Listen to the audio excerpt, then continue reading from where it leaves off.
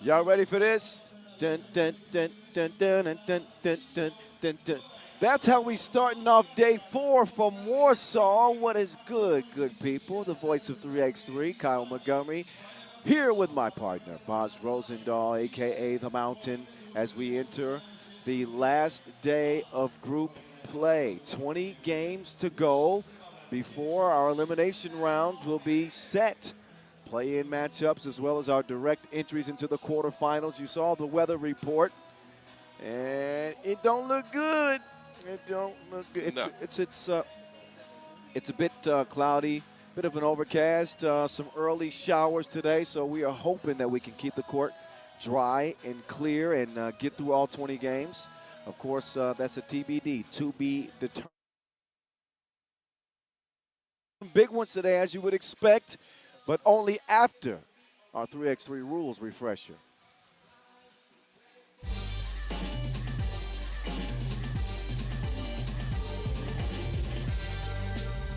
Yo, what's good? My name is Kyle Montgomery, aka the voice of 3x3. And if for some reason you still don't know the rules of 3x3, it is time to tap in. Class is officially in session. So on our half court, you've got 2 teams of 3 players with 1 additional substitute on the bench. Yo, what's up, sub? Can I check in?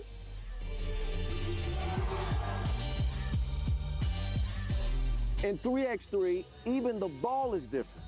This is the official Wilson right here. Trust me, it's groovy, baby.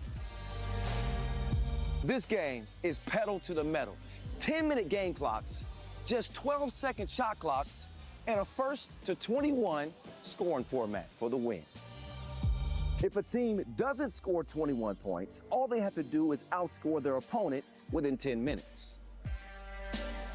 And you know we keep it street. In this game, we score by 1s and 2s. Anything inside the arc is worth 1. Anything outside of the arc is worth 2. Still got it. And this game is all gas, no brakes. Literally, after the opening check ball, play is continuous. Make or miss, offense turns to defense just like that. This 10-minute sprint is just getting started. We'll see you at the top.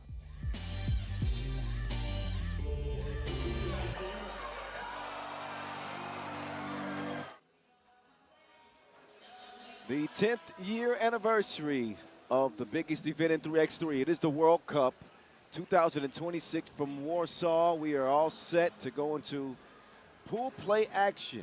The previous winners of this event, dating back to 2012, where it all began in the women's competition. USA went back-to-back to start things off. They last won gold in 2023, so they are 3 years removed. We will see the USA men and women on the floor today. The USA men shocked the day before yesterday, losing to Czechia. Let's check out the Pool A standings. That wrapped up yesterday. Netherlands unscathed. They are rolling, played their best game in their last game.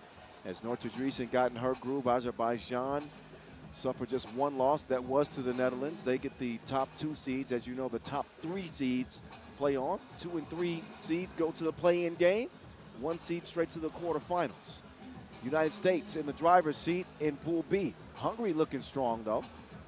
as they, Australia and Spain, have all got 1 win and 1 loss. We'll see them in action today. Germany's women wrapped up yesterday, also unbeaten, kind of a quiet 4-0 team. Could be making their way towards the medal rounds. We will see. Latvia's strong as well, and Czechia out of that group. But for today, it'll be groups B and D. Look at Group D. That is a log jam if I ever seen one, and only 3 of those 5 teams will advance, all of them 1-1. Top scores for the women, man. Who can stop Bree Frazier? I'll wait. I'll be waiting forever because you ain't gonna have an answer for me. She has been killing for Azerbaijan. Rishi Lee cooking for China as well, and of course Norta Dreesen. No, Ilse Gout is leading the scoring charts for the Netherlands. France and Ukraine to start day number 4. Ladies competition.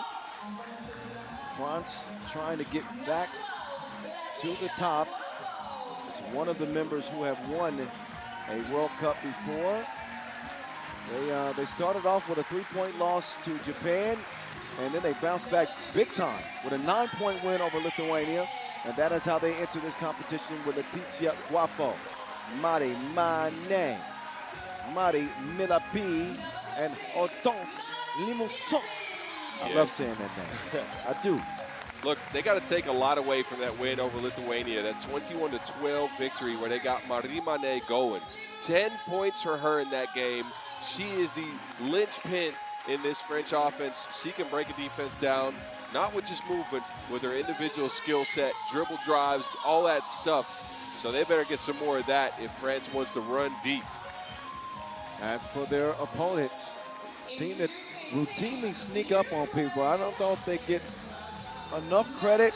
They don't do anything that's really they don't win sexy, right? When you look at Ukraine, it's usually a dogfight. Oh yeah. But a late game winner actually over Japan, courtesy of Filevic, gives them a 19-18 win in that contest. They lost to Canada by 3.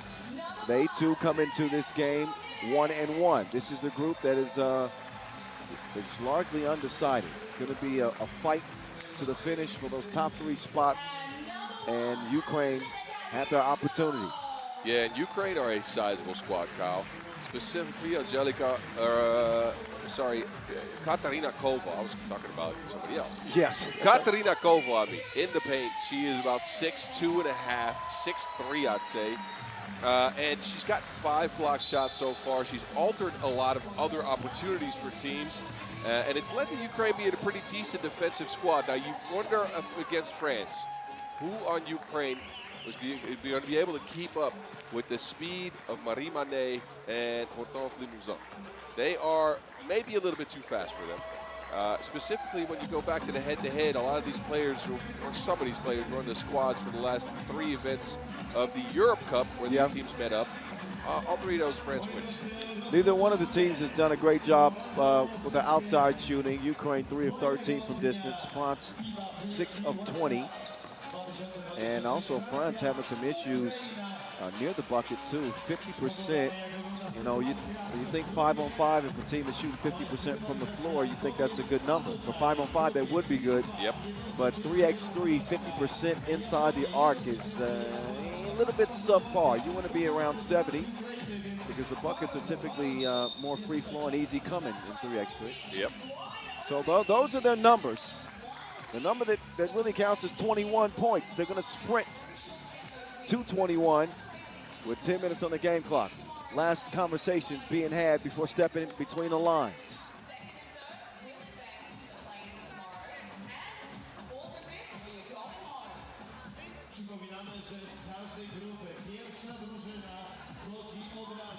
Think about this group today. Even one loss, it doesn't kill you because everybody's knotted at 1-1. Yeah, but you got to get points on the board. There's a lot of chances for ties and tiebreaker scenarios, so you want to be able to score today. Good point. We focus now on the action in front at 3x3 The Voice. on the mic with at 3x3 The Mountain. With France and Ukraine opening this 4th day of group play. Filevich with a wild scoop attempt. But Laguapa steps on the line. Turned over by France.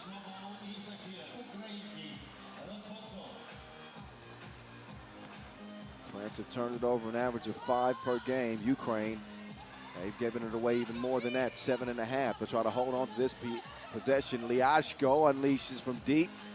Long rebound, tracked down by Miriam. Udonide starts the ball movement. Filevich, two-piece, Payal.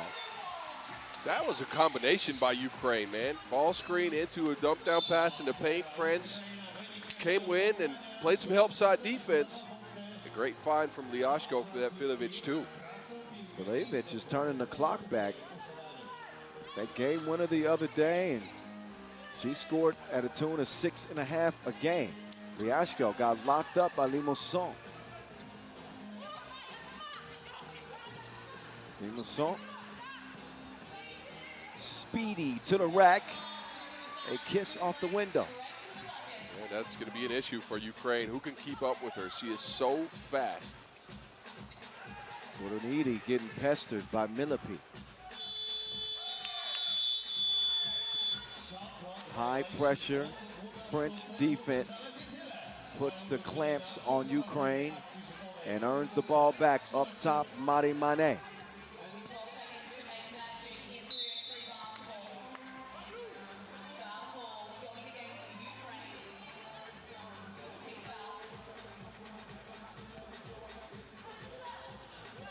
She'll skip it to Guapo.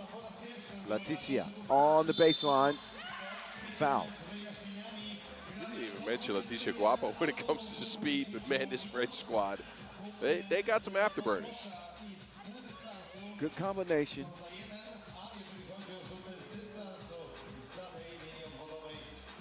Speed and size as Guapo evens the game, 2-all. Filevich looking for Udonide. Udonide keeps it alive. What a save.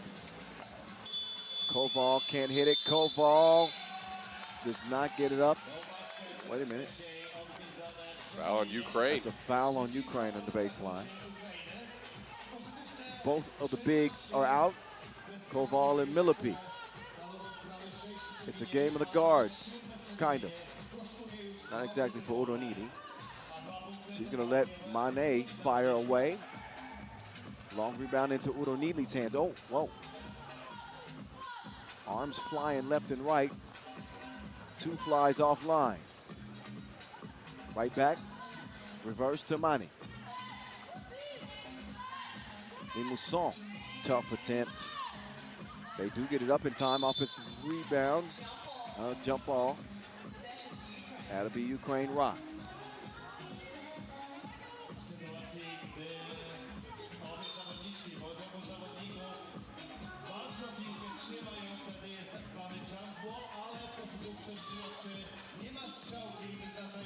Udonide sets the screen. Liashko gets a whistle.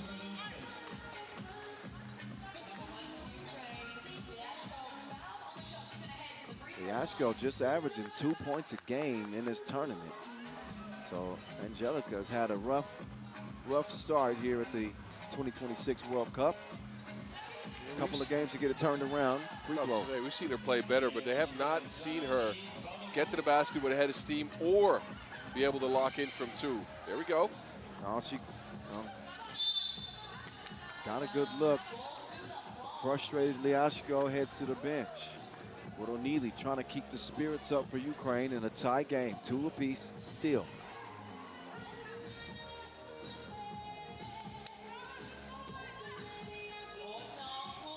Hortense, no. Limousin falling away. And Koval takes advantage inside. Great recognition by Ukraine. Koval first making a shot attempt for Limousin. Super difficult. And setting up shop in the paint for an easy bucket. Filevich had a seal. They didn't see her. Udonide. Pass is broken up. Limusson, oh, yep. Turns it over.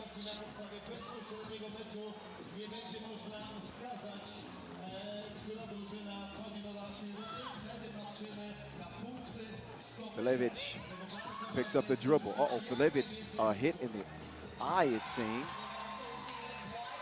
And she is shaken up. Filievich is going to check out of the game. Took a poke in that left eye. And it's a TV timeout. Raincoats are out, hoodies are up on a brisk fourth day with rain in the forecast. I am close to taking out my own hoodie. I gotta be honest with you. It's a little nippy out here, Kyle. Oh, I had to break it out. Yeah. But hopefully, maybe the sun starts to shine through here around midday at some point like it did the other day. Yeah, let's hope so. But it is going to affect some teams, right? Because it is cold. Once you sit down on that bench, you cool off pretty quickly. Both teams pretty cool to start this game. Only 6 points between them. Mane in defense.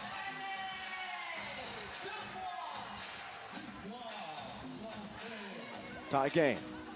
Liasco gives it up. Second two attempt we've seen from Koval. I'm not sure that's where you want her to set up. Every time she's touched the paint, good things have happened, but that two ball is not come around for her for sure.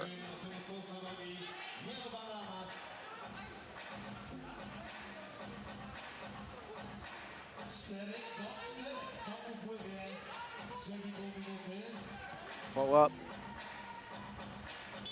Thrown up. Yup.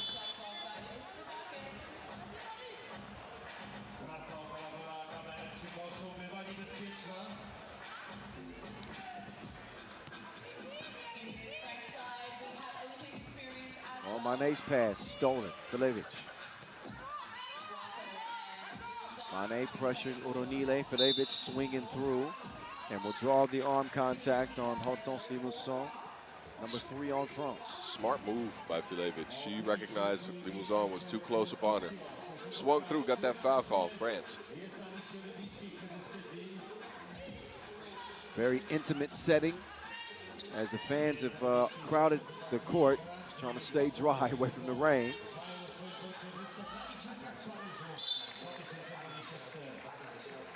Another turnover. Again, been an issue for Ukraine.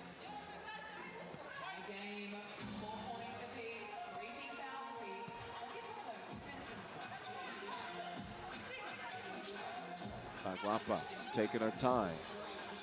They use about half the shot clock before they get it to Millipede. And on the rebound attempt, Ukraine are going to add a 4th foul. We've seen a lot of reaction fouls from both teams.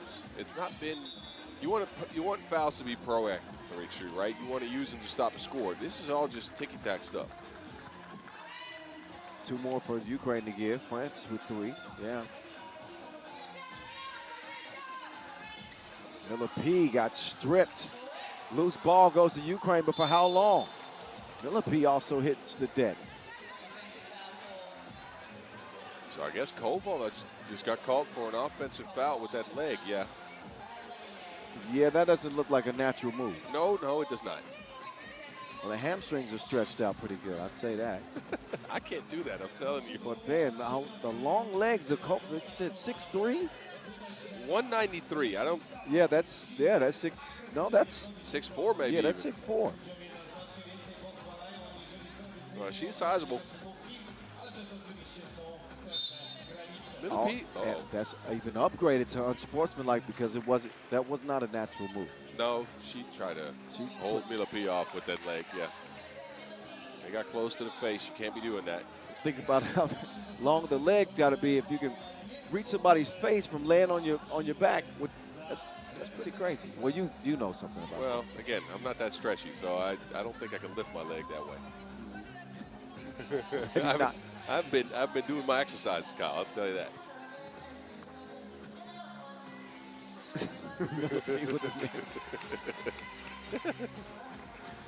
I was trying to get that vision out of my mind of you stretching your legs in the air like that. That's Okay. I think we got to stop I there. think we should stop it right there, right? Yep. Yep.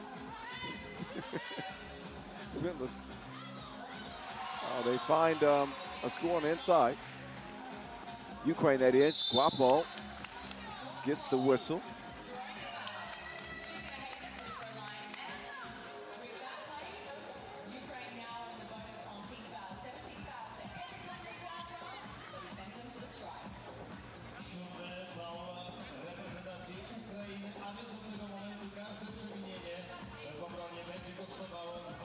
Guapo, one of the most decorated women's 3x3 players in the history of the game.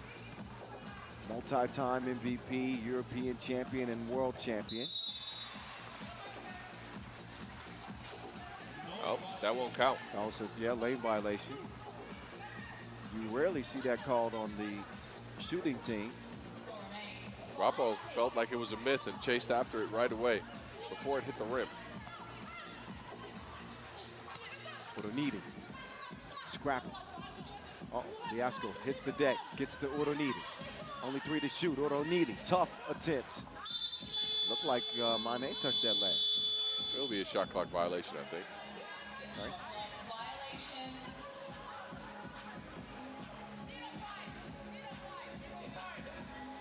Oh, 0.5 seconds put back on the shot clock. So a half of a tick.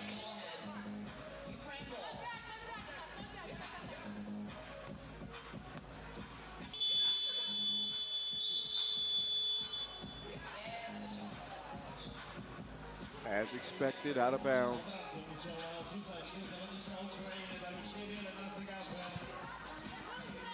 A slugfest continues. 5-5 tie and 5 minutes to go. When I say slugfest, a sluggish game. Oh, it is. Hey, look, there's a Croatians. Huh? Jako Jakovic is in the stands, man. There's a bunch of pro players watching. Where? From Cibona, right in Oh, I front of us. see. Yeah. The stars have come out. On a day that Boz would describe as froggy. Yeah, it is. Quite. A froggy day. Isn't that what you said? It is. Absolutely. Frog weather right now.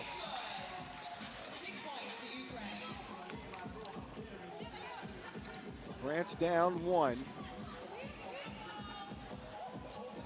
Guapo can't convert.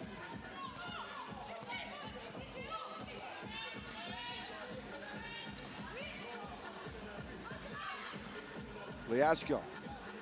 No. Pilevic. No. Doesn't touch any rim. And both these teams are leaning on defense a lot because the offense is pretty absent from this game so far. Only a 1-point lead for Ukraine. Oh, look at that move. Basket weaving.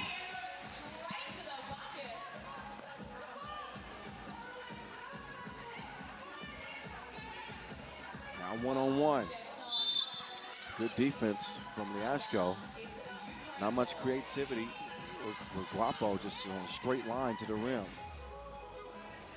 And again, the offense has left some to be desired. Ukraine have scouted out France's movement, right? They usually try to cut off ball and then, slip the screens to the basket. That hasn't worked. Now, Ukraine has had a little bit of an issue creating consistent offense themselves. We saw some post-ups for Koval and Uronili early. They've gone away from that. And ever since, it's been heaves at the end of the shot clock. It is. It's been an ugly game. Yes. Yes, very much so. But you're going to get these kind of tug of wars. Sling Song will miss it. Kind of what you would describe as a dog fight. The rest of the group, of course, happy to watch the score here. As Oh, yeah. a low-scoring game is in favor of everybody else. Pilevic offline. Guapo and Mane start the possession for Le Bleu. Limo Song in the deep end. And it catches nothing but oxygen. Both teams are going to get some oxygen. A breather into our media timeout. 7-6 Ukraine. Ukraine, while they lead, they are in the penalty. Something to make note of. Yeah, they got to be careful the rest of the way, but I got to say, outside of the ticky-tack fouls that they run into, they've been pretty disciplined guarding the hoop. My question coming in was if they could stick with the speed of France. Now, in that possession, they couldn't. But on most possessions they have, I think they've held up well. Done a good job beating them to the spot, playing a physical brand of defense, contesting shots. And Ukraine not helping their cause with these turnovers. No. Nearing their tournament average of 7.5.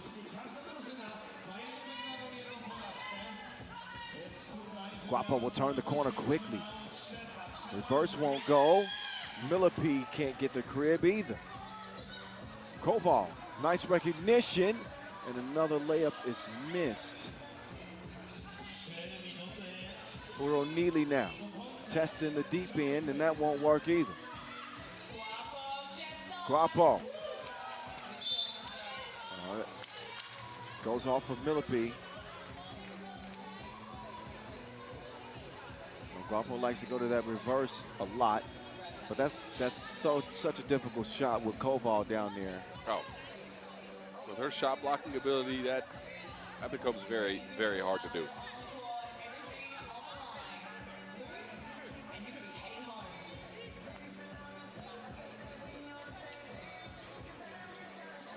On the cut, Liashko. Good play design. That rub around screen worked. Now it's Mane. Mane. Nope.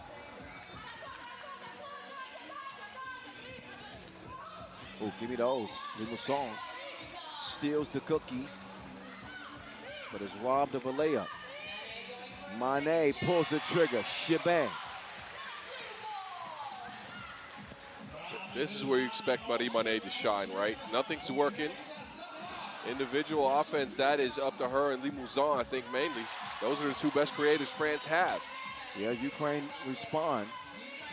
Anybody's game. Mane trying to heat up. That one goes off iron into Filevic's hand. She'll get it clear with Liashko, and Liashko will now throw it away.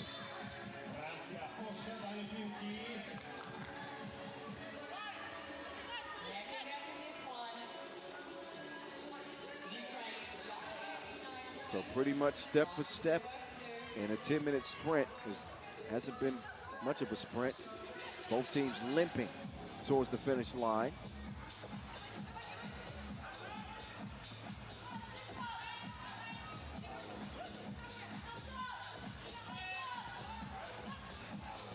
Filevic, oh, tough bucket. Filevic has been clutch for Ukraine late games. Limousin turned on the burners. And Mane will get France's now 5th foul. 11-9 Ukraine, minute 30 to go. They played the better game, Colin, not because of their offensive gameplay, because the shots they've hit have all kind of been out of individual stuff. But defensively, I really like what I've seen from Ukraine. The way they switch, the way they guard the hoop. Yes. They've been able to stick with Limousin and Mane for most of this game, too. Defense has been there. Haven't been crisp. I mean, obviously, neither team have been crisp, but we have seen Ukraine put together a couple of plays that led to easy buckets, right?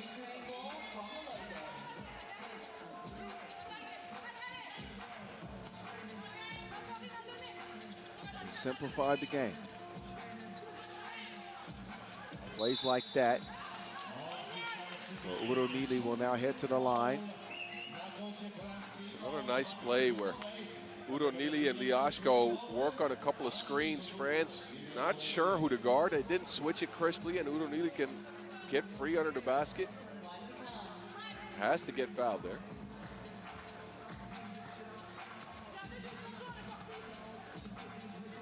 With an ED. No. Koval. Can't convert it over Millipede. Limousin is more like, oh, she misses the layup.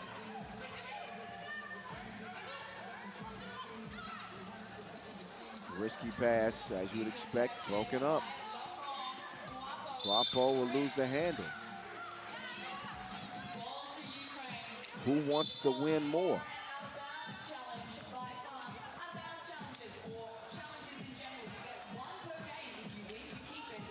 Timeout or out of bounds challenge. Well, this is a good angle right here. ooh, I don't know. Does it hit? I don't. If question is to go off of the leg of Guapo. Challenge is lost.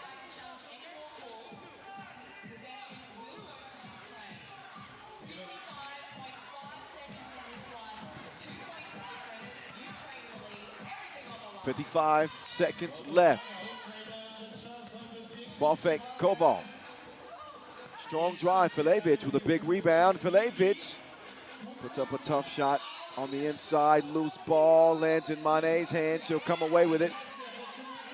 I wouldn't be shocked if this ball went up.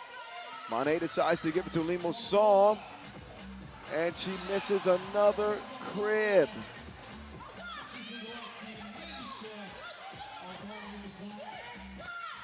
So missed opportunities.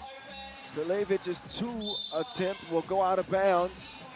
And France, they need a play. Oh, they need, preferably a 2, actually. So look for them to try to get Marie Mané involved. But or a trip to the free throw line. yeah, but the focus really hasn't been here on the last couple of possessions for France. That is, for a squad with that kind of 3x3 pedigree, it's a little bit scary if you can't get a layup down at crunch time. A couple of layups missed by Limousin, and she was absolutely alone.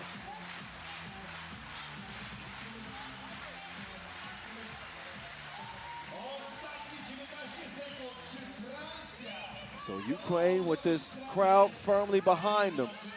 They have a 2-point lead. France in their rear view at the moment. Mané is gonna get called for travel. Uh-oh. She was all set to shoot and came down with the rock. Only a second separate the shot clock and the game clock. So France maybe go for a quick steal attempt, and if they can't get it, then they have to foul and just have to hope and pray that that free throw is missed, or both free throws are missed. Yeah.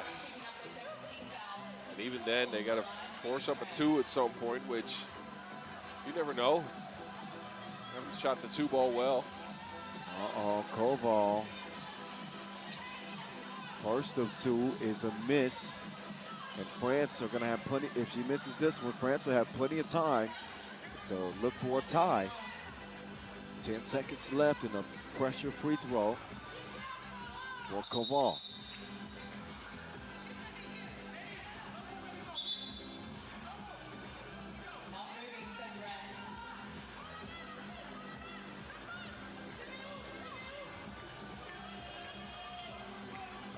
Oh, another miss, but it is Uronili there to save the day with an offensive rebound and a trip to the line for herself. But the situation remains the same for France. No, it does remain the same, but you can't give up a rebound on that miss. You got to box out. They set up the rebounding situation to where Hortense Limousin was boxing out Uronili. That, I don't know about that. Uronili will miss. That's 3 in a row at the line. And Ukraine continue to leave the door open.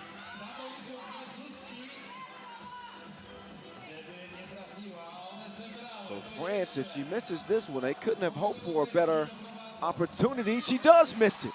4 in a row leaves the door open for Miss Mané. It is airballed. Guapo will score, but it won't be enough. Ukraine have won their last 2. On the heels of that Japan win, They come in day 4 and top France, 11-9. A high-scoring, high-octane affair. I kid.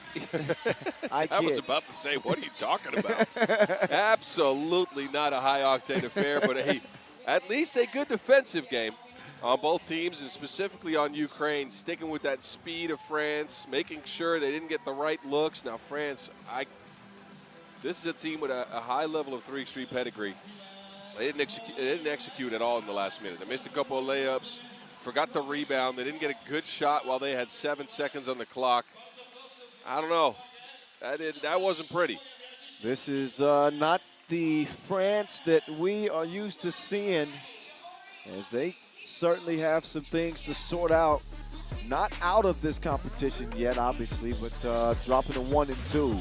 Yeah. And scoring just 9 points. That is not good for Le Bleu. Anyway, we keep at the action going in Pool D. Ladies of Canada and Japan is on the way.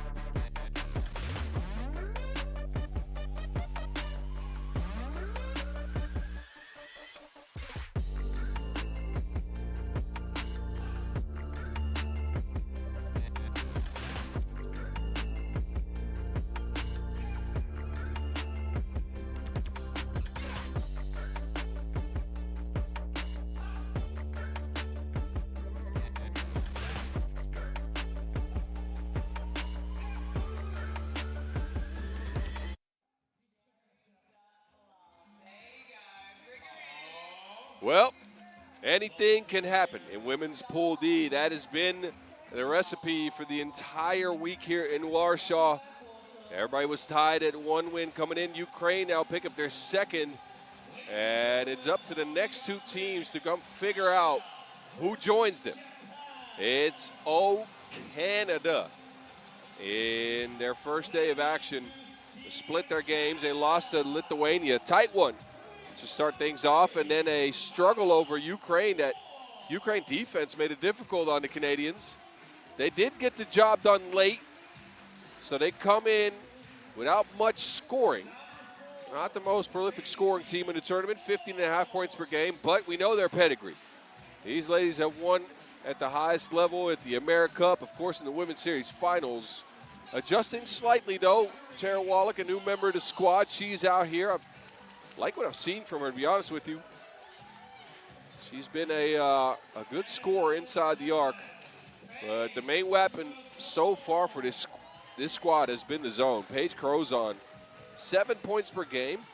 So focus on driving this time around. Not too many twos up in the air. Shot a bunch, but scored well inside the paint. Of course, Kat Plouffe, Casey Bosch there as well. So Canada have to figure things out on the fly here. 1 win in, they need a second one. To contrast Canada, specifically in styles, I give you speed. Canada's got size. Japan has all the speed in the world. They also come in at 1-1 after beating France, losing to Ukraine late. And their team revolves around the 2-ball. They like to shoot it. Japan not shooting the greatest of percentages, however. You know they like to put them up. 29% from 2, that is all right. They shoot a 2-pointer on 60% of their possessions. So that's just to set the table. You know what's coming. You know what's coming because this Japan team is going to put them up. Ai Katsura, Kiyomiya, Shita, Miku Takahashi, Aya Tsurumi are the members of this team. They're trying to get it done. Got to give them some credits for their rebounding. 17.5 per game. They've gone by team rebounding. And they've done well. Look, this is an undersized squad, but they scrap and they fight. These teams met up last year in the round of 16 at the World Cup. That was a pretty one-sided affair. The round of 16 went to Canada that time around, and Japan didn't put up more than 6 points. 18-6 is a score, so another chance here for Japan to see if their style and their identity can prevail over Canada's size and disruptive ability on the defensive end. Because Canada, they get to it, man. When they apply themselves, they're super long. Got a ton of deflections going to break your rhythm. And again, last year that worked to an 18-6 win. This is a new year, however. New location as well, and new teams to boot. And Cat Plouffe is not playing like Cat Plouffe. He's at 2 points a game. I don't know if you mentioned that already. I have not. I mean, I'm at a loss for words. She's a future Hall of Famer. And 0 of 12 from distance. Yeah, that's been the main issue. But even going to the basket, she's 6'2.5", 6'3", 2 for 9 inside the arc. Paige Croson leading the way, though. She's been cooking for this Canadian team at a tune of 9 a game. Oh, that's a try. No question about it. Oh, I gave Paige too much. It's not 9 a game. It was it's 7 a game. Her player value is at 10 a game. Oh, there you go. Which is pretty damn good. Meantime, Wallach. She will redirect with Paige. Using that off-arm turnaround to attempt. Look good. And Wilson likes Croson. Finds his way back to her for a bucket. Two-piece bottoms. Encouraging start. Katsura connects. Now it's Katsura against Kat. That's a cat fight. Indeed it is. Plouffe makes easy work of the short J.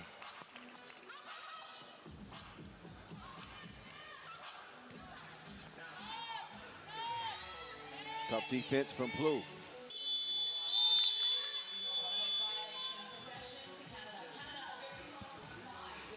Two will stay after the shot clock violation.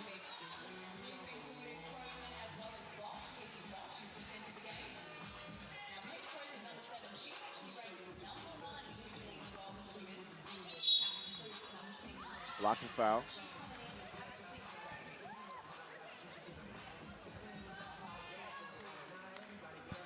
Ukraine opening the day with a win. Canada trying to turn the page.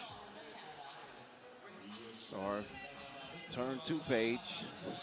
That might be the best option. I was about to say, yeah. Bosch going hard in the paint.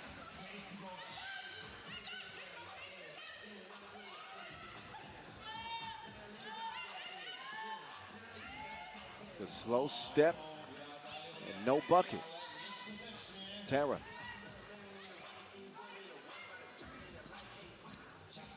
Wallach pass mishandled initially by Paige, who has to throw that up.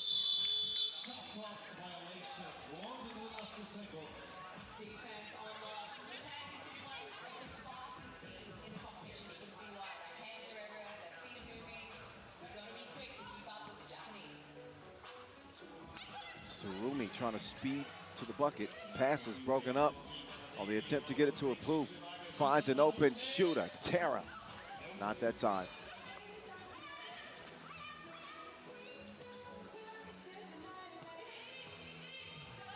Katsura.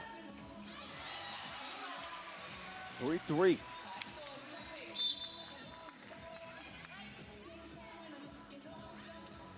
The Japan D starting to buzz. Active hands everywhere, and they'll leave Canada with 8 to shoot.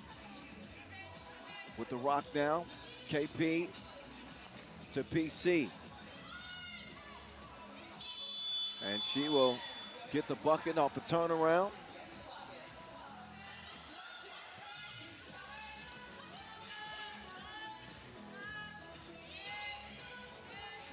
Two ball, well short. Cat looking for a first make.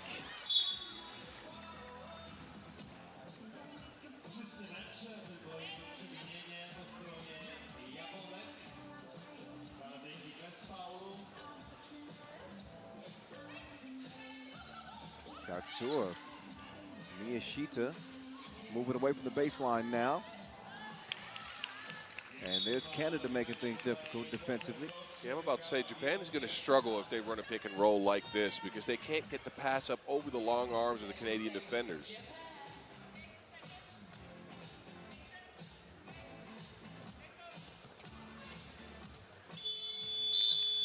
Locked down.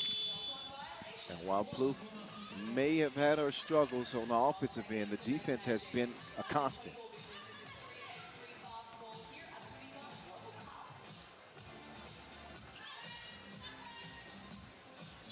Cat assessing, wide open Wallach.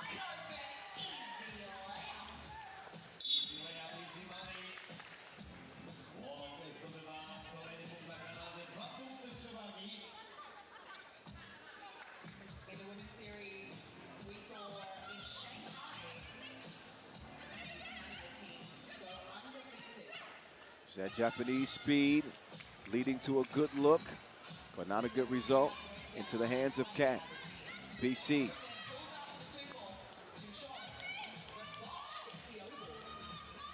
Bosch trying to make something of the offensive rebound.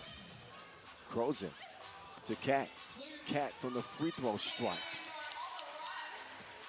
So Plouffe starting to wake up. Couple of buckets for her. Miyashita.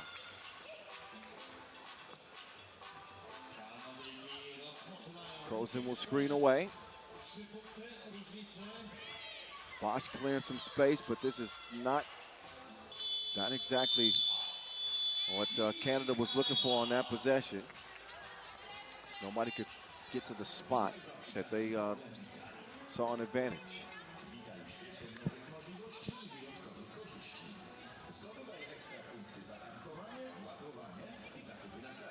Canada's size in this matchup, just as it did last year, has proven to be the difference, both on offense and on defense. Japan has gotten some shots down, but the two-point arc has been pretty well guarded by Canada. The lob pass into the cutters for Japan has been pretty well taken care of as well. And then offensively, Japan just can't stick with the size that Canada brings in the paint.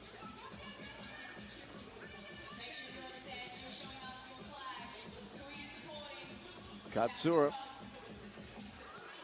trying to give and go, but the lane closed off. That is the creativity you need to try to beat this defense, but not the execution.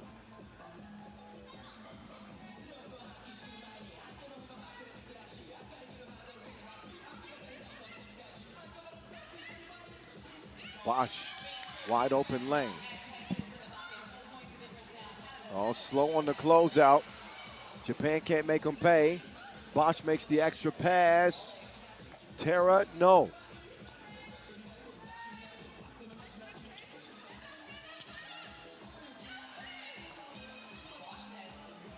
Good defense on Bosch again. Japan's just not getting any looks from range.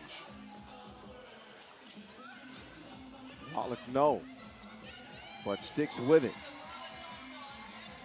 I don't mind her, man. She's been a good add to me. Steady source of some buckets in the paint. She's played at the same level of defense that Canada has had. She certainly has not hurt them. No. That will hurt. 2-ball for Katsura.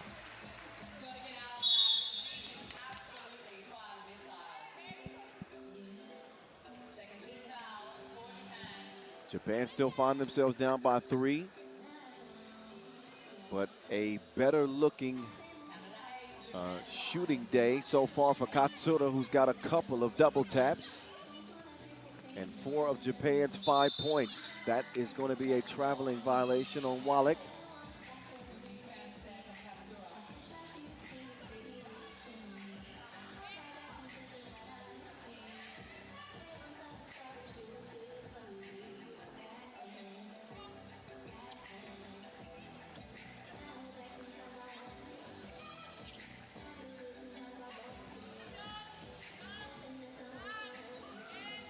Look at the defense from Bosch.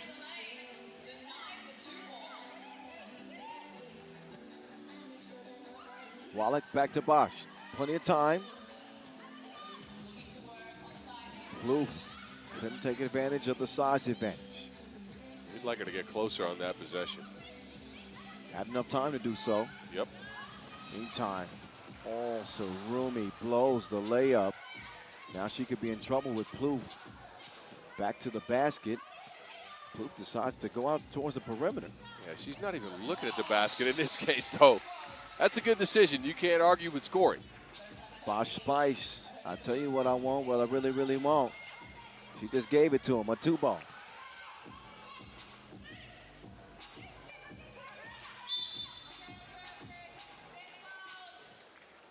(10-5). Yeah, again, Canada's played this game well, although, again, you'd like to see Kat Plouffe be more aggressive in the paint. She can seal, but she's letting herself drift out to a step outside of the paint, not attacking the many mismatches that she finds in there.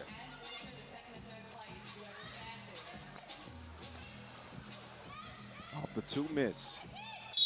Crozen getting absolutely hammered in the paint. Japan trailing by 5, and it picked up 4 fouls. Canada with no fouls.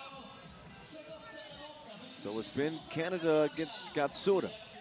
Pretty much, and she's the only one to actually get some clean offense going. The pick and pops worked for her. She went inside once as well. But a quiet game from Miku Takahashi, who's not been able to get free at all. And that's your co-leading scorer for Japan, right? Her and Katsura came in averaging 5. You want Takahashi to get open, whether it be for a shot or a quick drive. Hey, look at this. Michelle Plouffe here. Good scouting job. Oh, there's Michelle smiling, coaching this Canadian team.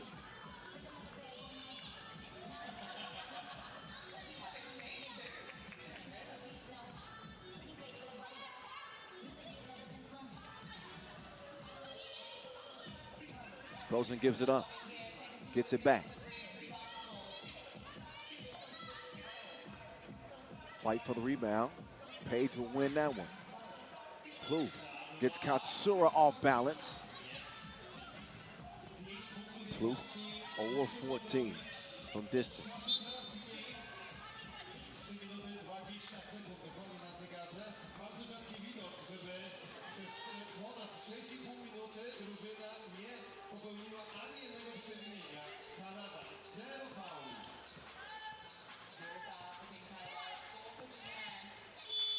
Gonna run out of time. Most disconnected performance for Japan we've seen yet. Yeah, and again, look, you figured they would struggle on the boards against Canada, right? And you figured they would struggle getting some good looks, but you figured the speed would actually come into play and help. It has not. They have not utilized the driving ability, the running ability that they have. Instead, they've tried to play Canada and muscle up with them. This has been the result. Whistles. Close into the line. Canada just too big on that offensive glass. They made life very difficult on Japan.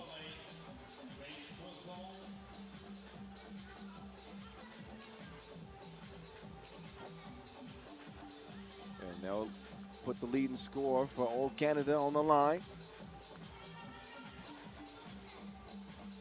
Crozen, yes.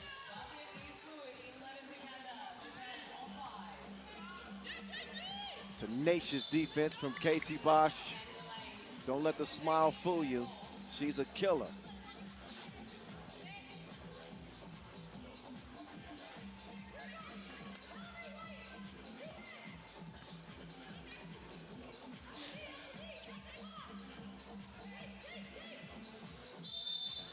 Contact on the 2. That was actually good defense leading up to the contact by Casey Bosch. Again, hounding Takahashi. That's been her main assignment.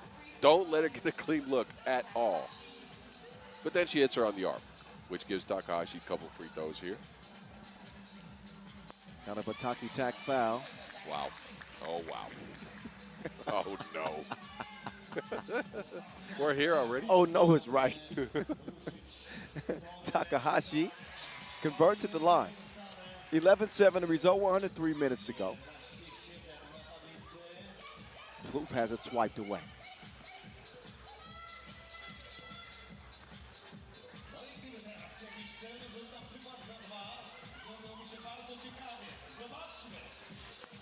That too, contested, didn't matter. Hand up, so what? Miyashita is able to get this game down to a one-possession contest. And that's the scary thing about Japan. Yeah, I was going to say, this is what makes Japan such a scary team. They played a bad game so far, but once they get the 2-ball rolling, they can get right back into it. Well, they can shoot it with either hand, or actually with both hands. Yep. And a couple of twos on their last two possessions have turned to look like maybe a runaway win for Canada into a tight contest again. Miyashita hit her with the hezzy. And we're looking at a 10-11 game now. Japan trying to speed from the rear.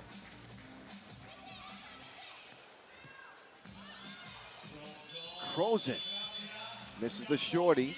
Momentum is starting to shift in Japan's favor as Katsura makes the move, and we got a tie game. Japan erased a 5-point deficit in a blink.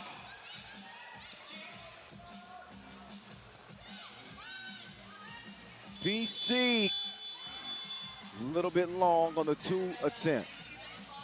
Minute 30 to go. Katsura making a quick move on the baseline. And Plouffe is, good thing for Canada is they've been so good defensively, staying clean, staying out of foul trouble. That's just number 2. That has been the good thing. The not so good thing is the fact that they have not gotten close to the basket in recent possessions. This is one of the tallest teams in the tournament. Sarumi swings at Miyashita. That is a foul, number 3. But again, Canada had a few to spare. Literally 3 more to spare before they're in the penalty.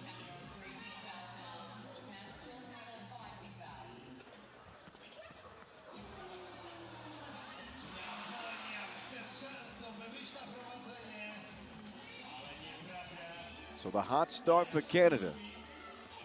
They have reached an impasse, it seems, as Wallach will give them some life. And that's what they need. Buckets in the paint. That could be the steady source of offense that they've been looking for all game long. I mean, come on, this team is better than 12 points after 9 minutes with that type of size against this Japan.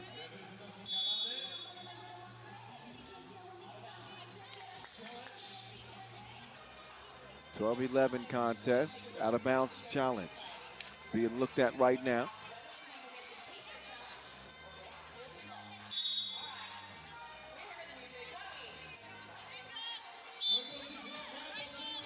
It is going to be Japan ball.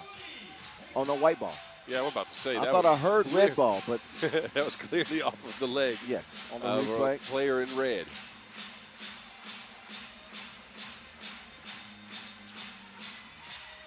They're going to feature Wallach again.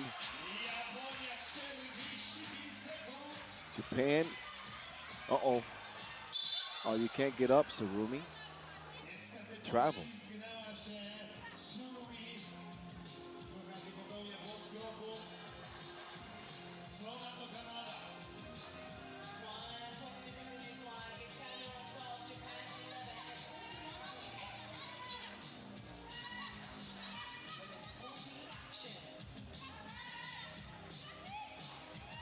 Nothing that Katsuri could do against Kat Plouffe. Oh, that is a good bucket. Good action. Grown woman move right there. They get it over to Sarumi. Sarumi with the scoop attempt. Won't go. 20 seconds to play. Japan's attempt to come back could be squandered. Katsura will foul.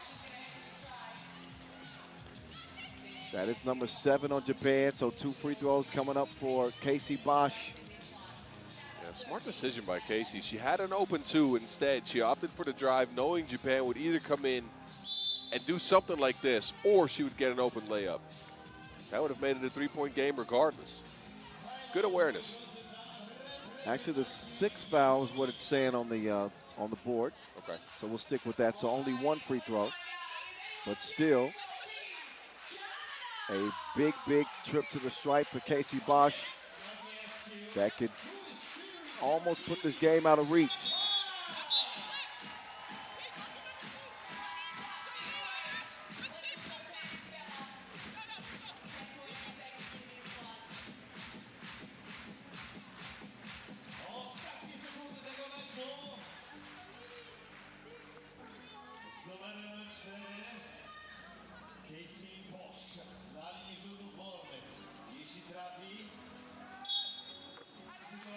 That'll count.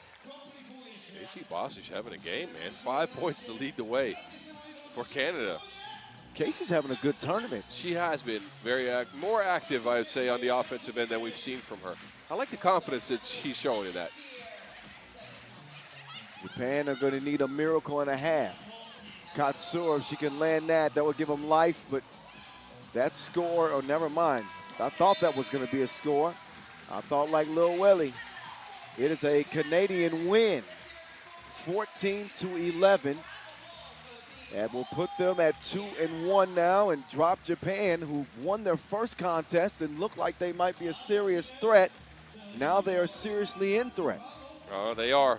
Canada in that last minute actually got to the spots I thought they would get to all game long. They went inside the Wallach. They went inside to Cat. And then Casey with a good decision to cap things off. But you'd like to see more of that poise from Canada, that focus that we saw in that last minute. Still working through some of the kinks. But as they do, they find a way to win. A narrow one, but a win. You know what it is. A win is a win at this stage. 14-11. Going to 2 wins in this group is key. So far as Ukraine and Canada.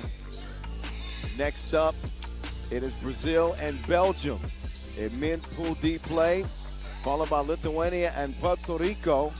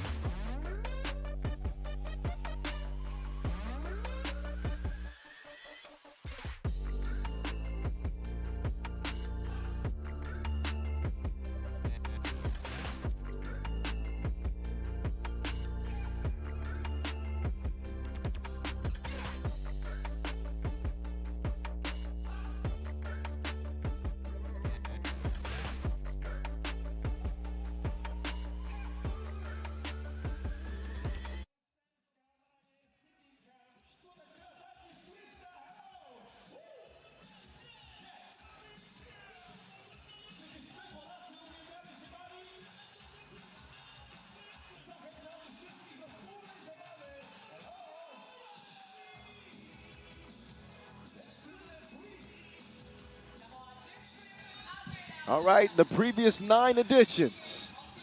Serbia with 6 gold medals to their name. United States, Spain, Qatar. Also joining the winner's circle. Serbia leading their group. Not a shock as they beat Austria to close the day yesterday. Madagascar, however, is a shock. They go 2-2 in group play. Wins over Australia and the defending champ Spain yesterday. And we will see them in the play-in games beginning tomorrow. The Pool B standings. And that theme of shock continues. Czechia topping the men's group at 2-0 as they beat the USA a couple days ago. The German men 4-0. They look scary with that 1 seed directly into the quarterfinals. We won't see them, obviously, today. Again, a reminder, B and D in both the women's and men's competitions. Looking good up top is Lithuania and France. Puerto Rico currently holding on to that 3 seed. Brazil and Belgium fighting for their first win. They're on deck here. As we get a look at the men's top scores, Fabian Giesman beasting as usual. The future is dominating at 33 points. Eli Rangiaman-Pianona. He's a certified star after his performance yesterday and helping Madagascar to the play-in game. It's really a 1-2 combo for the Germans with Denzel Ajiman in the top 3 scores. So you have to wait until tomorrow to see those fellas again. We don't have to wait any longer to see Brazil and Belgium. They're making their way to the court right now. Winless, but some positive signs, particularly with Brazil. With Leonardo da Silva.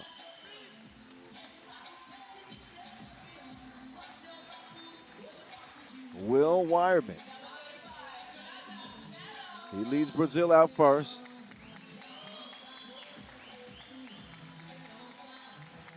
Joined by the half-man, half-rhino, Leonatus Melo.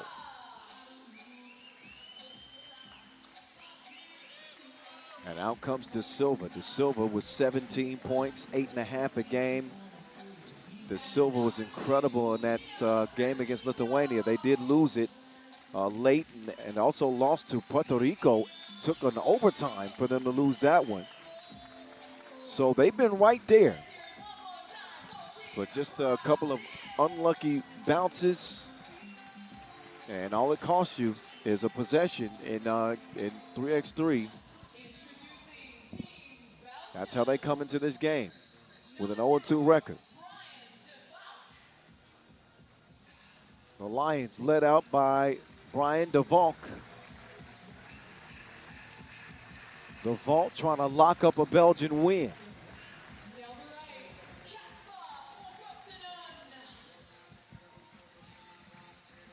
Kasper Augustinian. He has been a terror on the defensive end. He's blocking shots left and right.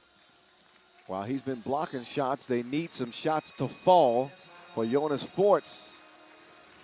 So Logo Joe trying to lock in with the menace, joining his compadres.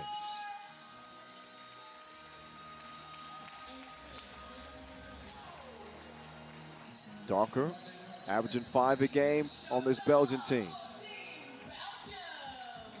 They lose to Lithuania by 7 to start the action. And then they suffered a heartbreaker, losing by 1 to France from a late game heave from Hugo Suhard. So each team arriving here with no wins to speak of. Somebody's going to get in the win column. Ranquino. Leo Braun. Averaging 3.5 points a game. I might have to stop calling him Leo Braun if he don't step his game up. Well, you knew beforehand this Brazil team would feature a lot of different names in the scoring department. They're pretty balanced. He's not been as good as he was the World Cup qualifiers. This is a different level. Yes, levels to this. It's the World Cup. It is desperate times for both these teams. I'm sure you talked about that before I hit the men's room. Yeah. When desperate times call for desperate measures.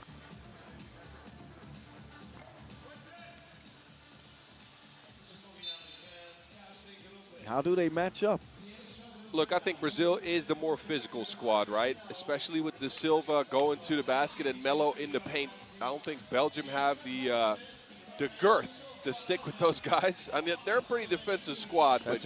That's an interesting word choice. Well, look, sturdy guys is what you need when you want to hold off Melo, right? And he's not been stopped yet, but Da Silva adds to that. He's a pretty large human being, and with his first step going towards that basket, it's super tough to stop him. So we'll see how Belgium fare. Now, on the Belgium end, they are the better shooting team on paper. So far, Not so much, though, in the tournament. 2 for 14 from range. So Frigid. Frigid. super cold. And you'd like to see more from Belgium, you know, getting their guys open. I thought Brian de Valk was going to be a key piece in getting Dennis Donkor and Jonas Voorts easy shots. It has not happened yet. That's an easy look.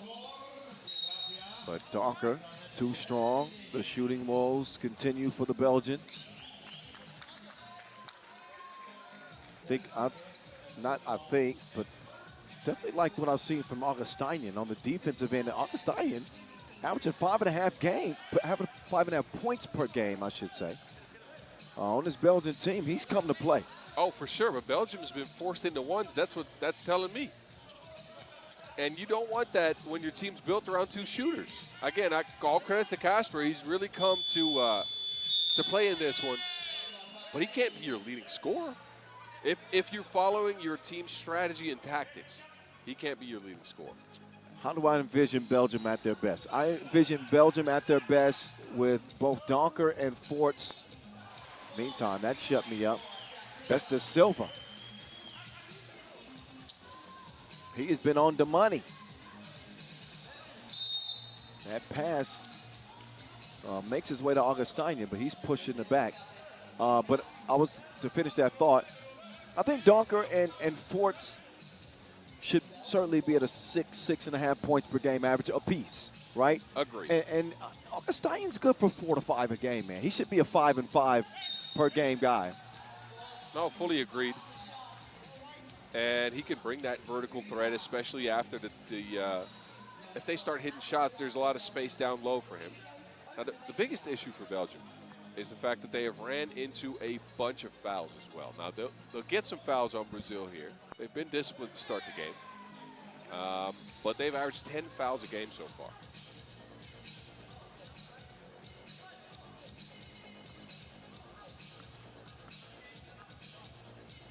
Voorts will get the free throw to fall, and Belgium all on the board. There's the vault. Locking up Melo. Voorts will come free. Easy offense for the guys in black.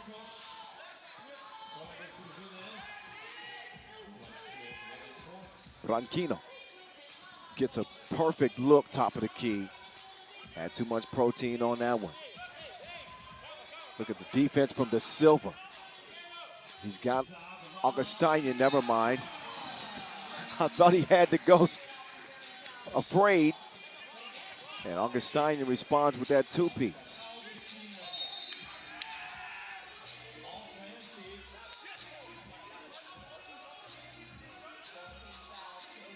There's De Silva, couldn't call for the offensive foul, clearly leaned into the screen.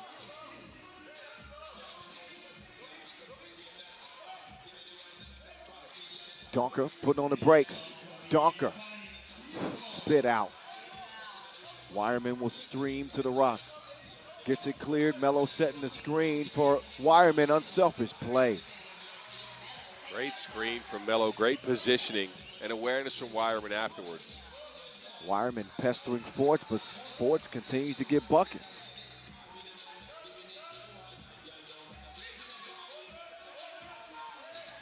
Oh, Wireman sets up Branquinho. Oh. He has been a miss the entire tournament. De Silva has stepped his game up, and Branquinho has taken a step back. Yeah, he's not played well so far.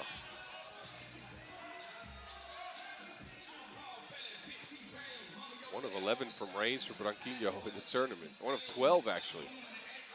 The ball D'd up. De Silva comes away with it. They'll get it cleared. De Silva to the corner. They'll get it down low. Voorts sealed by Melo. He's hanging on for dear life. Melo just walked him backwards. Melo out here playing in church socks. 5'3". Those socks are thin. Branquinho, cross. Augustinian, he absorbs the contact and forces a shot clock violation. Yeah, great defense.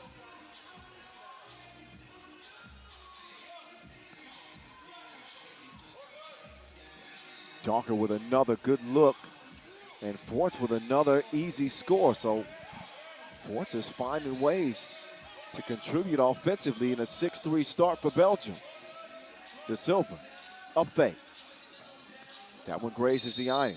Into the Menace's hands, but a whistle away from the ball. I believe it'll be a foul on Belgium, number 3. Yeah, Forts holding on to Melo, so he couldn't get to that rebound. It's what led to that foul call. Belgium, though, some good signs early on offense. They're flowing a little bit more. They're getting free. They're not as tight as they were on those first 2 losses. Brazil's gotten Melo a good look, and De Silva splashed a 2-ball, but a lot of their offense has ended in kind of just empty drives into the paint, hoping that they would get free off of physical contact, and the Belgians have kind of kept up with that.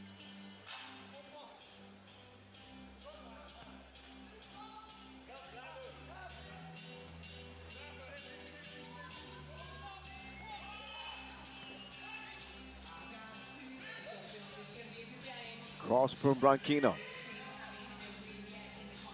Behind the bucket, nothing happening. No, the bucket won't count because of a flopping technical called on DeValk, who's still down. He's holding on to his side.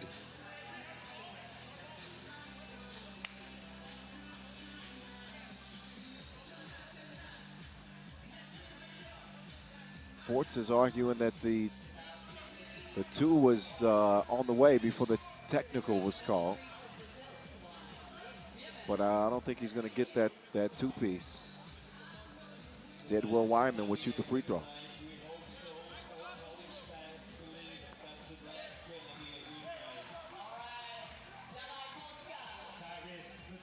Wireman's kind of been a missing piece for Brazil. His shooting could really unlock a lot of their offense.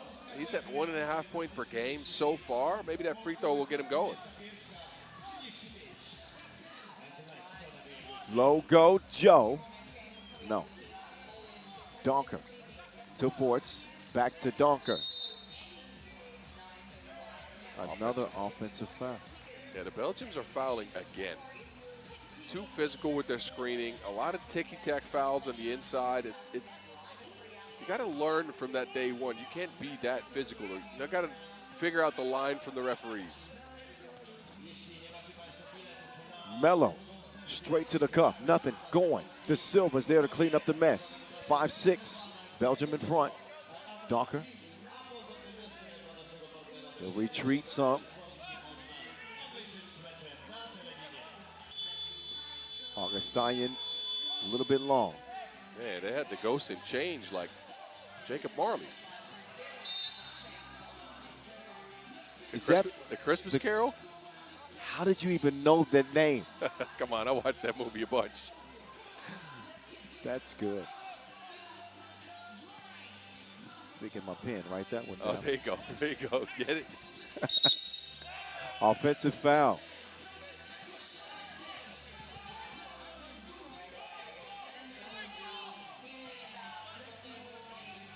Stays a 1-point game.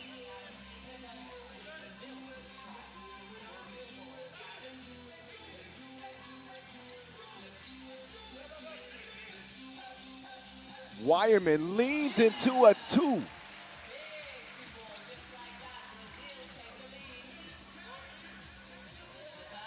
Oh, Wireman rather. With a defensive stand inside.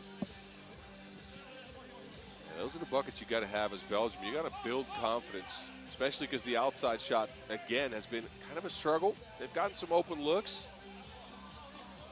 Force has been pretty secure to that point. You got to make that.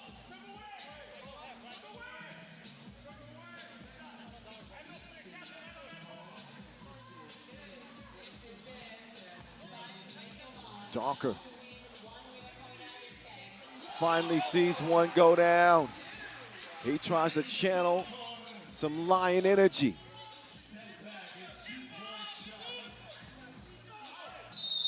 Oh, that is an easy whistle.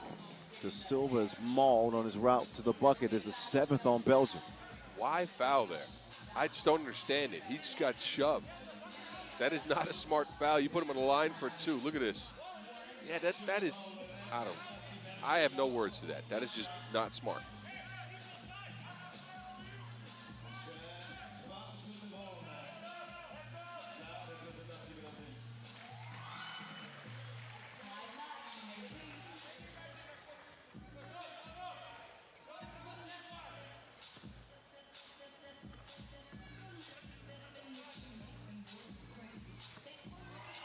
And De Silva, he'll put Brazil in front. He's got 5. Donker coming off that last 2. Forts, they don't get it off in time. Just a split second of indecision. Belgium are thinking about it. Ford's caught that. Normally you see him go up with a shot like that he had under the basket, but he thought about it a little too long. Wireman almost hit another crazy shot. They turned 3x3 into volleyball for a second. Nice set.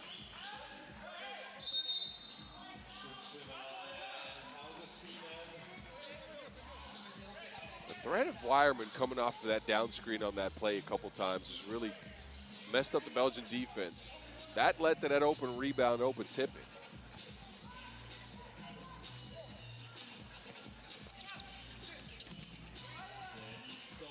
Donker, cross, pulled up on him. Another 2.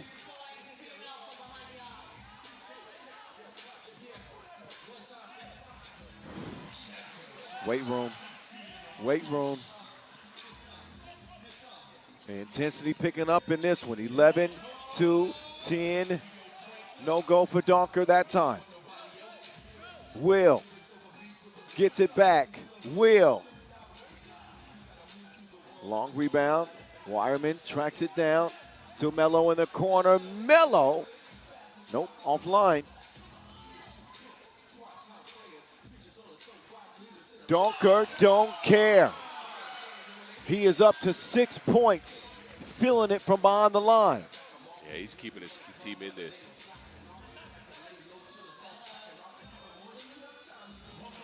Melo's quick response. And Wireman is going to foul Donker. They see it enough. He's gassed. They need a timeout.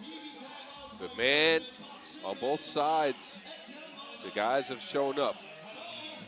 Dennis Donker and Jonas Fords combined for 10 out of Belgium's 12. Specifically Dennis with those 3 twos. And De Silva, as expected, coming in at 8.5 points per game. He's already got 6 for Brazil, going straight at the basket.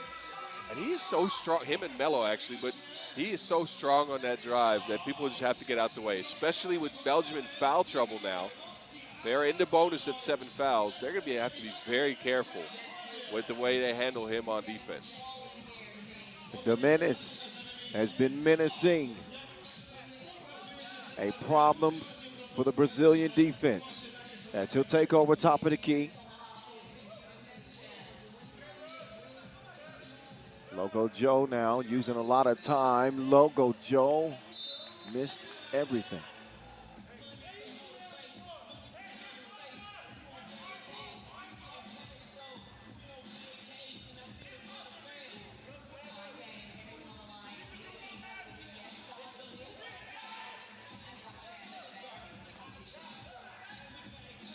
Entry pass to Melo.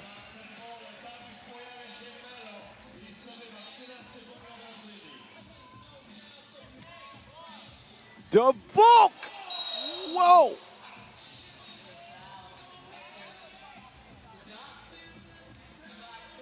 DeVolk almost destroyed De Silva. We've seen him do that before. Missed a little bit of lift on that attempt, but wow.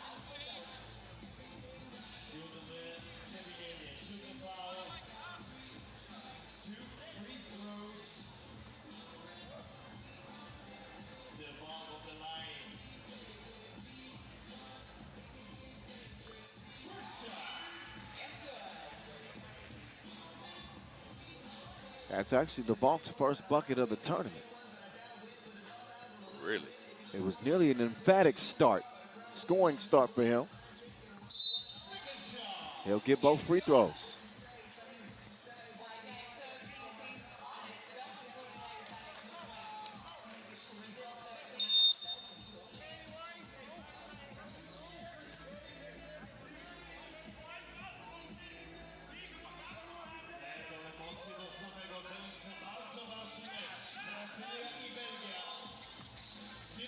Wyman, Branchino. Man, I've not seen Branchino struggle with his shot like this. He's got that laser shot, the knuckleball, but it's been offline. It's been off the mark. Belgium assume a 15-13 lead now with De Silva working in the post against Donker. Comes away empty-handed. DeValk and Donker. Donker can't get the midi to go. DeValk again to the crib over to Silva. Wow. Brian DeValk coming to life. So DeValk unlocking his potential. 2 to shoot, and they won't get one up. Wait a minute, there's a foul. That is a terrible foul at that stage of the possession. He's stuck on the baseline, De Silva is, and just let him chuck up a shot. There's a high percentage chance that he misses, but Forts with a little shove. It will put De Silva on the line for a couple of free throws. And we'll give Brazil a chance to climb back into this one. They're down 3. Look at this, though, Kyle. The venue is completely full. Yeah, it's packed. We have not seen that for a morning session. It is lit on this 4th day of group play. Of course, a lot of them Polish fans. We'll see the Poland men today, but that's not for a while. No, that's at the end of the day.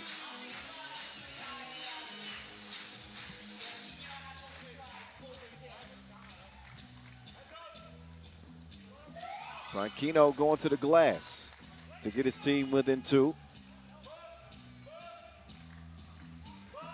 That was his first point, actually. First 2. When shooters are struggling, they're going to the backboard, especially at the free throw line. It's a new trend that I'm seeing. It's something you've seen over recent years. Oh.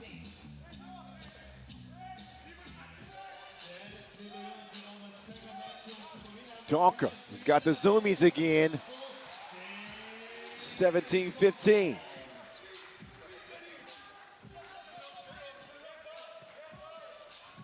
Branchino, shooters roll. That's a very friendly bounce. Yes. Donker with 7 points. Here comes the menace. The menace. Shaboing. That was halfway down.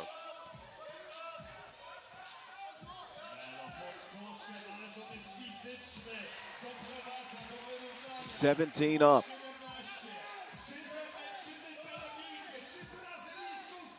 Forts Augustinian. Either team can foul, so you'll see a lot of easy buckets at the rim right now.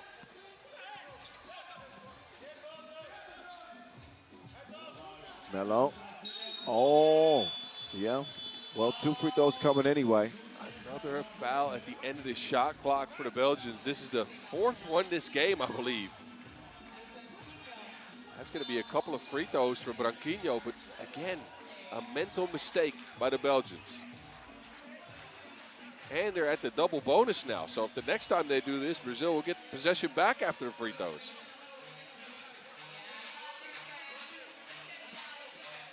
.108 left. Belgium lead by 1.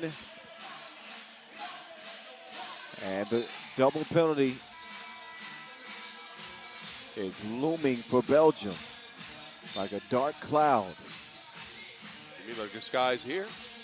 Actually, they're not that dark.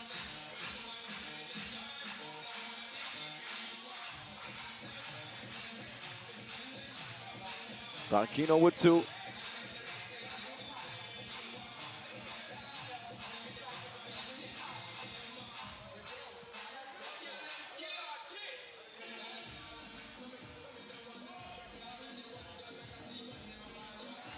Branquinho. That will fall.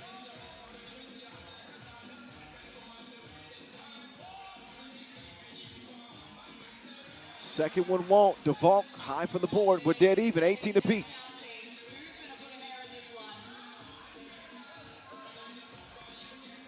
Dawkins on the baseline. Low go Joe. Loose ball to Brazil.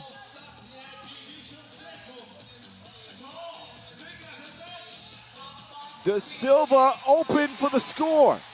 Breakdown by Belgium. Forts will miss it. Donker will miss the shorty too.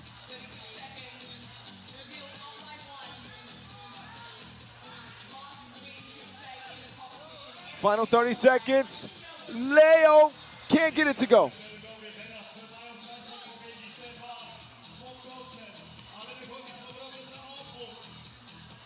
Forts will even this game at 19.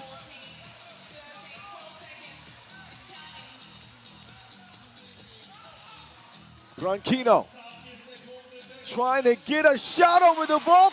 It's the go-ahead bucket. DeValk, payback will not work out for him this time. Belgium loses to Brazil. Oh, wow. Incrível for Brazil. Incrível. Oh, that's Portuguese. All right. I'm confused. But Brazil finally on the right side of things for the fans watching from there. They lost two very, very close ones, and they get it done here. Branquinho didn't have the best of games, but to come through in the end like that, a bunch of made free throws, and then that little shot in the paint to get it done. Look at that. All the touch, all net. And he gets Brazil their first win, and they still have hopes. Just continue to believe.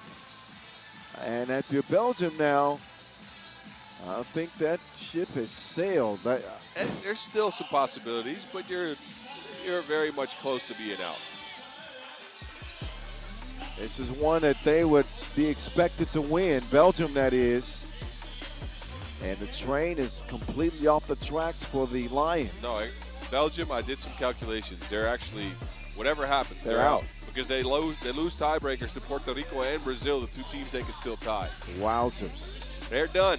Wow. Lithuania have been doing their thing. They play next against Puerto Rico in a game that should have some fireworks as they will continue the Pool D action. Here in Warsaw up next.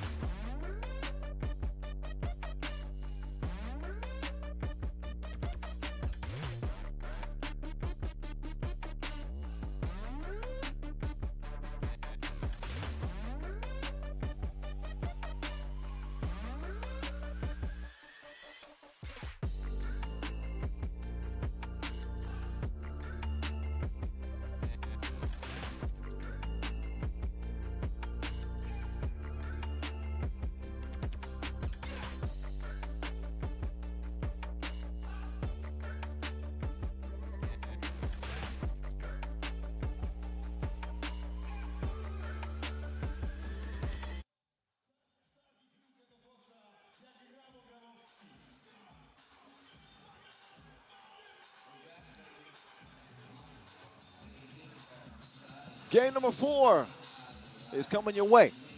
Lithuania and Puerto Rico. When we talk about men's teams and the squads that have looked the best so far, of course, Germany comes to mind. Serbia is undefeated, but Lithuania, yes, right in the mix of that discussion. I have to agree with you. And that normally they go by inside scoring, right? They go play in the paint. They go at you hard. That has worked. They've shot the ball at a decent clip in the paint, 50%. You'd like to see them do a little better than that. They've added the two-point stroke. They are 38%, top the field in two-point percentage. They've made 10 of them so far, and 5 of those have come at the hands of this guy right here. Josis. Yes.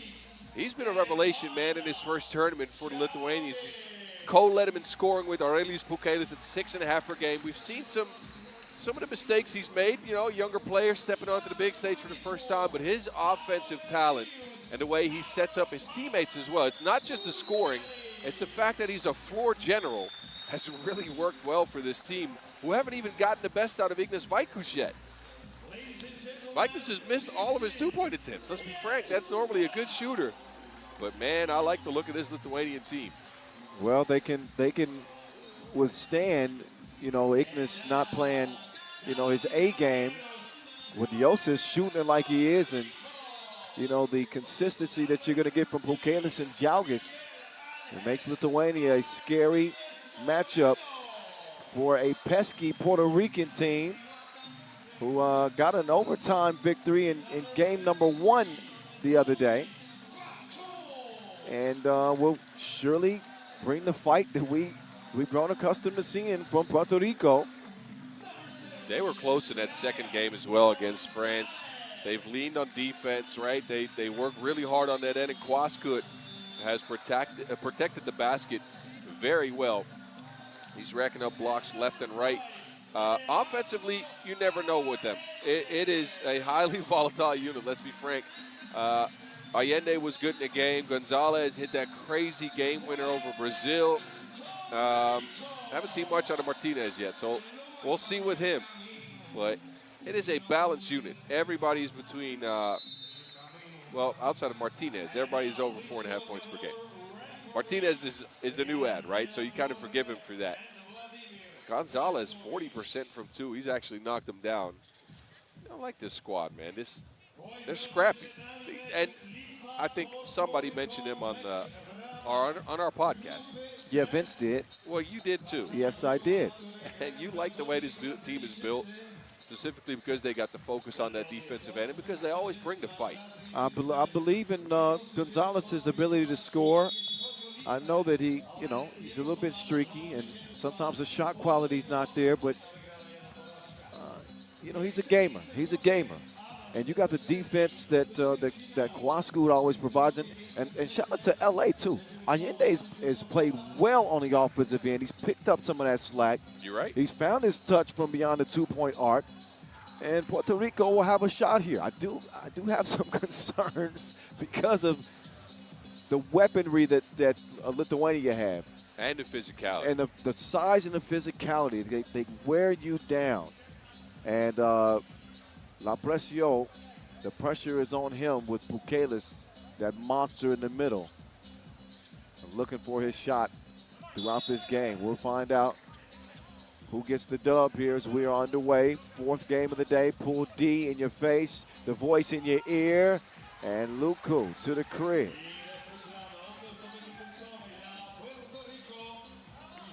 He's not there to defend that. So Quascut will not get one of his chase down blocks this time. The Lithuanian evens the game. And this is what you wonder about with Puerto Rico. How will they handle the Lithuanian screening game? They're so adept at hitting you at the right angle.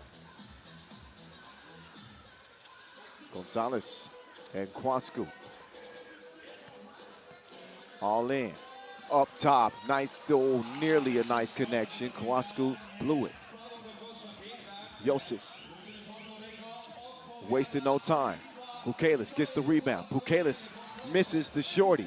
Evel Knievel down to the Lithuanian, and he's going to yam it again. That knee seems just fine. The one that he injured. Ooh. Oh yeah, no, he's got the big wrap on it. What is that? A brace? Yeah, you said you were worried about Pukelis because he had so much time off. First time seeing him this year in 2026. I had no concerns. Well, give yourself some credit. There you go. Little pat on the back. Long tournament, though. Yeah. But so far, so good. Gonzalez.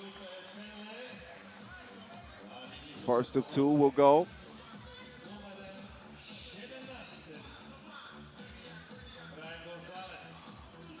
And Gonzalez is good. Jalgis, that's the mismatch I think they're going to try to take most advantage of. Well, they went to Pukelis to start. Now they're going to Jalgis. You're right, but they have a lot of mismatches they can go to.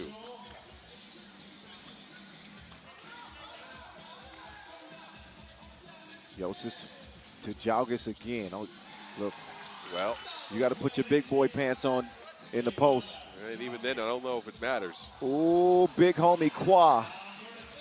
Put his hand behind his head. See that? Yes, I did. Qua Scoop, one of the 3x3 characters. He's the fan favorite. You can see why. Qua going to the Euro step, eventually finds Gonzalez, and he finds an air ball.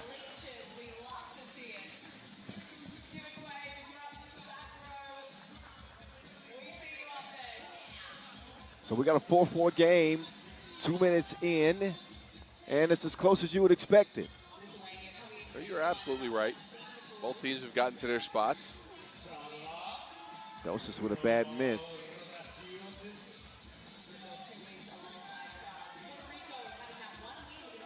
Martinez, chance to make a mark. He strikes iron, nothing more than that. Swung across court. They get it down to the post office, the Lithuanian.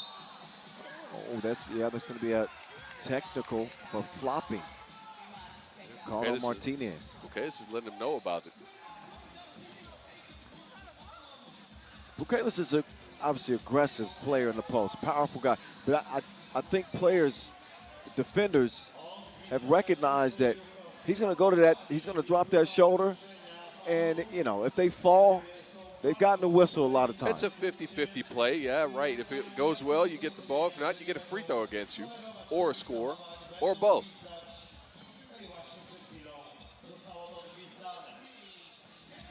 Or nothing. Well, they do get possession because of the technical, but the free throw is a miss. They'll get reset. Here come Letuva. Jalgis getting up and throwing it down. how often have we seen that play? Jalgis running in from the weak side, slipping that screen.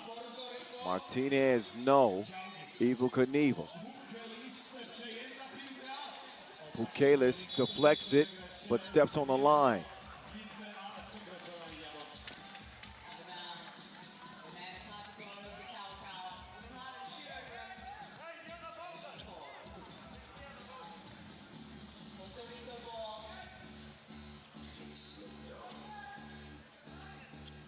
LA. Fry on the move, and I think Kwaskut was hoping for an alley-oop. Uh-oh. Gonzalez will check out. Martinez comes in. 1 point lead for Lithuania.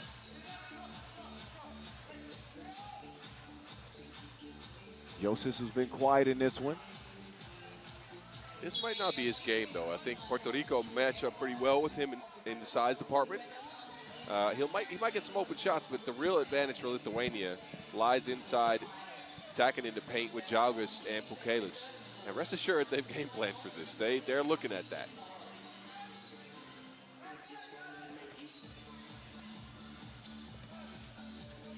Vaikus, what a clever delivery to the cutting Jalgis. The adjustment midair, and still able to put that pass on the money.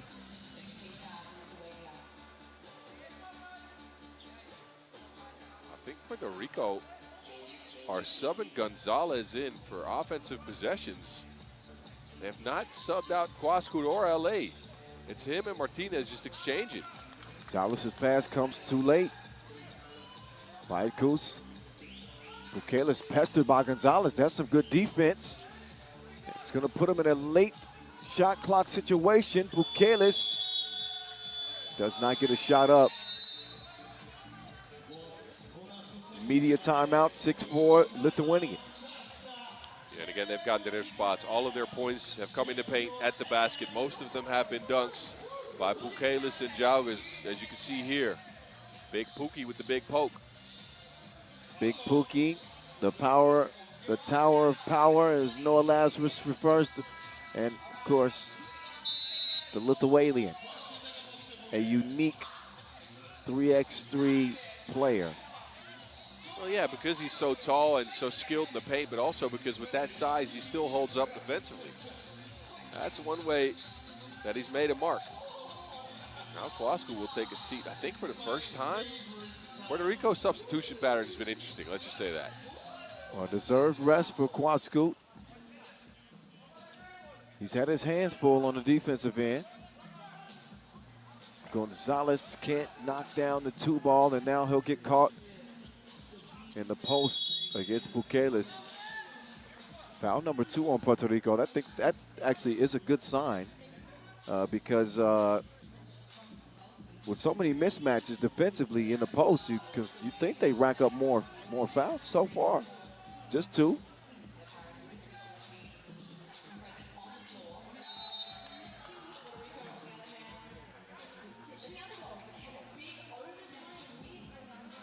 So not only do we have a packed arena, I hear that we got long queues outside to even get in today. Okay, look at that.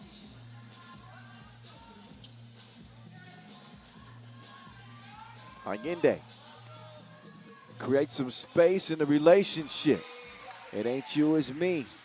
It's him that gets Puerto Rico within 1.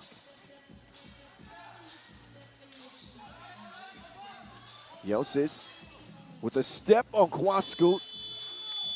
Doesn't get the block, but he makes life difficult on anybody trying to get to the bucket, and then he moves right past Yosis. We are even, 6 apiece. 6 por 6. Okay. Vaetkus. Oh. Evel Knievel setting up. Yosis in the traffic. And Martinez is called for the foul. I think that Jalkis was on his way up. He is, or he was. And he will shoot a free throw. There's the reach in right there. Yeah, good rotation, but not great execution there. As Martinez reaches in, and Jalkis knows exactly what to do with that.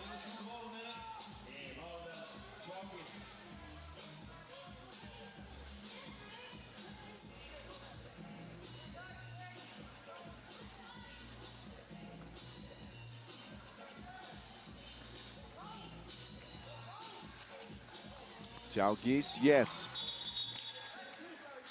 5 in the game for Evel Knievel, the Olympic bronze medalist. Both he and Bukeles on that 2024 Olympic team that earned that bronze for Lithuania.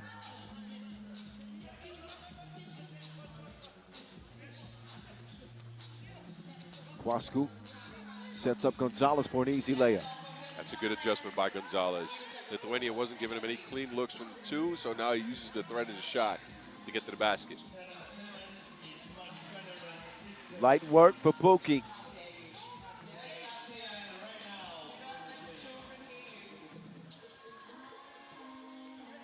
Kwascoot in a rush to the cup. He's stirring them up. In the kitchen, wrist twisting like a stir fry. Oh, Kowalski leaves his feet. Now Bukeles giving a little chitter chatter back. I don't mind this. I don't mind this at all. Let's get some more of that. Although Bukeles is not the guy to get emotional in a game like this. I'd say Puerto Ricans aren't the guys to make emotional either. So I don't know. But Bukeles knows. he's staring at him when he's flying by him. I like it. Gonzalez, no.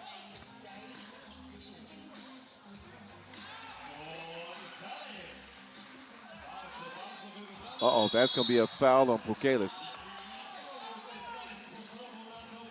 No question about that. Shoves Gonzalez to the ground. Foul number 4 on Lithuania.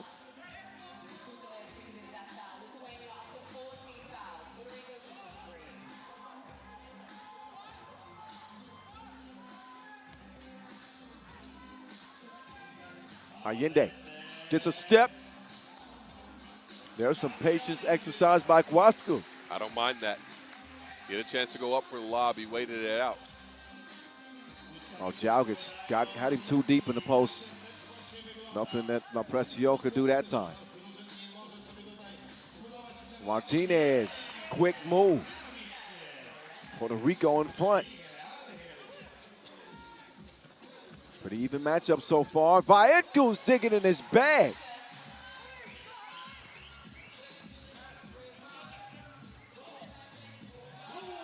Oh, what a look. Allende right past Yosis.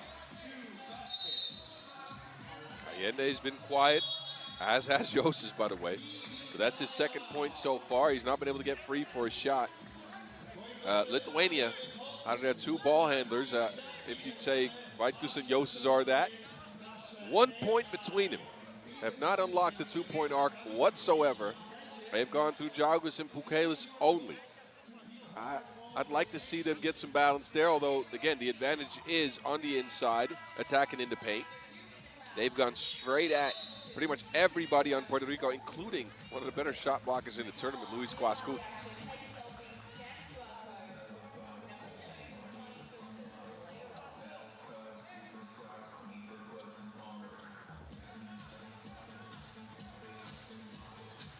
Here we go. Out of bounds. Off of Yosis.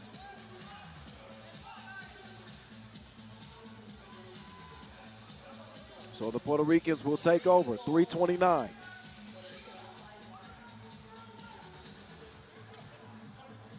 Allende setting up shop. Way outside on the perimeter. Get over here. Never mind. Snatch back, followed by an air ball. The snatchback was cool. I like that.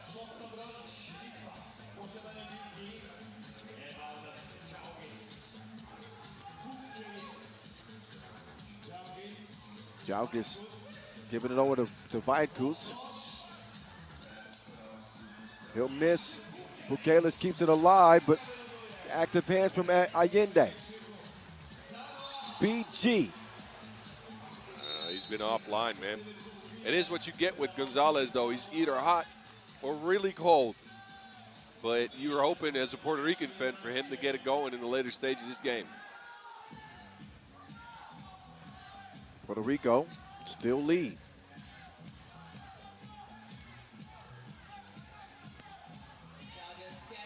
Jalgis has evened this game up at 12 now.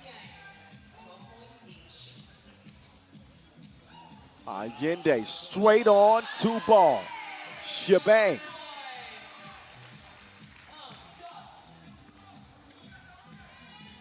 Oh man, Jalgis.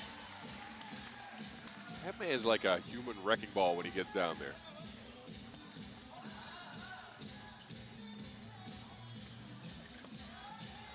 Allende downshifted but couldn't make the layup. That given up to Pukelis. Couple of pump fakes and a double tap from the top of the key.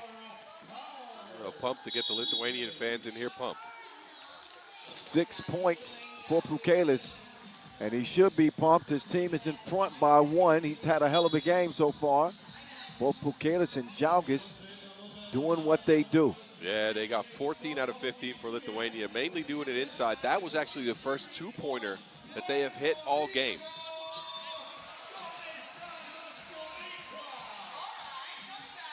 Another look at the set shot, two ball from Pukelis.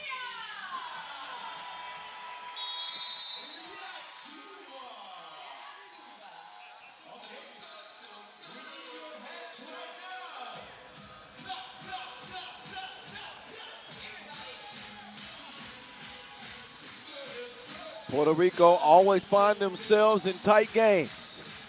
And they are dangerous when they get there, trust me. But both these teams have been in close games, and both have come out on top. It is another prickly situation. That one whipped over the shoulder to LA. Change of direction. Gets the whistle. It's Yosis. Too physical on the defensive end.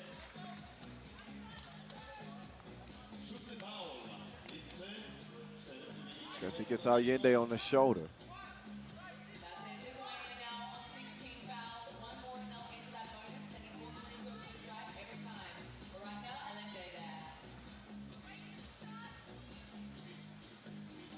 Puerto Rico battle-tested.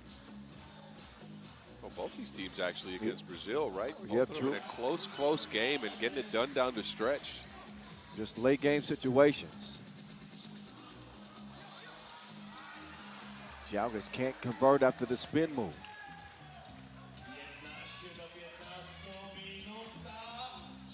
Allende going into the paint, coming away with nothing. Quasco Gonzalez. Gonzalez pulls the trigger. Meantime, Jalgis. Smart decision to feed it underneath as Vaidkus will put Lithuania up by 1. Minute 15 to go. Gonzalez. He had Quasco trailing. Now Quasco will take it at Jalgis. He gets no bucket and no whistle. Jalgis fouled by Allende. 2 takes for Puerto Rico now in the last 2 possessions that are questionable. First, Gonzalez to the rack, and he had, like you mentioned, Quasco trailing. He didn't even see him. And then Quasco goes in. Jalgis had already set up shop in the paint. He was just standing there waiting for him. I'd say at that point, you dribble back out, you get somebody else to rock. Yep.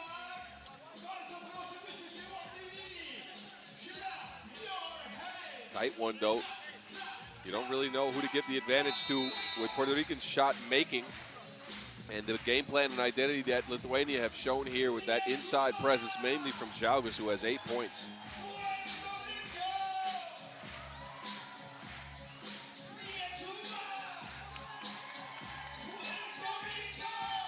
Yosis will let Pukelis operate. 3 to shoot. They're not going to get a shot up. Nope. That pass a little bit too long. And again, Young Yosis at this point, no points. His confidence a little bit wavering. You'd like to see him take a shot there with some shot clock awareness. Now Puerto Rico have taken him out of the game.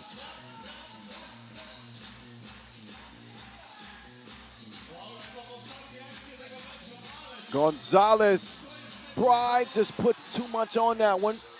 Hustles it down, or so I thought. This is a couple of open looks now for Gonzalez, and Puerto Rico really needed that one. This is challenged, but Gonzalez has been offline from 2 for the last couple of minutes. But again, a couple of open looks that you know he can knock down. If he takes his time, sets his feet, but a little bit rushed on both attempts. Question is, did he step on the line? That was the call.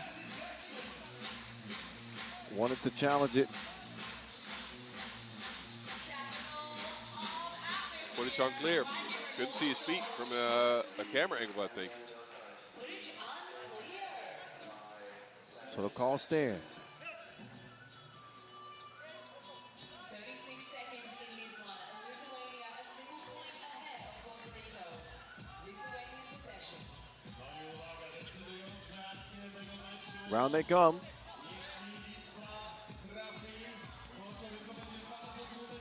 Jalgis straight to the rack.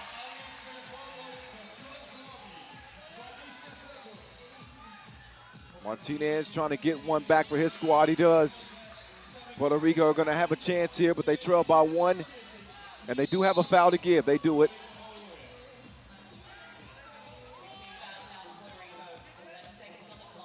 Yeah, too late, though. He'll get Lithuania the ball back with less than a full shot clock to go, so they won't be able to get a stop. They'll have to foul, which will put Lithuania on the line for 2. And they let Yosis take it out. New to this stage, I would expect, Pukelis likely to be inbounding the ball. That's a jump ball from Brian Gonzalez. Wow.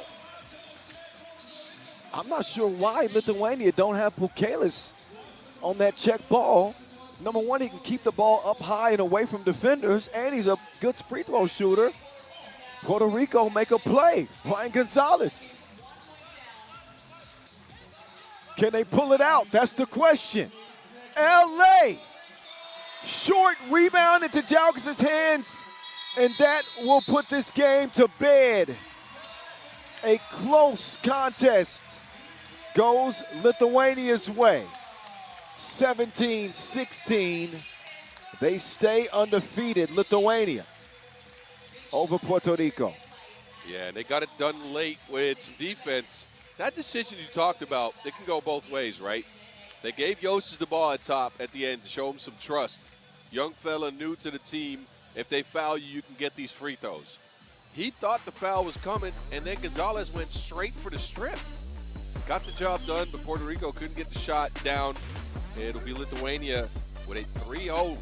Kind of a lead in the pool, not even kind of, a big lead in the pool. So enjoy the highlights. The game action continues. Back in the women's competition, Ukraine and the Lithuanian ladies. Next up.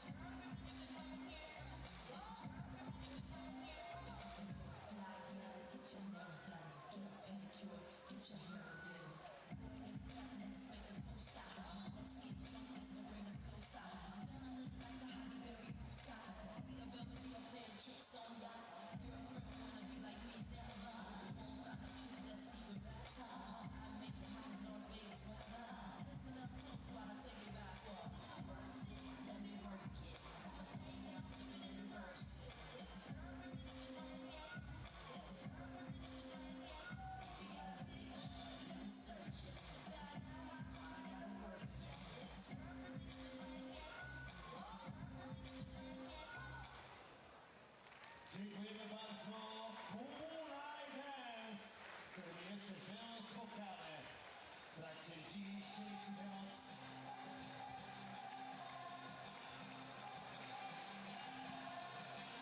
And we're back. Quick break, and we get right back to the action. Women's Pool D continue with a matchup that could mean a lot. This pool is still very much undecided. It is Ukraine that'll come out here against Lithuania.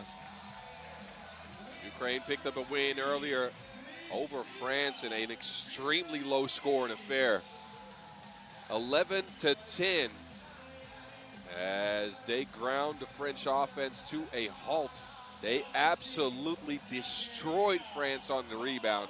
A sizable squad out-rebounded France 28-18. That is just wild. Anyway, they come out here with a chance to actually top the pool. If they get a win here, they could still move into the quarterfinals directly and skip a day of play tomorrow. It is Liashko out last, joining Uro, Nili, Koval, and Filevic. Filevic, the leading scorer on the squad again in that game against France. He picked up 6 points, a couple of clutch shots late. This Ukraine has played incredible defense so far. You got to give them credit for that. Offensively, it's been a little bit hit or miss. They have kept teams to low point totals. We have not seen Lithuania yet today. They come in 1-1 in pool play.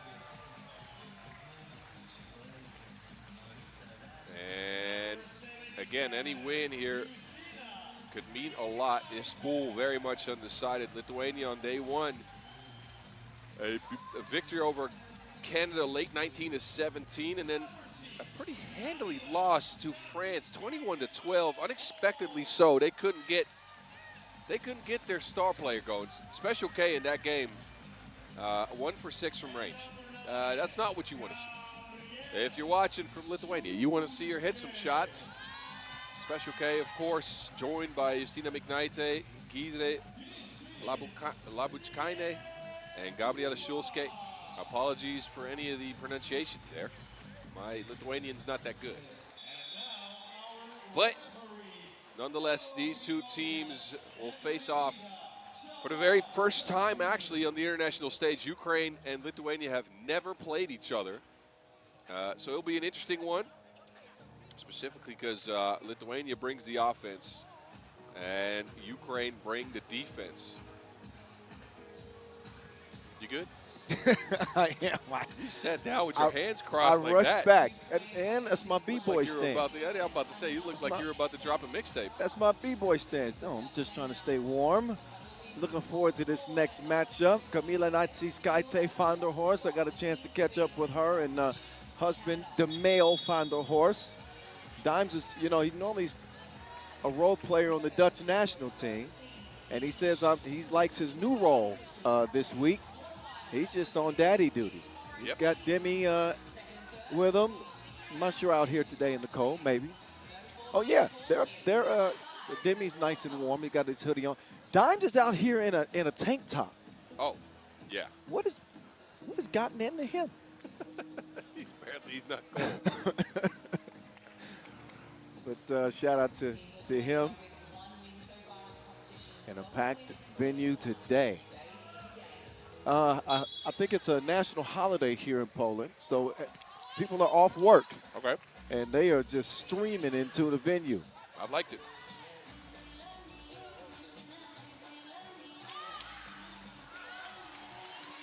That's a big girl score from Labuchkaine.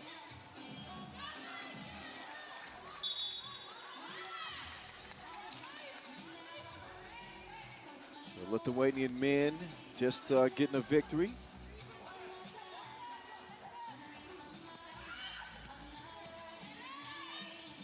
Filevic. Hey, I guess when you got it working, you got it working. Oh. The force heave from her is good. Ukraine coming into this one after beating France to start the day. Natsiskaite van der Horst. A shot clock violation. Ukraine still with a shot to claim first spot in the pool in some scenarios, so they're in an interesting position because on a loss here, they could still be very much in danger of being relegated. This pool is so undecided. It is so hard to figure out the standings, Kyle. I tried, and I'm going to stop because my head's hurt. No, just let the games play out. We'll break out the calculators if necessary. Oh, that was a dangerous play. Liashko just trying to free her arms. Connected with Shulska's face. Possession yellow.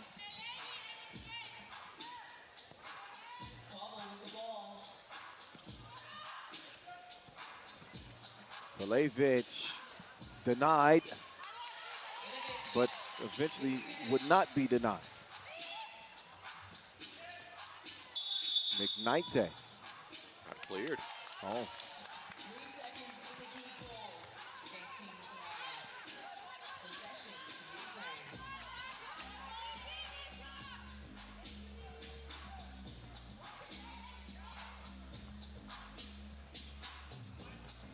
They'll let Koval go to work. That's not an easy post for her against a smaller Nazi Skyte Fando horse either. It's Scrappy, Special K, fighting for it on the baseline, but it'll be Ukraine ball. Koval rushed the shot first and then rushed the rebounding attempt as well. Her size and Udo Neely's size in the paint is something Lithuania could struggle with. Relevich sets up Liashko. She'll use the Udo Neely screen. And that will draw Lithuania's second foul.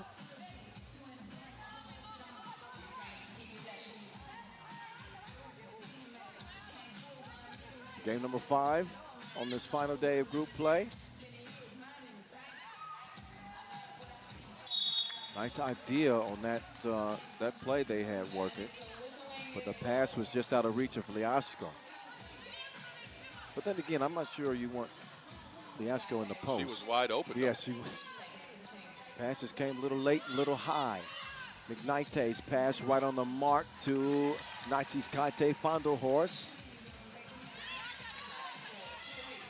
And McKnight navigates her way through traffic. A delayed game warning issued to Ukraine.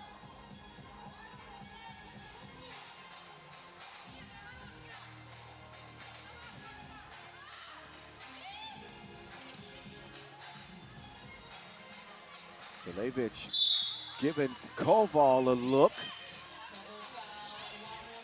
And Koval will go to the line. Koval could be critical in this matchup. We know Filevich is going to bring the offense. Koval's size, though, is hard to match for anybody on Lithuania outside of Hydre. Ukraine trying to stay undefeated, by the way. Oh, no. They never got a mind. loss. Yeah, their loss 2-1. was to Canada. Yep, true. Special K, a little bit short. That will ricochet out of bounds. There's Daddy. Daddy cool. Daddy cool. Nimi's enjoying the show. You see that? Daddy's got to, he got to be really cool. It is cold today, and he's out here in a tank top.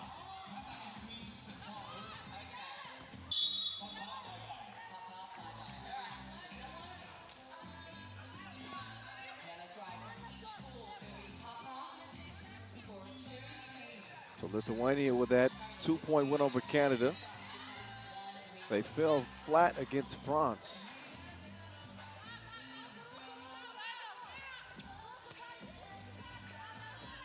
Gabi. Leibuts Kaine, turn around Jamie, please. It's the Statue of Liberty stroke. She did it on one leg.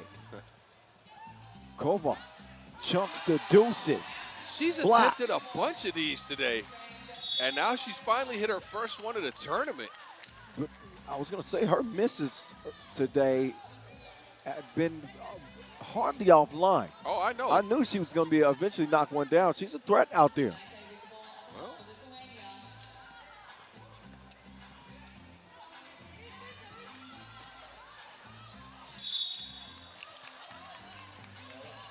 Off ball whistle, 4 on Lithuania.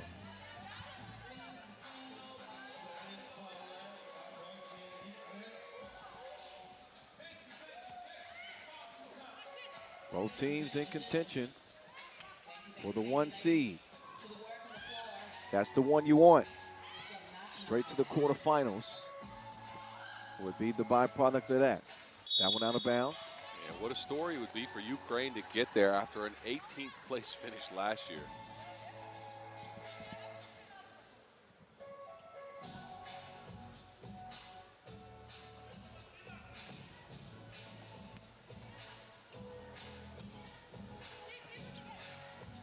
Shulska setting the screen. Naitis Kaite.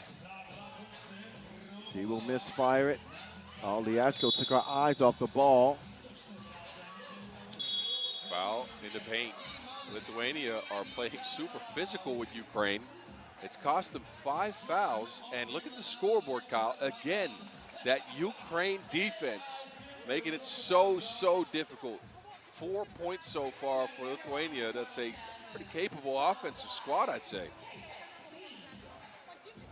Definitely the Ukrainians' best asset. Because the offense has been up and down, touch and go, but the defense, like you said, has been clamps.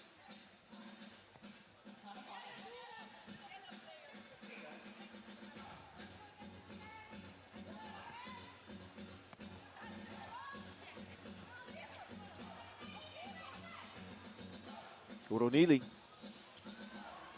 doesn't receive the pass, had good position. Olabutskine denied by Filevich. Filevich offline.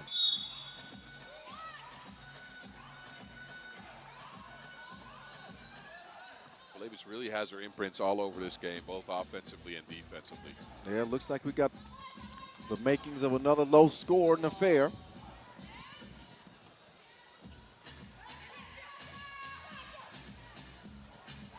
Nineties Kaite, easy drive.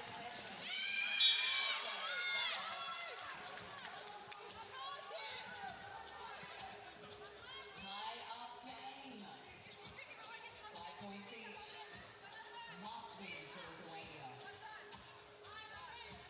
5-5. Leituba taking back over.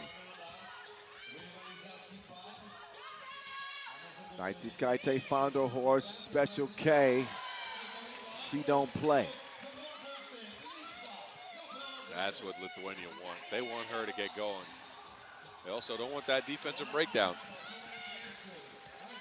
The Ash goes with a quick response. Precise pass to Labutskine, but she misses the shorty. Filevich, great extra pass. And still struggles from deep for Liashko. Man, but Ukraine are getting it done, not just defensively, Kyle, but again in the rebound. I mentioned earlier that they had beaten France on the boards 28-18, and they're doing it again with that size, but also the hustle from Liashko and Filevich, who frankly aren't the tallest, right? They're sizable, but not huge. But they are getting their hands on a lot of extra possessions because of it. Filevich. First to two. Makes this a 7-7 contest. Go ahead free throw. She knew that was good.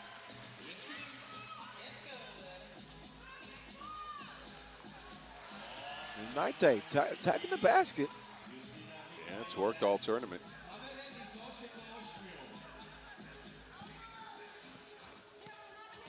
Now Filevich, I think she was trying to draw a whistle. McKnight was off balance. Instead, she airballs it out of bounds. Leituba take over.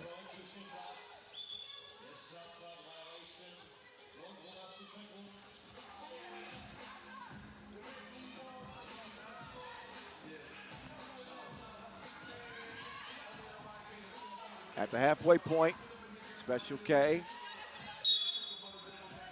Before they can get anything going, a whistle. Number 2 on Ukraine. Only number 2. Look at Lithuania. They're in the single bonus so far. Ukraine's been pretty disciplined. See if it comes back to bite Lithuania in the second half of this game.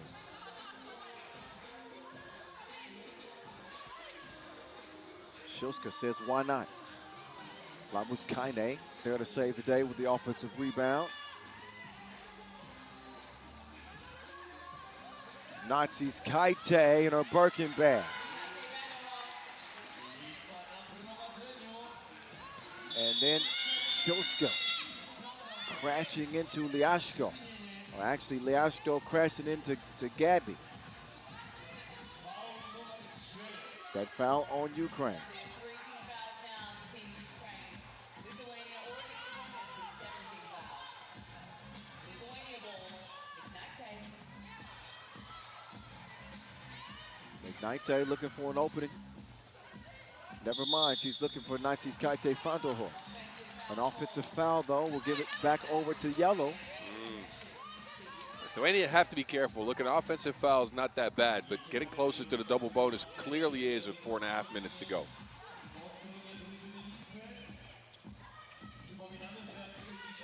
Turned over. Naite thinks better of the drive this time.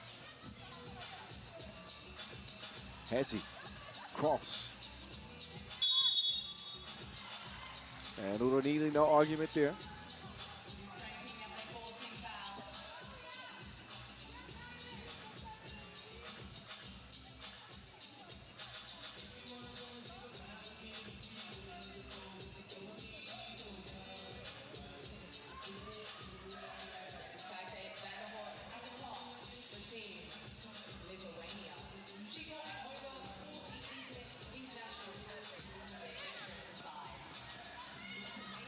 Shuska swings right. Nazi's Kaite found the horse, no good that time.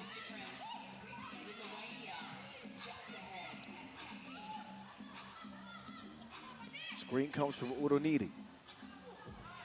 Pass comes just in time for Udonili to deliver. But there's a shot clock challenge. Nazi's Kaite immediately put up the challenge signal. I think she might be right. I think maybe Udonili still had her hands on that ball as the red bar went off in her basket. I can't see it from here. It might be good, actually. Yes, it is. Challenge lost. That Ukraine offense was slower than molasses. I was going to say, it developed so slowly. It looked like it was going to be a shot clock violation. It just, Filevich at some point said, I'll go on an adventure. And then halfway on the adventure, she figured I can get Udonili open. And that ends up a big Udonili because she gets a point on the board. And we got a tie game as a result. Coming out of our last media timeout.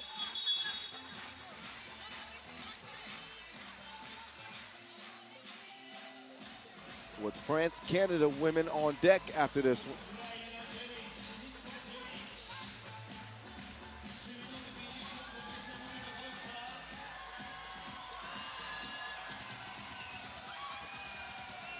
We keep it rolling. Nazi's Kaite draws the foul.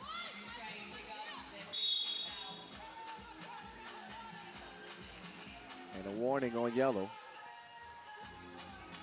They've ran into a lot of fouls in the last couple of possessions. She borrowed that chick. Oh, my bad. No, go ahead. I was just noticing that that special case. She borrowed that chicken wing that Dimes like to use so much. Oh, yes. That is a thing. Udonili, count it. Ukraine can just do this every single offense because Lithuania can't be physical with Udonili at all. Narrow miss there from Nazi's Kaite Fanderhorst and no save.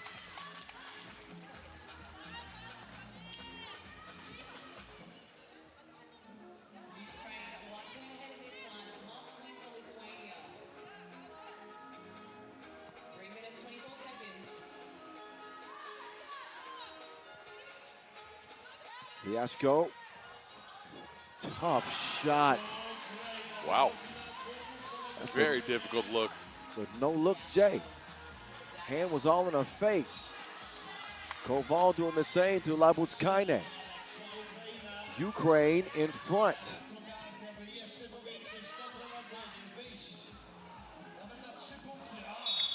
Labutskaine with a swat. Gonna see if there needs to be any time left on the shot clock. I don't know. I think it's going to be very close. 0.6. Yeah, there we go. Taking the ball for Ukraine. Ukraine coming into this one hot with a win over France opening this session. Filevich almost worked another miracle.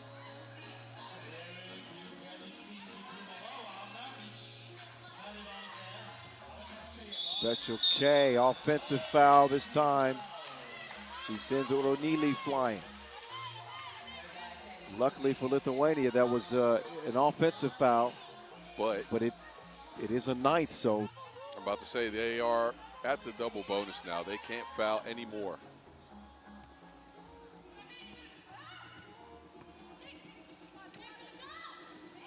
Leashko kicks it out of bounds it'll go. A lot of Ukraine's offense is just a little bit disjointed, as you would expect, right? This is what we've seen from them. What they've really attuned to is the defensive end, and they've found ways. They're up again. Naite drives and kicks Shulska. Right into the hands of Koval. Koval lost it out of bounds.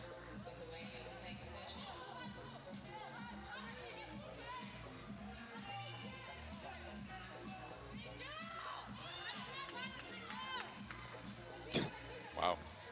This guy Dave Vanderhorst was coaching instead of checking the ball up. She draws up the shot. She pulls out the strap and makes cash. Welcome sign for Lithuania fans. She had missed her last 4. Oh, difficult make for Leashko. Acrobatic shot off the window in a 12-11 contest. Buck 55 and counting. Nicely Skaite denied. That'll cost them a couple more seconds. And they'll have just a shade under 3 ticks to get a shot up. Lithuania, that is. Lithuania go, they get to pick the ball. Big shot at the top. No dice. Ukraine ball.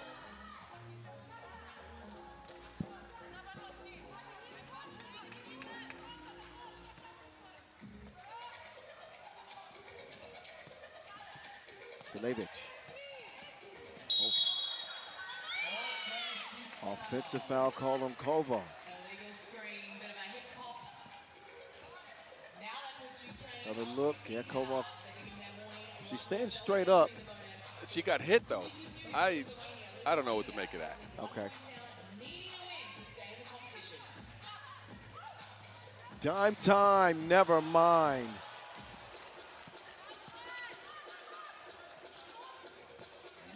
Little Neely's turn to play some bully ball, and not anything that Shilska could do. Too much power inside. Oh no. That- 7th on Ukraine.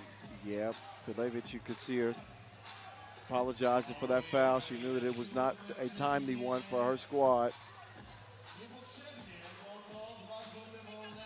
Puts Shilska on the line and a chance to even this game up.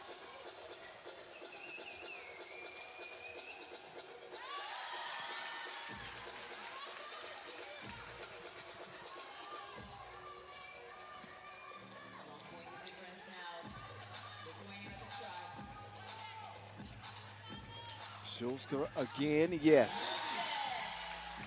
Tie ball game. Up the game.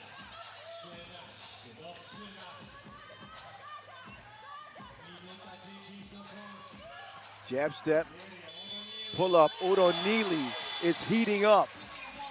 What a tough bucket.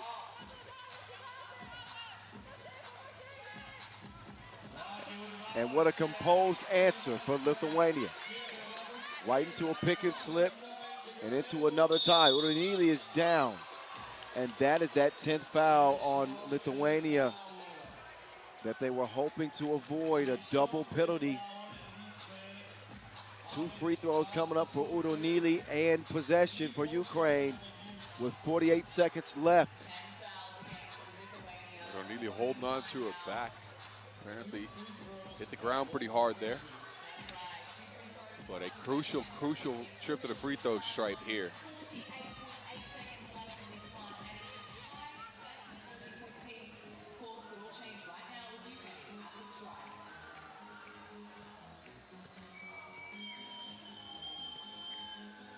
Can Udo Neely come through in the clutch? Part of that answer with a free throw knocked down.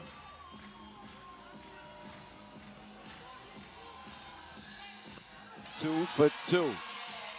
6 in the game for Udonili.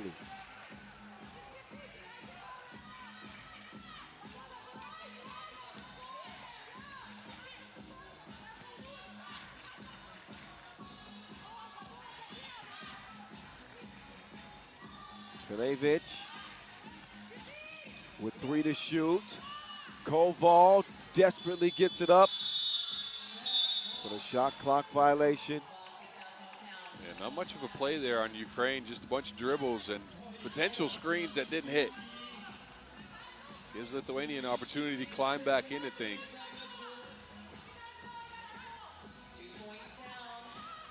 35 seconds. Udonili's 2 free throws have her squad up. Naciskate Vanderhorst. They take that look any day of the week. That was a good play. The down screen from Guidre to get Special K open. It was a clean look for her. You know she can hit those.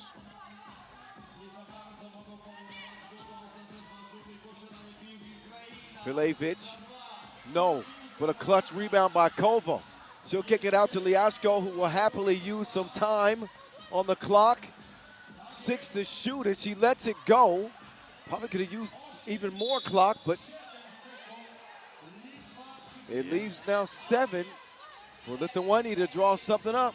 They need something here. They need a 2-piece. There's a forecast you can make on this. I think we know who's going to get the shot. I don't know how. They're going to get the ball into Camille's hands, and let's see if she can get it done. She's knocked a couple down already. 7 points in the game for Camille Naciskate Vanderhorst. But a bunch of misses from 2 as well. You'd like some more efficiency. But we've seen Camila Naciskate Vanderhorst in the clutch so many times for Lithuania. Back before she added the Vanderhorst to her last name. She's been hitting big shots for a long time. Does Special K have another one? Nearly, but not this time. Ukraine 16, Lithuania 14, as Ukraine will finish at 3-1 in the group. What a result for the Ukraine. Again, coming in 18th last year. Didn't pick up a win in pool play, I believe. No, they did not. They even lost to Mongolia in overtime in that last game they played last year. Now they come out with a different mentality. Grit and grind. They get you on the rebound. They get you on the defensive end. Another low-scoring affair. But Ukraine, man, wow. They seem to be reckoned with. Grinding their way to maybe the 1 seed. They haven't secured it yet, I don't think, but no, they are done playing, though. Yes. 3-1. Lithuania are stuck now at 1-2. They got a game with Japan left to get it to 2-2 potentially. They're going to have to hope for some results to go their way, actually, at this point, as Canada and the Ukraine are ahead of them still. The playoff picture becoming more and more clear with each game. We got 5 of them in the books. Game number 6 coming up next between perennial powers that are spawning their way here in 2026. France have found a way to lose more than I think most people expected. Canada do win over Japan today, but it hasn't been smooth sailing for them. So we'll see who can put it together for a 10-minute sprint. Pool D women's action continues in a minute.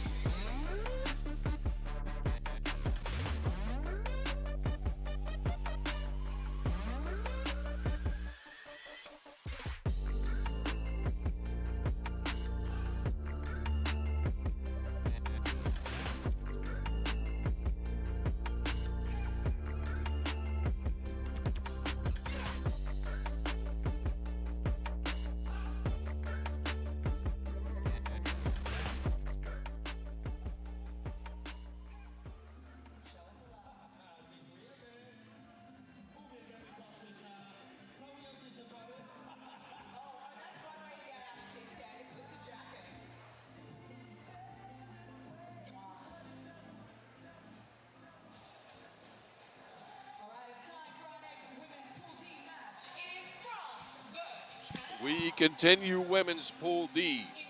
with France and Canada. France coming off of that, frankly, ugly loss to the Ukraine. Canada didn't play much better themselves. They did get the job done over Japan. So Canada in a good position. France, they are in dire need of some results going their way, including a win right here. If not, France women might be out in the pool. We will see in the next 10 minutes, of course. But they need some offense, that's for sure. They were kept to 10 points by Ukraine. They got out-rebounded by 10. Turned the ball over a whopping 9 times. Nothing they did worked. Couldn't get their scorers going, couldn't get their drivers going. A chance now to turn around for Les Bleus. Can they dig deep is the question. With all the 3x3 pedigree these ladies have, they're going to need to. They are going to have to put some points on the board, and they're going to have to win against a very good Canadian team who, as we mentioned, didn't play their best game against Japan. 14-11 was the final score in that one. They got it done late with a couple of Casey Bosch free throws, or a single Casey Bosch free throw, rather. They post up for a new ad, Tara Wallach, and some Cat Plouffe buckets in the paint. So execution late, maybe leading into some confidence for the Canadian ladies, who've not been the best offensive unit throughout the tournament. Normally you see Canada average right around 17, 18 points per third. 15 points per game so far. But they're dancing and singing and clapping. So I'm sure they're feeling good. That's usually a good sign for Canada when they come out loose and smiling. Yes. As they're trying to channel the right vibes. But man, this matchup 3 years ago was, I mean, it was must see. It was blockbuster. It was France. It was Canada. It was the two most successful women's federations in the game. How things have now changed. I'd say Canada is still considered to be one of the top dogs, right? France, however, has lost some steam over recent years. 8th at the World Cup last year, 4th at the Europe Cup, which wasn't a bad run. 8th at the Olympics the year before that, of course. It's been some time since we saw them medal at a World Cup event. 2023, the last one. They got a second at the Europe Cup in 24. Canada, of course, always a threat to win the AmeriCup, and a bronze medal at the World Cup last year. They've done a little bit better, but again, that's all off the table. If you're telling me that this matchup has the same type of prestige. I know, but I'm telling you that's not because of Canada. That's all I'm saying. Well, no, I mean Canada won the women's series last year, but come on, Boz. This bronze at the World Cup. A bronze at the World Cup. My Canadian friends are going to hate me for saying this, but I kind of look at both of them the same right now. They are a shadow of what they used to be in terms of, you know, they were locked-in powers. I don't think anybody's afraid of this Canadian team. Not right now. And I don't think anybody's afraid of this French team. I'd have to agree with you. So that's all I'm saying. At least not yet. It may change. But as mentioned, France is going to have to somehow find a way, because if not, they're done. Yeah, they're sitting with one win that they picked up over Lithuania. It was a blowout win. That was their best game. They got Marie Manet going with 10 points. Their offense was flowing. The cuts were working. Rest of the way, we've seen some stagnant 3x3 basketball from them. Oh, there's no question about that. And we've seen a bunch of missed layups. That's a good sign for Hortense Limusson, as she'll convert that layup. Tara Wallach now will try to extend over Millaby, and will find herself on the line. Wallach, the young gun on this Canadian team. 22 years young, and she has added a point to her total. Hortense is just out here practicing her layups. Back-to-back layups made. Terra will drop off the package to Crozen, but the help defense comes just in time. Millipede will turn it over. Crozen now attempts another one, and the lane is shut down by the size of Mari Millipede. Ball screen set. Limousin wants another layup, but the left hand ain't working this time. Millipede on the deck. Quick ball movement here from the Canadians as they'll find PC. She will drop that dime, and oh, Bosch couldn't finish it.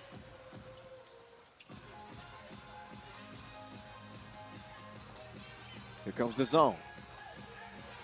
Defended well by the length of Millipede. Guapo decides to take it herself. That is a lot of contact. Foul on the shot.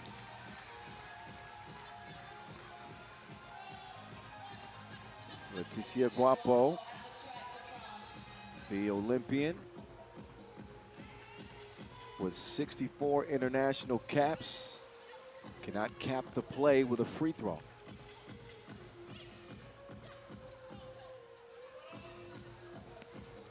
Plouffe got to her spot. Oh, that was a clever defensive decision from Manet. She left Cat all alone. That goes to show you how low Kat's confidence is at this point. She's not had a good tournament. Now she's just not taking the shots either. Wallach will take one. That is missed. France get a reverse. That was beautiful.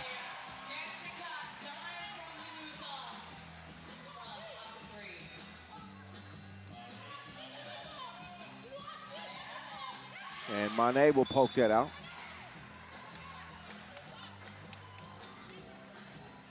Good start for France. Man, they've looked the sharper team in this matchup. 2 easy layups for Limousin. And then that last score, product of some great ball movement. Good slip to the bucket. Plouffe will pull up, tries to beat the horn. Yeah, look, we mentioned France in the standings. They need some help. They need to win and some points. A win here would tie them with Canada. That gives them a tiebreaker over a team they could be passing up here.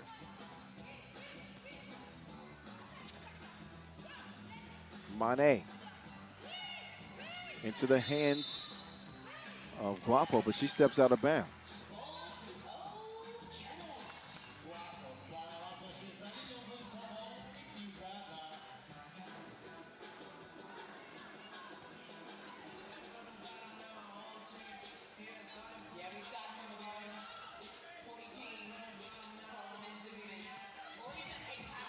Plouffe, another miss.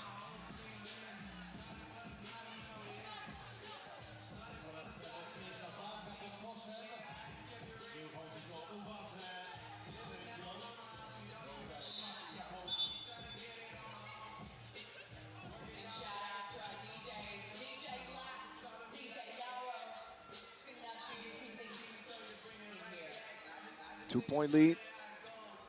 France trying to protect it. Oh, offensive foul. Wallach dropped his shoulder. That fires up Limousin.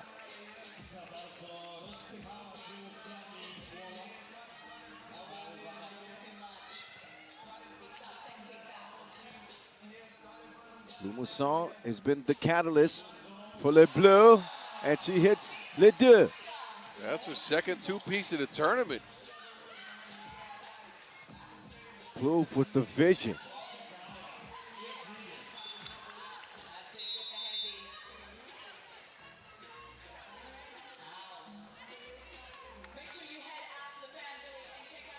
Canada, again, a slow offensive game. They've not had it click, and the only person to score is new add Tara Wallach with a couple of buckets. Nothing out of Crozon, nothing out of Plouffe, nothing out of Bosch, who also, although you really expect Casey Bosch to be an offensive firepower at any game. She did great last game. She's more of a defensive piece. But Canada's playing very tight. That shows you where they're at now. That shows you where they're at. That they're relying on Bosch to be a scorer in their offense. Crozen, who came into the day averaging seven a game. She's found some good defense for most of the day and hasn't gotten a lot of easy looks.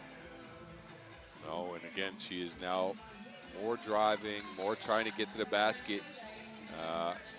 The two ball not really going. And her points per game average is down to 5.7. Mane swings it. Guapo gives it up to get it back. She beats PC in a sprint to the rack. 6-2 is where it stands right now. Canada need a spark. That won't do it. They're trying to attack Hortense Limousin in the paint, and actually Limousin has held up pretty well. Canada's catching it out really far, though. They're letting themselves get pushed out of the paint.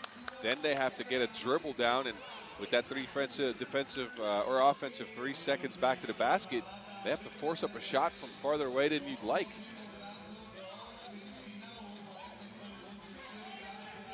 Mane pulls the trigger, splash ball. 8-2. And swiped out of bounds. Different feeling in this game from France. The belief is there, the energy is there, the effort is there. Might be the desperation, Kyle. If they don't do anything in this game, they're done. But so far, so good for them.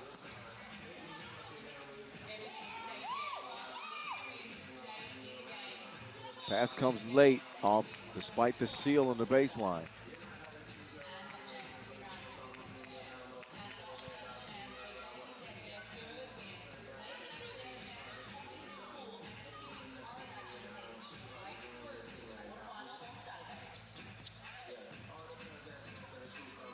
Blue going in reverse and then finally drives. Her first bucket of the game. She'll get a speeding ticket. Leticia Guapo.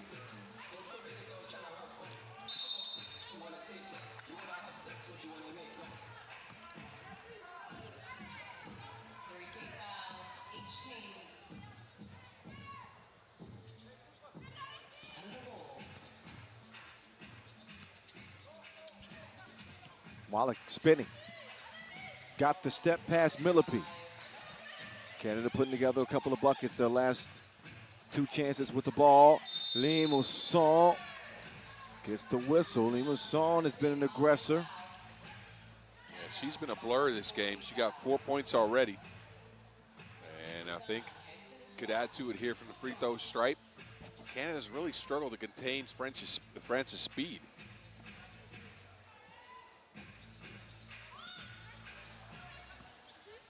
Off a miss at the stripe. Crozen attacking and scoring over Mane. That letting Limousin operate. Oh, she can't get the layup that time.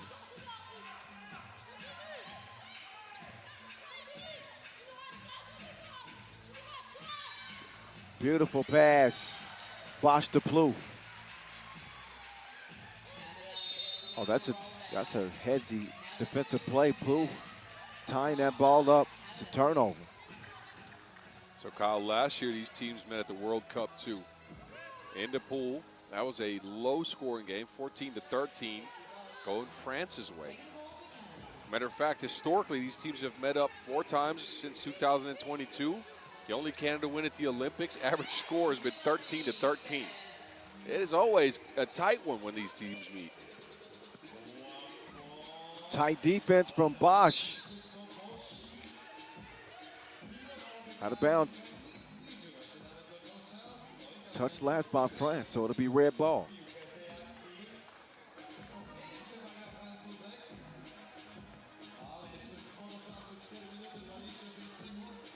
Oh, I like your cut, G. Yeah, you want to get crows like that? I wish. Yeah, you're right. Oh, look at Bosch all over the place now.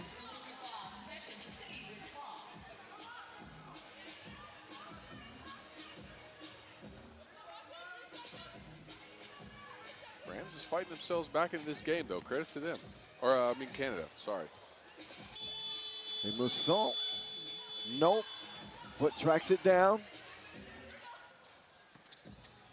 Millipede, pull up on you in a heartbeat. Crozen keeping the pace for Canada.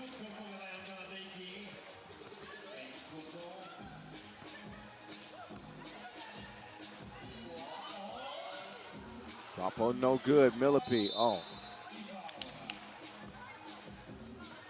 That'll be a free throw. Be a free throw, but that should be that should be an and one.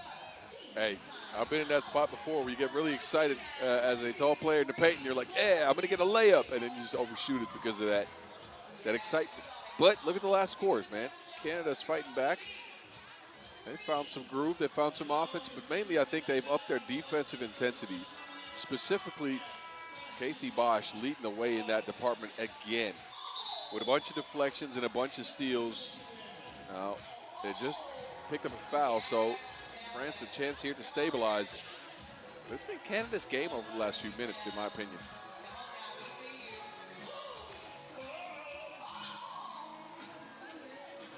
Millipede will shoot one. Tries to slow down the Canadian comeback.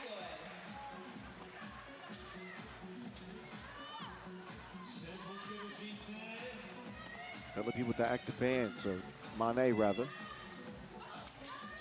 Plouffe has it sent back in her face by Mané. With the denial, no bucket there.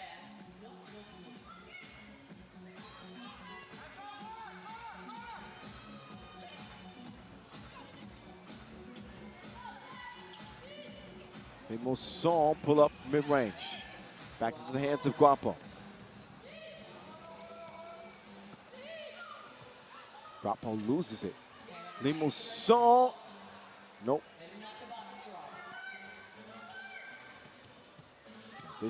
This is a situation that Cat should be confident in. Yeah, but again, look, I like the aggressive play from Cat here. You want that. You want her going to the basket. But look at where she catches it. A step outside of the paint where she has to first back Limousin down. That's one dribble. Then you get one more dribble where you get a lot of physical resistance, and then you have to turn kind of in the edge of the paint. You want to get underneath the basket. She makes it count either way. 2 points in this one. And Canada are well within striking distance. Mané trying to change some things.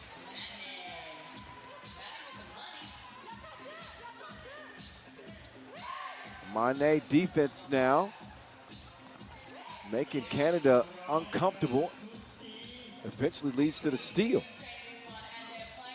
Guapo, speed into the rack. She's fouled en route. And Guapo will go to the line to shoot one. That's the 6th foul on Canada. Well, but you are absolutely right. It is the speed for France that Canada has struggled to contain, whether it be on the rebound or on drives into the paint. PC computes 2 points for Canada. That makes this a 12-11 contest. Timely two-piece from the star shooter in red, the zone. We going with PC now? Did she get a RAM upgrade? No, it's still the zone. Okay. No, I was curious. I like it. Min a B. It's not very creative. I mean, there's a lot of wordplay on it, though. That's true. See, this is how we shop nicknames. But not this one, not this one. We're letting that go. Crozen lead pass. Plouffe, extra pass. Bosch too strong. It's a great box out. Wow. That ball just waited for Bosch to come and pluck it. Don't look now, but we're tied at 12 apiece. Antoine Limousin connects from deep. man, she knuckleballed that like jeu de boule. Pétanque. Not bad pronunciation. Yeah, you don't know those games, do you? No, I don't. Pétanque is pretty cool. It's, how would you know it? You know, a little ball you throw somewhere, and then the iron balls, you have the steel balls you throw after. You know? Yes. What's that? I don't know the name of that game. Well, I think it's pétanque. Okay, but don't. Okay, anyway. We good. You can't be throwing those at me, Boz. I'm locked in. Okay, sorry. Crozen, no. France maintain a 2-point lead in a must-win situation. The future FHOFers going at it, and Guapo wins that round over Cat.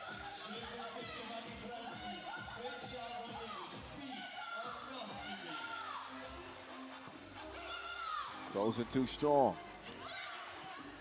Just over a minute to go. Crozen working the two-woman game with Wallach. Wallach takes a wallop from Guapo. In the process of shooting, stops the clock, and it puts Wallach on the line for a big free throw attempt.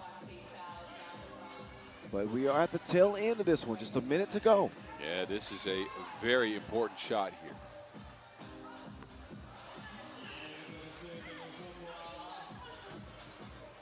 Mane probably could have, uh-oh.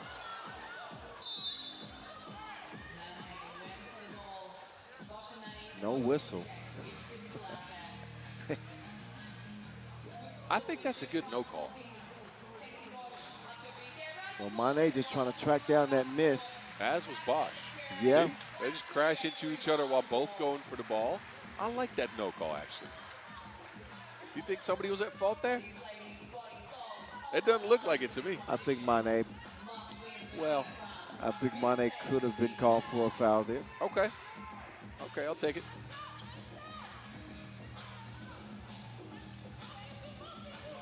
Crozen, that looks good.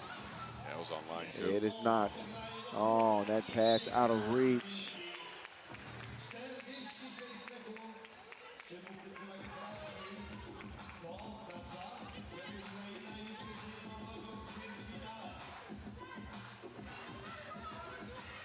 So we could be looking at tiebreaker scenarios in this group, am I right? I'm looking at it. I'll get it to you after the game. As we speak, yeah.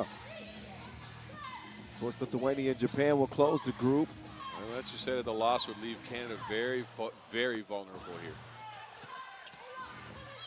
Limusson has had a hell of a game. Best game of the tournament. 6 for France in this 3-point lead. France will pick up the last foul that they could afford to give. 25 seconds left. Canada will need a score in a big way, and then they need to stop. Now, again, I'll run you through all the scenarios, but in case of a loss, things are looking pretty bleak for them. For Canada? Yes. Yeah. That leaves them super vulnerable to be out in the pool. Last year's bronze medalists. So they're going to need to dig deep and come up with something here. Paige Crozon has missed her last couple, but the shots were actually online. Just a little bit more leg, and you might be able to get it. I think they're going to be looking for her because Kat Plouffe hasn't even shot a two-piece in the game, or maybe one, but hadn't made one on the tournament. Well, they say Cats have 9 lives. She's going to need to use one of them here late.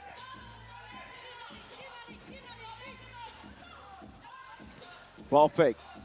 Cat crossover, pull up. Guapo will use clock. Limusson. Has he? Cat will get another chance here to pull within 1.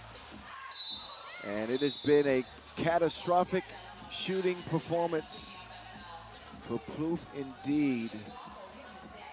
She's just not been able to knock down her two-piece in the tournament. It is such a huge, huge thing that not having your offense for Canada. 0 for 15 coming into the game. Been rough.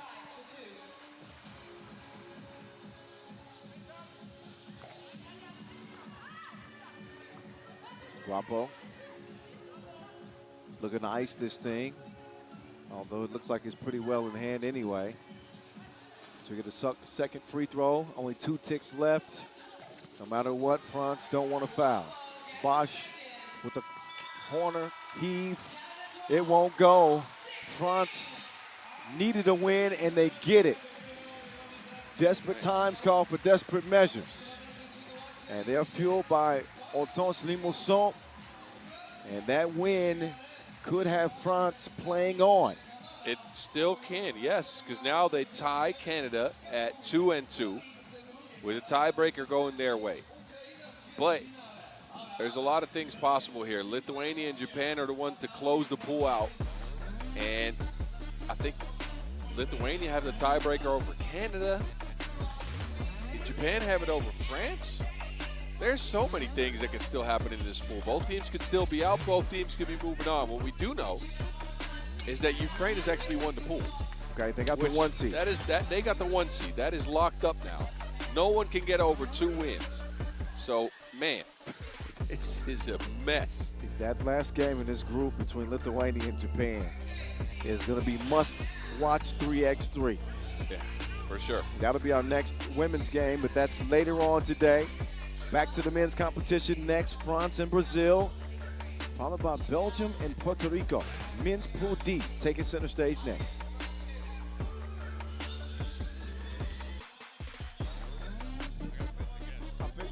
I figure.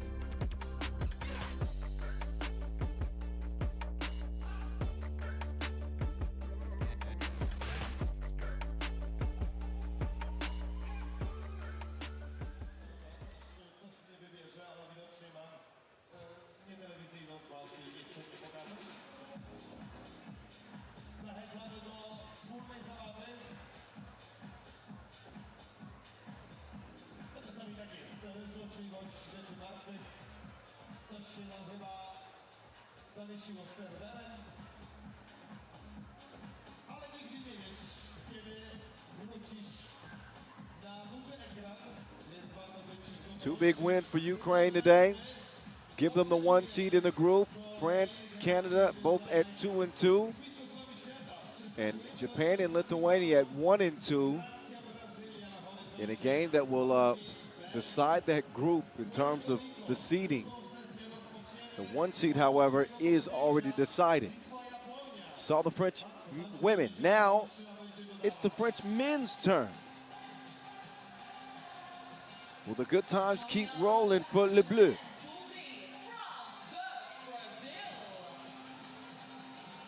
Brazil with a huge, huge victory over Belgium, 20-19. And a victory for them would secure their place in the playoffs.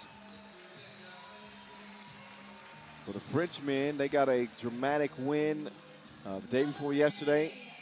Last second over Belgium, 21-20. And then they picked up an 18-16 win over Puerto Rico. So unscathed so far.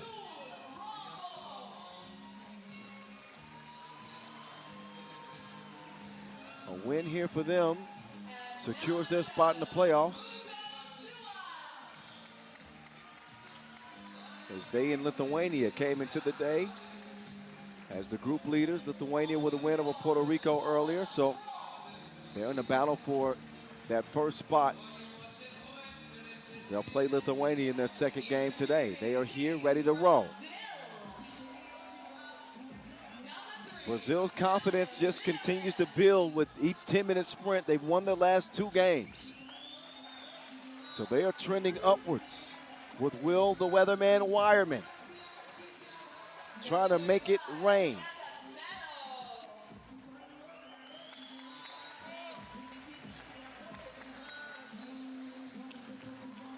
Donatas Melo Number 7, Leandro da Silva. represents half of the quartet.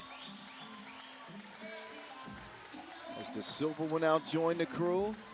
What a tournament that Leandro is having. And number 6, Leo Patino. And maybe it's finally Leo's season. Branquinho off this entire tournament. The effort has been there. Maybe he comes on this game. Now for the coin toss, who's about to be officiated by Diana Della Torre and Diana DJ Jackson.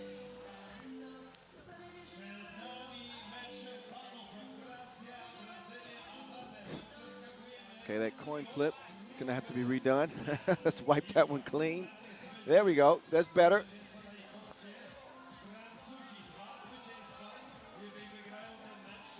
Whose ball is it? Never mind. Let's try that coin flip a third time. There we go. It is caught. Good catch, Rhiannon.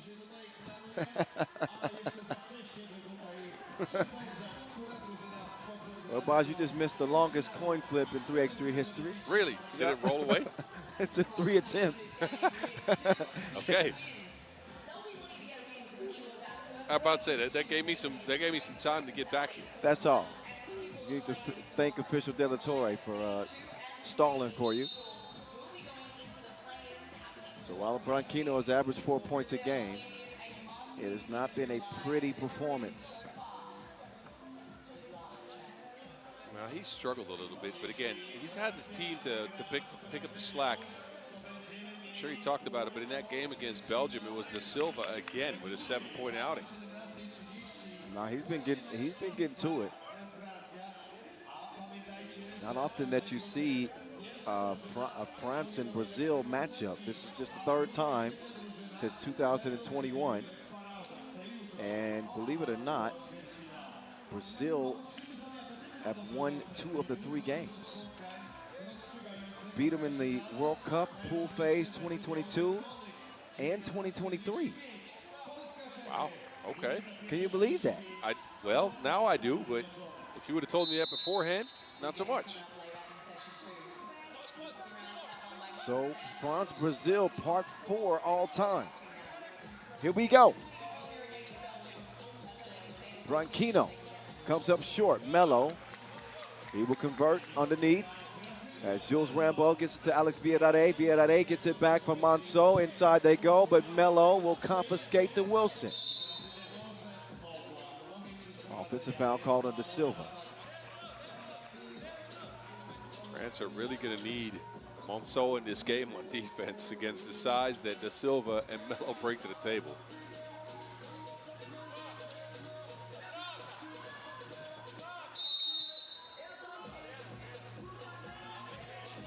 Blue foul, couple quick ones on Brazil.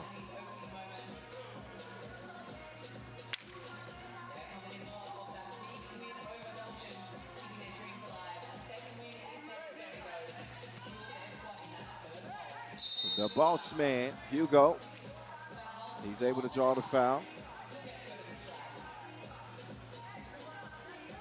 Suard, the leading scorer for France. He had 13 in that win over Belgium, but he was kept under wraps in the win over Puerto Rico. Scored a single point in that one. Yeah, I'm about to say it's been hot and cold with Hugo Suard in the tournament so far. It's actually Monceau providing a big spark in France's last game. Can't do anything on that play. Now he's going to fight with Melo. That's worth the price of admission. Monceau and Melo. I know. I'm enjoying it. Super physical to both of them. Melo will take a seat now, though. Only a minute in.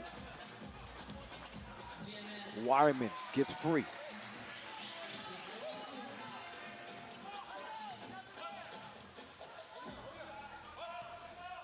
Suhard. Oh, he's crafty. Crafty. Loose ball eventually ends up in Da Silva's hands. Whip pass is out of reach of Da Silva.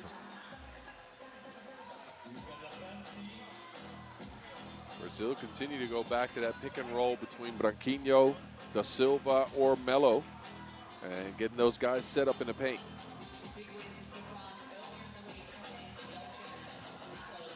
The wind starting to pick up on a cold fourth day of play. Always something in the air on the last day of group play.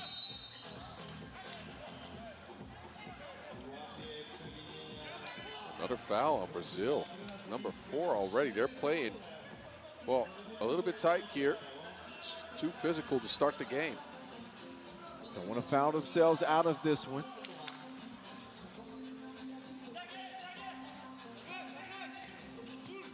Monso. Good finish past Wireman.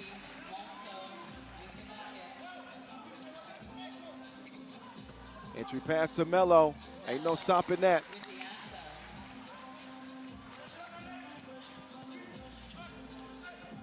Oh, Monso is down. Let's see the replay because Monso went down hard. Knee-on-knee action with Branquinho there. Slips the screen and runs right into Leonardo.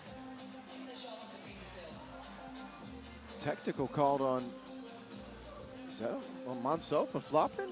I mean, he jumped into Branquinho to try and force that contact and then went down, right? Look, there was contact, but Branquinho was standing still with his hands up. It seemed like, at least from the angle we got on the camera there.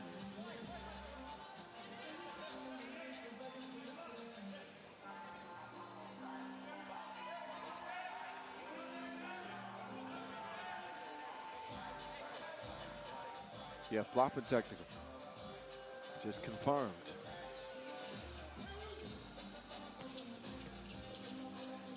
The boss man lets it leave his hand. And more times than not, it is money.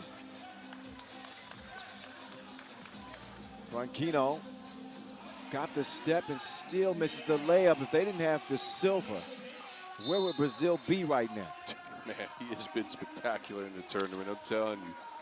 8 points per game coming in. He is getting a lot of offensive rebounds, a lot of opportunities for his team on that end.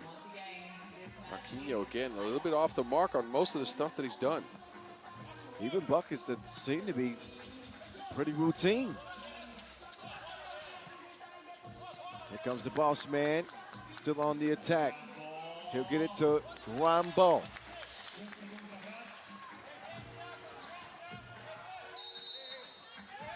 Yep, offensive foul. You can see it.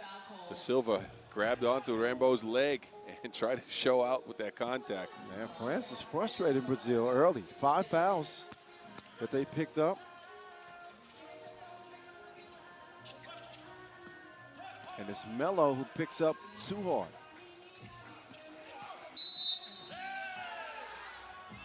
Monso called for the offensive foul. There's whistles everywhere.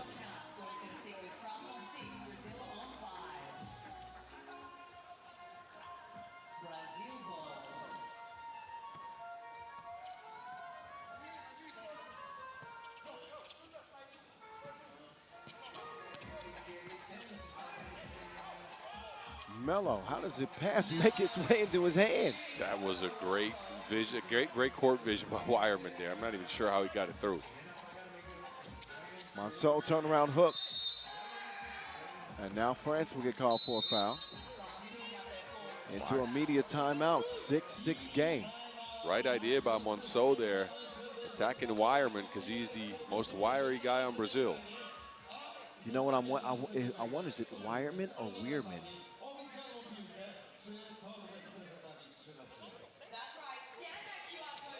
It's a German name. I'd say Wireman. Fireman. Oh, the fireman. Okay. Okay. That'll work. That'll work. Yeah. Real time making up some names here. All right. I see you. Yeah, fireman. That has just been made official. Will Fireman. No.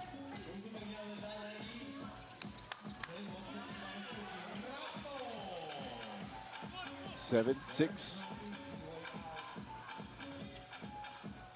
Branquinho, that's a high percentage bucket. If you can't shoot it in, throw it in.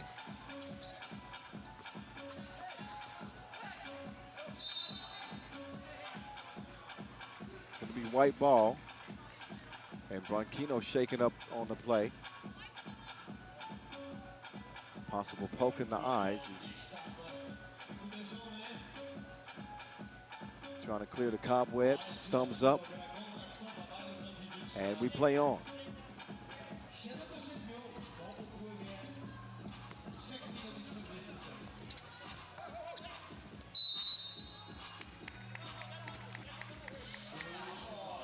Sixth on Brazil. Uh-oh. Uh-oh. 6 minutes and 15 seconds to go, and a lot of these fouls, I think almost all of them have been on Da Silva, who's been too physical to start things off here. See how disciplined this Brazilian defense will be the rest of the way. An eternity is left in this 10-minute sprint. A forced two from Hugo. We'll send the ball back over to Brazil. That is a shot you want Hugo Suhart to take, though. How many times have we seen him come off that screen and knock it down? He got one earlier in the game.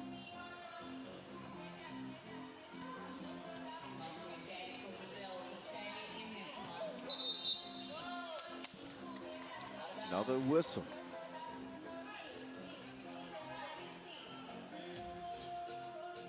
Luckily, the sun is beginning to peek into the venue for the first time today.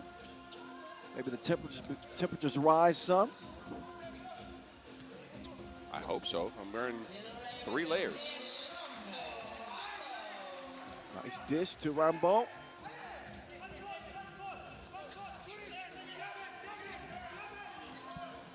Branquinho.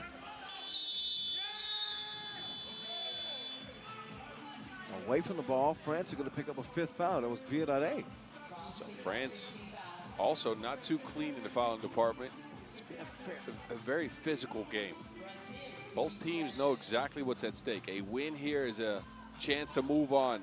A loss would almost certainly mean elimination. Well, you got Belgium at the bottom of the group. Melo tries to contort. And see, Puerto Rico have 1 win. So both Lithuania and France in the best position. Lithuania with 3 wins, so they're a shoe-in already.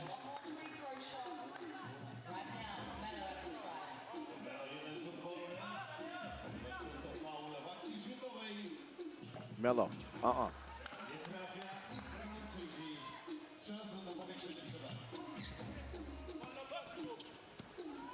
Villarreal put on the brakes. Rambo with position as he does away with Wyman.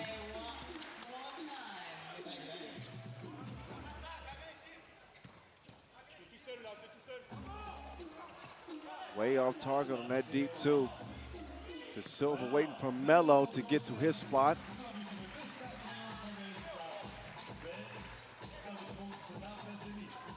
And Brazil are built for these 1-point scoring games, these low-scoring contests.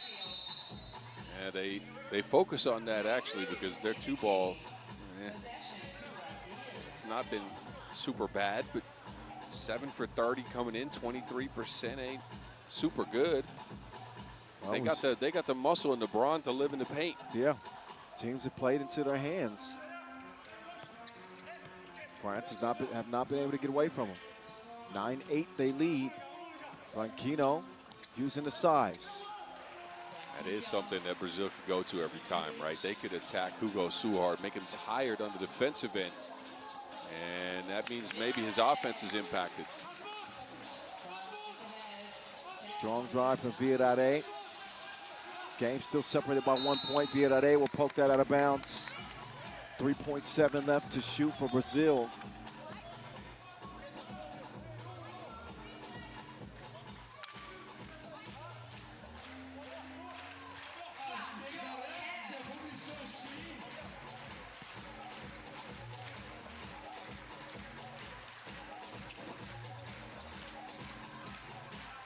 Suhard over the shoulder. And J.R. with 6 points. Rambo's played a great game. He's got that mullet flying again. Got to bring out the mullet proof here soon. The crown jewels. Rambo leading the way for France. Yeah, and Branquinho just went Rambo on Monceau. And picks up a 7th foul. Here we go.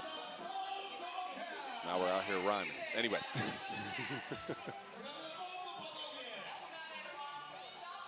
Branquinho's looked better this game.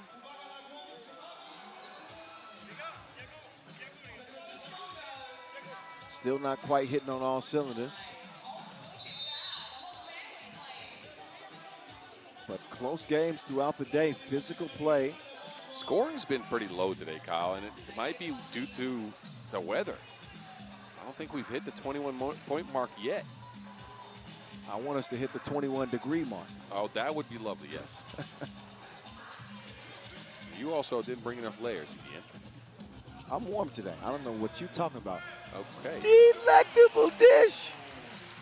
The boss with a VIP pass.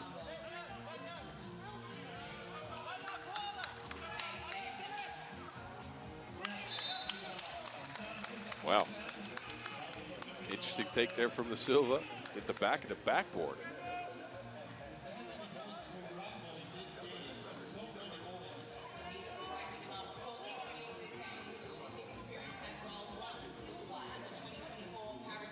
France with a 3-point lead and possession.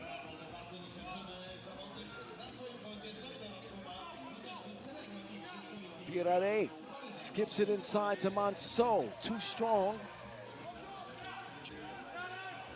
Virare, a pest with Melo, but that's the 7th foul. It's the 7th on France. You are right. A couple of free throws coming up for Melo.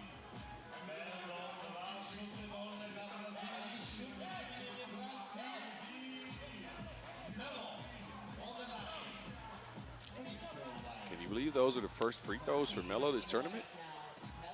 No, no way. Well, they are.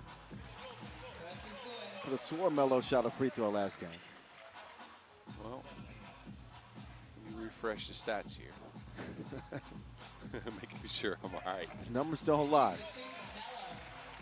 I know he's got 6 points in this game, but Those were his first free throws. 0 for 0 coming in.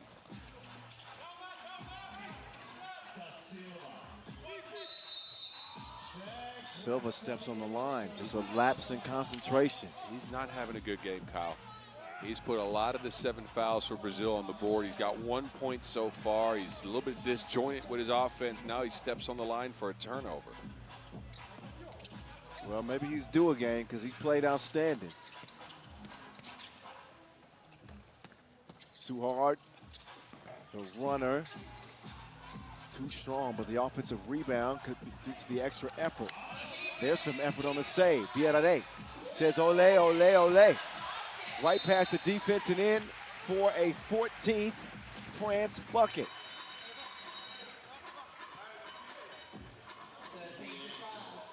13, correction.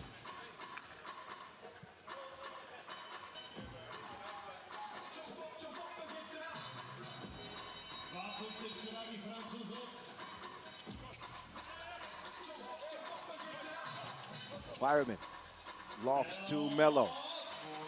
Some easy offense for Brazil.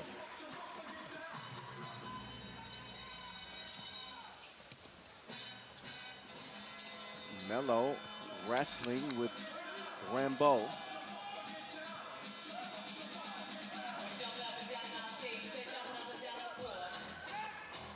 Branquinho. Hook won't go. Monceau and Rambo share it. 8 to shoot. Monceau wants somebody to come to his side. He sprints to the other side. Offensive foul. And he gets called for the offensive foul. And Branquinho is in some pain.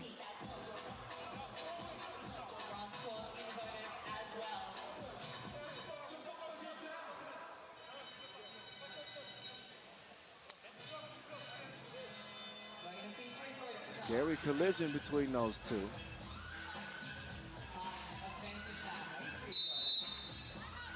Timeout. What a tight game yet again.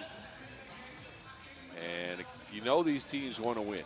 France, they already got a couple wins here, but they, of course, want more. Brazil, a second win would potentially lift them into the knockout rounds even after going down 0-2 on their first day. And the game's been that, right? Tight, physical, heavy. Melo leading the way for Brazil, though, with 7. Look for them to go back to him underneath the basket because if France has had no answer, none.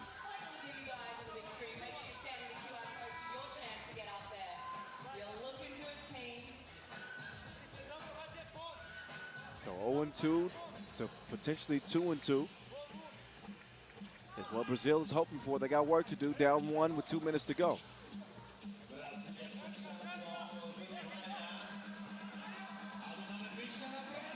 No good that time from De Silva. Hugo starts the ball movement. Now the boss wants it back.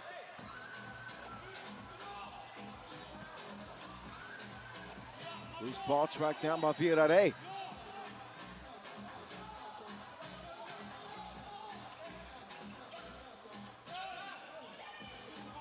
The boss employing another 2-piece. Big shot.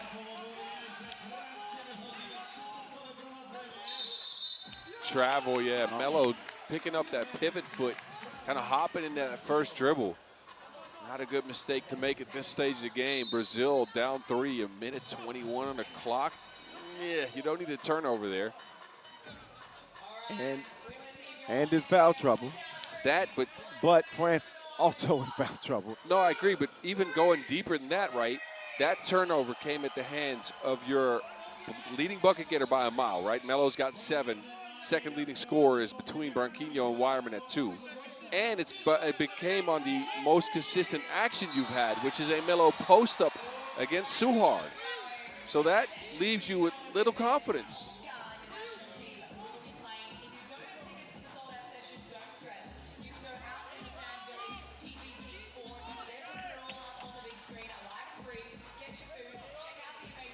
Minute 15 is Villarreal. Goes to work from the logo. Nowhere to go but up and down. Villarreal making it rain.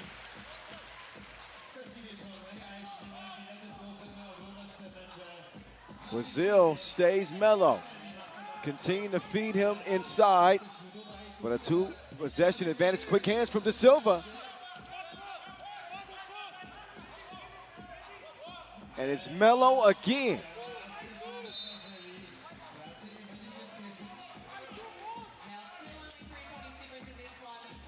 So France had jumped out in front by 5. Lead now down to 3 with 44 seconds to go. Not out of it yet. No, but Brazil's leading bucket getters on the bench. No one else has been able to score consistently.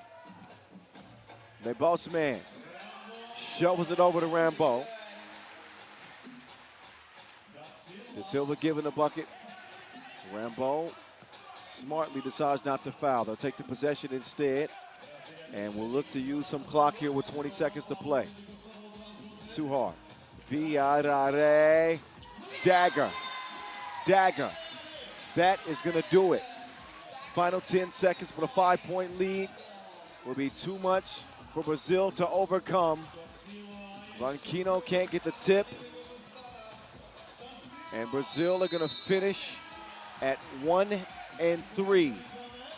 Not out of it yet. Well, I'll get you updated on the scenarios, but there is some way they could still get in, but it's going to have to come at the hands of Belgium, to be honest with you. France will have to battle it out with Lithuania over the top spot in the pool. For 1 seed, battle of unbeatens. Credits to them, man. Well played. This time it was the combination between Rambo and Suhard that got him going, and Villarreal joined them late. The defense was good. They matched Brazil's physicality. This is a mature game from France. Yeah, without a doubt. So again, Brazil finished 1-3. Yeah, they are tied with Puerto Rico here. Right. And Puerto Rico still have a matchup with Belgium. Right. So Brazil don't own the tiebreaker against Puerto Rico. if Belgium win, then we have to go to points. It'd be a three-way tie. Exactly. That is the only scenario that can still see Brazil moving on. But again, it's going to have to come at the hands of the Belgians. We'll see what happens. That game is up next. In 1 minute. So get a quick breather.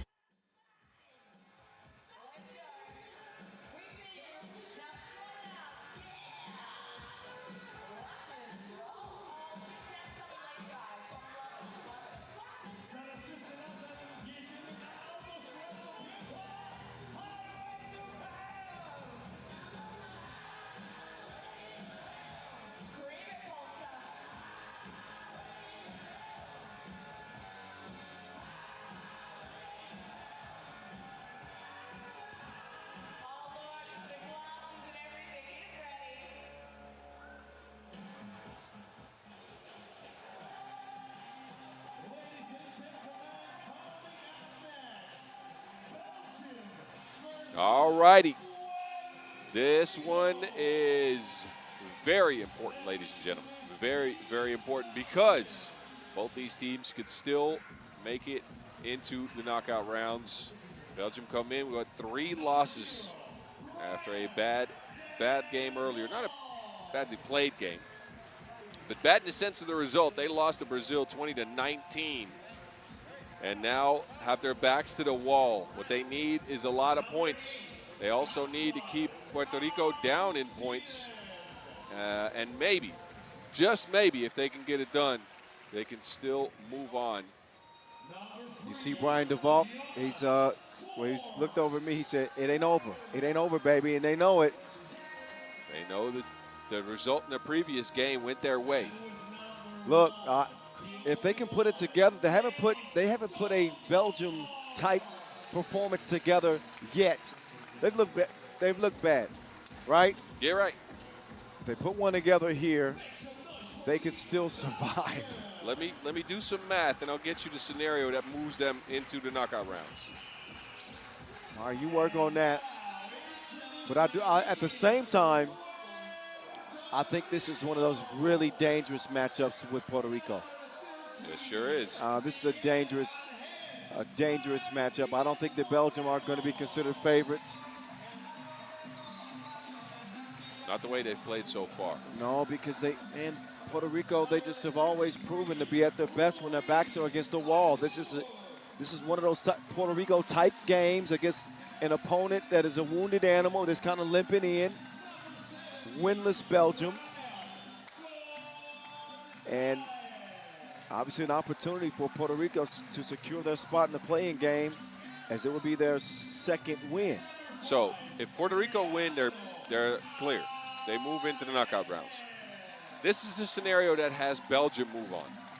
They need a win, and they need to tie or beat Brazil in total points. Brazil ended up with 72 points in the tournament. Okay. Belgium is at 53, meaning if they score 19 or more and they win the game, it is theirs for the taking, because they're points-wise, they're ahead of Puerto Rico already. Okay. So they don't have to worry about that. They win and they score 19 or more, they move on into the knockout rounds still.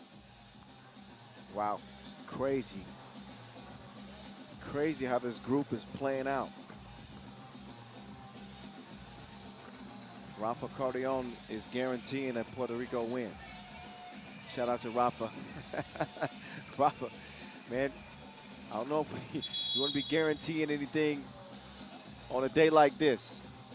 Expect the unexpected. And I got no idea what to expect in this one. Be nice for Belgium to get a Jonas Fort sighting. Known for his sharp shooting, he has not made anything from deep.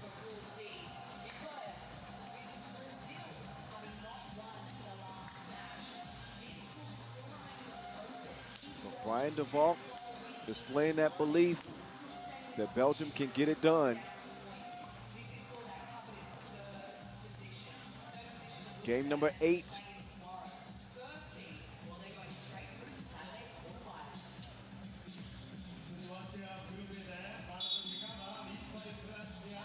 And we are on and popping. Forts to Donker. Donker's pass deflected.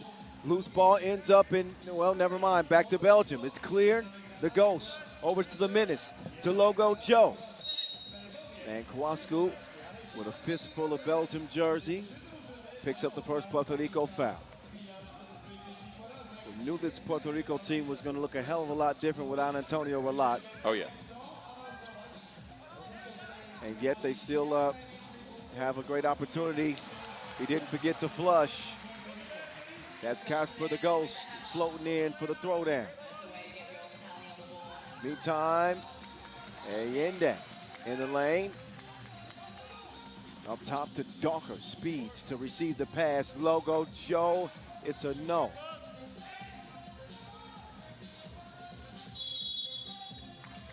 Gonzalez takes a shove from Donker.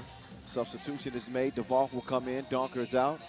Allende gets a rest for the Puerto Ricans.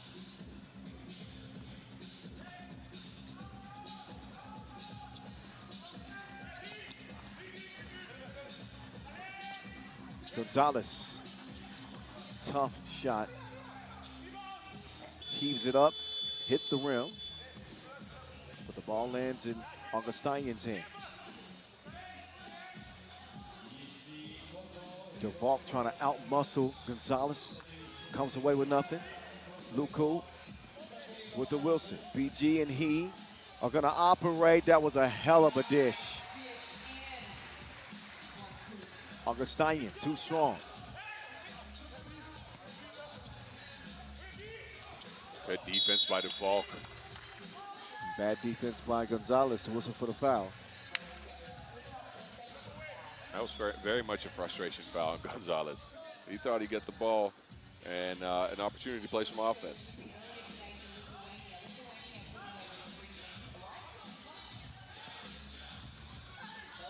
Donker, fast and furious.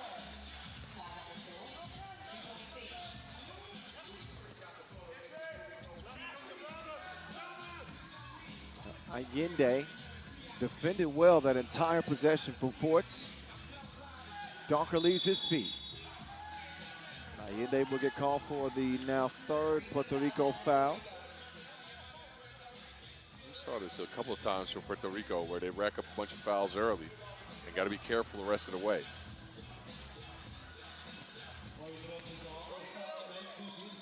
Donker decides to reroute. Ford set his feet but decided not to shoot until late in the shot clock, and that's what he comes up with. Long rebound back to Forts. Augustinian now to the crib, and thunderous from up top. Ugh. Oh, he can do that too. Bang for bang. A lot of bang for your buck in this contest. I'd say a bang for your zloty. It's Polish money right there. I know. 3-3.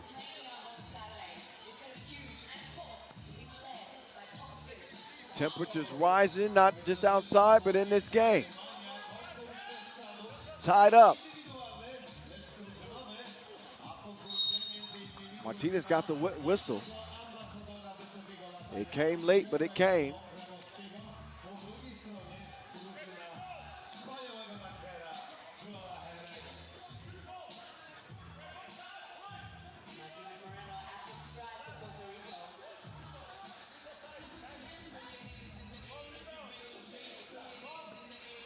Martinez, too much at the line, so it stays where it's at for now. Levant, the menace, making his move on Allende. Couldn't hit it. Oh, there's Logo Joe. His first two of the entire tournament.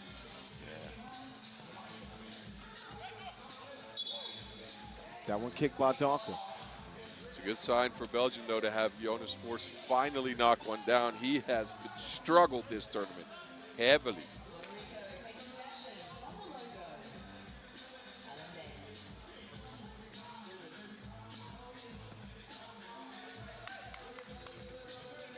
Wascoop setting the screen, but still can't get Augustinian off of Gonzalez's back. Wascoop's going to get called for a technical. You could see that coming a mile away. Absolutely no need to, try to sell that foul. I agree. But this one gift wrapped perfectly. Had a bow on it. For Kowalski to receive. And then he says, take that with you. Monster Yam from Casper Augustinian.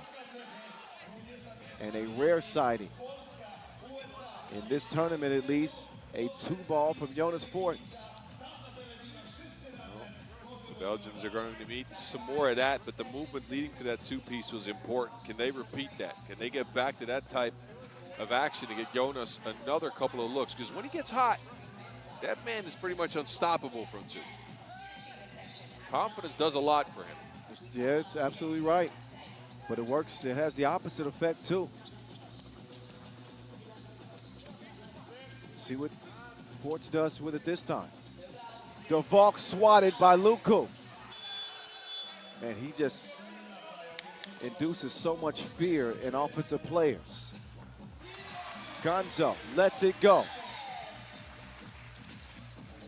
Logo Joe, not that time.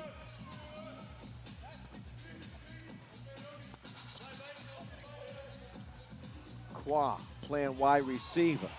They have found him on so many of these cuts. He's played really well this tournament.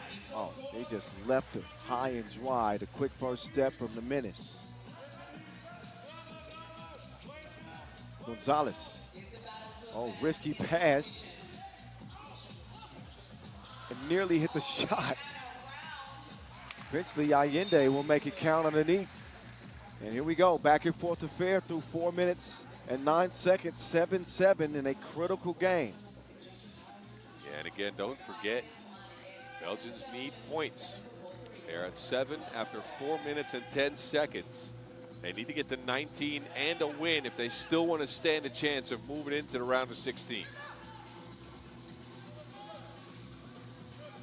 Forts fallen away.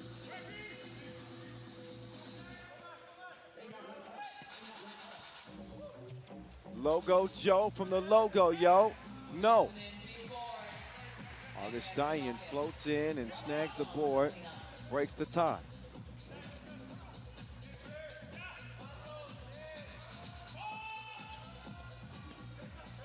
Good defense by Augustinian there, staying with Allende, realizing that he wanted to pull up in the mid-range. And then a foul on Puerto Rico.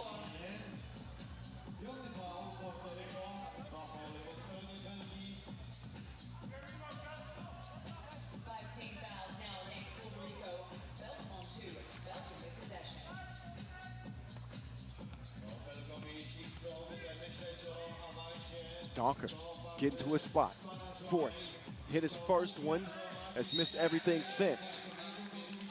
The pick and pop has worked, right? Forts quickly getting out to that two-point arc after a screen.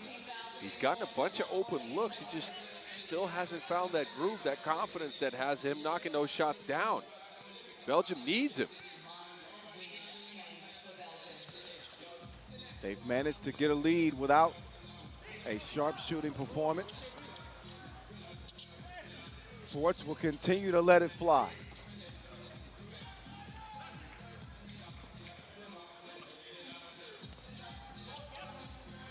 Gonzalez, number 2 for him. Yep.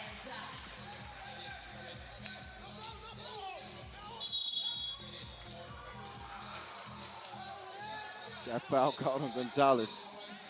I doubt that's a genuine laugh from No, Gonzalez. no, but it'll get Belgium to the stripe for 2. This is the 7th on Puerto Rico. That is a breath of oxygen there for the Belgians, who again have struggled so far to put points on the board. This stops the clock and lets them score, or at least attempt to score. This game could really turn at the free throw line.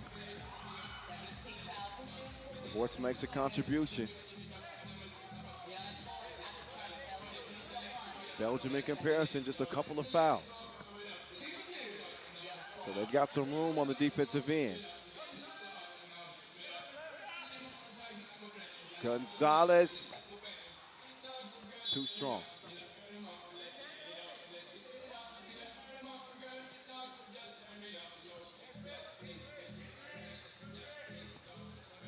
Belgium ahead by 6 points. 10 to Belgium, 9 Puerto Rico.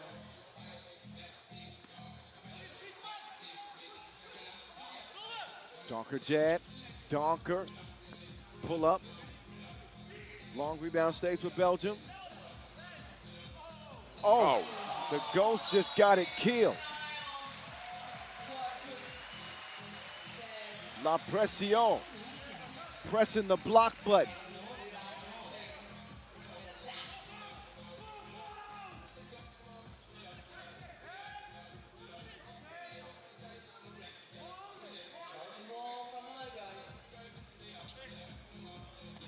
Oh, Gonzalez. Could navigate his way to a bucket. Donker is free. 2-point lead for the Belgians. Augustinian called for the 3rd Belgium foul. It's time for immediate timeout.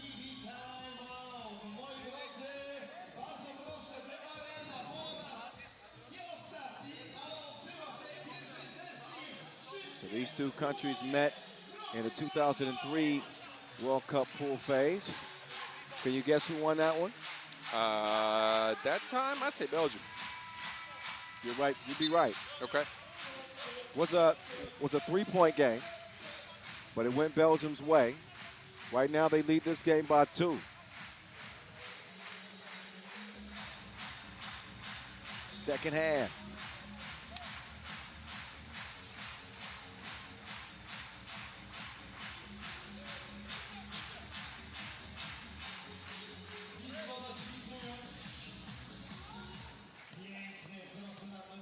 Oh, Allende.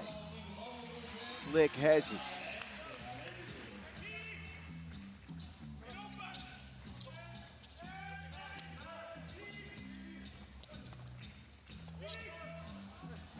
Augustinian blew it.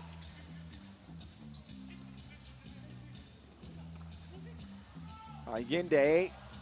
Oh. Out of reach of Kwascoot. Looked like it might reach Gonzalez for a second there, but Not so much. Yeah. Kind of wonder the rest of the way when the panic starts to set in for the Belgians. They've stuck to their system so far, but it's produced 11 points. Double foul. I like that call. Yeah, but it is in Belgium's favor, though. Puerto Rico getting close to the double bonus. They're at 8.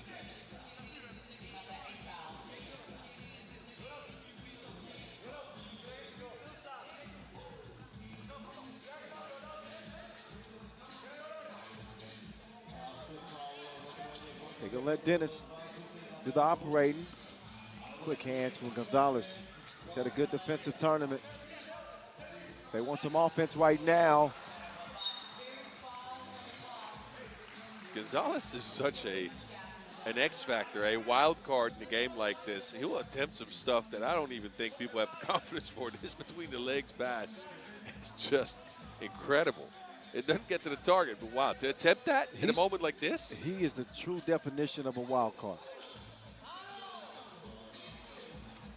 Nice drop off from Donker to Forts. I mean this in the most positive of ways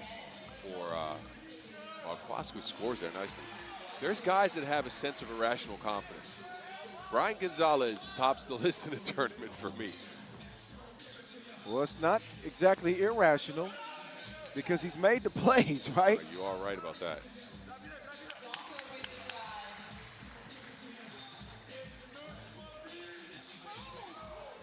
Allende, no. Puerto Rico have stalled, and Donker is continuing to put his foot on the gas pedal. We'll get him a couple of free throws here in the 9th Puerto Rican foul. Quick drive past Martinez, who, swipes down on the arm right there. And again, this is in favor of the Belgians. The clock stops. They get a chance to put some points on the board without that clock running down even further. It's amazing that Donker he looks fatigued. But even when he looks fatigued, he's still going 100 miles an hour. His first step is still fast as hell. Yep. And the guy can barely breathe. No, I agree. He knows how to dig deep.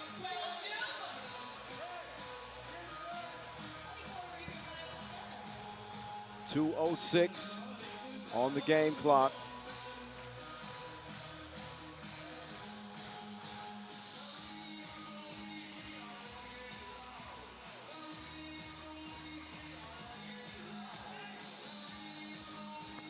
And Donker will knock it down.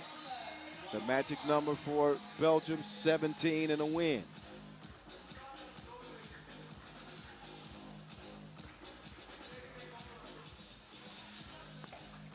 Donker splits a pair. And Belgium have a couple of fouls to give. Gonzalez gives it up to Allende, who gives it right back. BG says run up and get done up. Donker with the quickness. He's lifting his team up. So is Gonzalez. He got 7 for the Boricuas. Probably could have dropped that off to Allende, but it would have been a better play. Logo Joe! 8 in the game for Forts. That's the best game he's played all tournament. What a moment to turn up. Offline. Back to Forts. Donker. That time he smokes the layup. It's a big attempt for Allende in the corner. It goes back, a minute to play. And you can tell Puerto Rico are gassed. And the Ghost gets up to make it an 18-13 game. Man, Belgium coming up huge here. They are 1 point away, in case they get a win, from actually eliminating Puerto Rico and Brazil. After an 0-3 start, Kyle. Well, Brian DeValk tried to tell us before the game. You're right.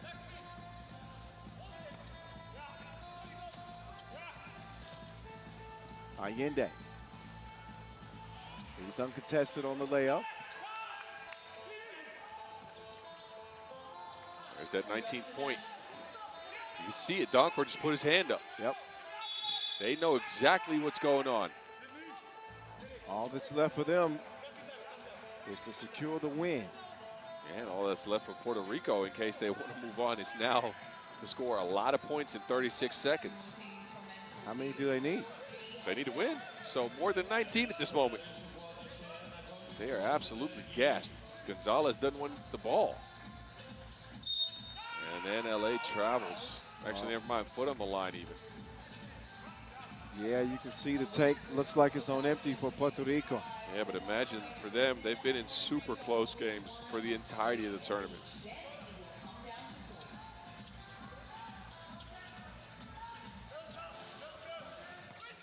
Waning seconds. Brian DeValk. He's going to get the foul. That's the 10th. Smart play by DeValk, crossing in front of Kwasku to prevent him from getting an attempt for blocking. And then waiting to get the contact on the back. He'll get it to the line. A couple of chances at a win here. And then possession back with 15 seconds to go. Credits to Belgium, man. They'd had a bad tournament so far, frankly. But They come out here and they do this. Okay. Maybe it's a moment that changes the fortune of Belgium going forward. Well, it certainly changed their fortune in the fact that they'll be playing. Oh, yeah, that They'll be helps a lot. playing tomorrow.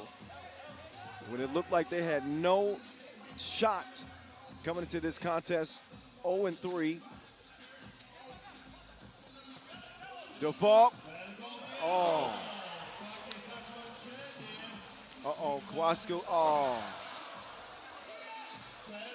Logo, Joe. Won't matter. But how about Belgium? Digging deep and outlasting Puerto Rico 20-6 in a play-in game, securing victory. Wow. The only thing left in the group was Lithuania and France to decide the 1 and 2 seed, but Belgium are going to get in. That is incredible by them. They got the best game out of Jonas Sports at the best possible time. 8 points for him. He managed to knock down some twos, and Donker chipped in with 6. This is the balance you need on that Belgium squad. And way to play from them. Way to play. Man, yep, that is an impressive win, and the confidence is returning.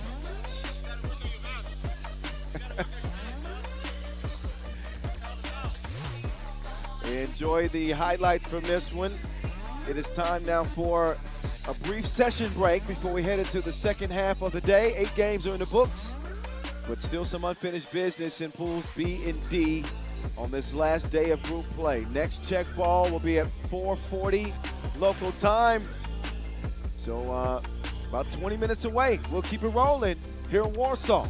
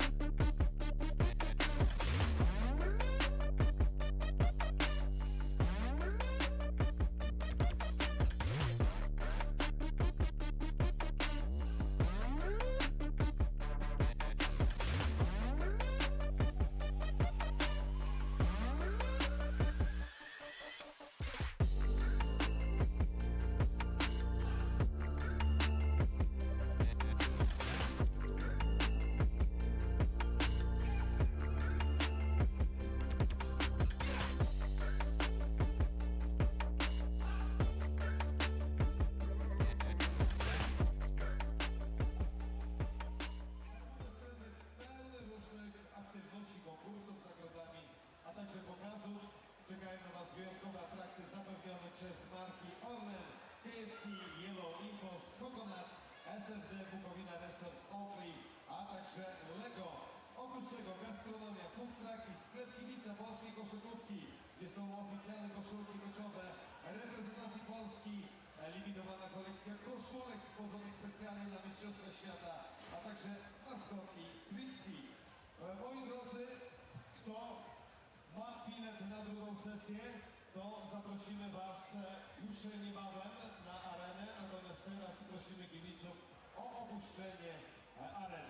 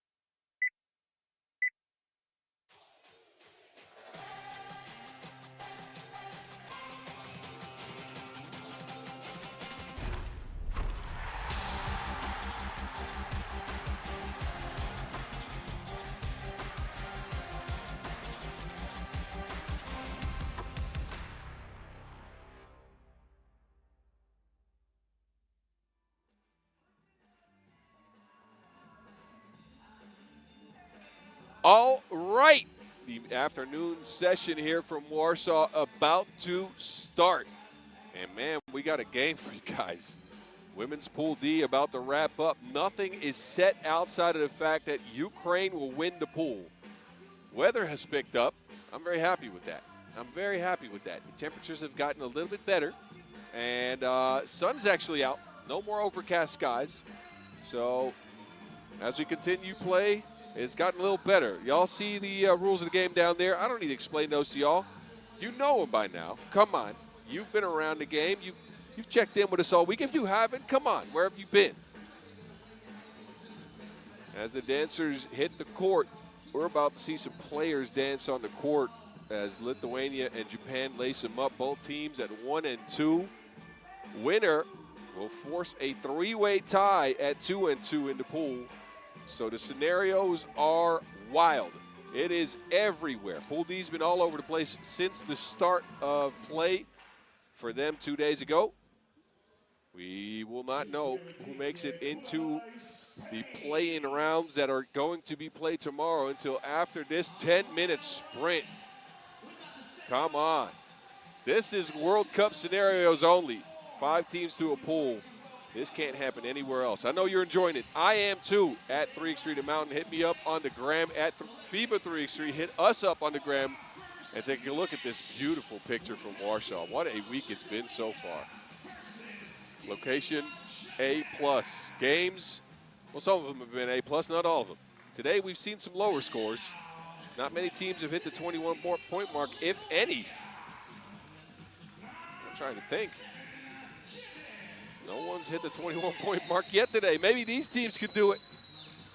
Lithuania come in. Again, only one win. That one to start the action for them 2 days ago against Canada. They lost a tight one to Ukraine earlier. 16-14 was the score. And they couldn't find their stroke from 2 of 13 from range. And the only one to knock 2 of them down, you could probably guess it. Yep, Special K. Kamil Nachiskайте van der Horst. But 7 misses to go with those 2 makes. She's joined by Gide Labuchkaine, Gabriela Schulske, and of course Justina McKnight. Lietuva can still make it in despite a couple of losses in the middle of their pool play. And rest assured, they know all the scenarios. Well-coached squad. They are physical, and they always have the right tactics and the right idea. They have to face off with Japan, a team that has had a similar trajectory to them. An opening win against France 2 days ago was followed up by a narrow loss to the Ukraine. Another narrow loss today against Canada, 14-11. Japan couldn't find any offense in that game. I would go down the list, but no one did well outside of the last player on deck, of course, Ai Katsura, who had 6 out of 11 points for Japan. She was the only one hooping. She barely missed a shot. All the other players couldn't make a shot. A ton of turnovers on Japan that game, too. Their speed didn't work. Have they retooled and retweaked to be able to take on Lithuania, a team that, based on merit in the past, would probably give a little bit of an edge to, but based on play here, I wouldn't say anybody's favored right now.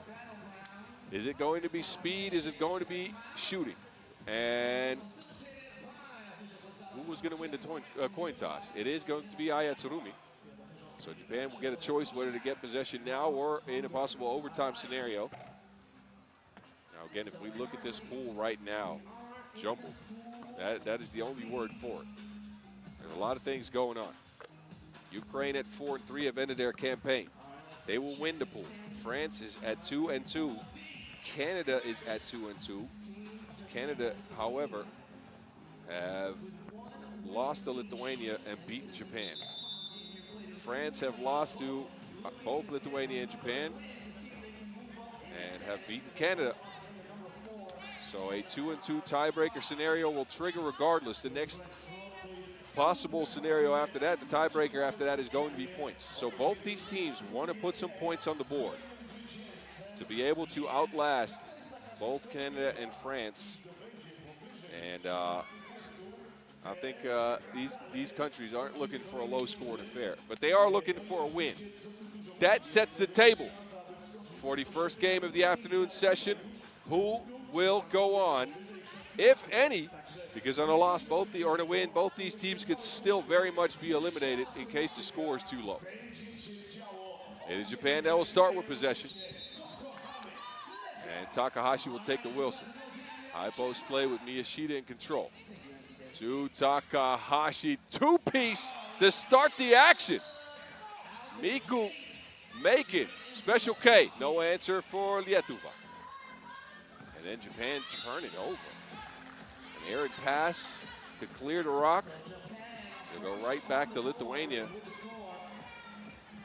Lithuania who have struggled to score, as has Japan in a couple of games there. Now they get Labuch kind of involved. Easy layup. Takahashi again.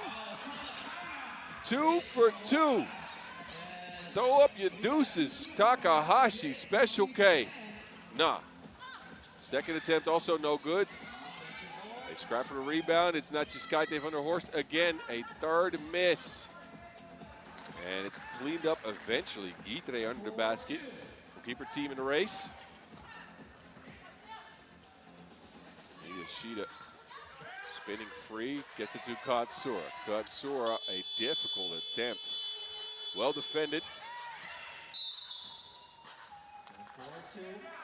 So a 4-2 start for Japan with a couple of two pieces by Miku Takahashi, who just couldn't score earlier today in a loss. And he's gonna be happy to see the best version of her, and Lietuva sees the best version of Giedrė Labučkine with 3 points. All 3 Lithuanians points for her. Katsura stuck to Miyashita. Takes the midi. Difficult shot attempt, well contested. And now Japan will foul.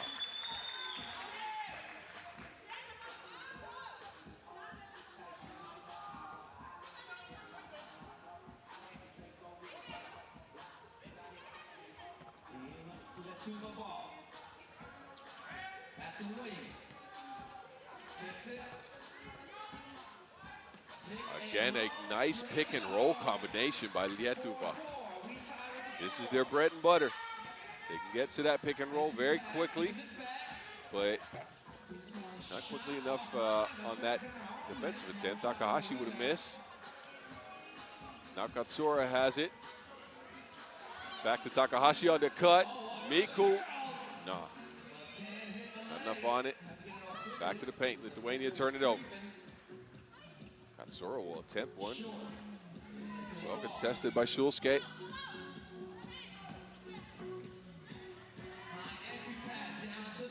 And Camille again with another hit. I see some flexing in the crowd. Husband Dimeo van der Horst sitting out there with Dimi. And a foul to stop the clock and reset there. Japan will get a fresh 12 seconds. Tight game so far, 5-4 Lithuania. But both teams, again, in need of offense, in need of points. Canada and France, of course, looking on to see what happens here. Canada in the worst spot out of those two teams as they've scored less than France. They need this game to be extremely low scored. So far, it's not that. A high chance of Canada being out of the tournament after this game is just a wild, wild scenario that I don't know anybody expected going into this one. But it's the World Cup, and as we know, as we've seen over recent editions, crazy stuff happens. Did you expect anything less for the 10th ever World Cup? I didn't. Takahashi on the move, trying to race to the two-point arc. She has it in her hands to the crib, kick out. Katsura lines one up. High arcer. But Japan with a couple of misses here in their last couple possessions. Lithuania's defense settling in.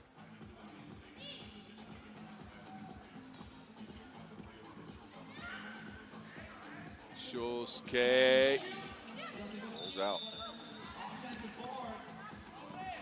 So on the floor, another foul in Japan, who have now picked up their 5th.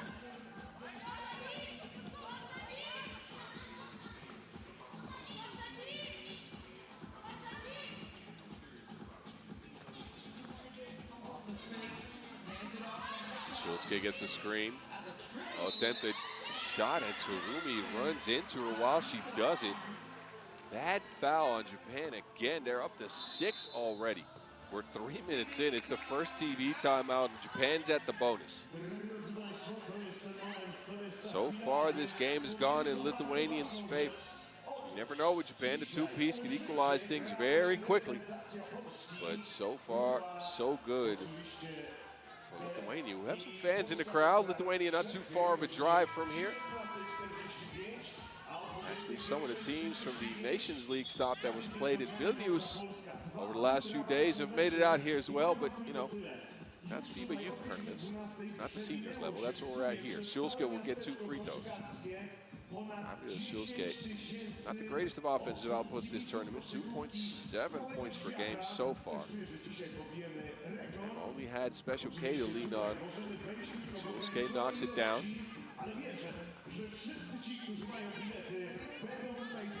Second attempt.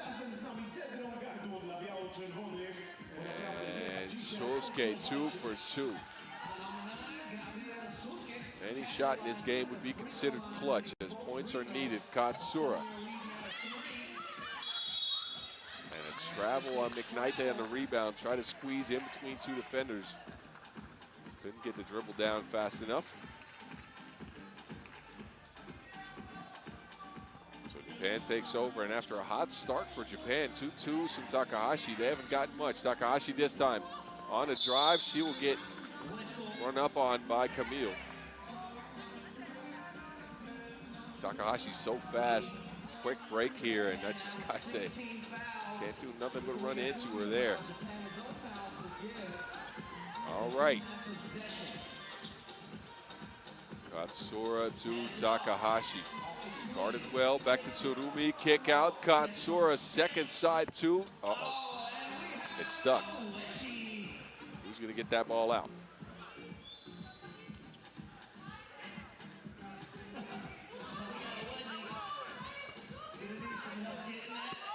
McKnight will handle that. That gives us a chance to catch our breaths, at least me.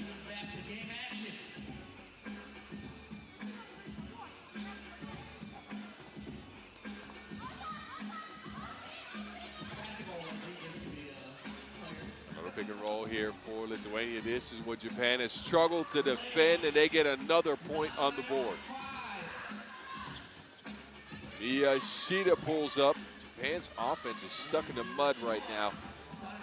Takahashi gets it back. A clear look finally from Miku, and she drains a third 2-piece. This is what makes Japan so dangerous. A great shooting squad if they get open. And Takahashi with her 3rd one of the game.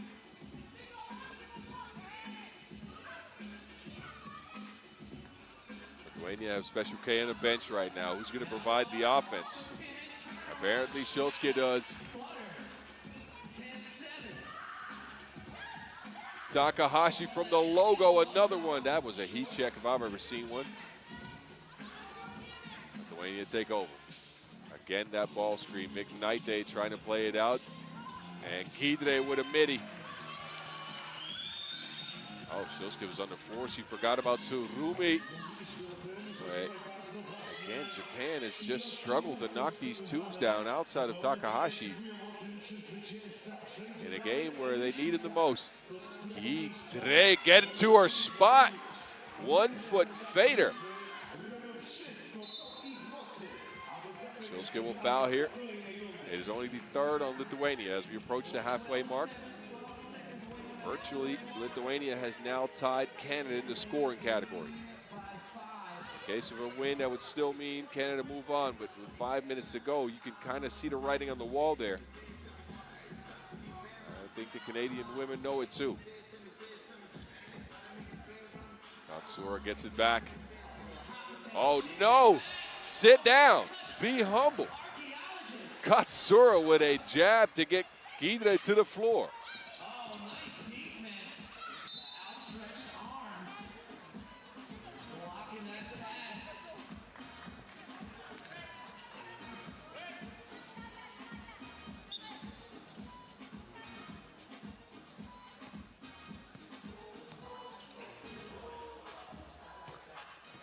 Katsura on the move again.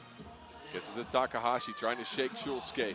On the move, steps through a 1-foot runner. No, shot clock is running out. That shot, no good. Ignite's just left alone. They're daring her to shoot. She doesn't. Special K down to Shulsuke. It is a foul. That'll be 2 free throws, Lithuania. Japan, again, quickly racked up those ticky-tack fouls early. And now they're coming back to bite him. It's going to be 2 free throws. That puts him in the penalty. At the line, number Shulsuke usually makes her living at the line. So adept at drawing fouls. also bronze medalist at FIBA Euro Cup 2023.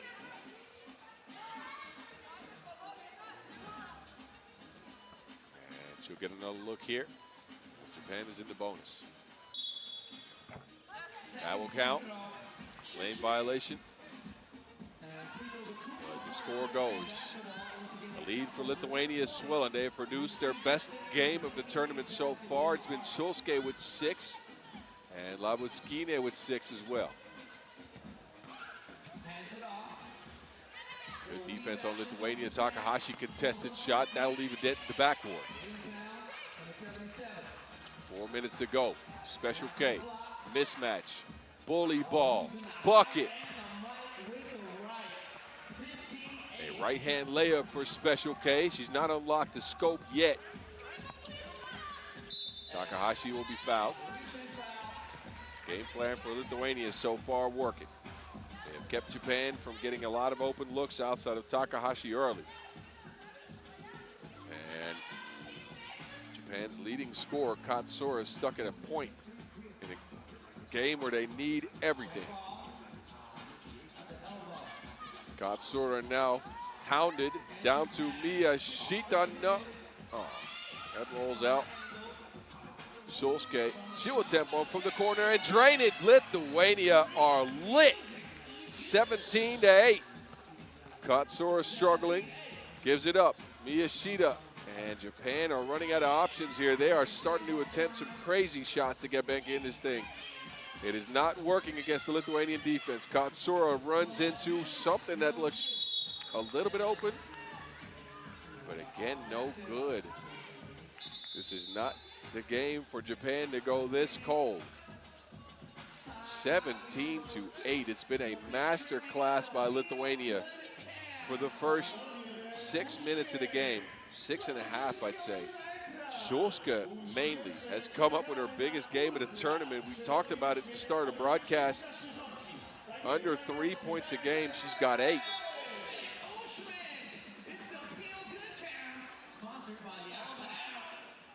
Lithuania closing in on that 21-point mark too.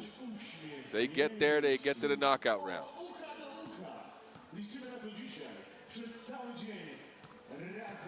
Katsura to the rack, spins backwards, layup, pretty move by Ai Katsura.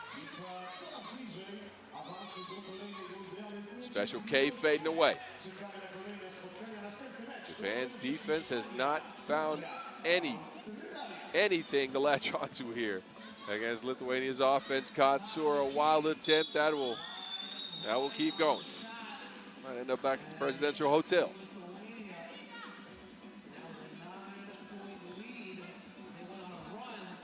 Special K with the special touch on that one. Fading away for the midi. She'll get it back here. Going at Takahashi with another bucket. Camille cooking right now. 10-point lead for Lithuania. We're 2 away from game. Takahashi she can't do it. It'll trickle down, shooter's touch. They get it back to Special K. Guidre is open under the basket. There is absolutely nothing Takahashi can do Lithuania are surgical, looking for that mismatch. Takahashi has it. Fakes, kicks it to Miyashita. It's a turnover. Special K will attempt the shot. It is off the mark. Lithuania have it. A point away from game. Who's going to finish it up? McKnight kicks it. Special K will lay it. And Lithuania, they will move into the play-in games with a ridiculous victory. This was a runaway victory from start to finish. They withstood an early storm of twos from Takahashi, and they get the job done. This is World Cup magic right here. With 5 teams to a pool, a lot of crazy scenarios can unfold, and this one is crazy. Lithuania with that W, I believe, move into second place in the pool. It'll force France to third, and Japan is on the outside looking in, as well as the Canadian women. Last year's bronze medalists are out at the hands of Lithuania, who came up big. Coach Dinas, all kinds of happy, of course. As we look at the moving pictures here, the last time to check out Japan, we will not see them again. As we continue action in just a moment, we'll shift our attention to the afternoon program, which is Women's Pool B. Spain and Australia, they're up next in about 7 minutes. So stick and stay right here, or I'll send Kyle to come find you.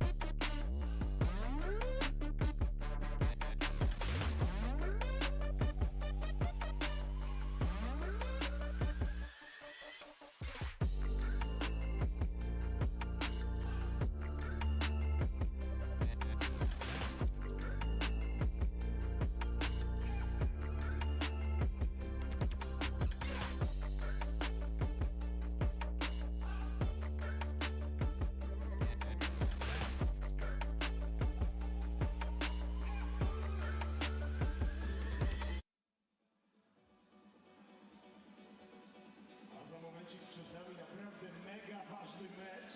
Powiem wam tyle, zaczyna się naprawdę bardzo mocna matematyka w grupie B.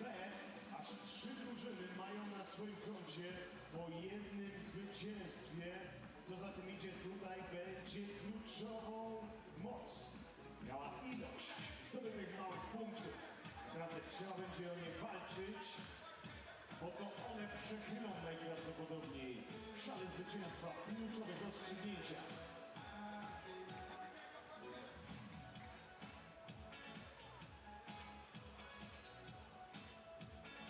Słuchajcie, mamy jeszcze 1,5 minutki do prezentacji kolejnych drużyn i kolejnego meczu. W związku z tym zapraszam was bardzo serdecznie, wykorzystajcie tę przepiękną pogodę, to, że mamy już teraz bezchmurne niebo, i sprawdźcie, co dzieje się na naszych strefach partnerskich. A dzieje się tam naprawdę bardzo dużo. Są tutaj z nami Orlen, KFC, Yellow Bananas, Impost, Coconut, SFD, Oakley, Bukowina Resort, Polskie Porty Lotnicze, Horman i oczywiście miasto gospodarz. Przepiękna. Dzisiaj, nie tylko dzisiaj, Warszawa.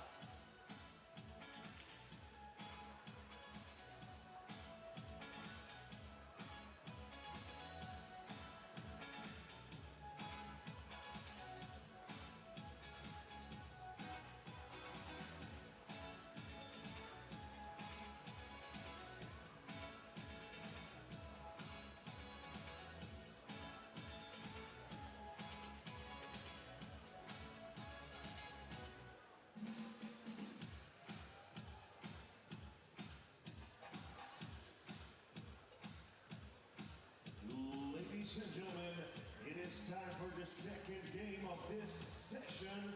We move on to Group B. Team Spain will face Australia.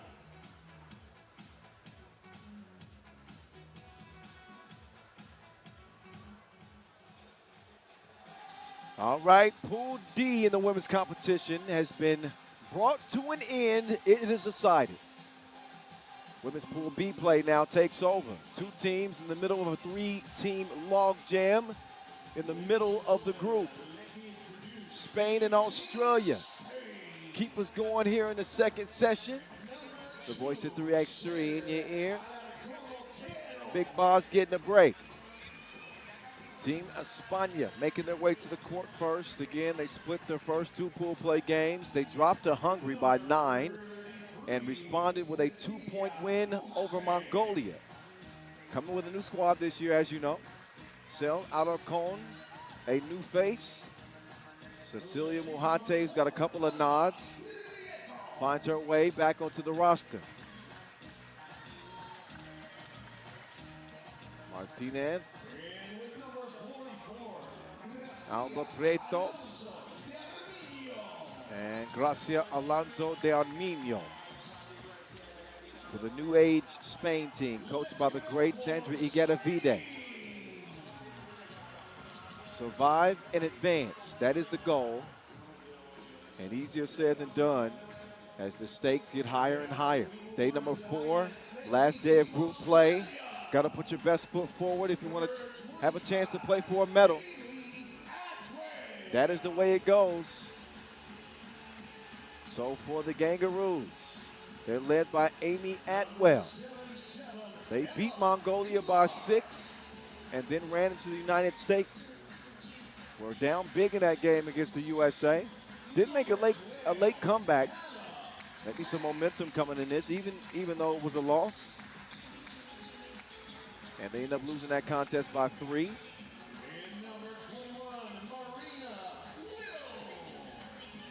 And the Kangaroo great, Marina Whittle, top scorer on this Australian team. It's Hannah Hank, 5.5 per.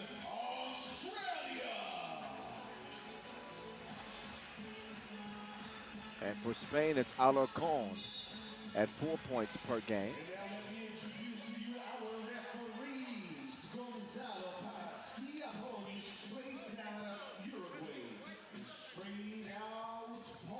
A loss in a contest like this doesn't spell the end in a group that's so close, obviously. But a win in this contest could go a long, long way. So Alarcon, young lady to keep an eye on. Making a national team debut. And struggled some with her shot, as has Marina Whittle. 2.5 points per for the former Asia Cup MVP.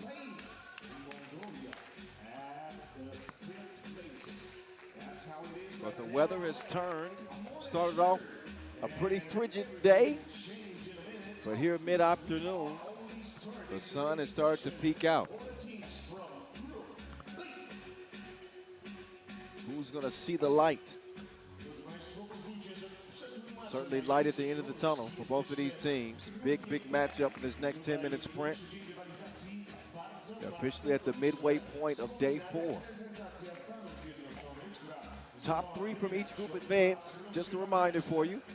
The 1 seed goes directly to the quarterfinals. They get a little bit extra rest. The 2 and 3 seeds, however, play in play-in games that begins tomorrow, day 5.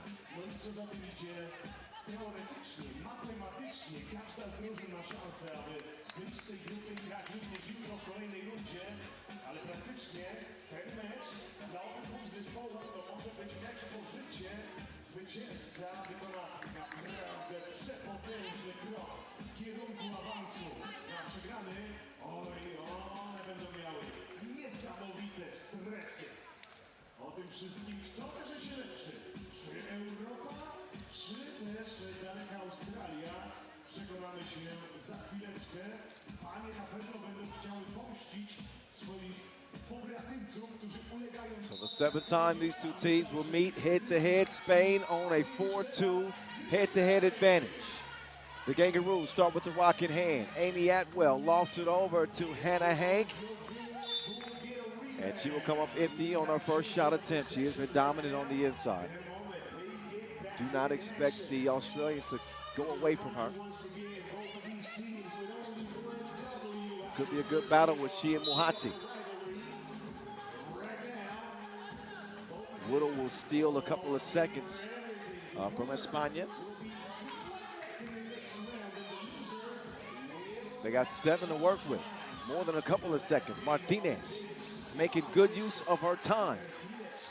A punctual score, and Spain will force a turnover and get the rock back.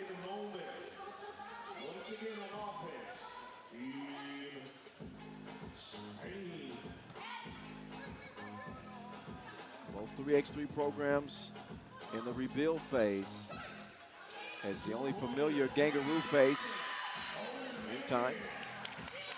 She ain't got to bust back because she shoot first. That's Martinez against the Gangaroos. 3-zip start. Martinez will kick it. Alarcon navigating through traffic. 4-0 right out of the gates. España in vamos mode. Late in the shot clock. Gangaroos got to do something. Not that. Shot clock violation. Aussie's a little bit rattled here at the beginning.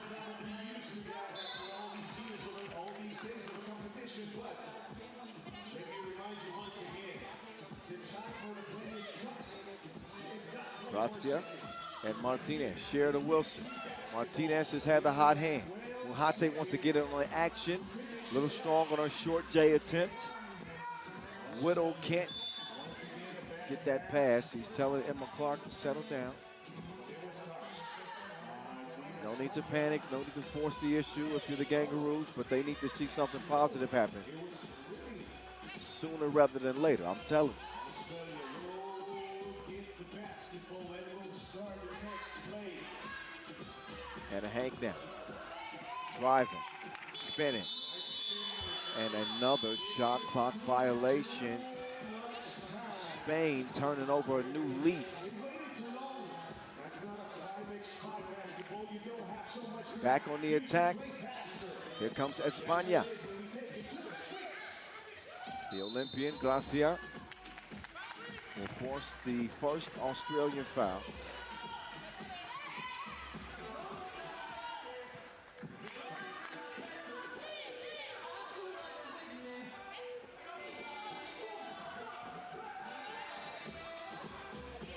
They'll swing it left to start it off. Two-piece on the way, get it out the bottom of the net. Alarcon.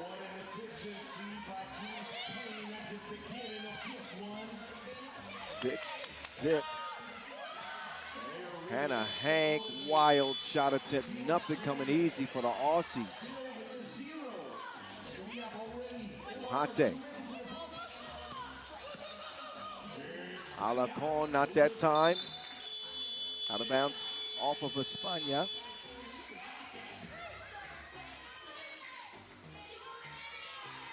But if Spain keep playing at this blistering pace, this game will be over well before the limit. Emma Clark now makes the move, didn't put nothing on the shot.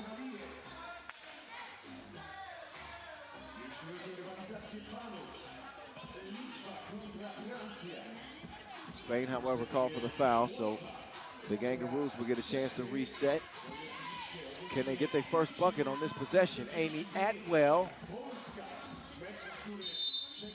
will draw the foul.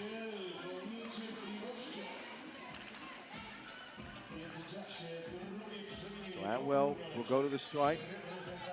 MVP of the Asia Cup gold for the Gangaroos this year. Big shot maker.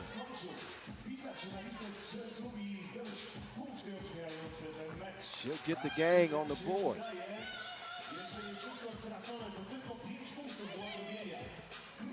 Alarcon gets it to Mohati. Mohati spinning away from Emma Clark. But she gets her head in the cookie jar.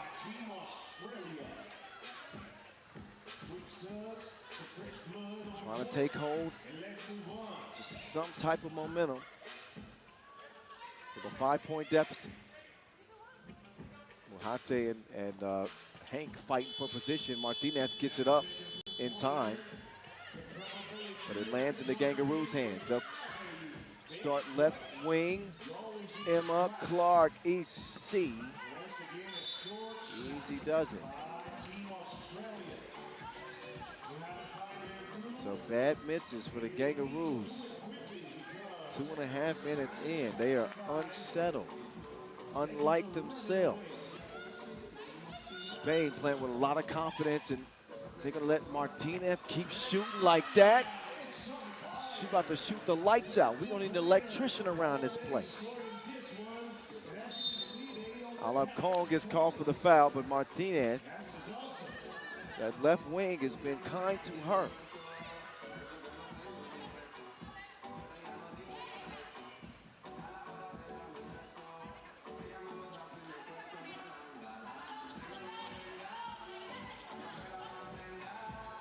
Clark to Atwell, and she has not shot it that well. Finally able to drain one. Atwell finds the bottom of the bucket. Alarcon on the move with the quickness. Muhate keeps it alive. Garcia tracks it down. What a play, but if only they had another second. They run out of time.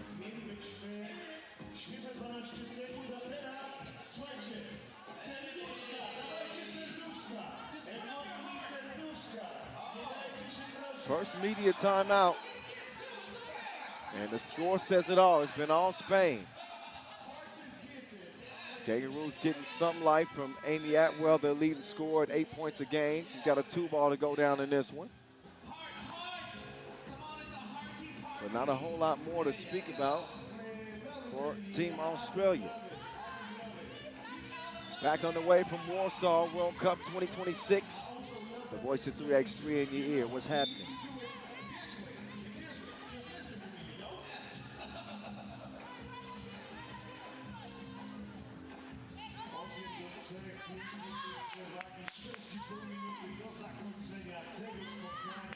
Whittle in the post office. Whittle off the window.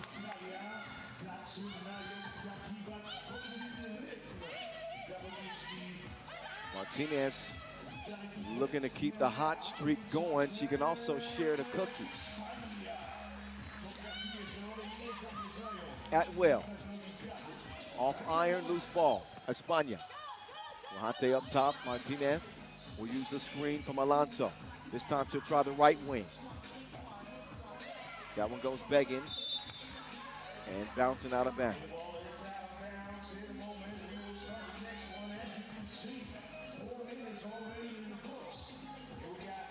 Each team with a win apiece and a loss apiece. Emma Clark being double dared. She has the courage to take the attempt. Hannah Hank is struggling. Running to some tough defense from Muhate. Pull up Jay, no go. Quick clear. Whittle will put it up. And that will ricochet out of bounds.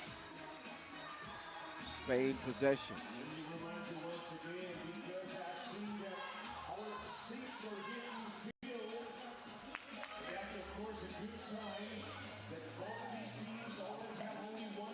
Offline. Hank is down. The shot is up. Amy Atwell. Water.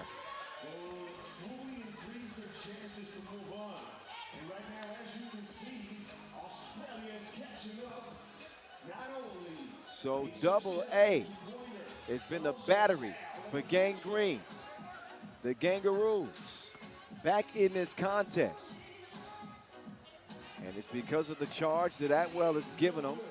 She doesn't connect on the free throw, but at least they're competitive now. Started off this game down 6-0. It has been a 6-3 run since then. 9-6 is where we stand.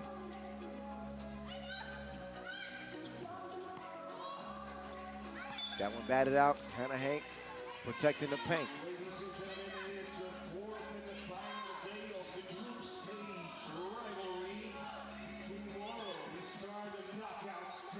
Alarcon wants another one. She's only counting in twos in this game. She and Martinez connecting from the deep end. 11-6. Cross-court pass, Hannah Hank. And she will convert on the layup attempt.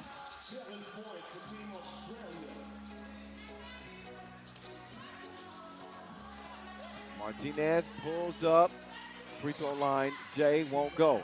Offensive rebound, puts Spain back in control. Martinez, when it rains, it pours. This might be a monsoon. 13-7. Martinez doing her best Sandra Igueravide impression.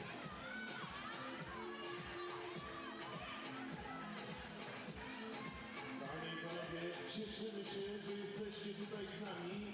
Cieszymy się, że wspieracie basket 3x3 i zarażacie, tak jak my, koszykarską pasją. Emma Clark, jab step, tough drive. Whittle can't get the follow, but she does get the foul.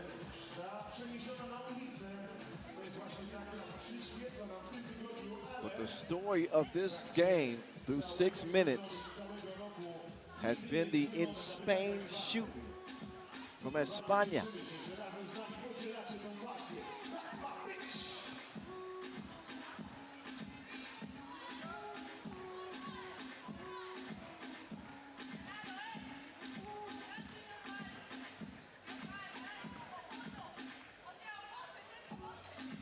Whittle, yes.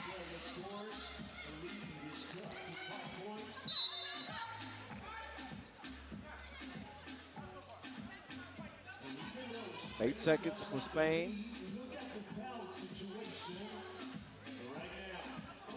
And the most dangerous offensive player, Martinez, is on the bench, but Alarcon has not been too shabby herself. Alarcon with 2 to shoot. She puts it up, and no rim is touched, so shot clock violation.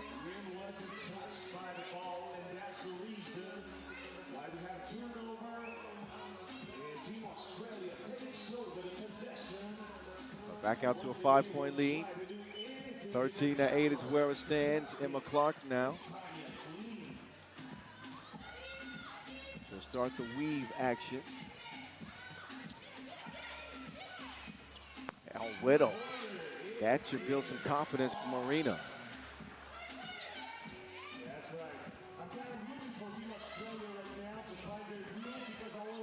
Nice connection, but they lost it at the end there. Scasia can't convert it. And lo and behold, here come the Kangaroos if they can get a friendly bounce or a friendly rebound. 2-point game.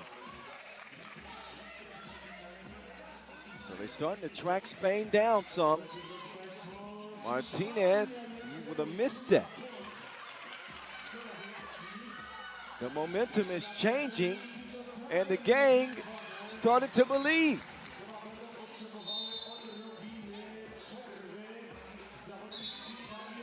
It is a 12-13 contest.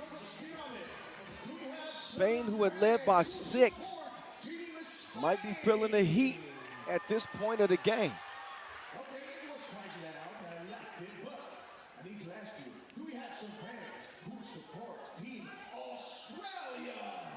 So if you think back to the Asia Cup, which turned out to be a 6th gold medal for the Kangaroos. Trying to think back to the game. They were down big late in one of those contests, and they were able to come back and win it. It was China in the semifinals. You Kangaroo fans will remember that. They won that one 21-20 and were down, I believe, 8 in that game. So a 6-point deficit early in this one don't mean much to the Kangaroos.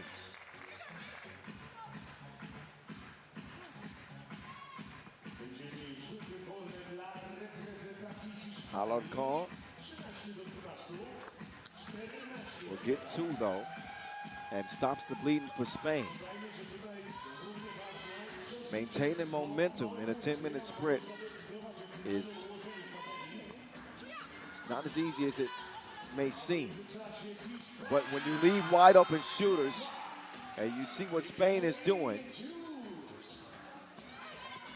it becomes very difficult to complete that comeback. Alarcon's got 8 in the game. Atwell's 2 won't go. Mujate goes down to get the rock, tracked down by Alonso. Alarcon, crossover, step back, dribble drive, pull up, Payet. 9 for her. Atwell came up short with it. Alarcon will swing it. Alonso up top. Alarcon draws the foul.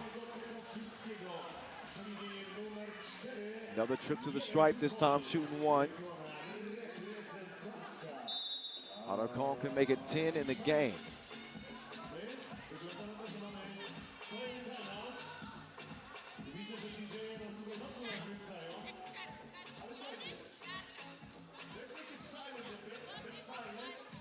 So she and Martinez combining for 16 of Spain's 17.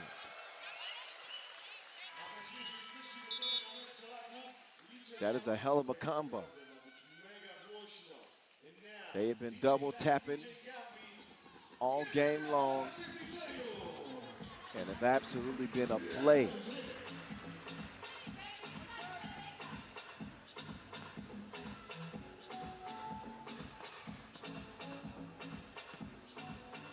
Alarcon, nope. Garcia touched that last.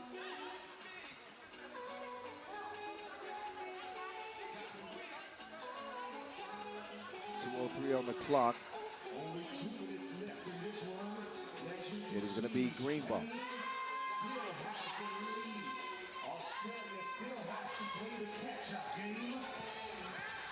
Atwell chased off the 2-point arc and forced into a missed layup. Ball movement leads to Martinez. Here she comes, there she goes. Foul call.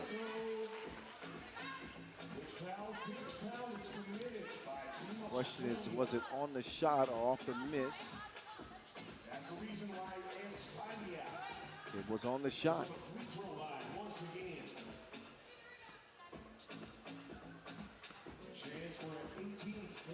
Martinez. Oh, a couple of hiccups at the free throw line for Spain. And remember, Australia had pulled within 1. This was a 13-12 game. And looked like they might seize momentum. And it looks like they might be able to get back in it with that play. It's the 7th on Spain. So forget and 1, this could be and 2.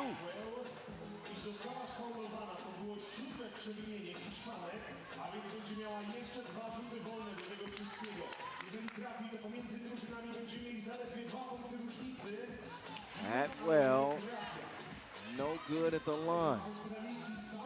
One more chance at it.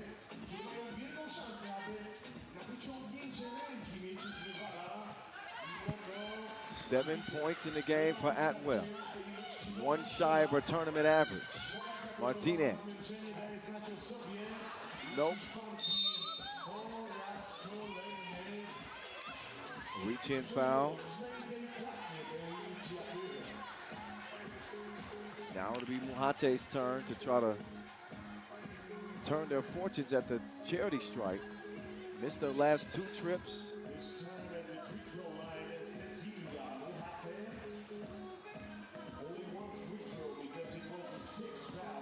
And Mujate drops it in. Hank doing the ball handling. And an offensive foul called on Whittle.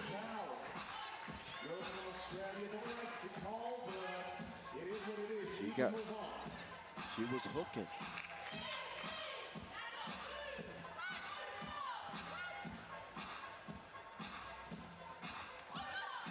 Alarcon. And Mujate out to Alarcon. Nail missed there. Minute to play. Whittle. Nice crossover move. Whittle likes that spot.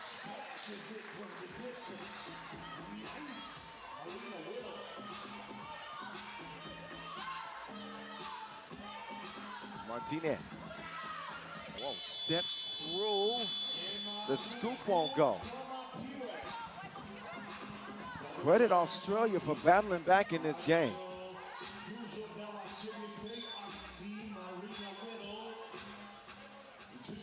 Timeout on the floor. Marina Whittle with a couple of deuces. And both she and Atwell combining for 14. So top heavy scoring for both squads. Alarcón and Martinez for España. Atwell and Whittle. The potent combination for the Kangaroos. We have some guys from other side of the globe. Do we have someone from Australia? Woo.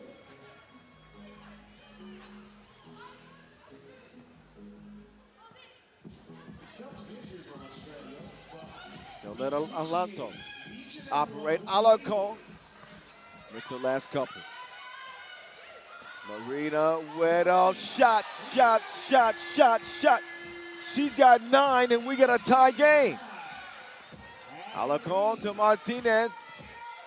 Gets past Whittle and wiggles in for the score. Under 20 seconds now. Spain with a 1-point lead. But I got a sneaky suspicion that it might not be safe. Whittle's got to shoot it again. And that time she'll miss it. That's a big rebound for Spain.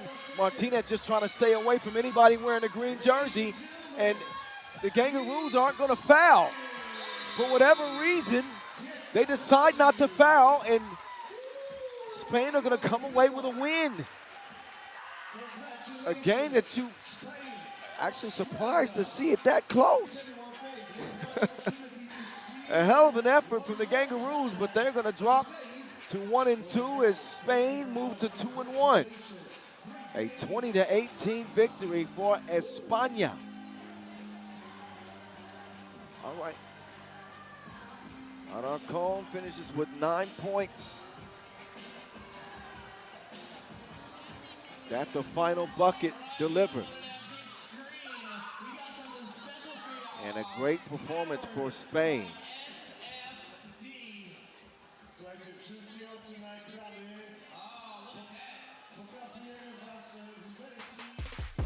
So highlights for you to enjoy, as always, in a game that was pretty exciting. The men get to play next. Lithuania and Spain about to close out their group as they will play for, I said Spain, I meant France. They'll close out their group in a battle for the top overall seed. So the fellas taking over the show from here in Warsaw. Do not move a muscle.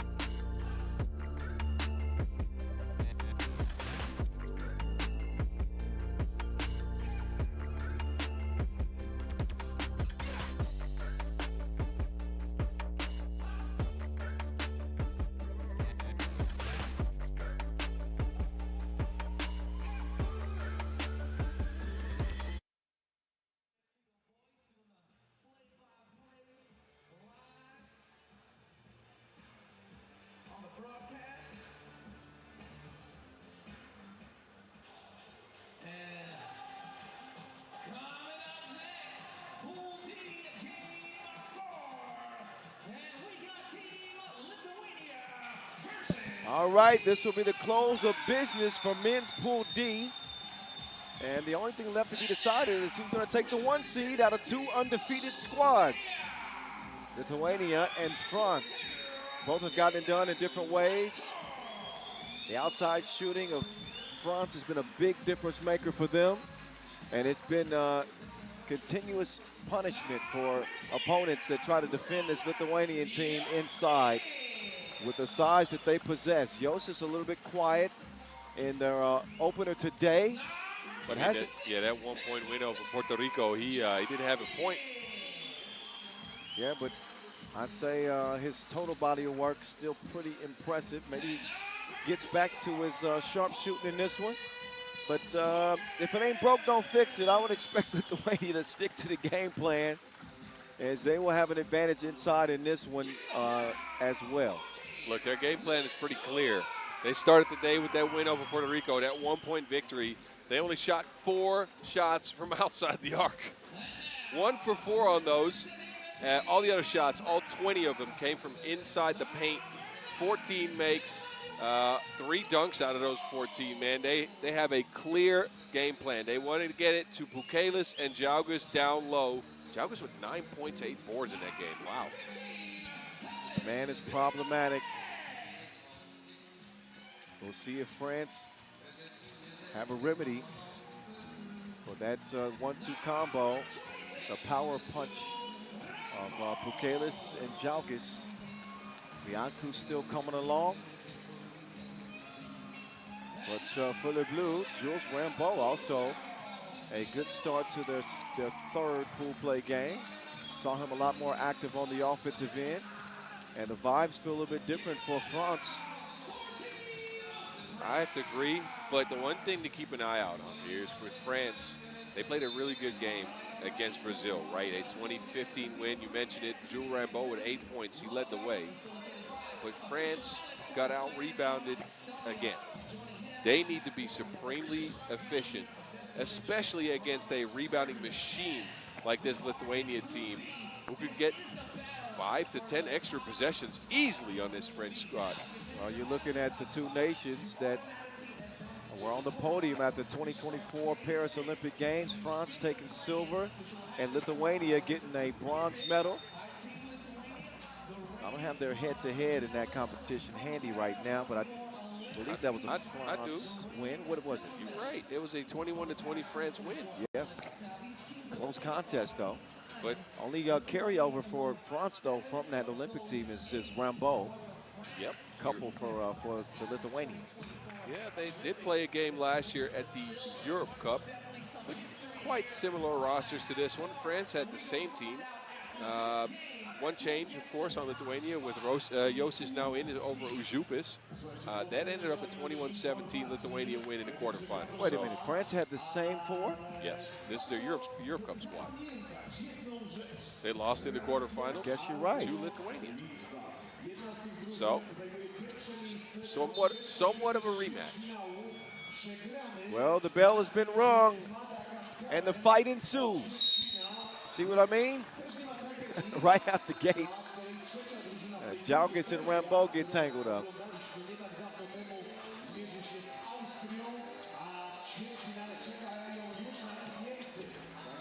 Jaugas to Vaitkus. And it's Pukelis. Nice action. Great off the ball movement. Entry pass. Does not reach its target. That's because Vaitkus is caught grabbing onto Monceau. Monceau has gotten a lot of foul calls called on other teams today. He's so physical.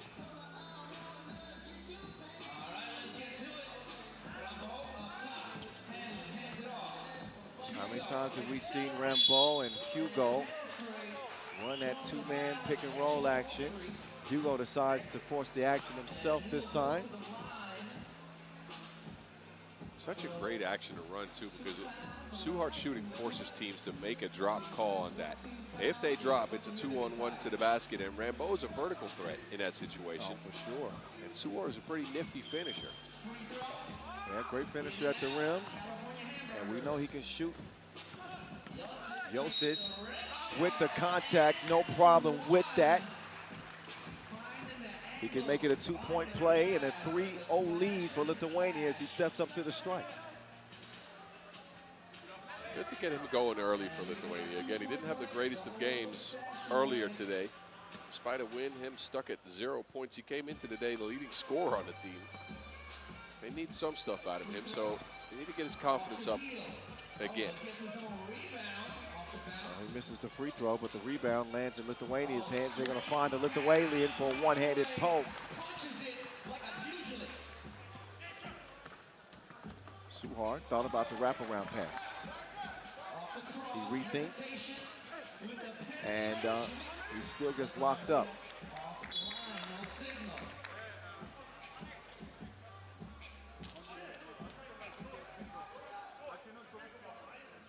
Another look at that last connection.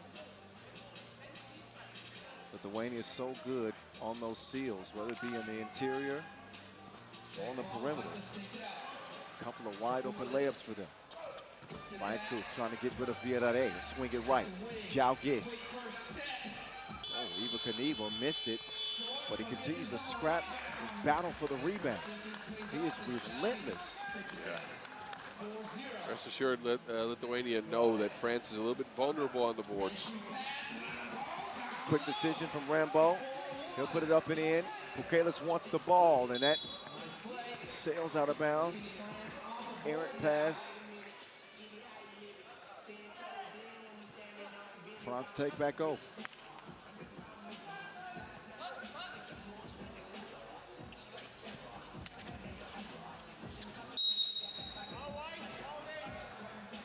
Foul number 3 on Letuva.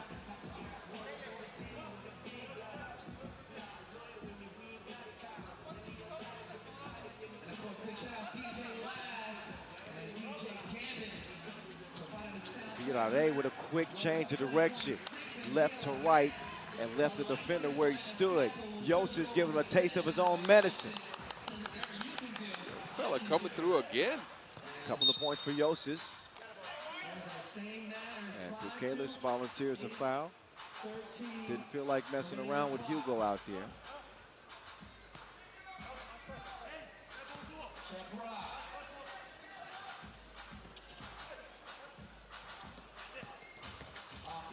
Suhar. Entry pass broken up. Right, Goose loses his handle on it. Look at Monceau with the hustle play. Leads to the bucket. I know Rambo gets the score, but that was all due to Monceau. Great awareness here. He dives on the ball, and as he does it, he knows where his teammate's going to be. Hustle man.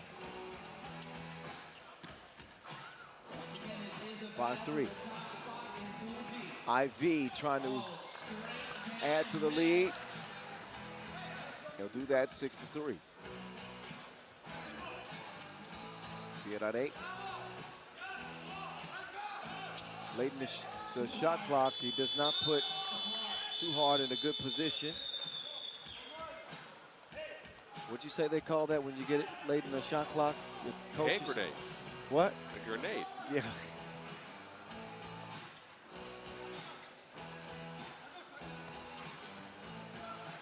Iva Knievel. Yossis from Konis knocks down a shot. Ishvikata. If he plays like this, man, ooh, this Lithuanian team is really dangerous. Oh, right back at you. So some crossfire between France and Lithuania, and nobody there to stop Bukelis.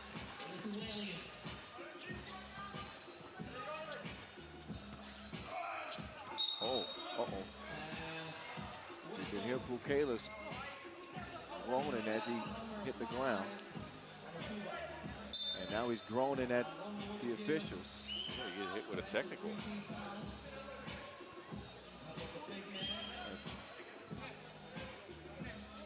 There's the play that sent him to the flow.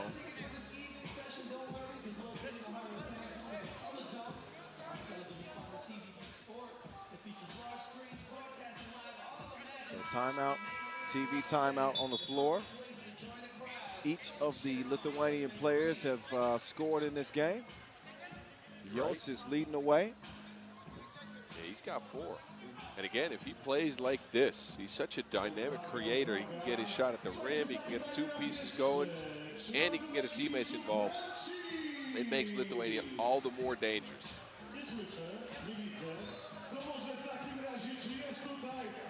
Technical free throw. Suhar will take care of that. And Bukelis is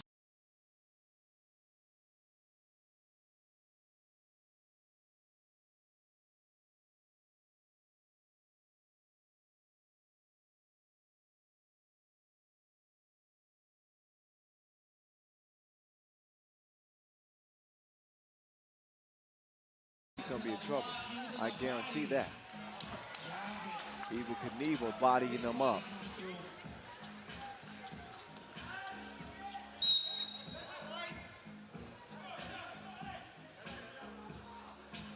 Keep an eye out on that knee from Bukelis. He's limping.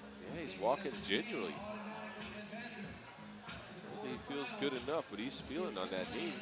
And that's the same one he'd injured and had been struggling with over the last period. How bad must he want that 1 seed now and that extra day of rest? Oh.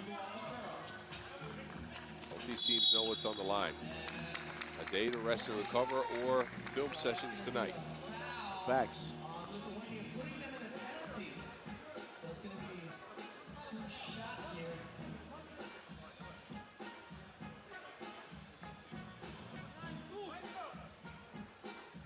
Monceau will shoot as Lithuania pick up a 7th foul.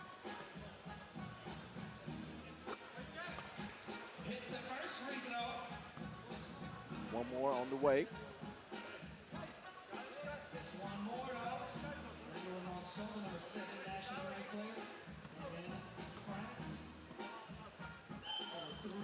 Emmanuel Monceau will split 2.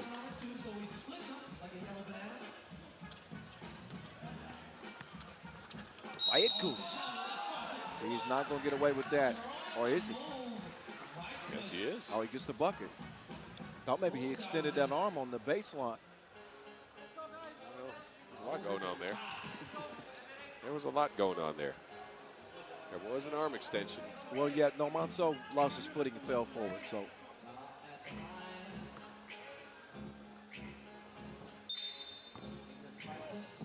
Lane violation. How many of those we've seen? Bunch of them. Against Lithuania. Yeah. Monceau. Offensive foul. Bukelis is back on the floor. He's moving well. No longer grabbing onto that knee. Sure, he's fine.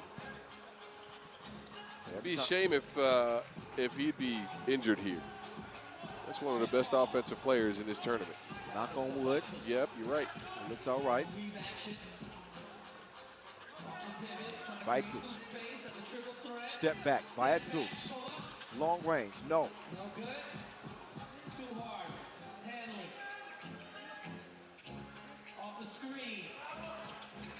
Deflected. And that's just how they practiced it. To Alex Villarreal. It's good awareness by Villarreal. Pass was broken up. He ran in to try to get an open shot before everybody else could make a move. Been a fun game through 4 minutes, no, I'm telling agree. you. This is a good one. Both of these teams undefeated, and they've looked like it in this game. No breathing room. I don't see how Jalgis keeps his equilibrium. I think this is a smart challenge. A ball clearing challenge by Suhar, and it looked like Jalgis never fully cleared it. He had a foot on the line, it seemed like. We'll see the replay here, but good awareness. That'll take a bucket off. Make it a 2-point game. Well, let's see. Oh, that's a close one because look, he plants that foot out and that one's lifted. I think he jumps up here, 2 feet in the air, and switches him. Here's where his foot comes down. This is one of the closest clearing challenges I can remember. Here's a better angle. Let's see. Okay, there's one. I think that might be where it's down. You're right. I think this bucket's gonna count. Joggers did get away with a bit of a travel there.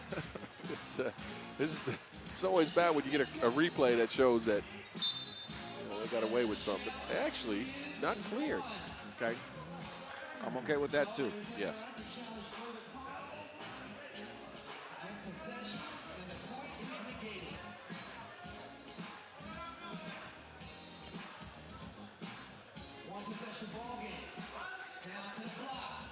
Marceau does not want to challenge Bukalis.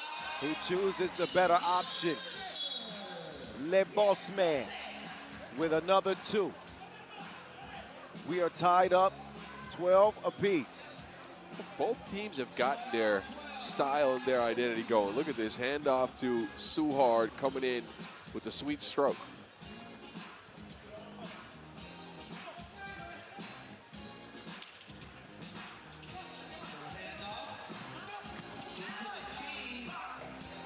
Joseph with a tough bucket.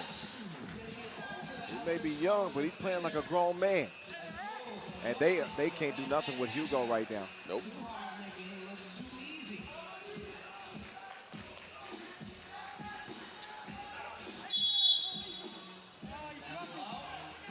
Hugo can't do anything with that, let's be frank. I mean, once Bukalis decides to get some position on him in the paint, that's all you can do, kind of hang on. In this case, it's a foul. Rivalry game to close Pool D. Late game warning blue. On the check ball there. Evel Knievel to the Lithuanian. Vaikus trying to get active. Out of reach and poked away. It'll be Letuva ball with 2.5 left.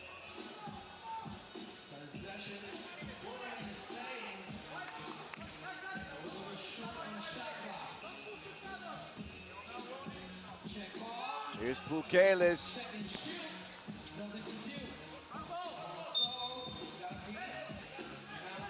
Well, stay Lithuania ball. Yeah, I think so.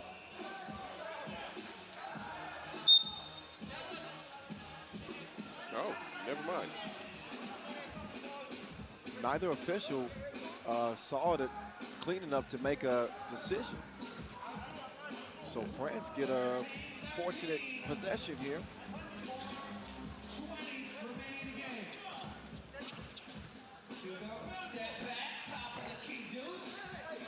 That time, Suhard off target. Vaikus got him off balance.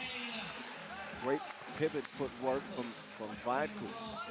He's so nifty with his straight line attacks. So hard to stay with him. Smart decision by Vaikus not to contest there. With Lithuania in the penalty. Joggers, bully ball. They are going straight at Hugo every single time they get a chance. And you saw Suhard smiling after that play. He says, I cannot get a break against these dudes. Now, he took a shot right there.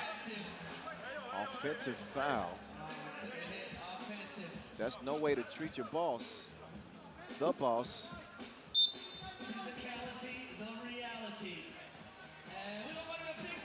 Shaking up. Yeah, that's an unfortunate hit, especially because Joggers, again, he had been feasting going at Suhard. And this time around, he kind of extends that elbow backwards. Not sure why. He had already had position. Just not a smart play. Well, Joggers gets hit with those, I'd say, more frequently than most players because he's a little bit wild on the drive sometimes. Sometimes, He yes. gets those elbows up, and you don't want to be on the other side of it. Well, you are right.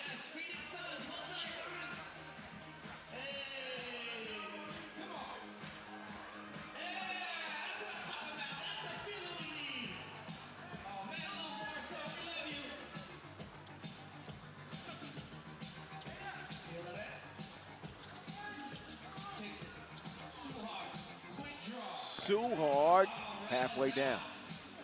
Lithuania's lead remains. Getting scrappy between Jalgis and Suhard as he gives Evil Knievel a little bit of payback and a short glare as he tries to straighten his nose.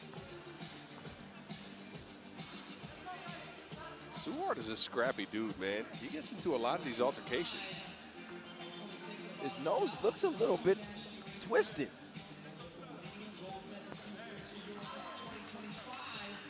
He must have gotten hit pretty hard. He's trying to straighten it a little bit. Man, oh goodness, I can't look at him as he does that. Ew.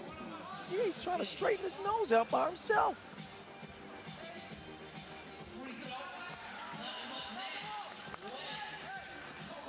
Anyway, 17-14. That trip to the stripe, Monceau wants to get it up top to Villarreal. Villarreal showing him the way.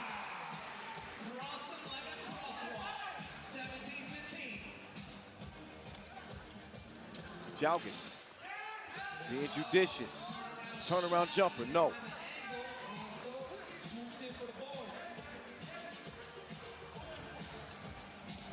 Monceau is down, so it's 2 against 3. Ricochets right back into Villarreal's hands. He just knocked down a 2. He will put up another one. That one comes up shy.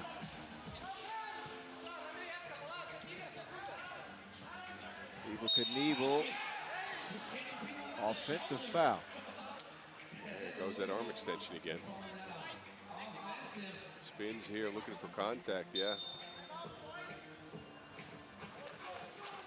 2:22 left, 2-point lead. Lithuania, both teams in less than desirable foul situations. Lithuania getting the worst of it with 9 fouls, so double penalty is looming for them. Yeah, and as France, you want to be careful not to go foul hunting here, right? In the sense that if you just drive at the basket and try to create contact as much as you can, you might go away from your game plan, is what I'm saying. I think you want to stick with the plan that's led to the 9 fouls. You continue that type of play. I think France is in a good spot. They're right there in this game.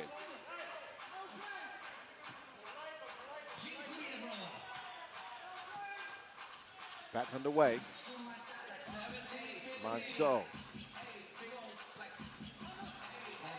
He is not going to shoot. He's going to leave that up to the specialist. Is that a foul, Lithuania? Nope, it's a foul, France.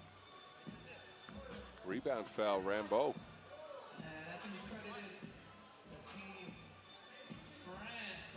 2 free throws for Yossis.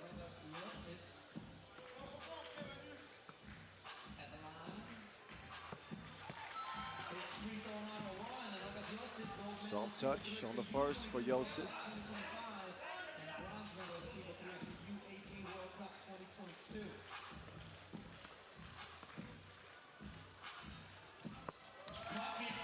He got 7, and Lithuania have an 18-15 lead. Rambo trying to fire back quickly.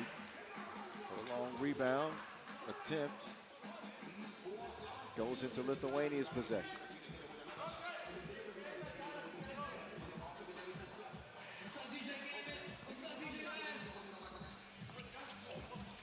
Evil Knievel. He will elevate and finish with the yam. Game point, Lithuania. Suhard won't go out without a fight. Inside, and yeah, Villarreal all over Bukalis' back on that foul. And it's actually a turnover. Oh, wait a minute. How did he get away with that? I'm not sure.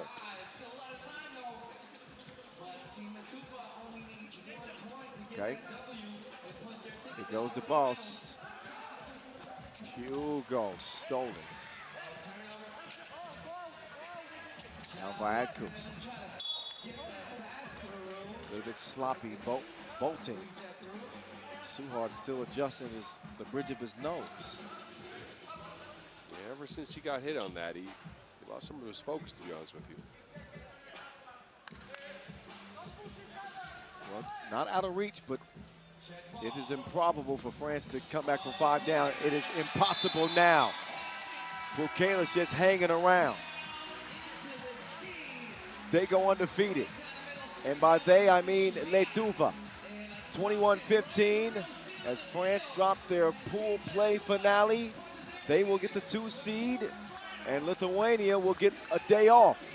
And look, if you think about it, outside of the fouling, they played a really clean game, right? They got everybody involved, but specifically got Rokas Josias his confidence back. After not a great game against Puerto Rico earlier, they made sure the young fella, the new ad, was comfortable.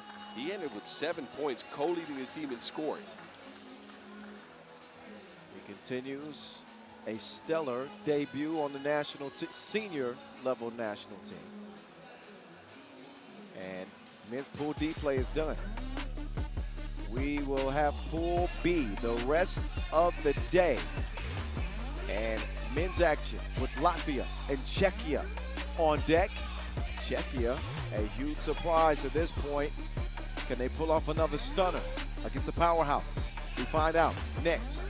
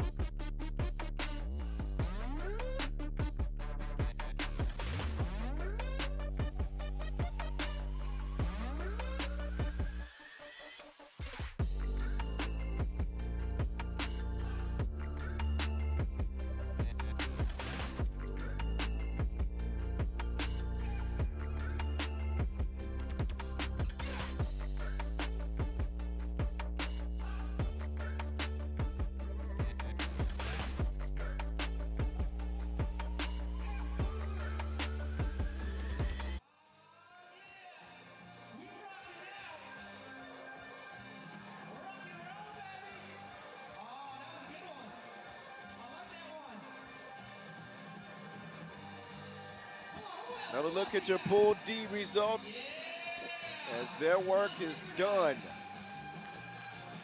Your 3 moving on. Belgium find a way to win and head to a play-in game. France also will be in the play-in round. And Lithuania do the work it takes to get a day off. 4-0, they look strong. Pool B standings. These are the competitors we will see for the remainder of the day. Czechia, yes. Don't check your eyes. Czechia is atop the list. And 3 teams with 1-1 records, including the United States and Latvia. So Czechia with some, for a reason to believe. Haven't seen the best from Latvia yet. They lost to the USA by 3. They did win one, but it took overtime to beat Poland. That was an ugly game. Yep. Miezis came to the rescue in that one. And Latvia trying to turn over a new leaf here on this last day of group play because we haven't seen the best out of them, to be honest. No, you're absolutely right. They weren't firing on all cylinders, but mainly the question with them is, while it's looked that they've played good defense, they have leaked points. Latvia in that game against the USA couldn't score, 14 themselves, 17 USA, and then gave up 20 to Poland in a 22-20 overtime win. LeMay's pretty clutch in that one, though, I gotta say. Last second shot, 2 feet behind the line, he got it done, which leaves him at 1-1. And this pool is still very much undecided. Man, they've taken 35 2-point shots, and they have made 6 of them. Yeah. That's not great. Latvia is not shooting it well. Meanwhile, for Czechia, they come in 2-0, and you say, how does Czechia come into this competition start 2-0? Well, they came back from, I guess, a 5-point deficit to the United States and ended up pulling that out. The hero is on your screen right now, Borovka. Yeah, But averaging 19 points a game, Boz, and giving up, let's see, 17 a game. Not the best of defensive squads, but they have gotten it done. That's what matters most. And look, we got to work on a nickname for some of these guys. I thought one, but it might be too much. Let me test it out here. All right. So look at that mustache that Stepan Borovka has, right? Yep. You know who Salvador Dali is? I'm going to Google the name right now. Okay, do it. So Czech Dali is something that someone whispered to me. I don't mind it, but it is one that requires some thinking. Czech Dali? No, just Salvador Dali. Google it. Let's. Salvador Dali. It's a Spanish artist. Yes. So that's why we call him Czech Dali. Oh, but you know that kind of works. That kind of works. That kind of works. Anyway, we'll go with that one for now. Let's do it. Let's do it. Czech Dali. Czech Dali. But Czechia put themselves in pole position, though. You got to say, like they played decent offense. They've gotten the most out of Borovka. We haven't seen the best out of his running mate yet, though. Borovka, who's been really clutch and really good. Novotny, on the other hand, who led the World Cup qualifier scoring for them. He's usually the guy that gets it done. He's been pretty quiet so far. Novotny had 4.5 points per game. Okay. Borovka got 6.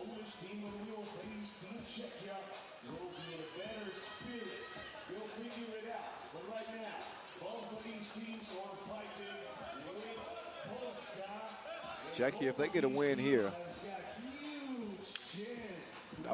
I know they wouldn't technically be a lock for the 1 seed. No, but they'd be safe for the knockout rounds, that's for sure. I mean, if you beat the USA and then you follow that up with a win over Latvia, I think you got to be favored. You do, and that would be a shock. Come on. They came into the tournament with some nice stuff to their name, but not these kinds of expectations.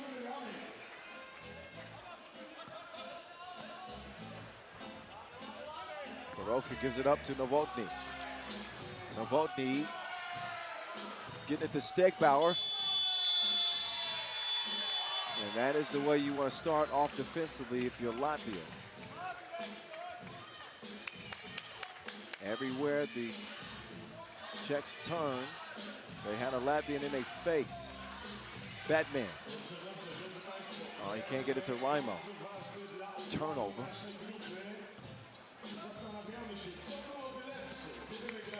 Borovka no good. A lot of action happening between Las Manas and Stegbauer. It's starting early. Both teams want to establish a baseline of physicality.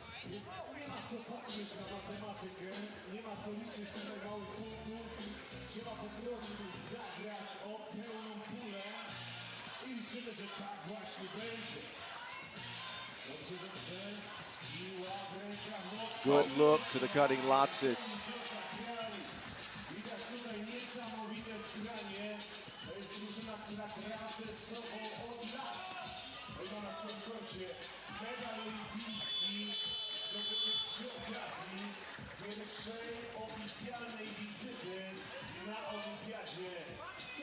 Oh, Miezis, the step back even took his own feet away. That was a great move, but he crossed himself too. Yeah.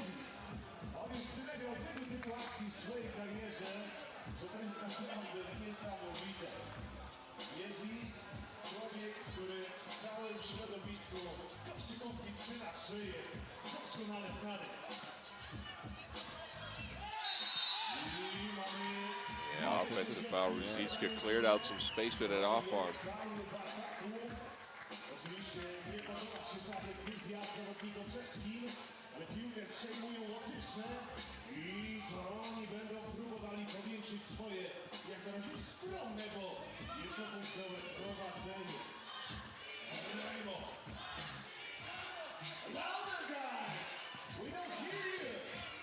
Batman just in front of the logo.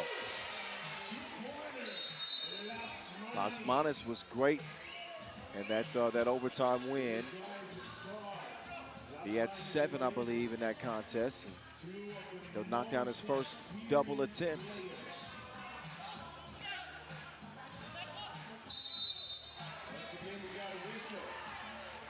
Czechia are just running into a lot of early fouls here. A lot of physicality on the screens. Actually, that is, yeah, I'm about to say it's accredited to Latvia, but they changed it. The Latvian ladies that we playing with a 3-1 record. They come out of group play yesterday. Laces from Lotsis. I mentioned that 2-point percentage to start the broadcast. They're actually improving that right now. Oh. Jesus was pumped up. As they thought it would be a turnover, but apparently it's going to be Czechia ball. Looks like it, yeah.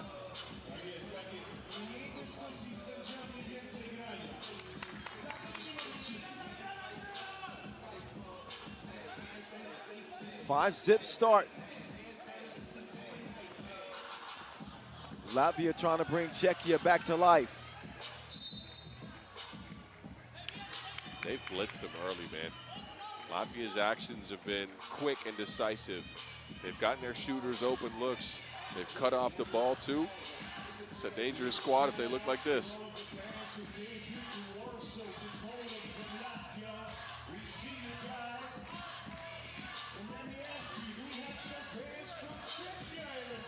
A quick visit to the scores table.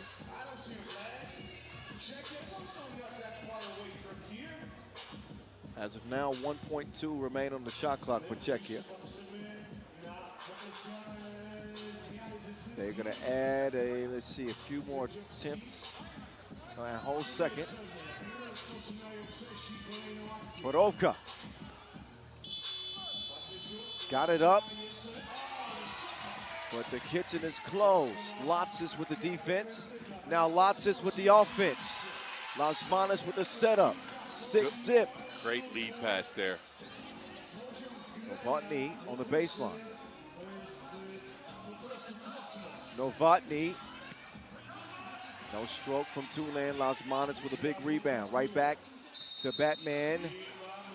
And Raimo's going to get called for the foul. He's sending Borovka to the floor.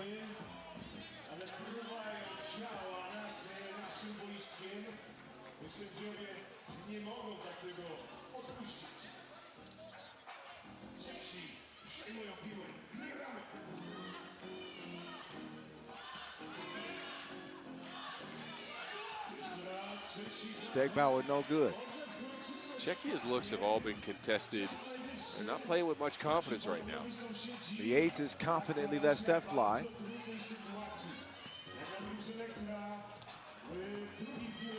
Yeah, you play against Olympic champions, and they can bring you back down to earth. Oh, yeah. So far, a humbling start for Czechia. Latvia's matched up so well with them. Think about it. You have Raimo down there to deal with Ruzicka. Then you get Lashes versus Stegbauer. Then you get Las Manos versus Borovka and Mieses versus Novotny. Those are all really good matchups. Maybe going Latvia's way. Borovka, nothing coming easy. He's fouled hard.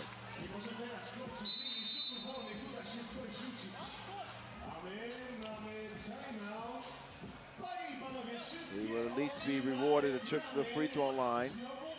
But Raimo was the enforcer on this Latvian defense.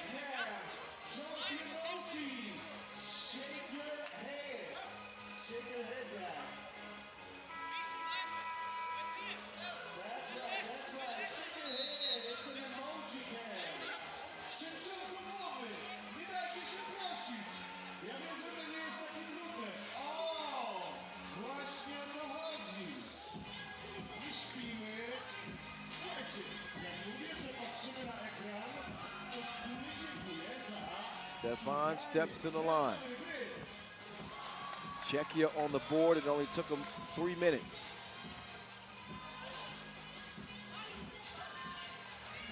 Entry pass to Stegbauer.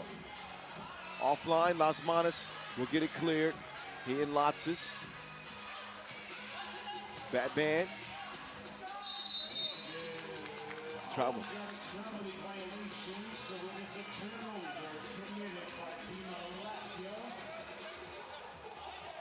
Let's get back to action. Team Chesko is on offense. Good dish. Novotny and Czechia finding some easy offense for Czech. I'm about to say that is the first easiest look they've gotten. The enforcer sets up the maze. Had him lost and confused. Yeah, he's just doing away with the mask, by the way, in this game. He does. He's like Jim Carrey's doppelganger. We'll call him Jim Scary. Whoa. Dr. Checkman.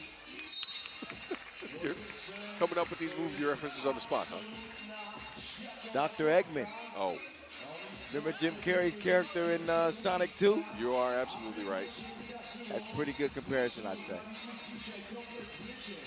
Okay. Yes.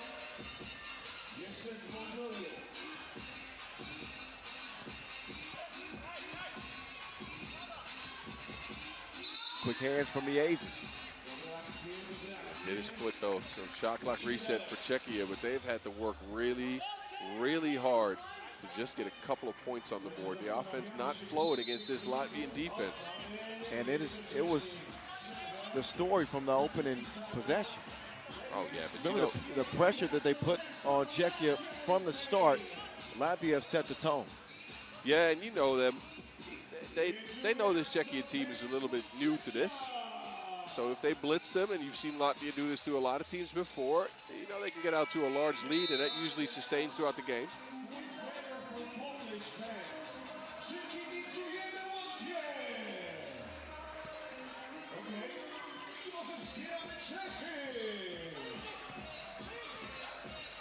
Oh, Las Manas is down.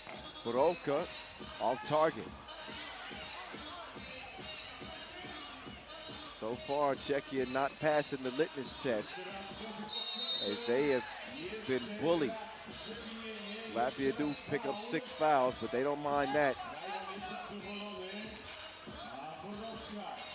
They're going to continue to play physical Oh, for sure. and trying to really intimidate Czechia, it seems. You're going to feel them all game long, but they better be careful because they're at 6 fouls now.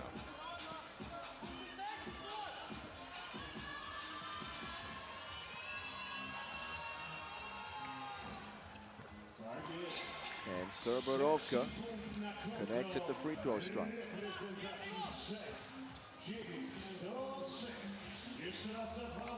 The left stroke is going for Batman.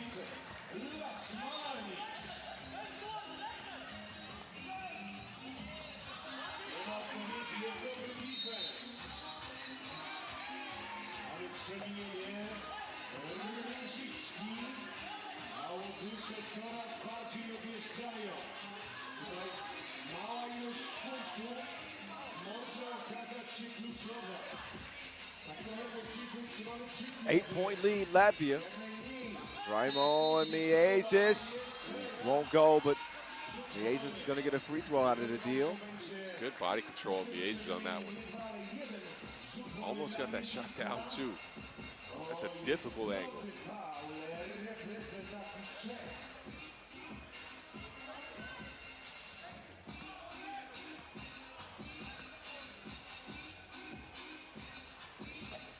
Miezes, no.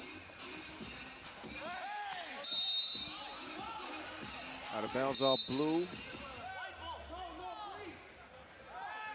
Oh no, blue ball.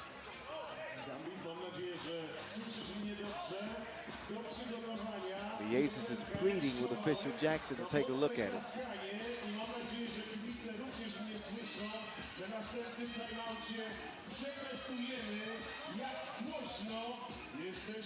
Just trying to keep his cool.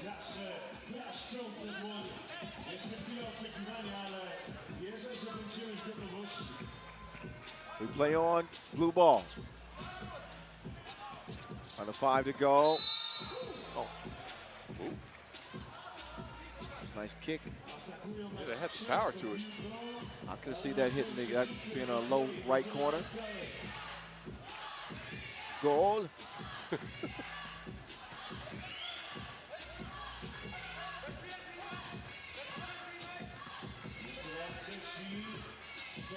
Rusicka trying to get creative on that shot attempt. Now Czechia a little bit panicked, picking up their sixth foul. Latvia's really trying to speed them up. It's worked. And made them as uncomfortable as possible. And that's why they have 3 points. Batman returns. That was his first dunk in years. Yeah, in a while.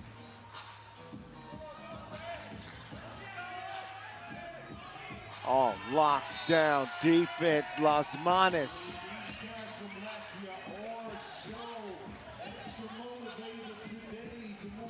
12-3. Latvia are giving Czechia the business like an LLC.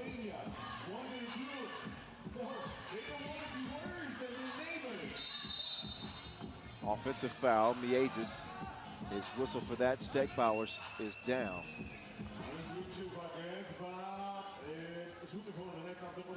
And he might be leaking.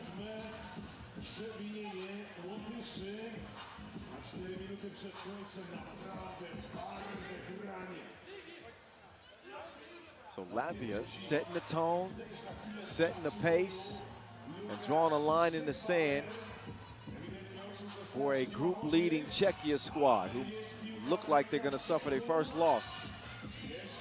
Unless they can pull off one of the best comebacks we've seen. Again, a 9-point deficit.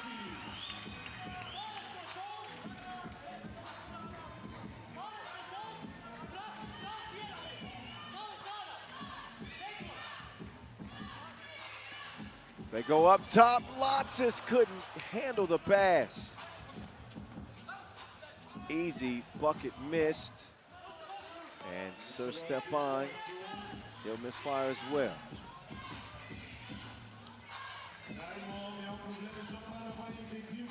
Lotsis from the corner, no.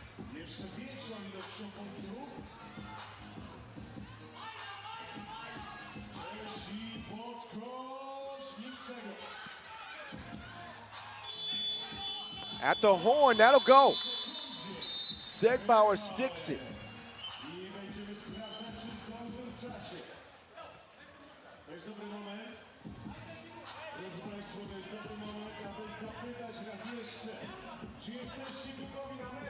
They're gonna challenge this. That ball, yeah, it's gone. That ball is gone. That 2 is gonna count. Challenge is lost. Put 5 on the board.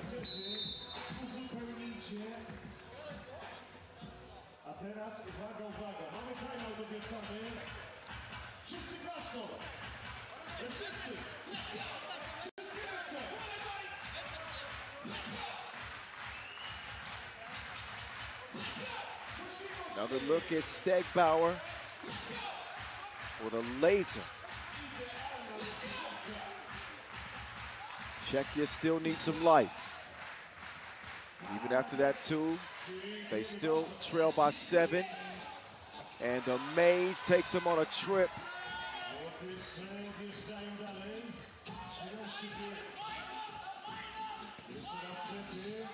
Stegbauer makes the pass.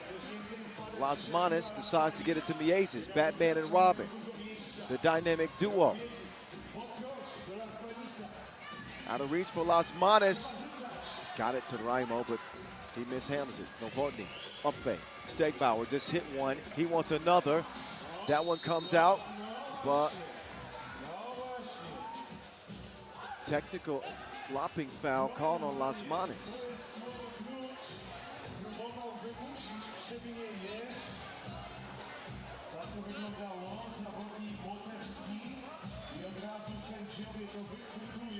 But the bucket counted.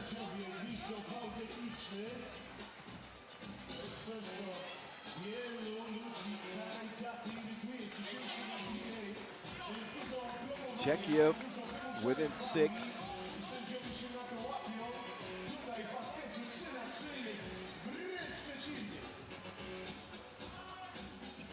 Osmanis will cool off as Miezis.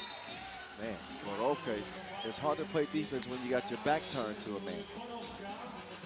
It's hard to play defense on Miezis in general with the quick move. But you can see a different level of intensity for Latvia in this one. Oh, they know what's at stake. Yeah. And this is a veteran group. Come on, these are a couple of two-time Olympians, and they know exactly how to handle their business in this case. They've come out with a lot more focus. I agree with you. But specifically the physicality of the game here, this is what's made them good over the last few years, right? That physical play, the pressure they can put on the ball.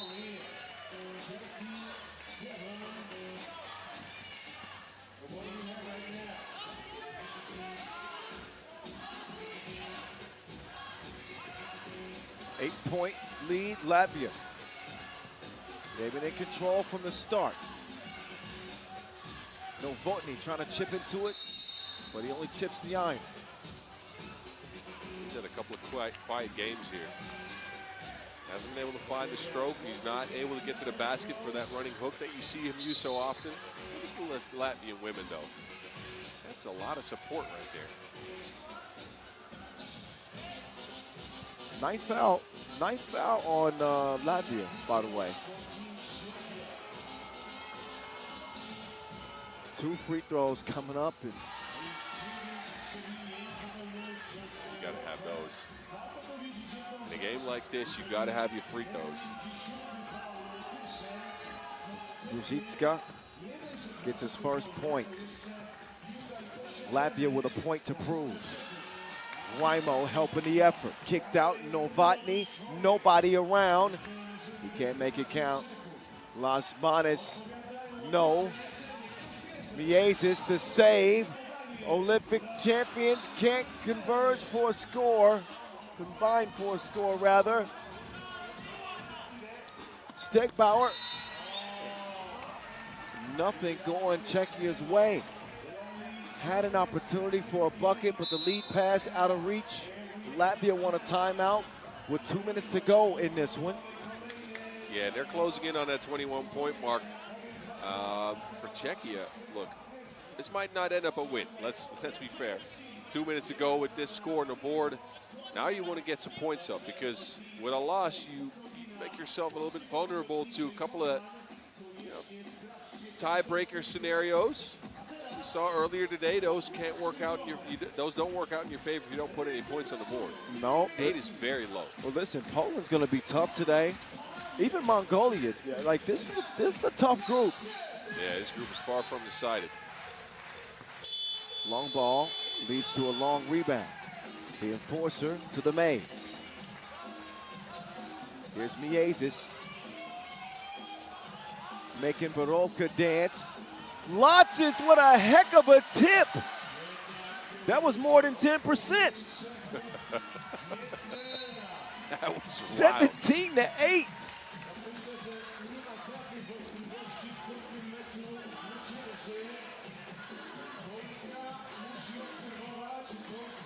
In a minute 36, the writing is on the wall in this contest. What a game from Lasmanis. On another whistle on Czechia. They have been frustrated from the beginning. Yeah, the early punch that Lithuania put on them with that physicality, the pressure they put on the ball, and how difficult they made it to get any offense going with the amount of deflections. It's now in the Czechians' head. They're missing open shots. They're fouling themselves. They have not found any consistent source or action that works. Lasmanis looking to add another. And a 7-point performance for the Batman.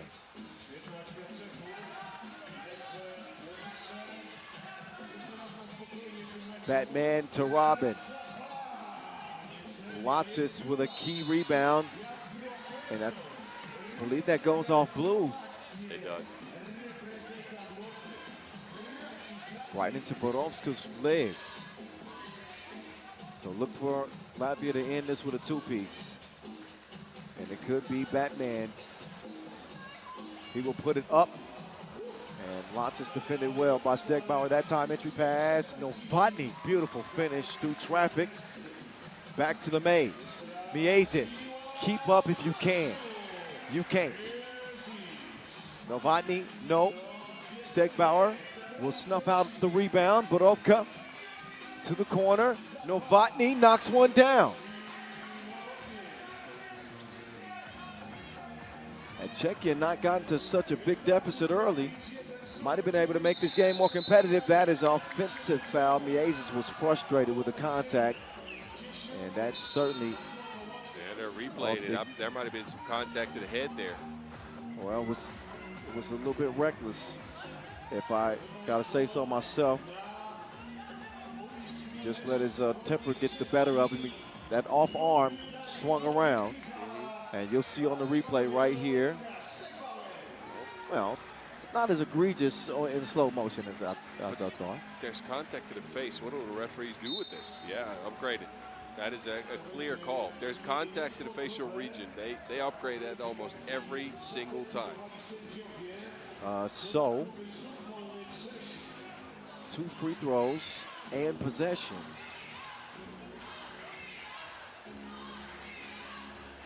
Which doesn't put Latvia in jeopardy.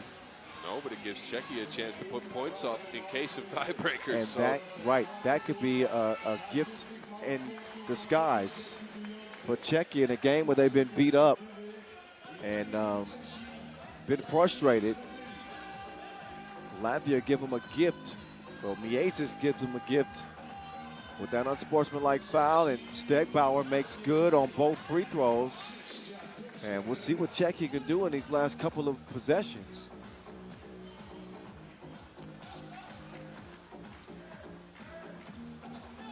And Novotny steps into a 2. Offensive rebound as we approach the 25-second mark remaining in this game. Novotny, dribble drive, step back, caught Raimo slipping, but he doesn't knock it down. Rojicka will score it on the inside. And Czechia won't get a win, but they couldn't have asked for much more of the last 30 seconds, that's for sure. Oh, yeah. Oh, the maze put him on the crossword puzzle. Game time. 21-15, Latvia. What an aggressive game from Latvia in the most positive sense of that word.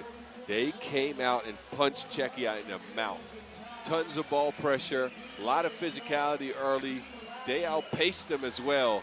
Czechia didn't know where to look for the first 5 minutes of this game. Then they stabilized some, and that last minute was really important for their standing at the end of this.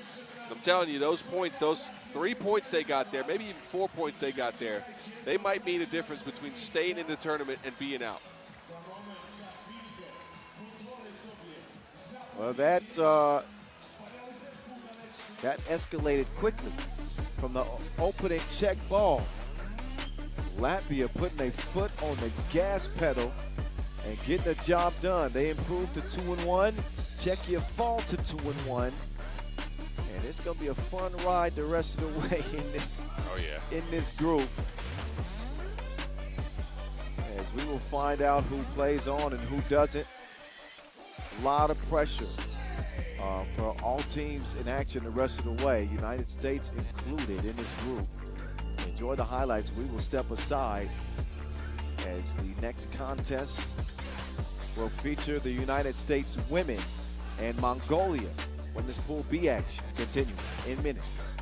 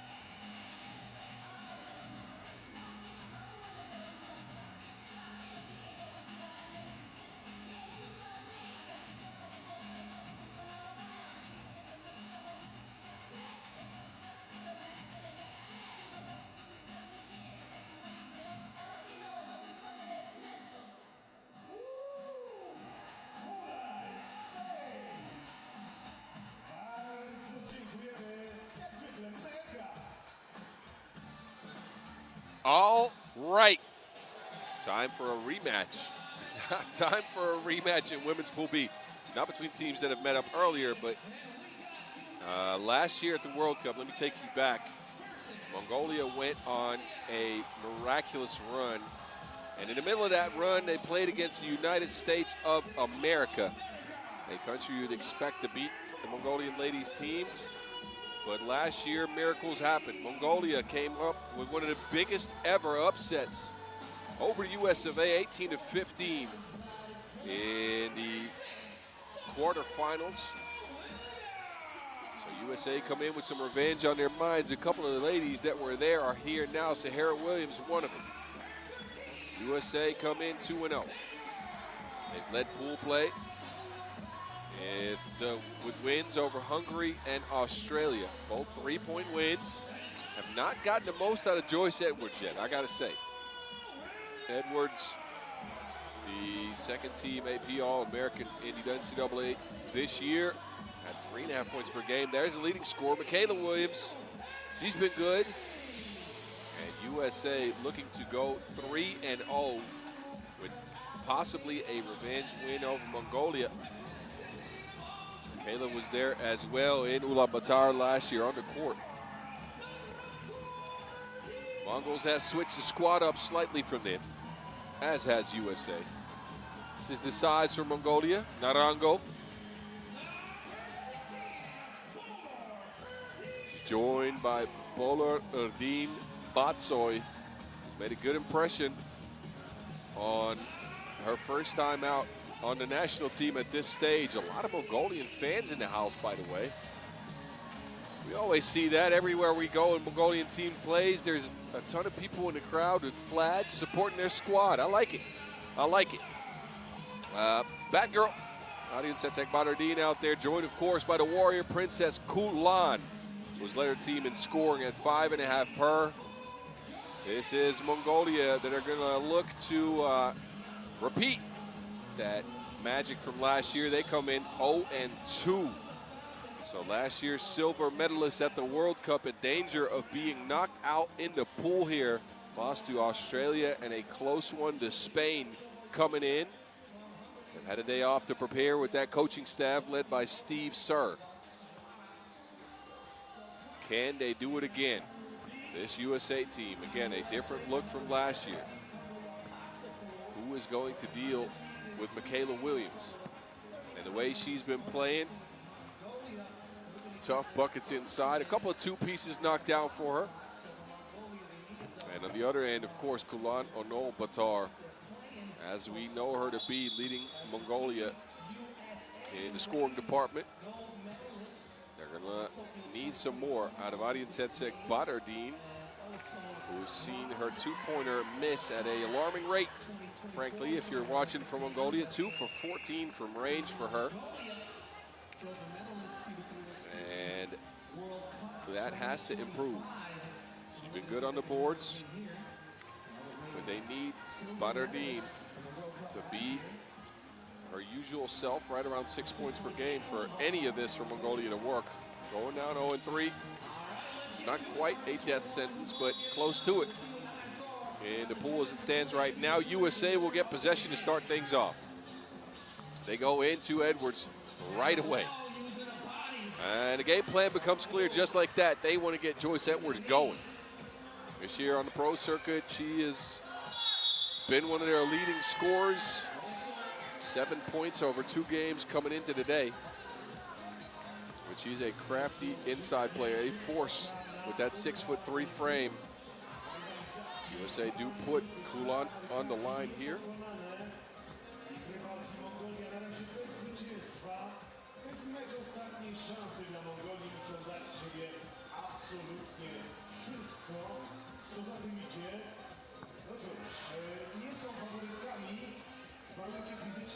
Kulan with a miss. That foul, of course, on a 2-point attempt, so we'll get another try. Couple of misses for Kulan. That's something you rarely see. USA get it back. Edwards on the move. In the paint, spins, turns. Oh, held up by Nadia Tsetsek. And Nadia Tsetsek will step on the line Had a look at a two-pointer. But no awareness of that sideline. It'll be a turnover.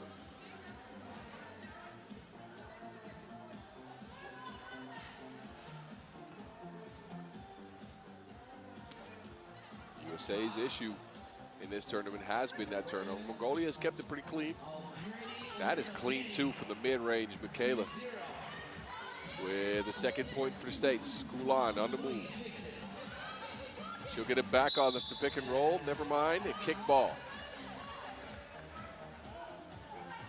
Shot clock reset for the team in blue.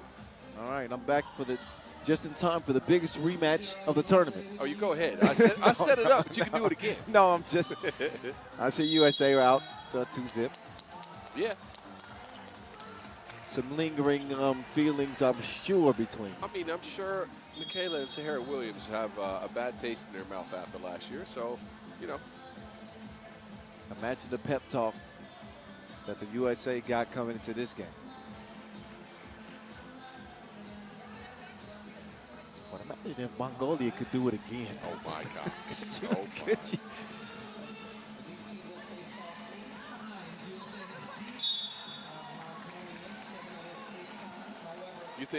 You think that type of upset is a once-in-a-lifetime thing, to be honest with you.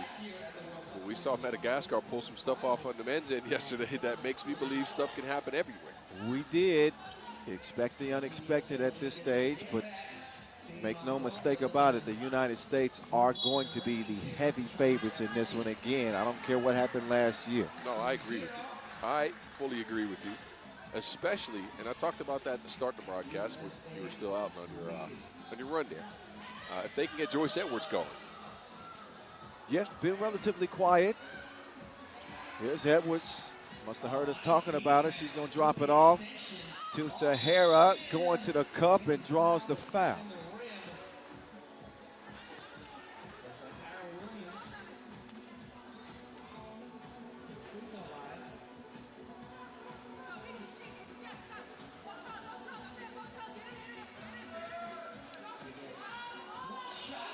Williams with that non-stop, unrelenting attack.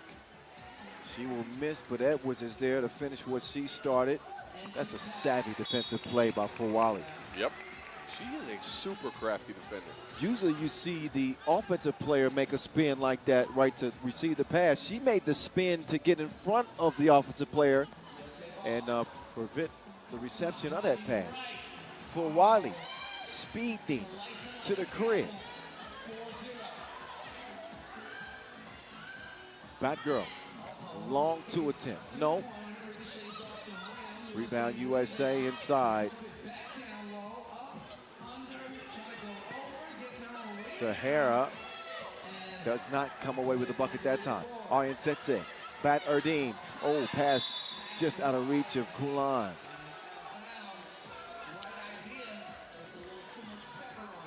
This Mongolian squad is going to have to figure out what their piece on the court is going to be, what their calm on the court is going to be. I say that because, again, no Nandikusel Nyamnyap this year. She was actually that quiet for them. A set action that worked. Sahara Williams, loud and proud. Another bucket inside. 5-zip USA. Bowler Erdine, bad miss. Some good defense, though, from Batgirl. Wait a minute.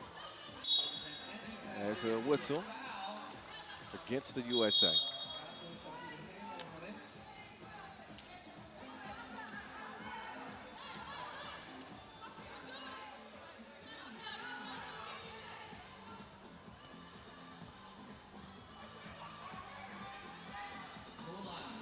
Nice entry pass attempt.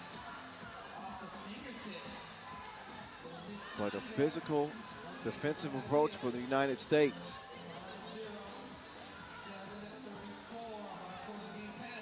Really made life difficult on Mongolia so far. They can play some defense too. The Warrior Princess ready for the fight. She puts the two in the air. That'll miss, and Bowler Erdine missed the shorty too. Kulan still off target. Foul on the floor against the USA. Mongolia are scrappy when it comes to rebounding. They gang rebound. They get in there. They lack size and strength, frankly, against this USA squad. But they've come in there and have gotten a bunch of offensive boards. Well, if you say Mongolia are a little scrappy, then knuck if you buck, boy.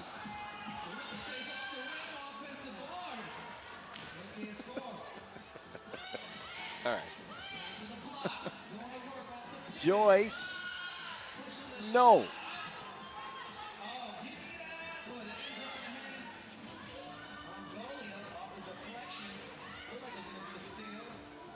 Batterdine, Kulan.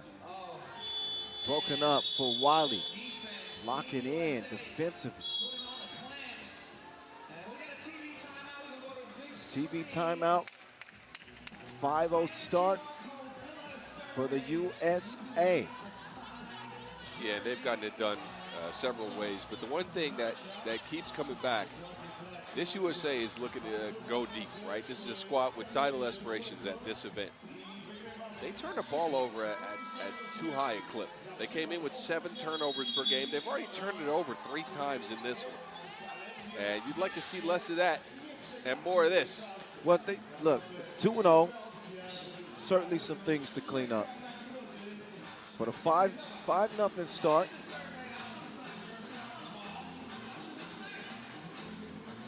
If they hadn't turned it over a few times, it could be a lot worse. For Wiley forces Kulan into a foul. Mongolia are still searching for whatever works, both offensively and defensively. In this case, a foul. Lay with the butter up to the line.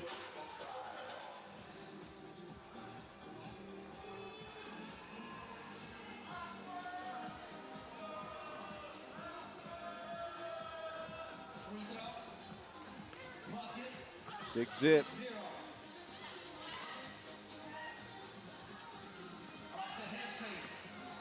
Arian Setzig got some space. This is the shot.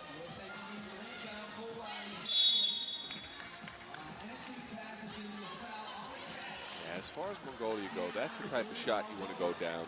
Arian Setzig has a couple of pretty open looks now from both outside and inside. Has not converted.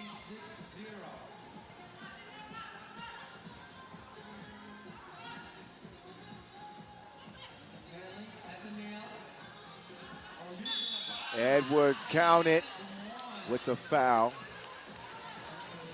Been easing her way into this tournament. And she makes that one look easy through the contact. Chance at a 2-point play.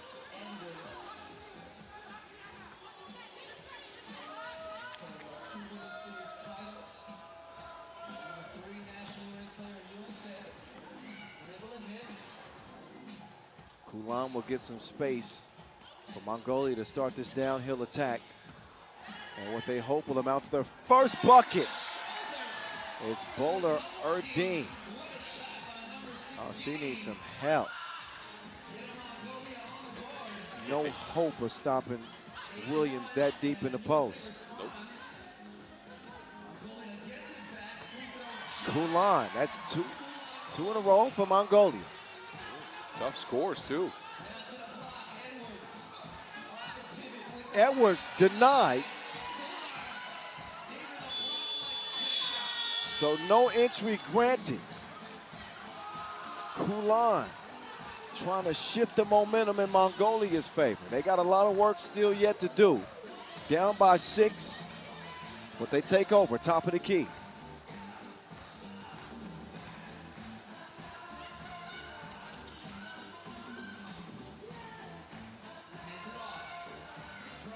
Bowler Erdine. Travel. And well guarded by Fawali there, who got her stuck on the baseline with no space to shoot or pass.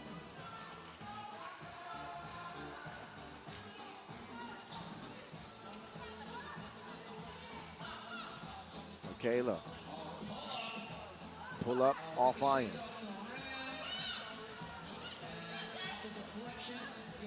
Whipped inside. Sahara Williams inside. She is sub-Sahara. I mean, she's doing all her damage down low. You like Right. that, Sub-Saharan? Yeah, I like it. I like it. Some geography jokes there. Farrah's really clever.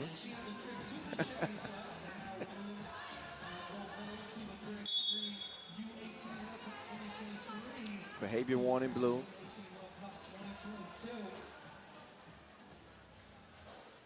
I think Kulan took exception to Sahara Williams.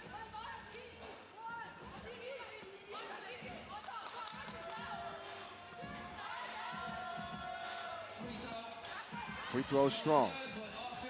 For Wiley, spinning, missing. Edwards all over the boards and still pestering Arian Setseg on the clear. 10 seconds on the shot clock. 10-2 lead USA. Look, if Edwards and Sahara Williams apply themselves, the USA could be having every single rebound the rest of the way. Kulan, the Warrior Princess, with a wet ball top of the key. You can see the fight in Kulan's face. But it doesn't matter how hard she wants to fight in this game. If they keep picking up fouls, Yeah, that'll be a struggle. yeah, they won't have much punch left. That is number 6 against Mongolia. USA are shooting free throws on the next defensive foul, but they waste that one. Too much heat on it.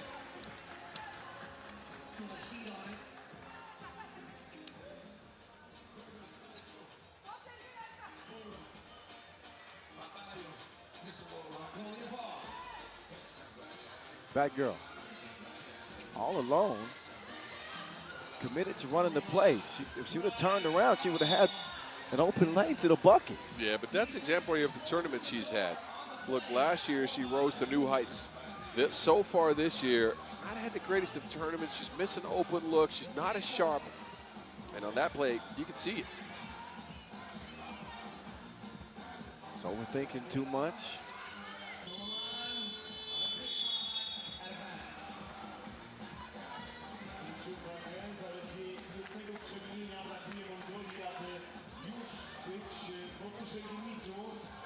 Tough start for Mongolia.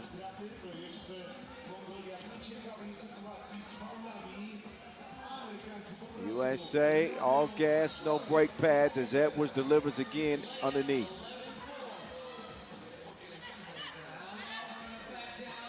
Arian sets it. Tough bucket.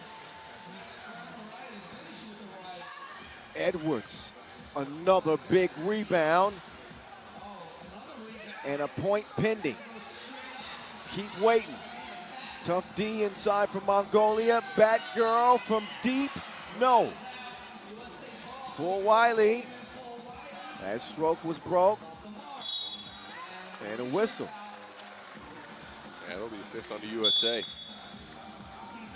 Second media timeout time. A 6-point lead for the USA.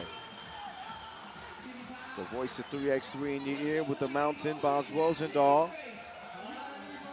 An opportunity for the United States to get some payback after losing to Mongolia in last year's edition of the World Cup.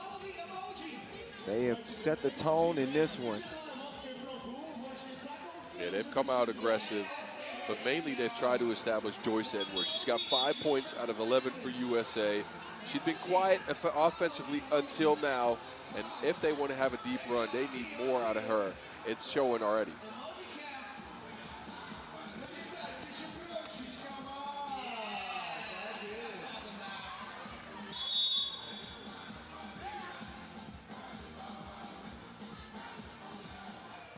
Check ball. Back to work. Narangu sets up Kulan. She operates from the elbow, swings it out to back girl. She will step back, created some space. And just left it a little long. Kulan with the up fake. She will navigate through that thing in reverse. Oh, my goodness, Sahara. So tough. Kulan will not allow her team to go away quietly.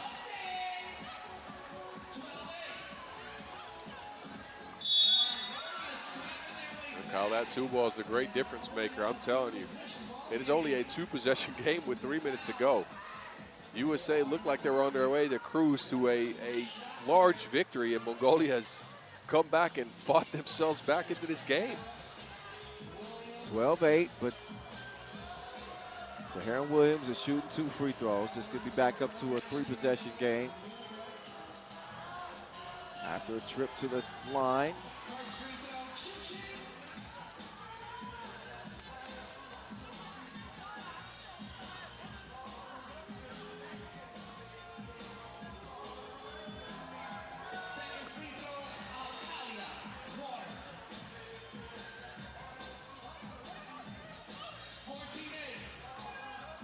Narangu for 2. Edwards to Saharan. Back to Edwards. It ain't that windy. Well, Mongolia's defense broke down there. They left Edwards wide open. Can't make him pay.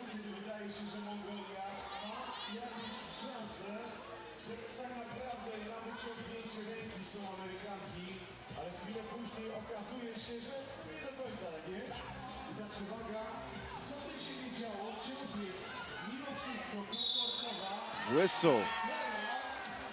Kulan will force the 6th United States foul. And a timeout on the floor for the 14-8 game. 2 free throws coming up from Mongolia, though, as Kulan got that foul in the act of shooting from beyond the arc. Scrappy Mongolia somehow found a way. I mean, man, look, 5-0 start for USA. It looked like Mongolia was down and out. They've dug really deep. You got to give them credit. Well, look no further than their head coach. You want to talk about a competitor and a fighter, a believer. Steve Surge instilled it in his group.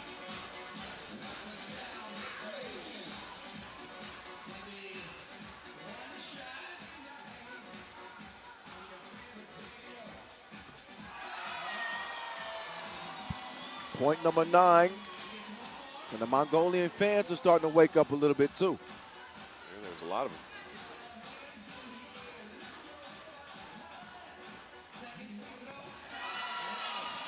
Eight of Mongolia's 10 belong to the Warrior Princess.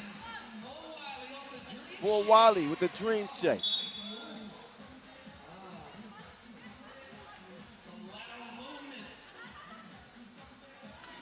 One point, this was a 10-2 USA lead.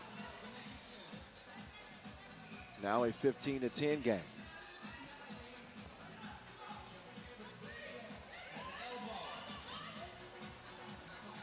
Up top, Kulan has he. Ooh. Yep, that's going to be an offensive foul. Kulan just trying to keep Wally on her hip, but I think she threw that shoulder back. The off arm there. Oh, yeah. Yep. They're going to look at this, too. I think this might be, if we go by the rules there, I think that is going to be upgraded. I agree with you because it was more than the shoulder. That was actually an elbow. Yep.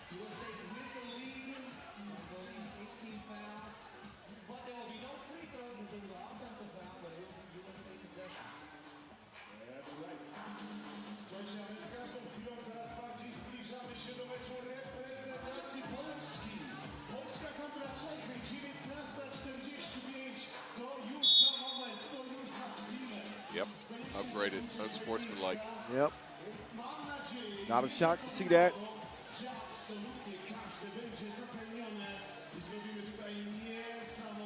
Only make matters worse for Mongolia, that is.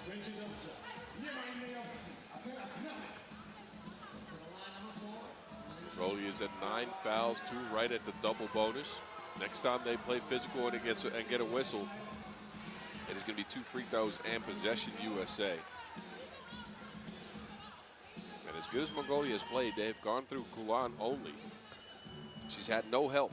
Badardin with 1 point and Batsoy with 1 point. That's about it.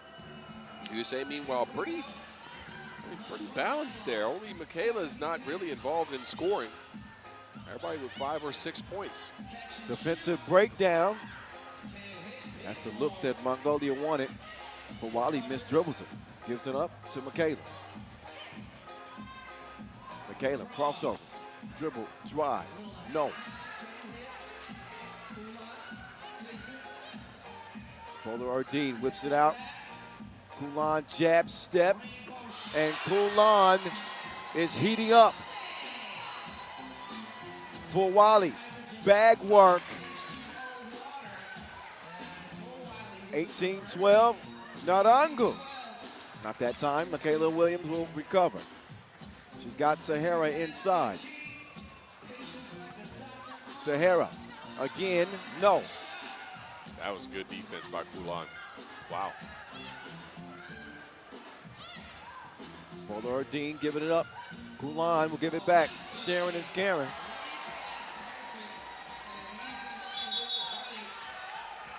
But Wally steps on the line. Turnover back over to Mongolia, but 5-point deficit this late in the game. If you're a Mongolian fan, I wouldn't get my hopes up too high right now. No, this should be going to the USA. And again, if they go to the actions that work for them with Edwards inside, for Wally on the drive, who's actually had a good offensive game with 6 points, I think this could be going quickly here.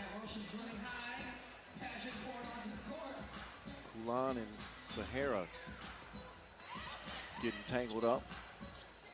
Kulan wants the ball. She gets it back to Narangu. Rush the shot. I think Kulan there he checks it. You Right, know, it was a good pass, and I like Narango as a shooting option here, but Kulan's got 10 out of 13 points. you just gotta realize the situation in the game. She's the only player that's had anything going for Mongolia. In any hope whatsoever. Full Wiley. Doesn't finish the play. Iron Setseg steps on the line. Second time she's turned it over that way this game.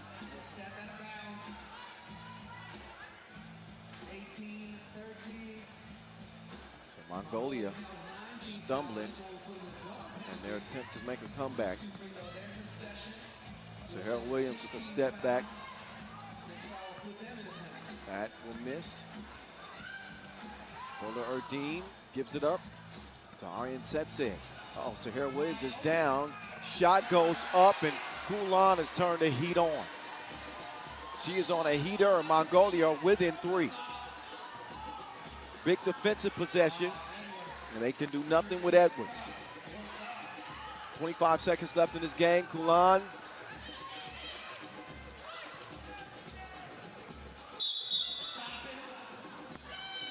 That's an offensive foul. Yeah, you could see it. Kulan extending that off arm. She has chucked up some twos, man. She's just, I mean, we saw it last year, but she is such an improved shooter. USA are going to improve to 3-0. Joyce Edwards helping provide the finishing touches. Kulan with one more deuce going down. 14 points for the Warrior Princess.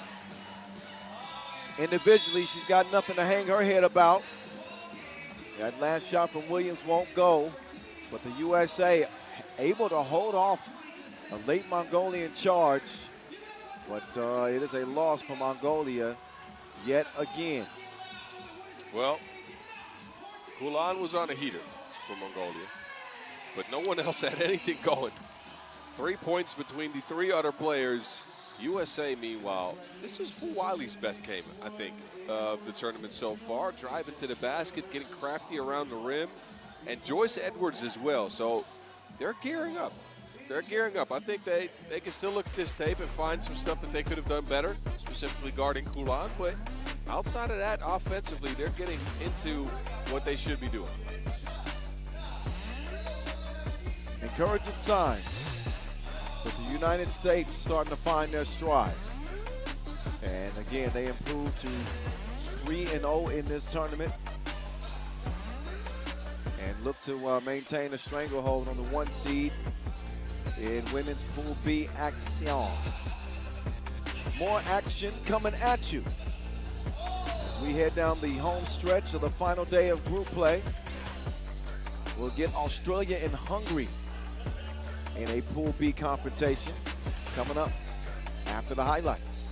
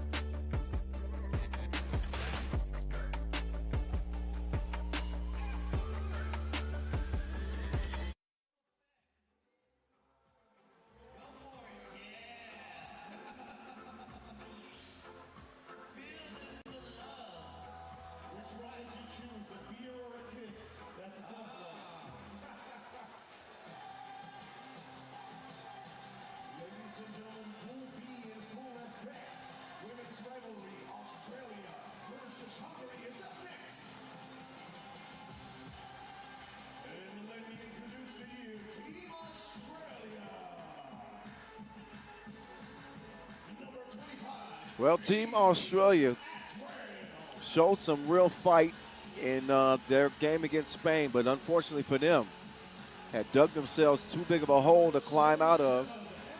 And they ended this game with only a win to speak of. That was against Mongolia. 1-2 record, still in contention to play on. Just want to be clear about that, but it'll be their last chance. And they're going up against a Hungarian team that have renewed confidence, and they got reason for it. Hungary with a win over Spain and a narrow loss to the United States, as they will come into this contest at 1-1. Hungary's played pretty good so far. Australia, again, coming off of that narrow loss to Spain where execution late was not so sharp. Whittle with a couple of big two pieces, but not much going on in the last possession there where they really needed it. This could be their last grasp at staying in the tournament. Otherwise, we could be out both the Australians, women's and men's and women's. I mean, that would be a shocker. Oh yeah, well the Australian men, with the performance that they put on yesterday, that was hard. Certainly, I'm sure for the Kangaroo fans to watch. The women have played with a lot more heart, I would say. Again, they nearly had a chance there against Spain, despite trailing big early. Hungary are starting to settle in with this new-looking roster that they got, and they have a dominant Viraj Kiss in the middle. One of the most impressive individual players in the tournament. And, of course, they got Claudia Pop, a.k.a. Paparazzi, and Vivi Borondi.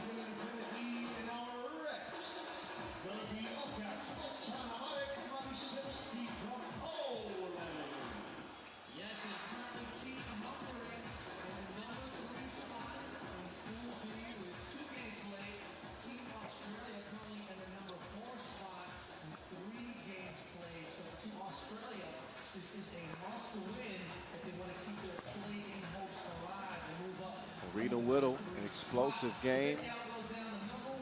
Our best performance was 7 in that loss to Spain. But actually, I think she had 9 to end up. Okay, good correction there. Yeah. I'm checking out the stats now. 7 rebounds. It was her and Atwell to do most of the damage. They combined for 16 out of 18. Whittle with 3 of 7 from range. That was actually a good game. But they're going to need some more of that if they want to take care of this Hungary team. Hungary, one, has looked very good. And the Aussies, again, they need this one very, very badly. If they lose this, that's it.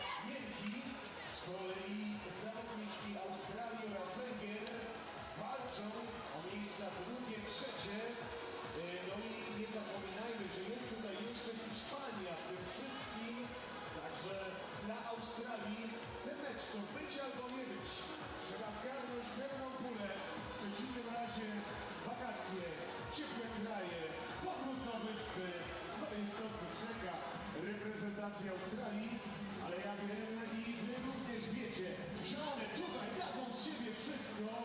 Węgierki w czerwonych strojach rozpoczynają. Panie i panowie, gramy! All right, we are on Phenom Burundi with a Phenom move, but she cannot finish after the spin. Atwell runs into traffic. Will find Hannah Hank anyway. Paparazzi getting a speed boost. That's crafty, man. Oh, There's some drainage from the corner. Amy Atwell is not to be left alone. Naprawdę to jest wielka szansa dla Węgierek, aby marzyć nawet o drugim miejscu w tej grupie.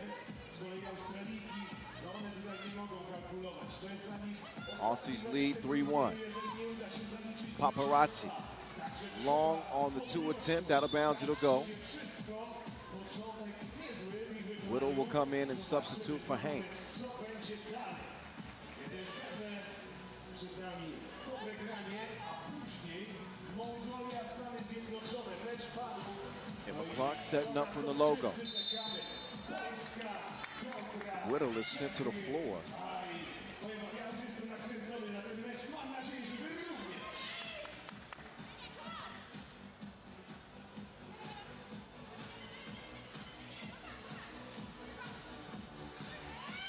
Clark push to start.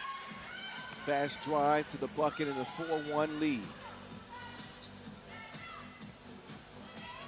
Oh, Burundi with the 2 attempt. A couple of nice moves for Burundi, but no buckets yet. She draws the foul. what a way to avoid the defense there. That big Euro step. Force a foul. We'll get it to the free throw stripe, and a chance for Hungary to calm down a little bit. I feel like they've kind of come out a little frantic here to start things off. Specifically defensively, right? Offense has been okay, but defensively they've just kind of been half a step late so far. You're right.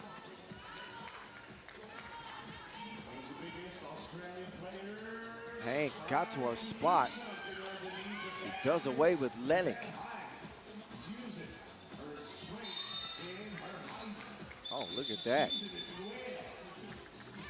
Hannah Hank took exception to the post play of Viraj Kish. Troszkę dyskusji z arbitrami. Marek Maliszewski, tego pana znamy doskonale z naszych polskich boisk. Cieszymy się, że robi międzynarodową karierę. To nie pierwsze potężne Lejlik międzynarodowe wydarzenie. drives left, steps through. Oh, look at the two bigs they're getting scrappy again. You can see what Australia is trying to do here. Look, Virat Kish has been incredible for Hungary. 7.5 points per game, and Hannah Hank has one thing on her mind: frustrate her. Be physical, push her out the paint, make sure you hit her as many times as you can. Try to get in her head. That's what it looks like so far. Look, and now Hank is on the deck. Oh, this is a foul, Australia. She gets called for that one.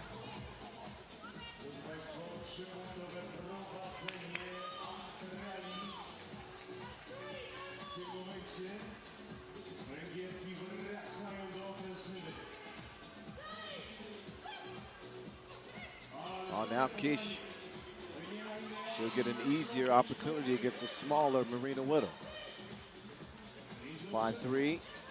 Whittle chunks the deuces. Marina has found her stroke. I'm about to say that 2 ball's been flying for her today. Another score on the inside for Kish. Atwell, ISO, drive left, pull up, splash.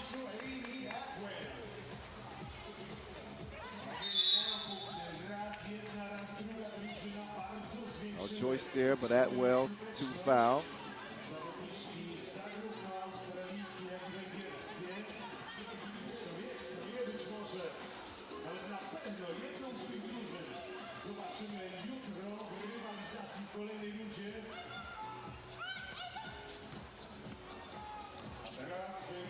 Burundi. This is the shorty. Hank bounces off the screen. It's pretty good action for Australia there. Good Fast. angle on the ball screen. Hank with some good action towards the basket. I don't mind it.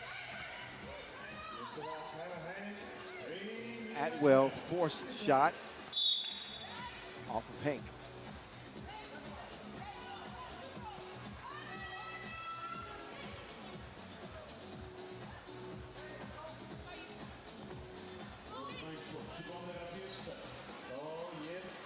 Quick hands from Whittle. More from Kish. She's been automatic from the paint, man. Every time she turns that shoulder and turns to that left hand, it is good. And then 3 in the key. Turns it back over to Hungary. They look at a 4-point deficit. And then Keith needs some help. What happened when Hungary won yesterday is that Claudia Pop started knocking down twos, right? And Burundi got involved driving to the basket. So far, both at 1 point. It's been a slower game. Hungary's just kind of forced the ball into the paint, into Kish, who's had to create her own shot, which also means she gets tired, right? So you want some action around that. Australia, meanwhile, give them credit. This is their best game yet. chance for the first win. Well, it'll be their only win. And could preserve their chance to play on. Lelek, get it. Oh.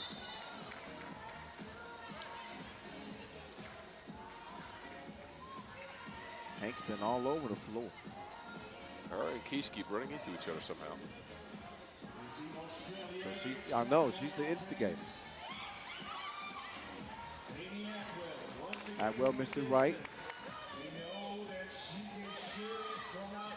Oh, look at Hank using that knee to keep Kish off balance. No bucket.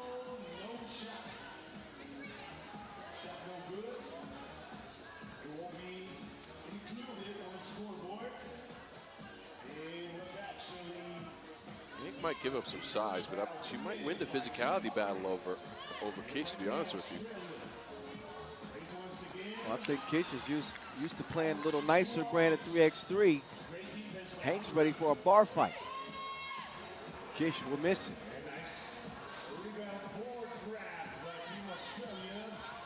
Uh-oh. Now Pop is sent to the floor. And she is called for the foul. Again, action involving Hank. Look, she's just making things happen everywhere. Look at this. Yeah, Pop grabbing onto her as she wants to roll off of the screen. It is a foul, I agree. It's just interesting to see that Hank is involved in almost every single one of them.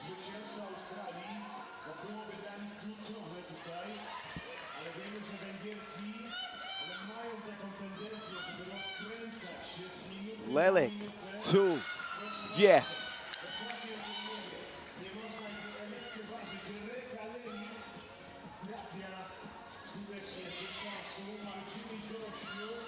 Atwell leans with it and rocks with it.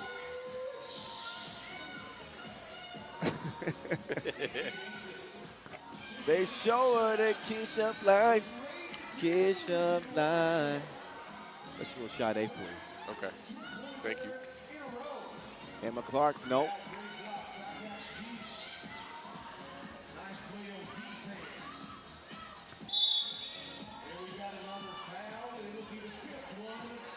You wonder how long Australia can keep this physical battle with Keys up. It's led to 5 fouls so far. You got to start being a little bit careful.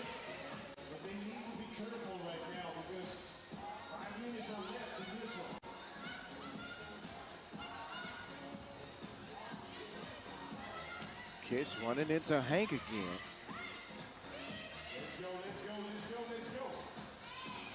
Oh, now some revenge. Shaw Hank redemption. Oh, no. Absolutely not. Oh, Phenom Burundi. Through the contact. I've settled on the nickname.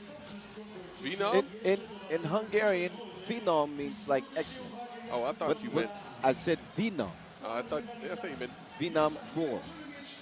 Phenom as in venom, but in different. But anyway, never mind. No. That's a carnage. 12-12. Marina. Hank. That's bully ball. She is a tank down there. Paparazzi making her move. She pulls up. Namyo. Track down. Paparazzi by herself. Got through. No. Oh. Now Hank actually comes and apologizes for that one.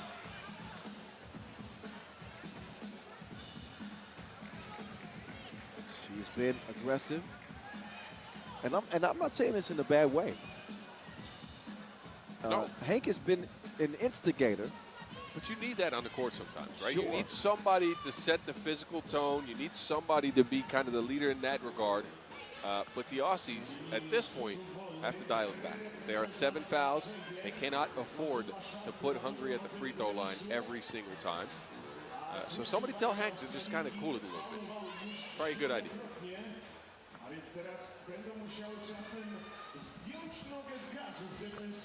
Pop connects on the second of two. We're dead even now.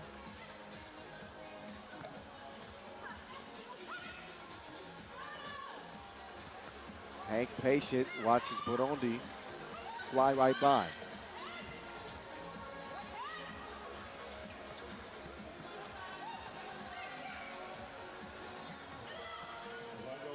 Atwell trying to get rid of Kish. That's a pretty move.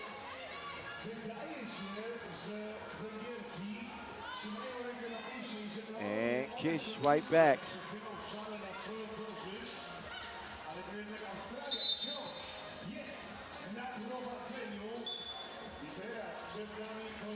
(15-14), Hungary's fifth foul, but the Aussies lead into this media timeout. Pool B action continuing on the final day of group play here in Warsaw. World Cup 2026. The voice of 3x3, Kyle Montgomery. That's me. Boss Rosendahl, a.k.a. The Mountain. That's him. Hello. We're having some fun. We are having some fun. It's a good day of games. This is hump day. And in terms of game volume, we've done 20 a day for the first 4. And as we get into tomorrow's play-in rounds, the games reduce in volume, but they mean a hell of a lot more as we get into single elimination play tomorrow. Marina sets up Atwell. Atwell puts her foot on the gas. Whittle wiggles free and scores it off the glass.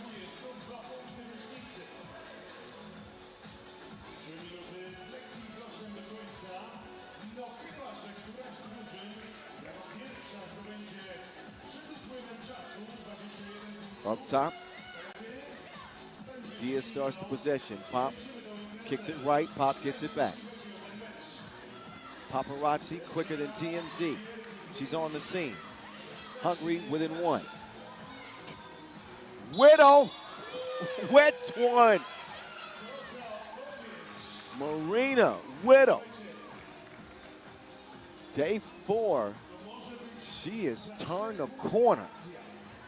And this is Australia's most together effort yet. They have gone to the actions that they like to go to, plus they've had Whittle do this. I mean, rounding into form, they're growing into the tournament a little bit here. Whittle makes it a 3-point play and a 4-point lead for Australia. Lelik down to Kish. Offline into the Kangaroos' hands. Lelik pressuring the ball. Hank gives it up. Clark with 3 to shoot. Step back. Nowhere to go. Good deflection. Good deflection on the league. It'll leave the Aussies with a little bit of time as they challenge this. I think it might be out on Hungary. But it'll leave him like 0.6 on the shot clock. Yeah, it won't be a lot, that's for sure.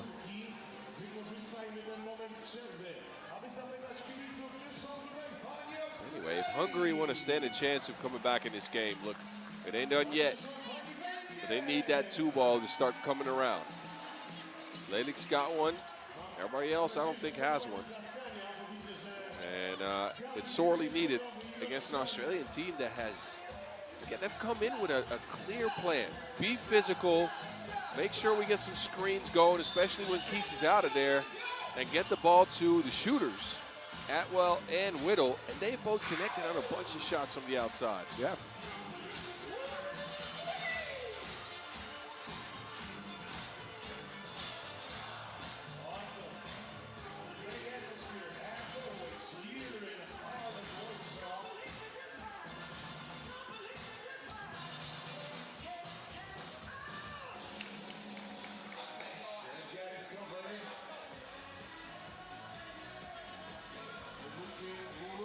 Red ball.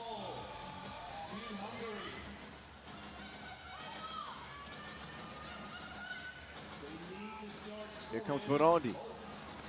Trying to force it over to Kish, and that is broken up.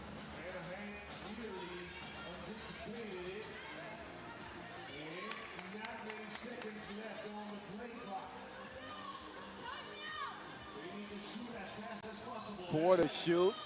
Burundi off target and pop, couldn't contort for a legitimate attempt. Atwell will let it fly, that would have ended it. Instead, the offensive rebound will put them back in operation. Whittle with a miss, and Hank called for the 8th Australian foul. And not a smart foul. No, because obviously it stops the clock. And with a couple of free throws here, Humphrey pulled within 2. Yep.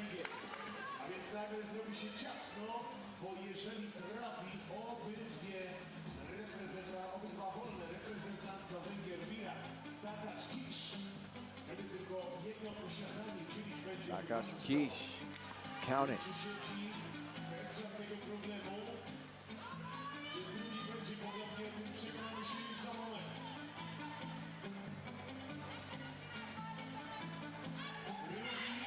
And connects on both. Crucial defensive possession for the Hungarians. Marina Whittle's been unstoppable to this point in the game. Uh-oh. This will be a Hungary ball. And this is a crucial possession for the Aussies, and they revert back to the one-on-one, let me cook type offense. I like the screening game for them. Yep. Maybe overly critical. I think they're gonna keep looking for Kish unless Paparazzi can connect. Nope. Kish though snuffs out a rebound. Loose ball, pop, up fake, drive, kick. Phenom Burundi, no. Atwell setting up shop. Wasting some clock.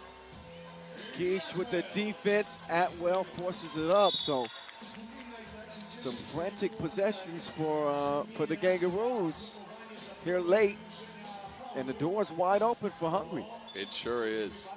Just like we saw against Spain, the Aussies not really figuring things out in the last couple of possessions. They couldn't in that last possession against Spain. It led to a loss. They're still up. They're still up 2. I like the fact that they went to a ball screen on the last possession, but they wasted a lot of time getting into it. It was only one screen, and Atwell didn't know anything but dribble left and pull up, while Hank was actually kind of open.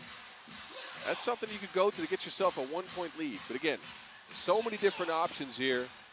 Let's see what Hungary do first.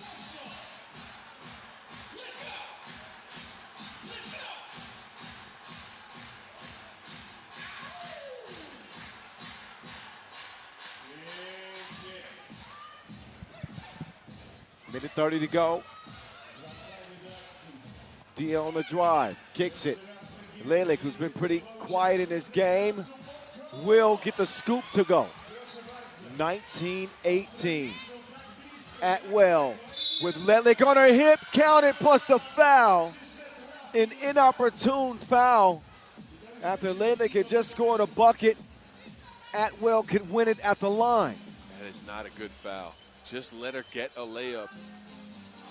Anyway, this is Australia's biggest chance here. And Atwell handles business at the line. The Kangaroos come away with a win that they had to have. 21-18, and maybe, just maybe, depending on how the rest of the games in this group play out, that win might have saved Australia's lives in this World Cup. So that one is put to bed. Not to say that, but credits to Australia. Again, we've mentioned it during the game a couple times, but they played more together. They had determined actions they went to. They had a game plan on Keisha. Didn't quite work out to the extent of keeping her away from scoring, because she scored 8 points, but they kept the rest of the players from Hungary from scoring enough to win this game. So, again, credits to them. They've grown a little bit into this tournament, especially after that bad loss to Spain earlier. Speaking of bad losses, the United States men suffered one of those the other day to Czechia. They will get into a Pool B fight with the Mongolians. Coming up after the highlights, we'll get into the men's tournament.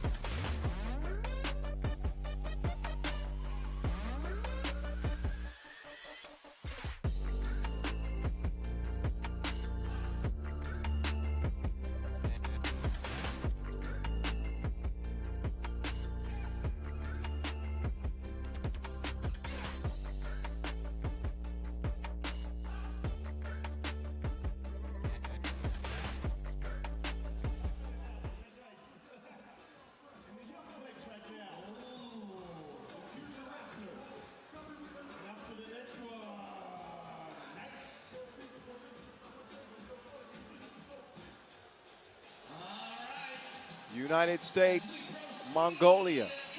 Saw how the women's matchup fared. How will the fellas do as they step between the lines here in Warsaw, Poland? Mongolia coming to this game with a win. They got that one over homestanding Poland, but were one of the teams that suffered a loss to Czechia. Matter of fact, both teams that we'll see in this matchup lost to Czechia. Yeah. So a big one getting ready to go down here with Mongolia and the USA. Look, Mongolia played USA last year at the World Cup in the Pool 2. Different roster for the Mongolians, but they lost a close one there, 21-18. Curious to see if this group can repeat that. We've gotten a balanced effort for them, I should say. The pick and roll with Sugar Ochi or Denetetseg works really well. Gonsolmon scored about the same amount of points as almost everybody else. Anand actually woke up in that win over Poland and knocked down some two pieces. So everybody's at 4 or 4.5 points per game. It's rare that you see that. Gankuyak probably apply himself a little bit more in the paint, but not a bad effort by Mongolia so far. I gotta say, specifically bringing this new look unit to this tournament. Yep, United States, meantime, they make their way to the floor. They beat Latvia 17-14. That's how they open Pool B play. And then that late game loss to Czechia. Certainly a disappointment for the USA. But a new day provides new life. That it does, but they've been a two-man show so far. James paired at 7.5 points per game. And Dylan Travis, the man right here, at 8 points per. They have gotten nothing on offense from Caruso and Hahn, who are at 1.5 so far. Scored 3 points in 2 games for both of them. That's just not enough. These are guys you usually see be really balance, right? This squad, whenever you see him on the pro circuit, you see them all have right around 4 or 5 points. Maybe James Parrott jumps out a little bit in certain tournaments. Let's see if they can wake up Mitch Hahn and get some more out of Caruso on the offensive side for USA to round into form. But this Mongolian team, they got to be careful. They got to be careful of these Mongolians. Coin flip being decided right now.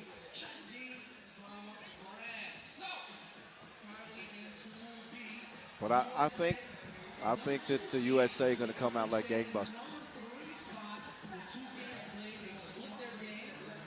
I think so too, but you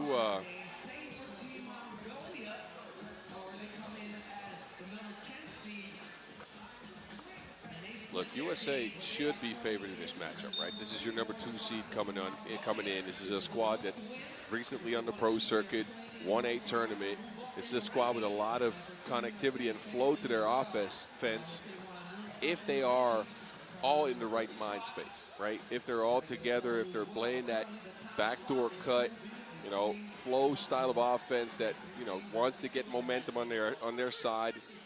And once they have it, they put their foot on the gas, and then sometimes you look and the game's over before you even know it. Mongolia wants to play physical. They want to slow you down. So which style prevails was going to be the question in this one.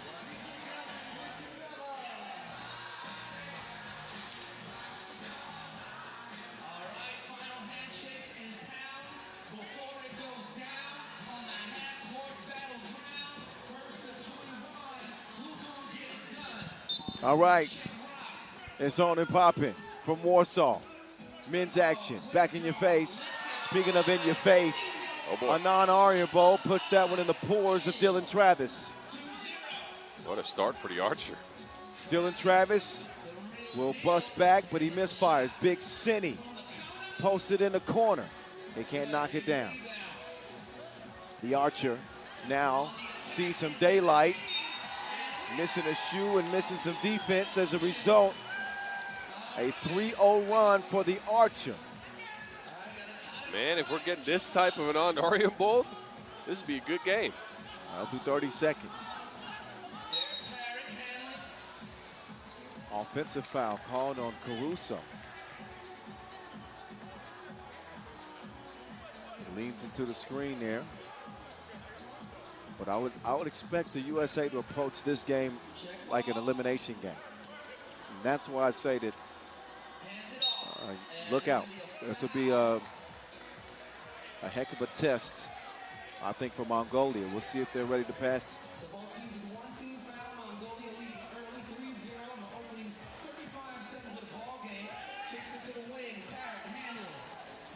Parrott with the real deal. The real deal on the move. What touch. Sweeping hook off the window. Bag work from Dylan Travis. Oh, look at Parrott. He does have wings. Parrott looking for a 2-ball. Drains it.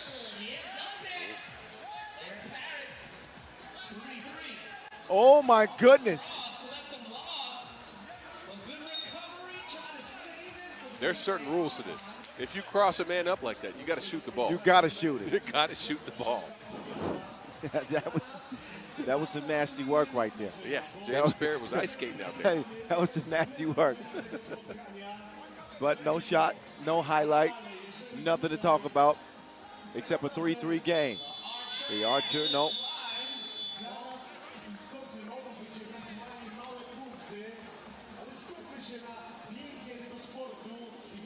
The voice in the mountain, rocking with you in a 3-3 tie. USA and Mongolia. Just scratching the surface. Big Cinny facilitating. Travis gets it to Hahn, and he will not get it to go.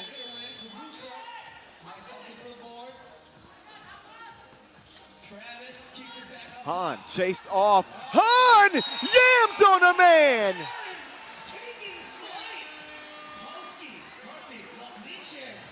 Woo, Big Cinny head haunting. Do not jump. When he's playing with that type of aggression, Han becomes a completely different player. I think this unlocks him. He had been quiet so far, but look, sprinkle some cinnamon on those yams. That is Thanksgiving.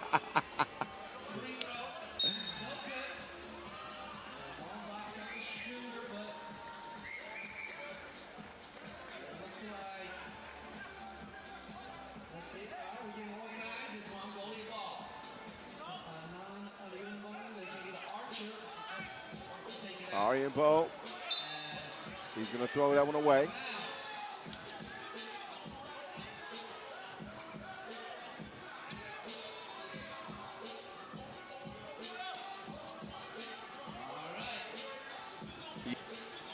Real deal, taking the scenic route.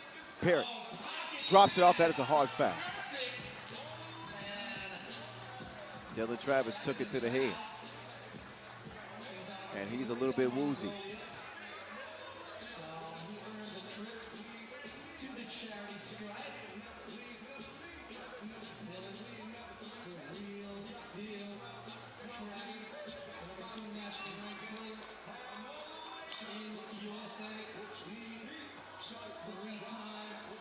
Travis, yes.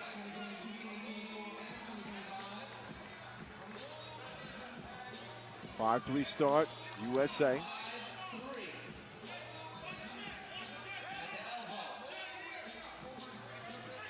Parrott with the save. The Caruso to the real deal. Caruso going up top, big rebound. Now it's Parrott firing away. Apparently he can shoot that thing. Scope unlocked for James Parrott. It's his second two-piece. Oh, he can do that too. Dylan Travis now putting his foot on the gas pedal. Accelerates for the 8-point in an 8-3 start. With an 8-zip run for the USA, right? Remember, the Archer came out with 3 quick points. It's been USA ever since. Look at that. That's mean. That is a mean block from James Parrott. Meanwhile, Dylan Travis looking shaken up. He's over here outside of the court. Looks like an On ankle. his ankle, yeah. Parrott fires it up. No good that time. Caruso slowing it down, but missing the shorty.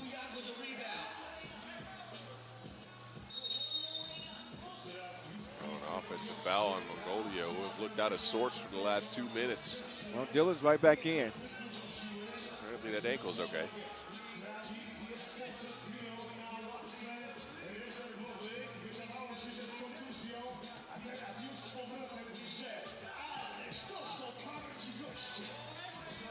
Travis might have lost a step.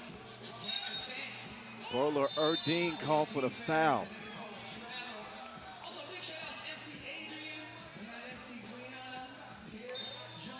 Oh, yeah, traveling is actually called.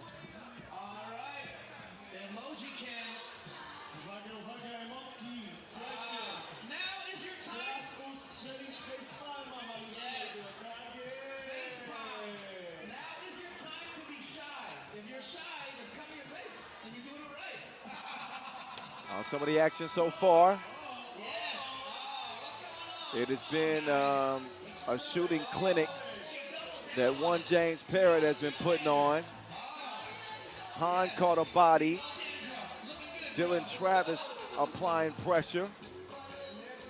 And as a result, the United States lead it 8-3. Here comes Han! Sit down, be humble. Ooh. Did you say humble? Oh, no, I just got that. Whoa. 9-3.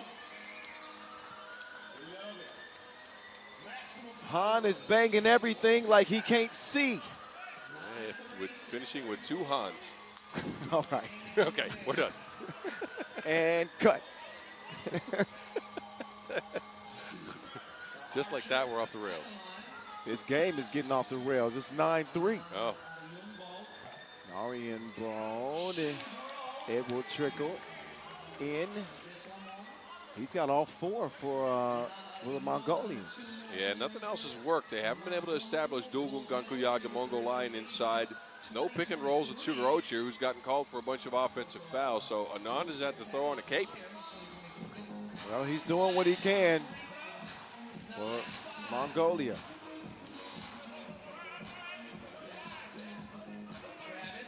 Travis, step back, pull up, nope. Parrott can't squeeze it. Ends up in the Mongol Lions' hands. Parrott will get the steal. And out of bounds off of Mongolia. Good hustle by Parrott. Great hustle by Parrott, saving that inbounds. Frustration showing a little bit for the Mongolians.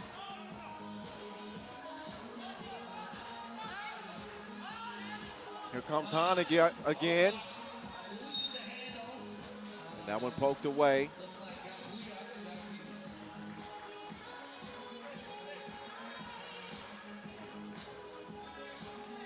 But Big Cinnamon has been the missing ingredient for the United States up until now. He's doing his thing. And he forgot about Sugar Ochir. He'll take advantage of the wide open lane. 9-3, James Parrott. He comes up short. A foul in Mongolia. Yeah. After the shot.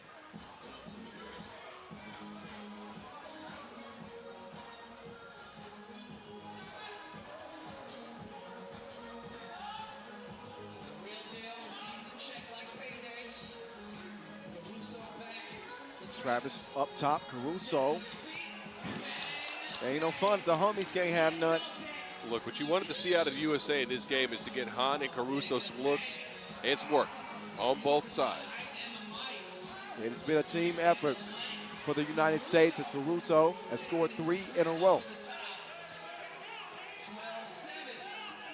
12-7 contest. Dugun fires. Nope. Here comes Parrott on the attack. Drops it off. Air Parrott!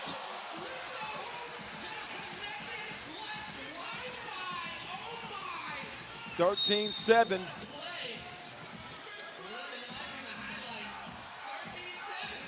Parrott, top floor,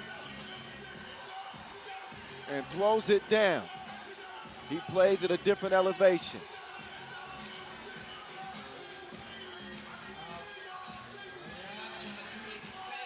Gankuyaga will get the shooter's roll. Oh, that's a hard foul.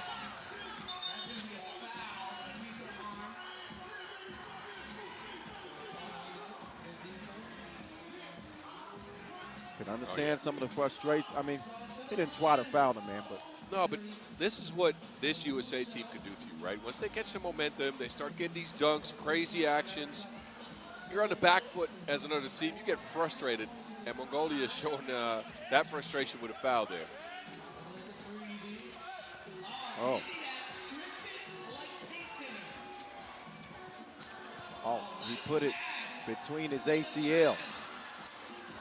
Doesn't finish the play, however. The Mongol Lion with a jab step.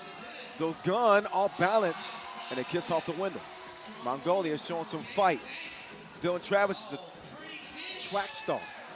Just running all around the court. Caruso can't finish the deal.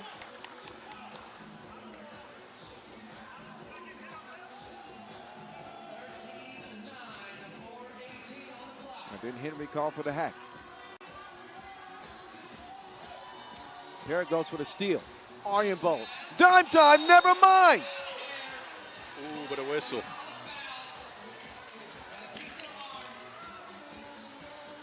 Foul is called. But this looked like an absolutely deflating swat from Mitch Hahn. Instead, it's a trip to the free throw line for Sugar Ochir.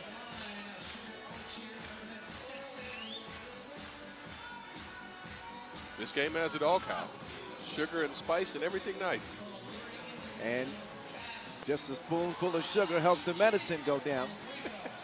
Shout out Mary Poppins. Meantime, James Parrott is punching on the baseline.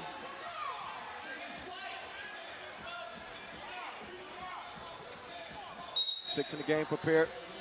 He will pick up the 7th foul on the USA. And they are, USA, great start to this game, but not safe. And nobody's safe when Parrott leaves his feet. When Heir Apparent's playing like that, USA might be the heir apparent here in Warsaw. I see what you did there. Well, and I agree with you. Weaving some words, I'm trying. I'd say the last month, think back to the Pro Tour, James Parrott has taken on the responsibility of being that dude for the USA. We've waited for that for a long time, Kyle. I don't want to get ahead of myself, but it looks like James Parrott has arrived.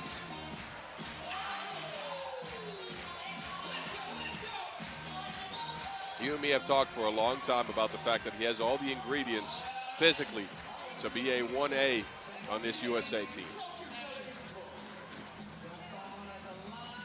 He has been A1. He's had the sauce.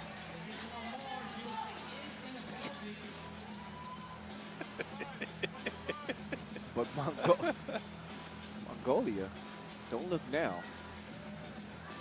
One possession game? Yes. So the USA cannot get away from Mongolia. This is a game. I like it.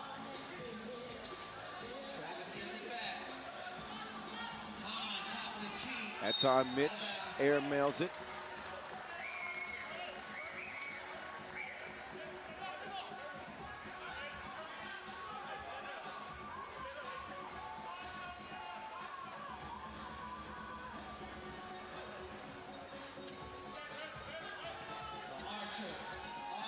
The Archer gets Han off balance.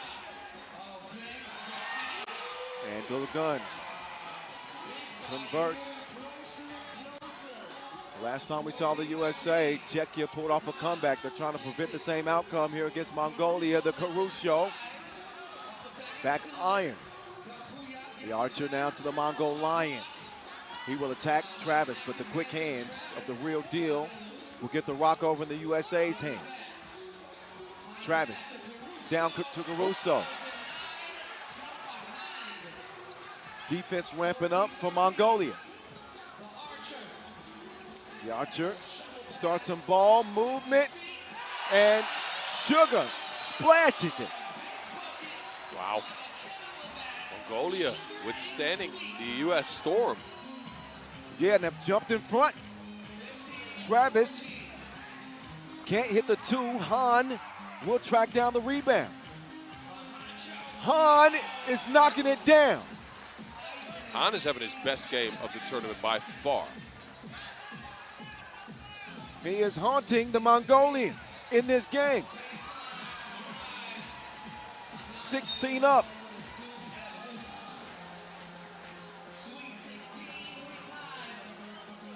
.225, 16 up. Game of the day so far. Yes. And it ain't even done yet. And look, the winner here gets a second, very important second win. Could be crucial for moving on, as this pool is still very much undecided. Everything is still very open.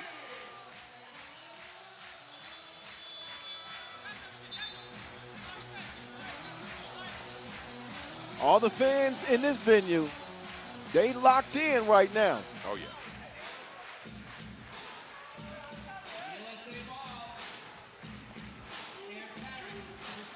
Parrott. They're going to get it to the hot hand. I thought Travis won it short on time, and he forces up a tough shot. Not a great possession there for the USA. Here comes Bowler Erdine. Inside, even Parrott couldn't get to that one. Mongolia in front again. Whoa.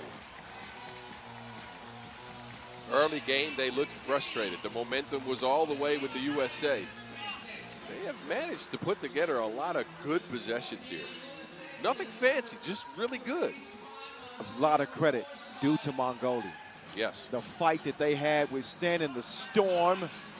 That one doesn't drop behind. The Archer wants some space. He will attack. The Archer going at Mitch.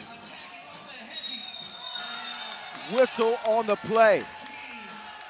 This is the test for the USA, in my opinion. Close game late. Can they keep their composure? They couldn't yesterday, or 2 days ago, I apologize, against Czechia. And if you want to win here, you have to do it now. With the Archer at the free throw line, shooting 2.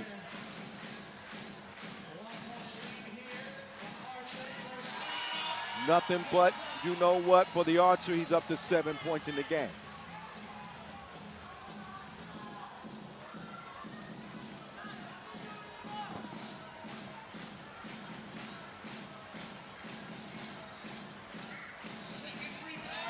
Second one, money as well. 3-point lead for Mongolia. James Parrott, little long. Parrott banging his way to another bucket. Gansoma. Bowler Erdine. To Gunkoyab. Goes to the hook, won't go. Parrott's been spectacular in this game. Parrott, shebang. How much he got? A lot. USA tied the game, 19 apiece. The Archer. Oh, that is an untimely tech, and he doesn't argue because he knew he tried to sell it. He did. He did. Got a decent look, not a great one. We've seen him hit that type of crazy shot before, though, and he dropped to the floor afterwards to try to sell that contact. Travis converts the technical free throw. And this game has had more plot twists than Black Mirror. USA back in front. Game point. Dylan Travis, Henry Caruso, GG's. All net, all wet. USA hold off a late charge of Mongolia to improve to 2-1. What a game from USA. A blitzing start. They looked incredible.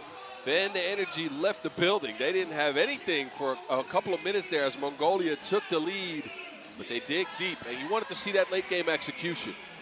This James Parrott with that big two-piece to tie things up, and then Caruso with another one to lock in the game. This is the best. This is the best win for the USA so far. I'll say that as far as building momentum and confidence. Without a doubt, that it's kind of odd to say that a signature win against Mongolia for the United States, but that was a meaningful victory in a matchup that normally has been dominated by the USA. Good fight from Mongolia. Oh, credit to them, and look, they got the game plan going after a frustrating couple of first minutes. You can only imagine what would have happened if they didn't have, let USA come out and pick up a huge lead, because they fought back, and this was the Archer's best game in the tournament. He really stepped up and led his team. Outside of that technical for flopping late, which he would have liked to change, but everything else he did was really secure. He set his guys up. He knocked his shots down. He's stepping into a bigger role in the squad now. And a lot of guys' best game. James Parrott and Mitch Hans as well. That is a USA win. I'm about to say, Kyle, I think it's going to get loud in here. I'll let you set it up. No, I'm going to take some bites of my french fries because it's about to get crazy in here. Yes. This wouldn't be my last chance. Do it.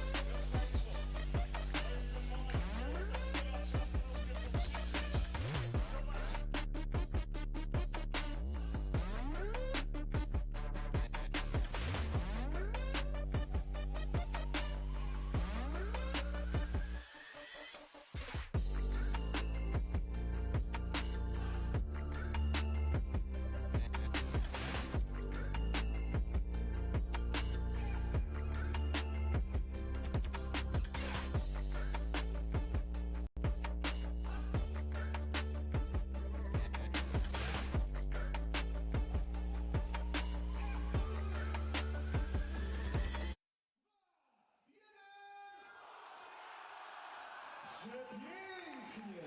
I teraz tutaj coś czuję, że może być grubo. Uwaga, uwaga. 3, 2, 1. Słuchajcie, a teraz wielka prośba. Wszyscy wstajemy. Zrzućcie okiem na nasze ekrany radowe. Absolutnie wszyscy wstajemy. Nie widzę nikogo siedzącego. Jeszcze jedna prośba. Wszystkie rączki do góry i ustrzelimy Viking Clap, który nastroi naszych na zwycięstwo. Gambit, ruszamy!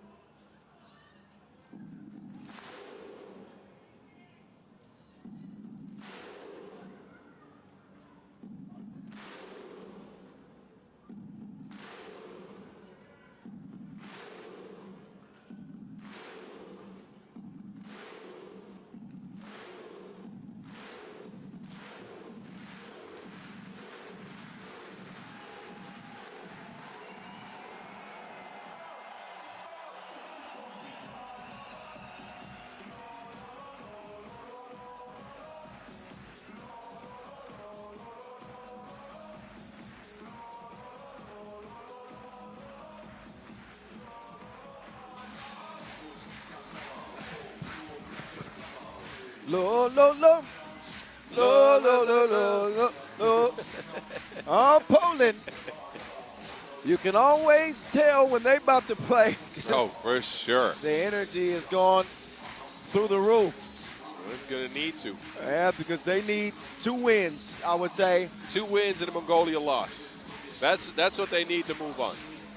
They are the country's only hope. As hosts, we saw the women get eliminated yesterday, and they will face off against a Czechia team that are desperate to get back in the win column after being punished by Latvia to open up the action in this group today. Yeah, they stabilized too late in that game, right? Czechia got blitzed by Latvia. They got out physical, out muscled, out pressured, out paced, everything to start that game. But late, they found some stuff, right? Late in the game, they got some critical points. They managed to get some coherent possessions together. And they could be building on that, right? They still have everything in control. They could advance with a win here. And, you know, with the staff that they have and the players that they have, they've gotten that calculated out. Now, can they manage to stay away from the pressure this time around? Because you saw Poland come out and do the same thing Latvia did over the last couple of games that they've played. It hadn't let the wins, and Poland's going to come out with some craziness so far. Look at Borovka. All smiles coming into this game. I think that's his own way of trying to get rid of the nerves. Yeah, he's a pretty expressive dude. That stash tells you a lot. Team Czechia here against homestanding Poland. I would not expect this one to be very neighborly. Oh. They can't come over asking to borrow no sugar.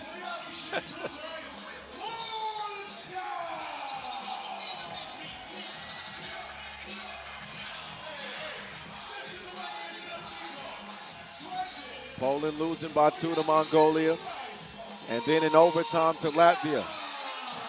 That's how they earned an 0-2 record, and will literally have to fight from the bottom of this group to continue to play.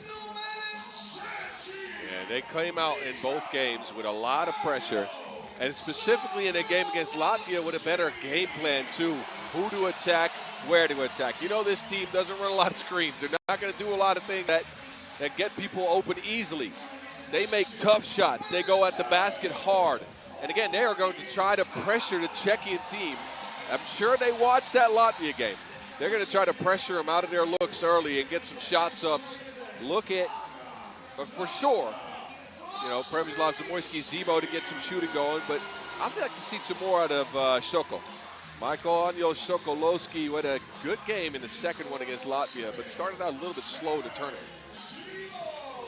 Yeah, all the feels, all the vibes, and of course some nerves. Former teammate Pavel Pavlovsky giving Zebo a shove into the court. And this place is going to be crazy. From opening check, just get ready. Poland's last game today, by the way, against the USA. That also a must win if they win this one. Right.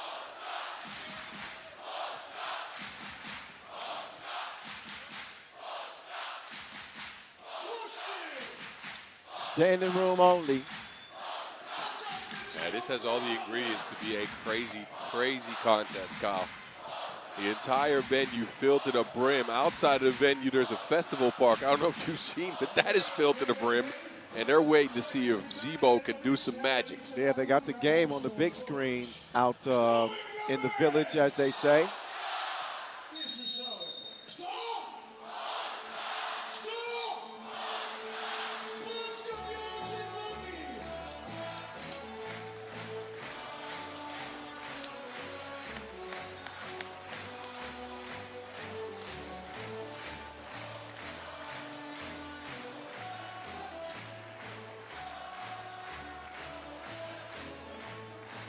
Can these guys make it a real Polska carnival for the people here?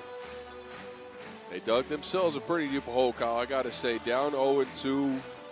Two decent games, but not enough at the end there. I thought the effort they gave against Latvia was exemplary. That was a game they could have won. Went to overtime, and then they saw Miezes knock down that shot. It's put them at a disadvantage, that's for sure. But we've seen teams climb out of that 0-2 hole over the last 2 days. And they have home court advantage. They will start on defense with Czechia. Quickly get into Borovka. Zebo will draw a foul. And Poland, they got to be careful not to be overly physical in their pressure on the ball. The pressure is good, the fouls aren't.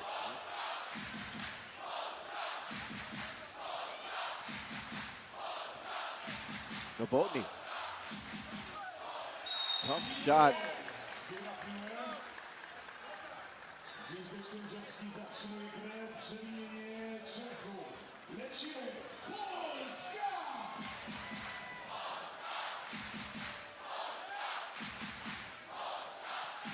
Zebo will give it up.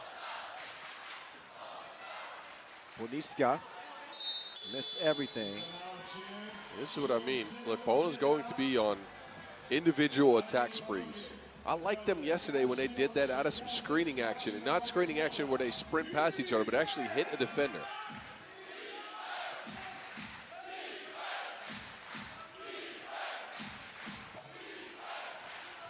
Novotny will track down the Wilson. Rusicka. Stegbauer. Back to the Rusi. Rusi? He fires from long range. All right. I'll go with that. Bonitska. Swinging it back left. And two goes begging.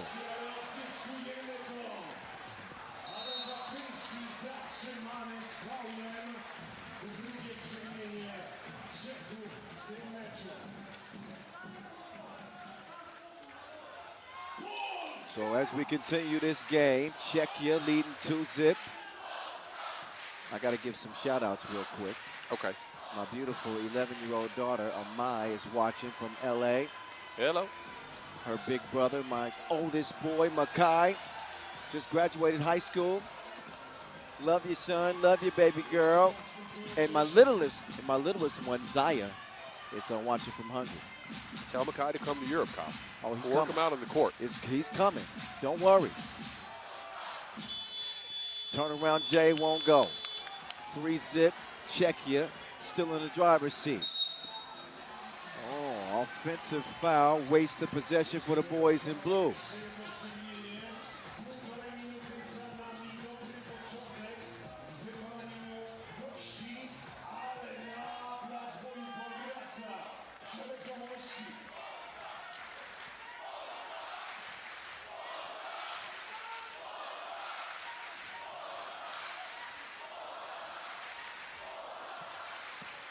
Wyszynski back to the bucket, going to the fader. And it has been it's been a tough go for Poland offensively. Yeah, they've come in and just kind of try to go one-on-one. So it's brought all the stars out. We've seen NBA players here. And I hear the volleyball national teams here too. Did I hear that right? I think so, yeah. But to get back to it, Kyle, what I expected out of Poland to come out in this game is ball pressure, but also the craziness we saw yesterday against Latvia. Remember that game? They had 7 fouls in 4 minutes, and the referee had to tell them and Latvia to slow down with all the fouling and the physicality. We have not seen that here. No. They've been more controlled, but they have also not scored at all. I think the effort level could go up a notch. Hard to hear. It's so loud in this place.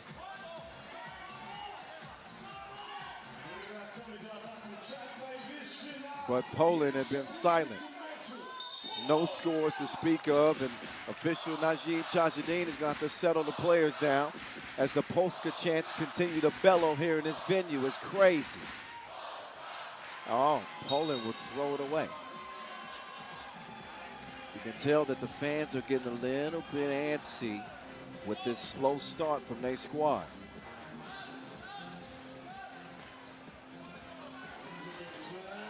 Zebo gets beat, but he recovers. Czechia matching the intensity, but also executing with more precision. Way more. But their action comes out of handoffs, screens, chemistry, togetherness. Poland is trying to force themselves one-on-one towards the basket. You cannot force yourself into the win column. This is not a Czechia team that you can snooze on. They've proven that.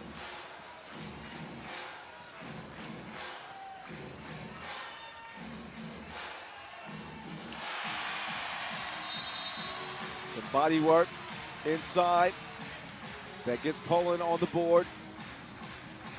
And good recognition by Sokolosi there, getting Wyszynski to rock in the paint. Wyszynski actually a very secure finisher once he catches down there.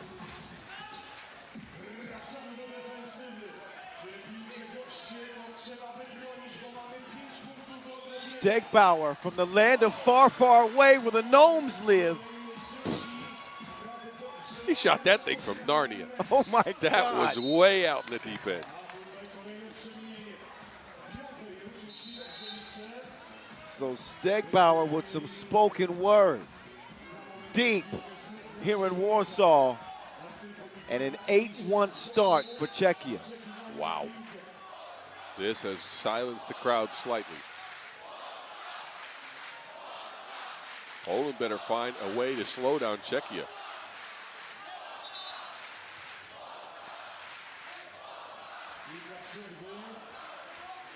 Czechia group is down to scrap, man. They are believers.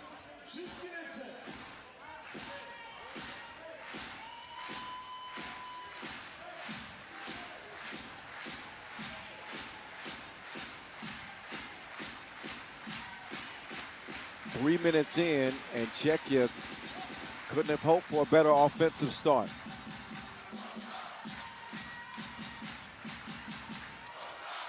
Poland needs somebody to catch fire. Wyszynski, not that time. Loose ball. Ponicka, he will convert the layup.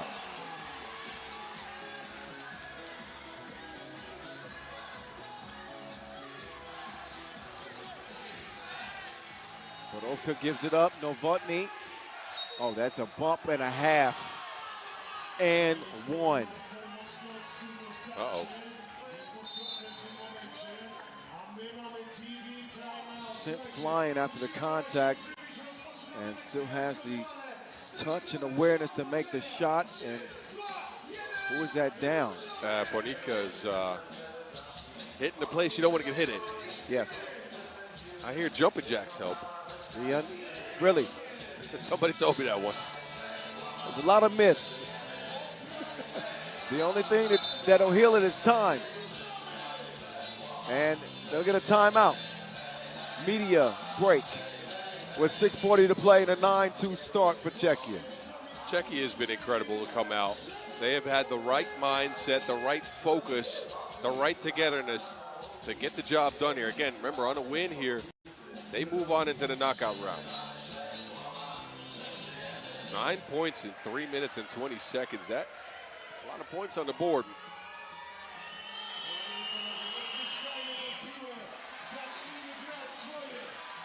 Oh, Stegbauer, great hustle. Novotny with nobody around, drills it. Zebo gives Poland their third point. Zamoyski gets called for that foul. You know what? Credit to Zamoyski for the effort he's put in. You know, he's given it his all, but he's picked up some not so good fouls. Yes. I'd say in their contest. I agree. And as the veteran, he's got to be better than that. Novotny spinning free, scoring easily.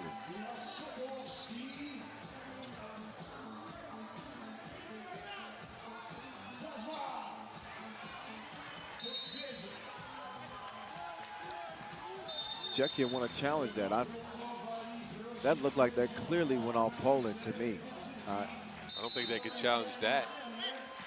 No, no need to challenge.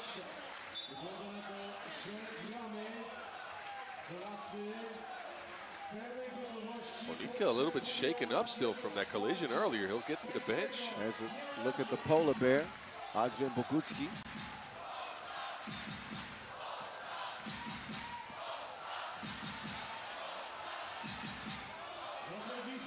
Novotny, no.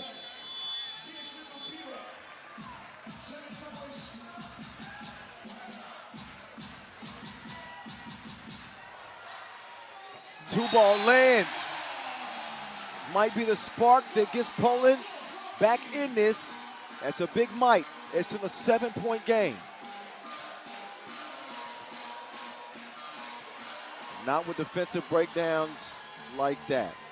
Man, Ruzicka so good cutting off the ball, finding seams, and the defense as Zamoyski finally knocks one down. That might give Poland some life. Zebo imploring the crowd, saying, come on. There's Zebo, top of the key.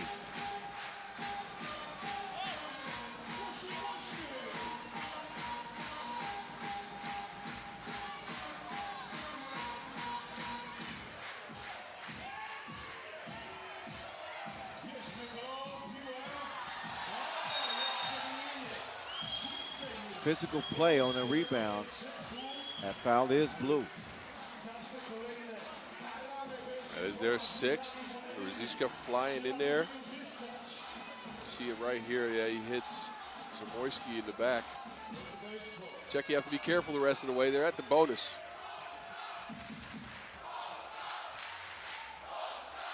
Kick up top.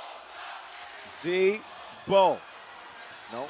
Sokolowski kicks it. Waschinski just hit a two. Took him on the merry-go-round. He ain't playing around.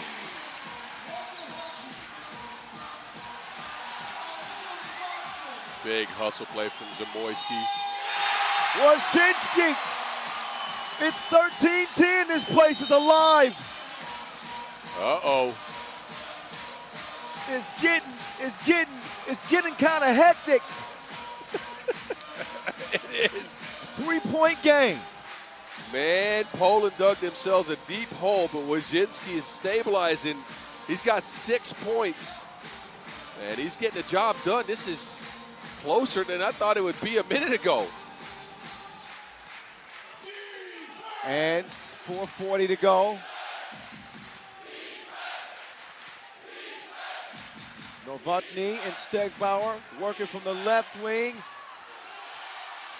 Big rebound, Borovka. Borovka. Nobody to halt that drive.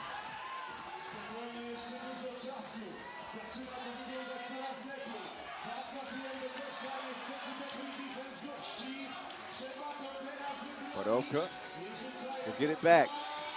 Oh, wow.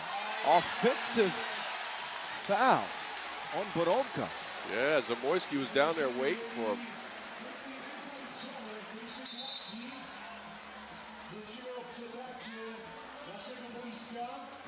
Zebo gets there in time.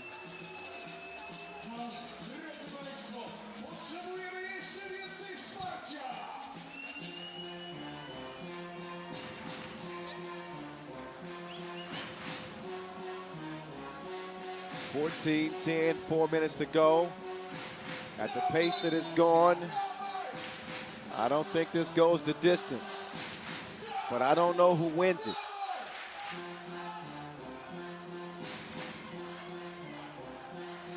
Zamoyski, no go that time. Novotny. Oh, that's a great defensive play. Sokolowski is able to get a hand in there on it. Poland essentially playing with 3 right now as Ponitka took a long time to recover on the bench. You wonder what that does for their stamina. He is stretching out, so he could come back in the game, but he's been on the sideline for quite a bit here. Last couple of possessions for Poland haven't resulted in a score. That's been a bunch of contested looks. See if they can get it back to Wazinski, who's had a good game.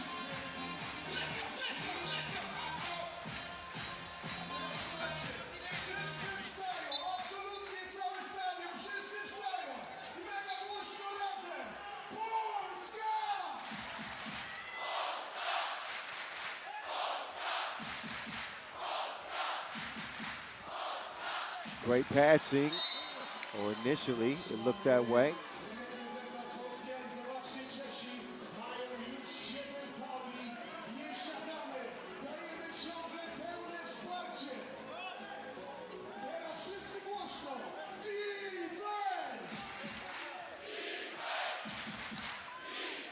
Back to it as Novotny will try to get free.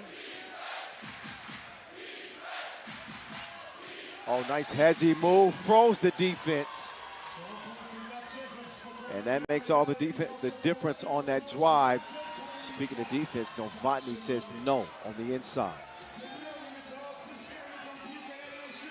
Borovka, the runner. He's so good when he gets around the corner of that screen. Drive first, but he's crafty finishing. Washinsky has been great in this game. Did some big shots. Oh, but that one is going to hurt. That one is going to hurt. That puts Czechia up by 8.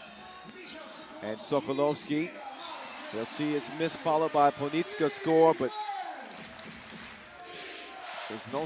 there's no check in Czechia. Oh, especially Borovka right now. He is just going to it. What did you say, Dr. Eggman? That's right. I'm going to go with Czech Dali still. Suit yourself.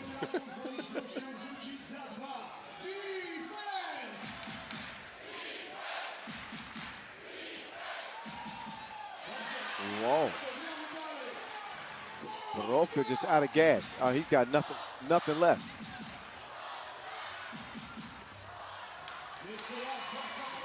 Poland do take advantage. A 3-possession deficit for them. They are out of gas and they might be out of time. That is game point. Oh, Washinsky is going to turn it over. He gives it away. And you can feel it. You can feel it. Yeah, there's an eerie feeling in the air, Kyle. I think we saw Poland's best shot in the middle of that game, but they dug themselves such an early hole that it took everything that they had. And then Ponitka went down as well, so they didn't have a sub for a while there. I think that was everything they had in the tank. They've been, shooting contested 2s over the last couple of possessions, haven't gotten much out of their offense. And now they got to check Czechia, who's been actually sharper over the last couple of minutes.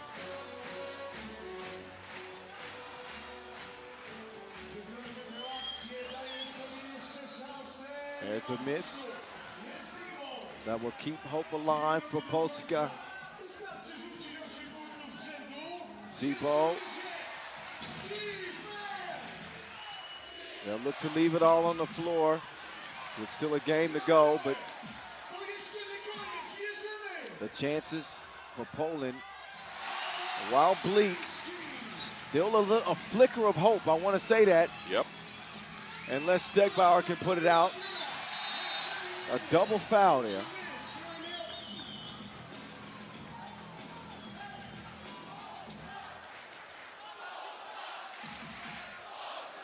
Everybody is gassed. Ruzicka took a long time getting up off the floor on that play. Minute 28 is what's left on the clock. Czechia's last bit of action after losing to Latvia.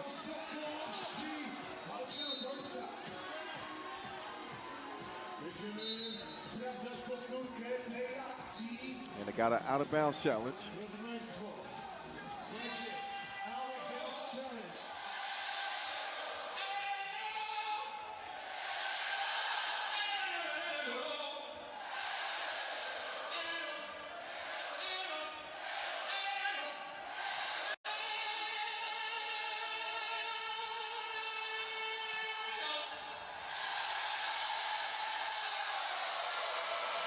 Yeah, you can see the footage here. I don't know who touched that last one. That angle, it looks like it might have been Sokolowski. Tough to see. Footage has to be clear. Remember, the ruling on the floor was Czechia possession. Cella's lost.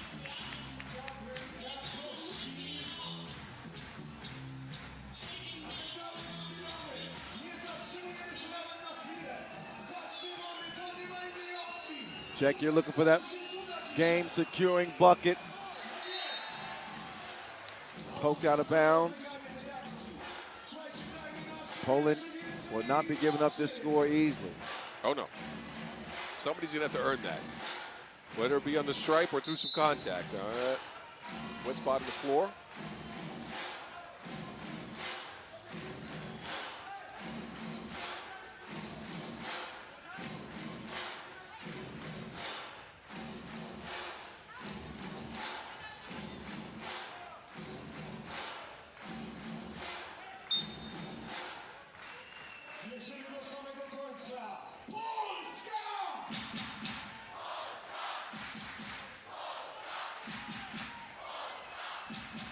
Borowka pulls up and calls game. 21-15. Czechia will wrap up group play 3-1, and Poland will have no chance to play on. Shout out to Czechia. And they've come out of nowhere this tournament and have taken on one of the Cinderella stories now, moving into the knockout rounds. To get her basketball, a balanced effort. Everybody between 4 and 6 points a game, and it goes through in this game as well. Everybody between 4 and 6 points, they come in here, and dare I say, I don't know, steal one is not the right word, but steal a spot out of the pool? Well, yeah, I guess you could say that because they weren't favored, but listen, they made a hell of a comeback. Even in that game against Latvia, they were down big. Czechia has been impressive. Yes. Impressive in this environment, winning that game as clearly the dominant team. A job well done in group play for them. We'll see them, well, maybe tomorrow. I don't know. We'll have to figure that out. Well, it just depends on what happens with the USA and that game against Poland, and then Latvia, Mongolia. Mongolia. Those are coming up later. We'll see. For now, Czechia in the driver's seat for the first spot out of the pool. Wowzers. Yes. All right, stick and stay. We got 4 more games still left on the schedule. Wow. To wrap up group play from here in Warsaw.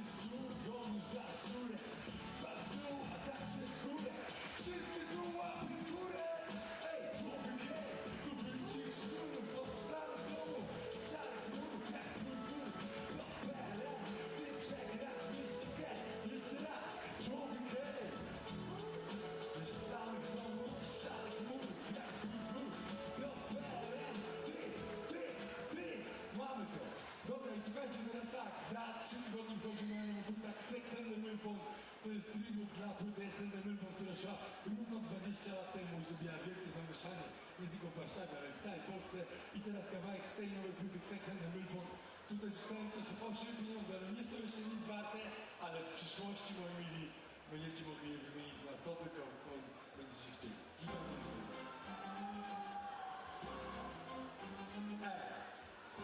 Sprawdzaj to, człowieku. Hej!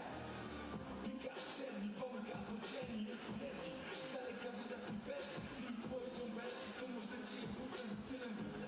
Mówiłem, nie da się uciec przed nim. A wujem jest jak kurzem złem. Ty tu się jedni, bo jesteś luzem, a życie pędzi. Problemy, wtedy, jak wtedy. Inaczej ty nie dzieci, nie wylegli, my wąt. Mówimy skryty tylko, tak to pierdolili, ale hip-hop był to. Odpowiedz sam sobie, ile lat było. Jakby pan sobie wyrósł na piłkę, który to. Słyszę klik, bo ciśnie, dziwko pójdzie. Nie wybiera się nigdzie, a w świecie dzielisz się, klik, nie dzilość, ani miłość. To tam pozostaje cierpliwość. Halleluja, my, da, halleluja, mordy, da, lecz chory pastor, hej, no nie wyjdzie z formy, co ty, pastor, nie chodź, da, no nie przyjdzie do was, no bo znamy oczy, się dla chorego pastora, ty, strzelam z palca, bałsam, żadne zwykłe hasła, zero gangsta, ja wniosłem postęp zamiast chłopstwa, drapie i robię upgrade, a wtedy ja podmarłem i zapraszam do tańca, najpierw się zgańca, zanim będę ci skańca, bo taki jeden co myślał, jest tarcza i jest warsztat, to naprawdę nie starcza, uno, dos, tres, cuatro, chory pastor robi nocny patrol, no, stres, gramy mocny banger i momentami przypomina mi jestem, znowu mam tamtą śrubentkę, bang, udam, że nie wiem co mówiłeś po cichu, robiłem ważny, jak robiłem interes i zawsze lubiłem autem wzrok przykuć. Halleluja, my, da, halleluja, mordy, bo to jest chory pastor, da, on nie wyszedł z formy, ziom, pastor na chodźcie, ej, no przyszedł do was, że dostanę oczy, ty, dla chorego pastora, ręczki górę, halleluja, my, halleluja, mordy, wrócił chory pastor, mordo, on nie wyszedł z formy, da, pastor na chodźcie, ej, no przyszedł do was, pastor na oczy, ej, dla chorego pastora, shit. Wielkie dzięki, mordo, że mogłem tu wystąpić, to wielka przyjemność dla mnie. Wracam do moich widzów na live, bo tam nadajemy za płotem. Dziękuję bardzo wesoło. Zróbcie hałas! Wielkie brawa! OG7! Tak jest!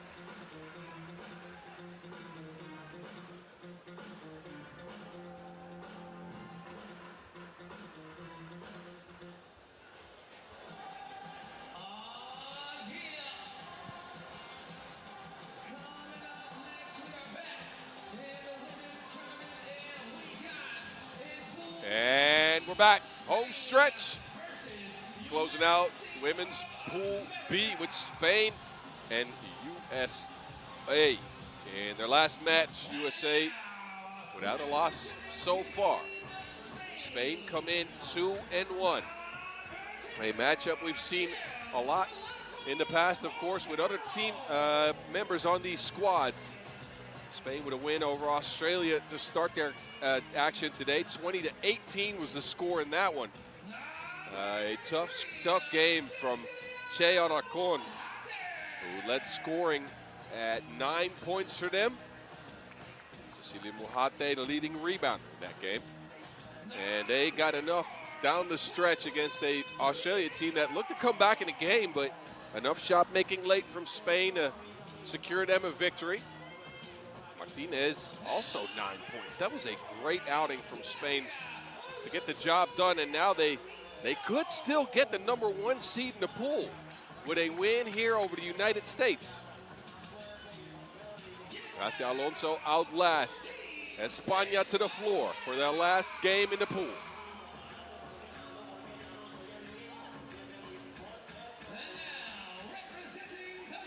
Now they take on a squad that has looked pretty dominant so far.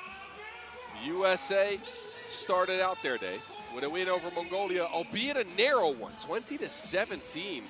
Malaysia Fulwili's best game of the tournament, both offensively and defensively. I gotta say, she was active going to the basket. They had to get her going a little bit. Sahara Williams was her usual physical self.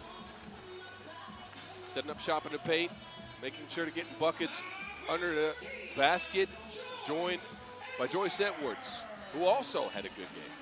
Look, I gotta say this USA squad played pretty good so far.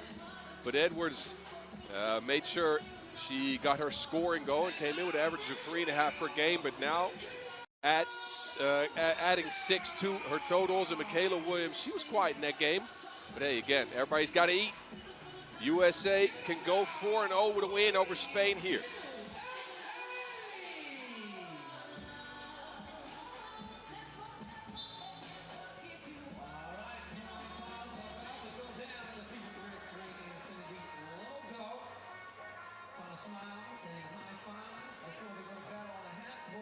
Coin flip going. Last time these two teams met at the international stage was at the Summer Olympics in Paris. That was a Spain win, 18-16 in the semifinals. That set Spain into the finals. Now again, the only member of those two squads here on the floor is Gracia Alonso for Spain. So some new faces, but I'm sure there's some remembrance in the coaching staffs. Michaela Williams, quiet day so far, 4.7 points per game. Her scoring average dropped a little bit after that game against Mongolia. She looks to get back into things.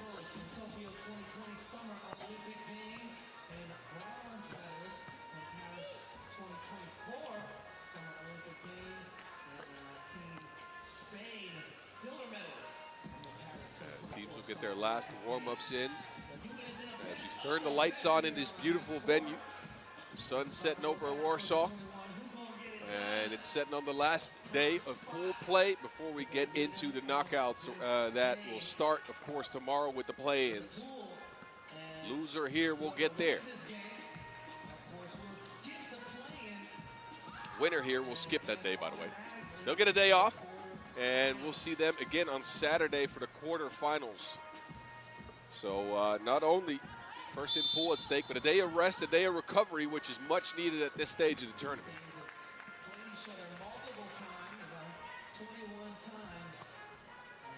Look at that shot. And Chia Butte. Beautiful setup right here in the center of Warsaw, where we've really enjoyed our time this week so far. We got a couple more days left to go, of course, before we hand out some hardware.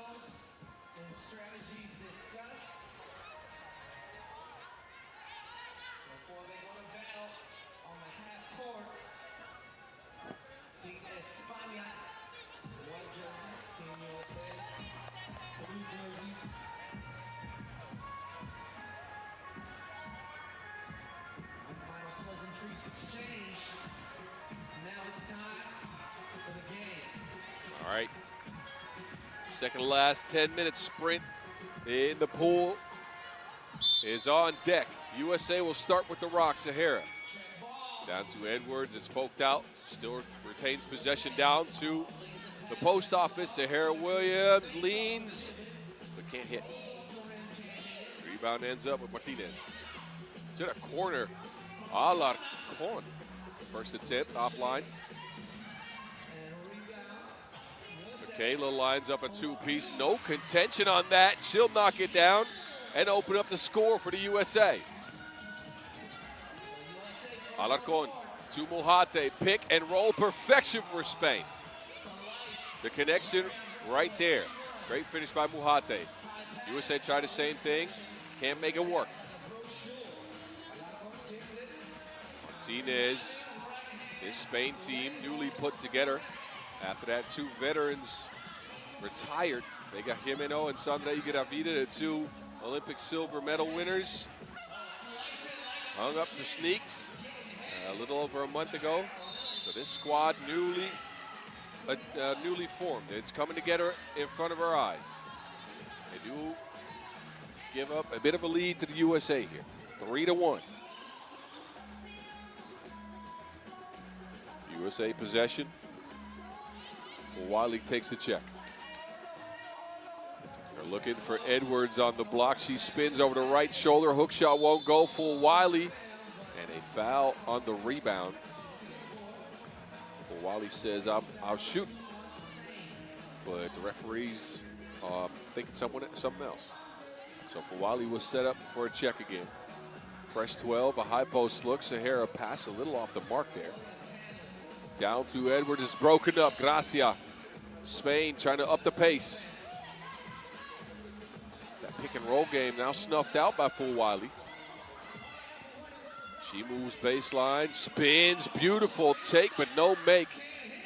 Can't follow up on the rebound. Sahara, USA dominating the boards early. Sahara fighting for that bucket. And Full Wiley takes over right away. They get it down to Edwards, and this USA squad has blitzed Spain in the first minute and 45. Martinez can't stabilize. Gracia takes her on a round trip. It ends up a foul. Wilson out of bounds. That is the first on the United States. 2 minutes in, it's a 5-1 lead.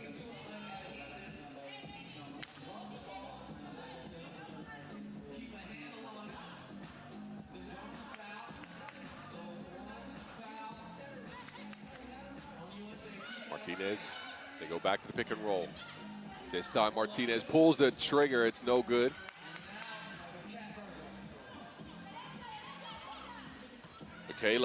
Michaela with the 360? Ooh, that is filthy.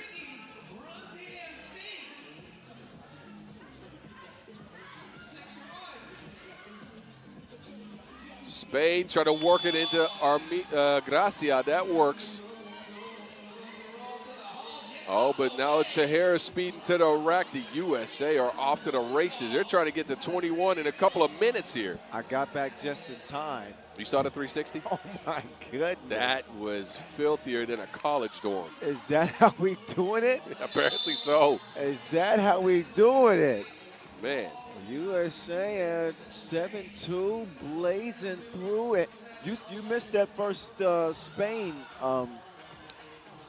the first game for them today. Okay. Spain shot the lights out against Australia. Yeah, I remember that. It was a combination of Alarcon and Martinez, right? Yep. I checked out the box score. Looks like the USA have taken the outside shooting away, judging by the score. So far, yes.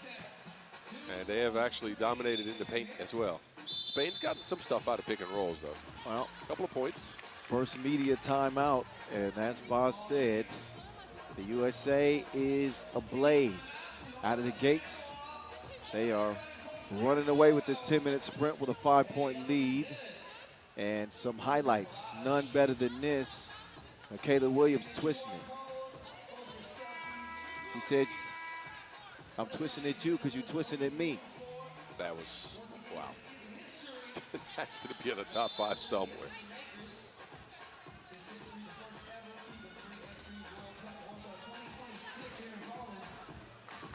Final few games to wrap up group play. One more ladies game after this, Hungary and Mongolia. In a group deciding 10-minute sprint.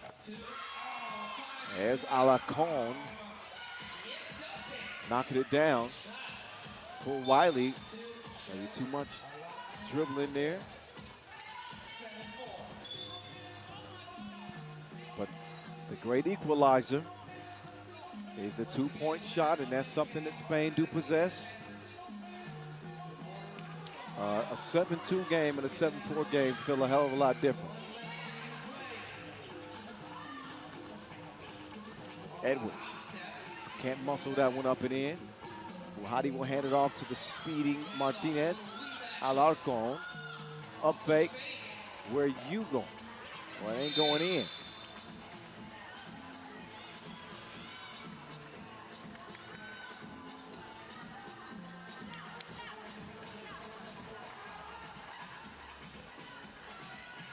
This pool still undecided, Kyle. Spain could still be on the outside looking in as they are tied in wins with Australia. Hungary, they got a game left. They could tie them. as well. In a three-way tie, points are crucial. Spain haven't put up many points. 45 total so far in 3 games. I like it when the groups are hotly contested like this. And each game is meaningful. Oh my goodness, she gave her a floor seat. She's a season ticket holder. And she stared her down too. Oh, woo. 9-4. 2 USA defenders crash into each other.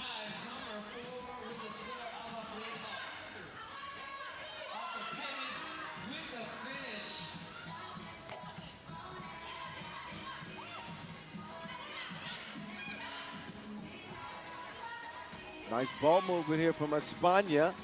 Leads to a Gracia bucket inside. But a couple of highlights that you will see on the top 5 today, courtesy of the USA and Michaela Williams. This time she makes her fall. Time to rake the leaves. Oh my goodness. It's 10-6 for Wiley, fully in her bag.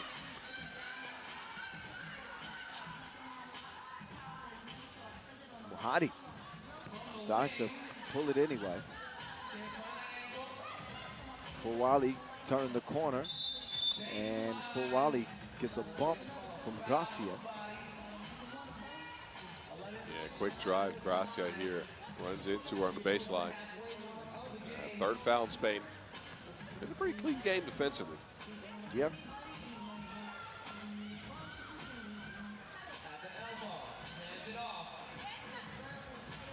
Michaela Williams, she's proven it. Girls is players too. They got a heck of a player in number 12 for the red, white, and blue. Alarcon. No contest on that layup. Think about this. In that game against Mongolia, Michaela was super quiet, right? 1 point, barely any shot attempts. Now she's got 6 out of 12. USA's got a lot of weapons, man. No doubt about that. They got a 5-point lead.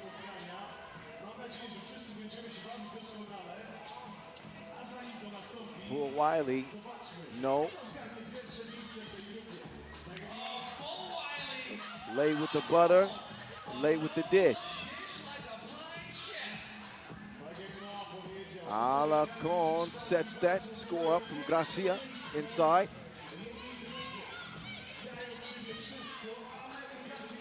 Now it's Williams taking him on a drive. Alarcon, transition offense, but Alarcon cannot hit it.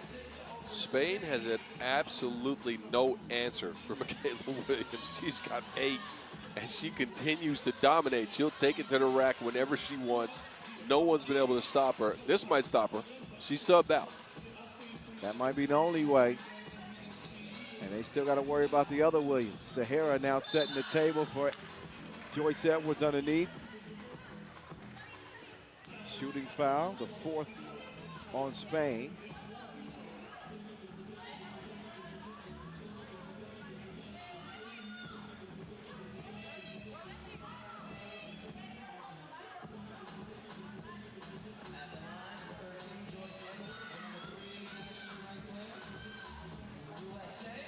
Edwards connects.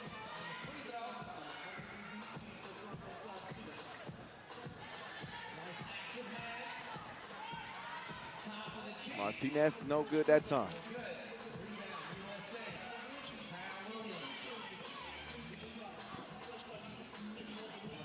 Oh, Edwards. Going to a couple different spin moves and still not getting any freedom.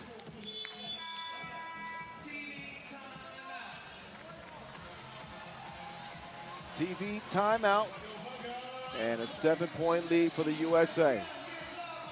Pretty one-sided affair so far, you got to be frank. Spain has not been able to keep up with the USA's physicality and offense going towards the basket. Not many 2 pieces down for the USA, but it hasn't mattered as they've been super secure inside the arc with Michaela.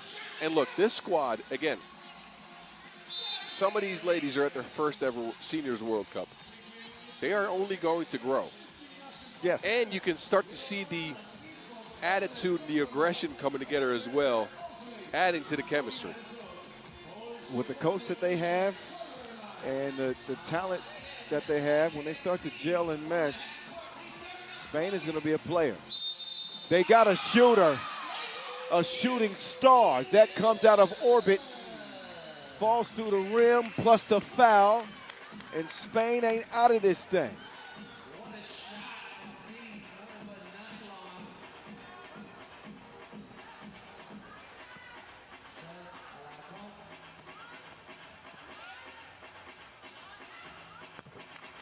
Knocked down at the stripe, 2. 3 the hard way. And a 4-point lead for the USA remains. For Wiley. Threw it in reverse, beautiful move. She's taking a more aggressive approach to this game. Entry pass. Nah, fair. For Wiley getting a rest. That's great timing on that block. It's great timing. Crafty player, both ends of the floor.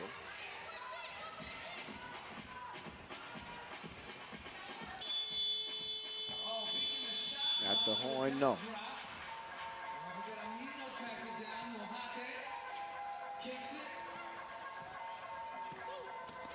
Martinez, no. Mohate the last to touch that one.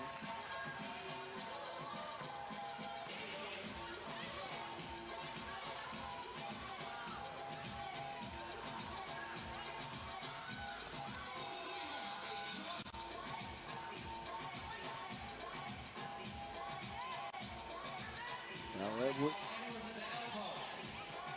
trying to protect this USA lead by adding more points to it.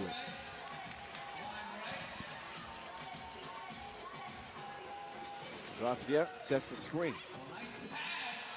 She is rewarded by a beautiful find. Martinez giving it back to Alonso.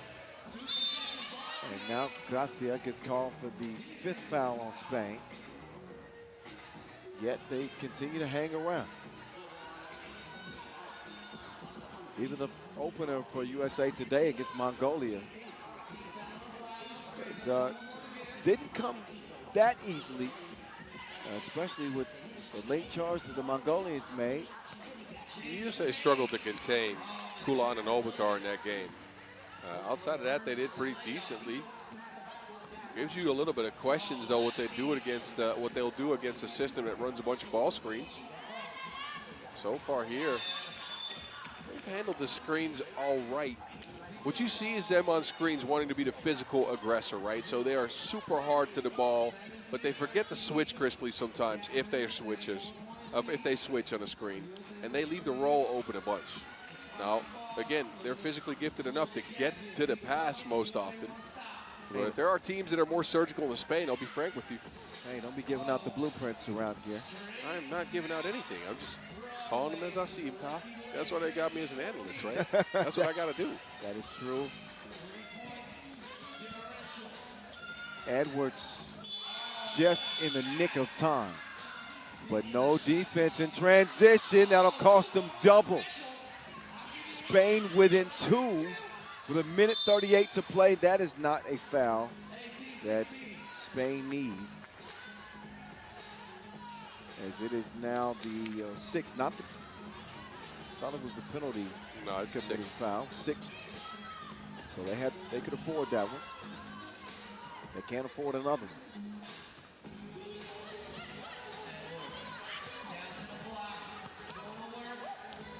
Edwards on the block. What a finish.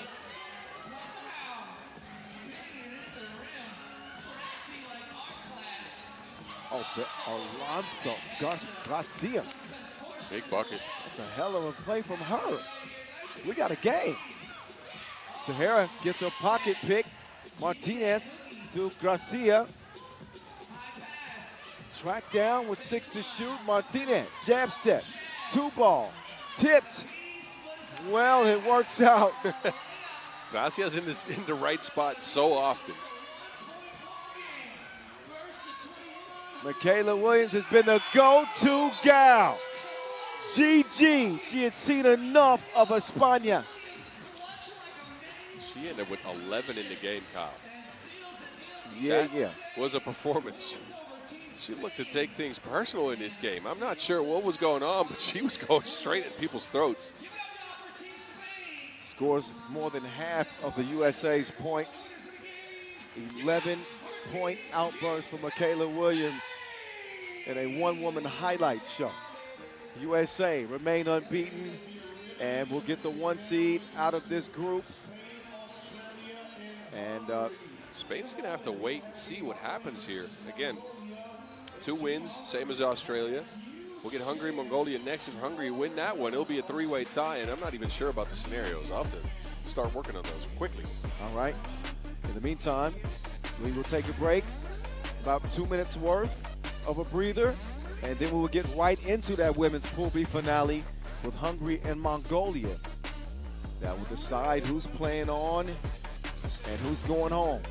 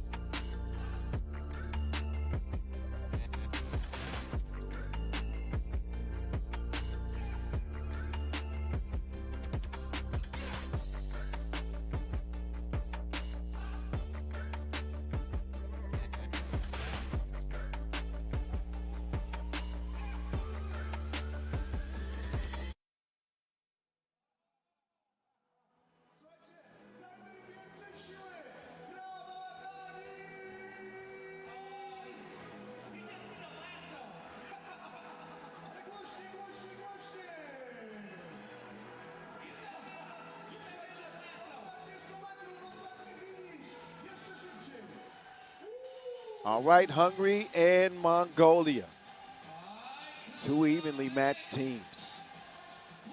And maybe we look at a 3-way tie in this group. And the top 3 play on as you know.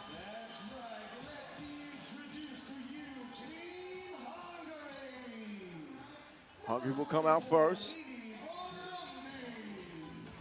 Found themselves in a fight with the Aussies in their first action today. Australia coming out with a 3-point win in that game. So Hungary looking for their second victory. Mongolia doing the same. Vivi Burundi leads the crew out with a new ad, Lelek. The dominant force of Kish.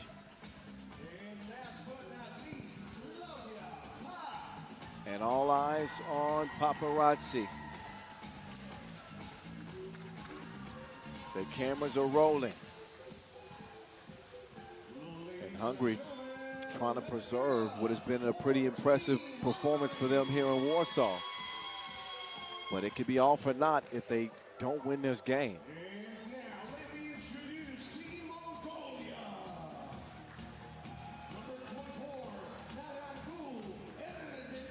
So even in the loss to the United States, Mongolia were competitive primarily because of their star, Kulan and Obatar. 10-point game for her, but it still ended up being a loss. In fact, Mongolia, without a win in the tournament, losing to Australia and to Spain and to the USA. So the best they can hope for is a 1-3 record. But again, that a win against Hungary would drop the Hungarians to 1-3. And we'd be looking at a three-way tie.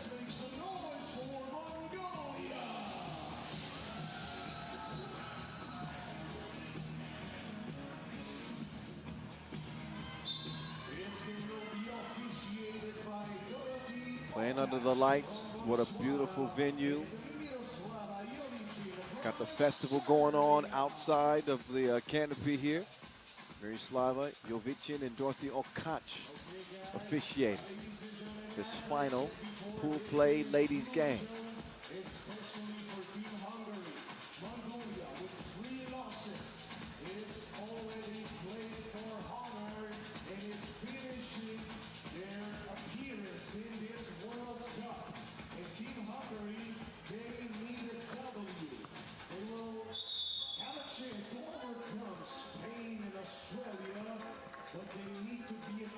Mongolia with no chance coming in at 0-3. Australia do own the head-to-head over Hungary. Spain finished 2-2. So that's what we mean by the three-way tie. That's what's at stake for Hungary. 78 points total score for Australia.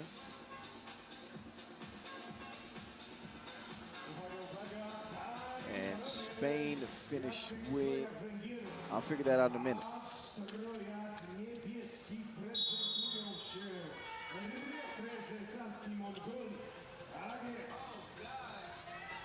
We are underway. And Phenom Bor to the crib. And here we go. Off and running. The pressure firmly on the shoulders of the Hungarians. Paparazzi shooting like the record button. And she has Hungary in front 3-0. Underneath, attempt from Arian Setseg. Won't go, but she's fouled on the rebound.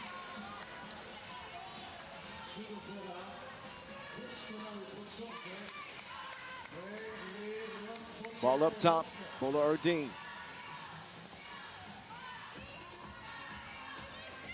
Kulan to Narangu. She fires and comes up well short on that attempt. Narangu's had a couple of good attempts this tournament, but she's not been able to knock many down. No, with a player her size, you would expect to play more inside, certainly have a bigger impact. But not a lot of 3x3 experience for Narangu.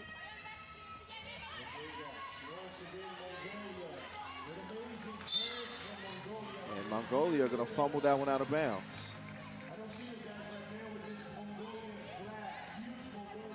They could prevent Hungary from playing on or having any chance at it.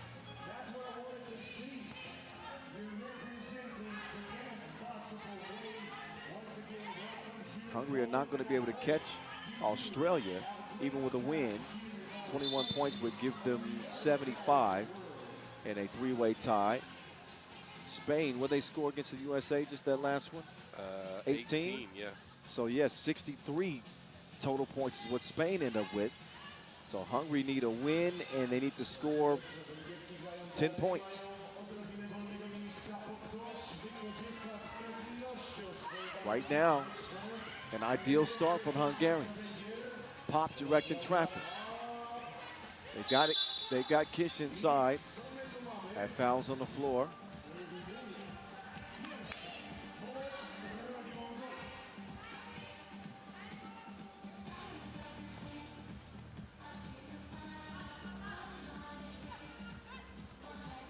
Crossover, Lelik.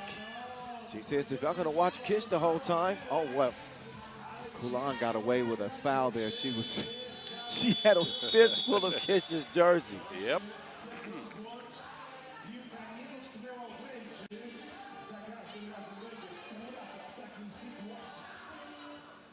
So a handful of jersey, but no points. They haven't been able to grasp one good offensive possession yet. Kulan trying to change that now. Arjen Setseg foul. Play they called on the reach in.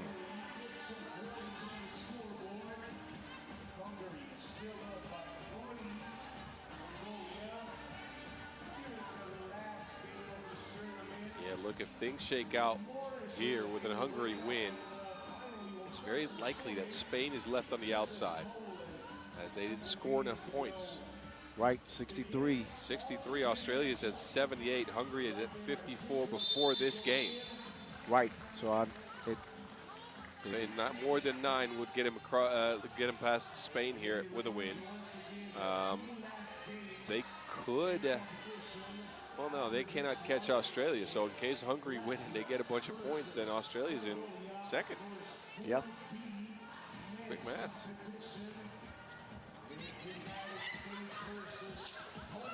Here comes Norongo and company. Bola or Dean, no good. Quick ball movement from Hungary, and Pop has got to finish that. An inexcusable missed layup from Claudia Pop, and she is upset with herself. 10 is the magic number and a win. If it hadn't been for the Hungarian defense so far, they feel a lot more pressure, but it's a 3-0 lead at the moment. Kulan, a little bit long, but Ondi clears it, crossover. Tough bucket, tough bucket.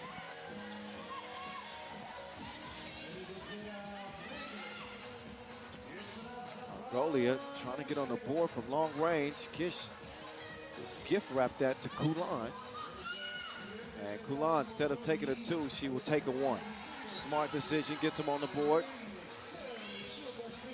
I wonder for Mongolia who's going to do any of the scoring outside of Kulan against USA. She came up with a 14-piece out of 17 points for the Mongolians.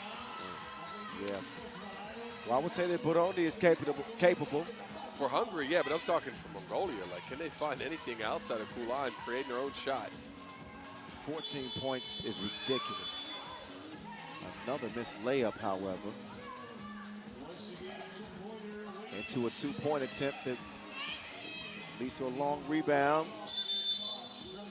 Kish can't get it to go, but she draws a whistle. And it will be shooting a free throw out of the break. So far, it's been all Hungary, outside of an open layup from Kulan and Obatar.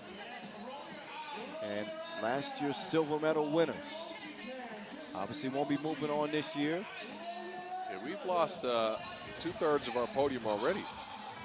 Think about it, no Mongolia, no Canada. Yeah, the The women's Netherlands are competition. still here. Yep. Yeah, the only remaining members.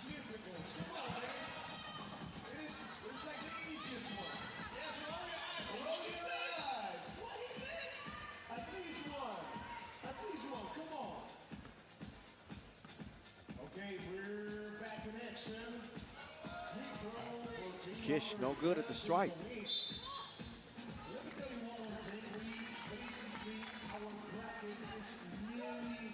See how much killer instinct Hungary has.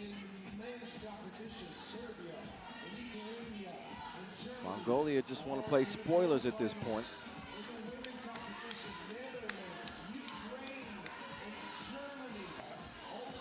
Kulan off target. Lelik tracks it down.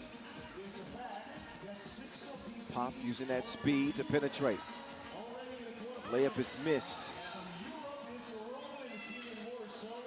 Or Dean, rainbow attempt won't fall. Morangu is going to call for the reach in.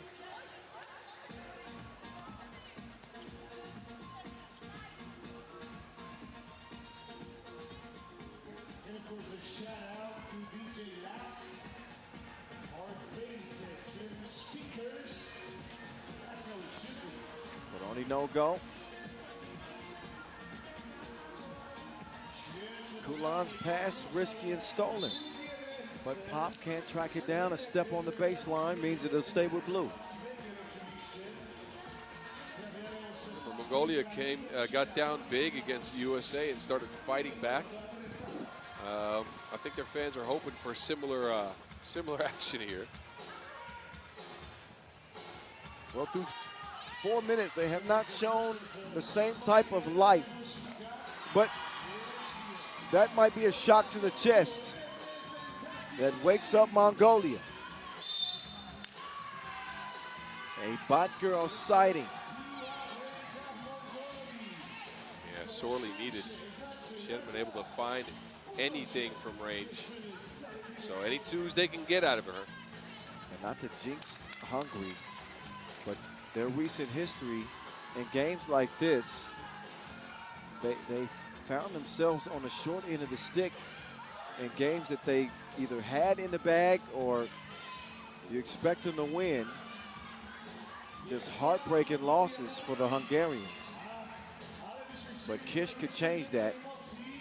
It's her presence that's made this team a hell of a lot better. But she's got to learn how to make a layup. Working on her offensive rebounding stats. She got 3 rebounds that time. Does not help defensively, though. Kulan needs to cool off defensively. That's foul number 4. She takes a rest. Pop comes in, and they'll give Kish a rest.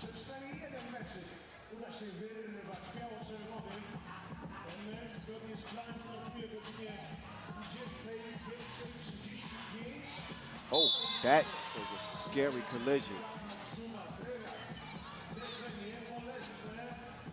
And Tembola or Dean? Yeah, she's down. Still down. And she is in pain. Ola Ardeen holding her neck.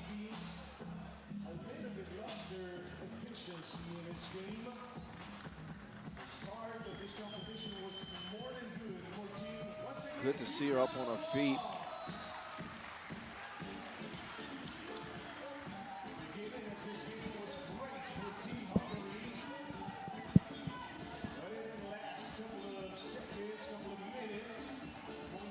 So we'll get a look from the physio, but always wishing the best for players in collisions like that. Anytime these two teams continue to collide. Mongolia have climbed back in it after starting off sluggishly. Lelik converting off the drop step. Kulan in the post office. And she cannot get it to go over Pop.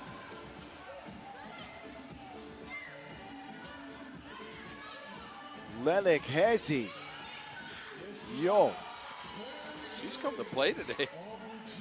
That's a quick buckets. Who would be a really good slasher? Made a bad defensive foul late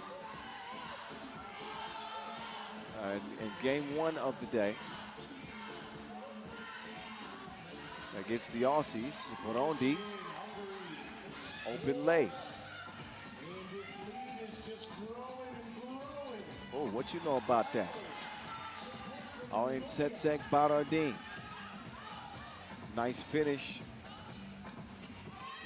After that shot, they're going to like paparazzi about as much as Kanye West. That's a big hit from paparazzi. I didn't expect a Kanye West reference here. Oh, man. All right. Thank you for that. That was beautiful. She gives Hungary another sizable lead, some breathing room. Yeah, but you know, Claudia Pop's got all the lights.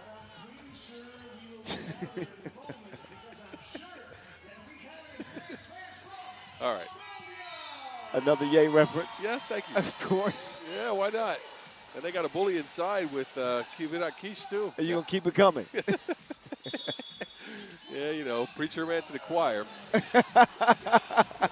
Oh, somebody's gone on a deep dive on that new album. Preacher Man's my favorite song. Mine too. I got to be honest. Yeah. Highs and lows, too, but You know. Yeah, highs and lows. Yeah, I mean, we can go down the whole playlist if you want to. No, we good.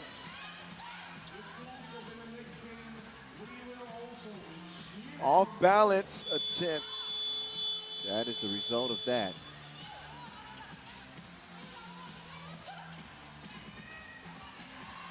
That's some good defense from Norongo. Maybe a little bit better effort needed from Kish on that seal. Back girl to Norongo. Up fake. Crazy shot. Kish will get it cleared. Now she'll get it to a true ball handler. Dangerous pass, and Kish is stripped. Then Kish will get it back and a smooch off the window.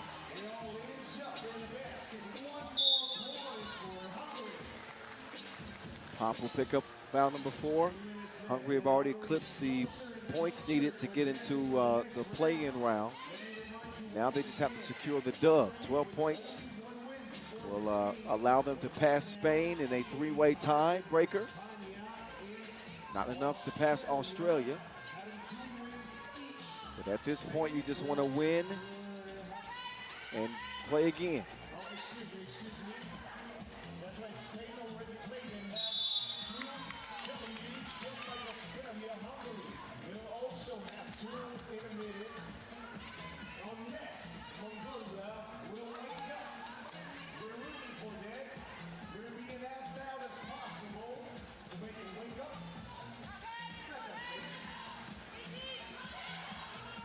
Burundi in the post. She's got a delivery.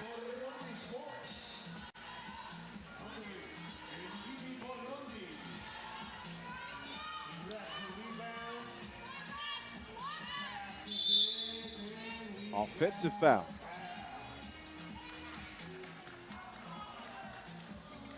Give Mongolia some credit for making life on Biraki's very, very difficult in this game. She's not had any chances at the basket outside of 4 rebounds and then maybe a make.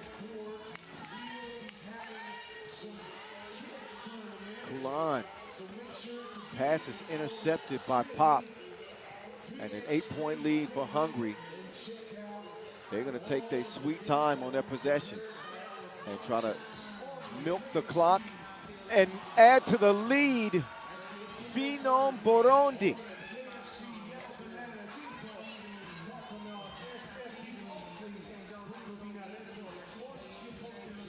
Ten-point lead. Pop lost her footing.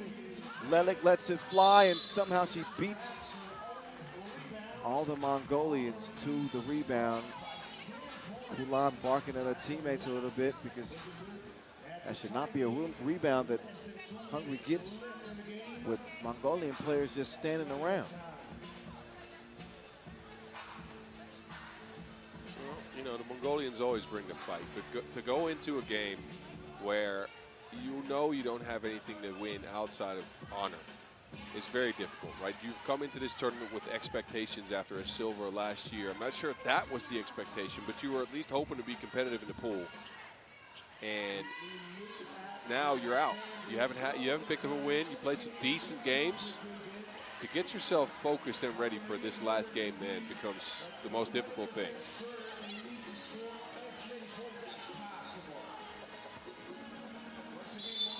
Bernardine, offensive foul. Dropped the shoulder. Smothering defense from Paparazzi.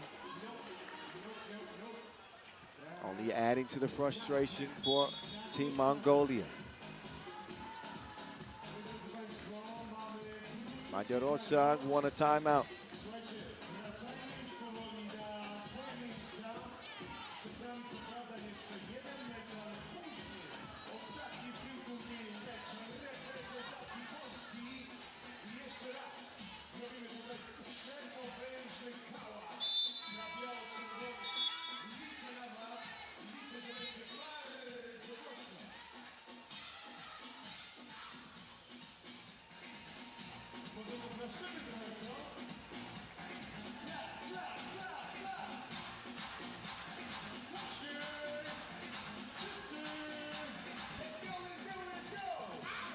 Final minute 30.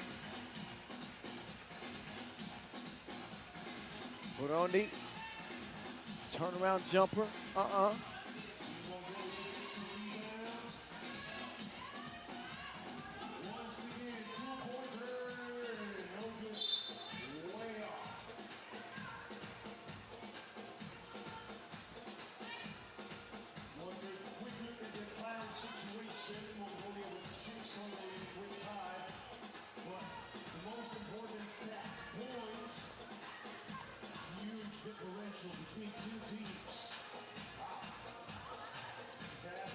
Pop and Vivi share it.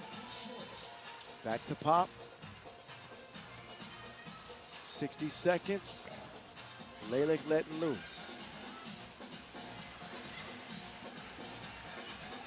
Chances of a comeback in this one are none.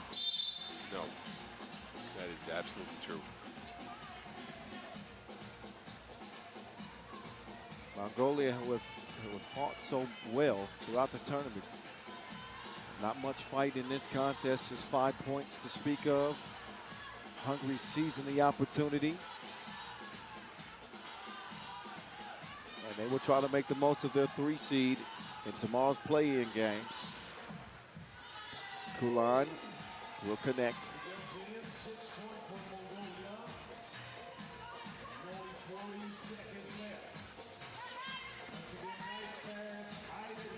Kish, no issues.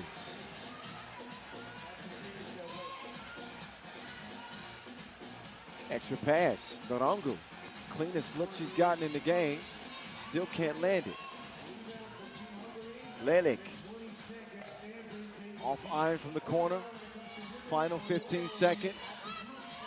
Burundi will attack one last time. Into the dominant Kish. She is padding the stats at this point. A 17-6 runaway win for Hungary. They get the 3 seed in Pool B and will be playing in the play-in round tomorrow.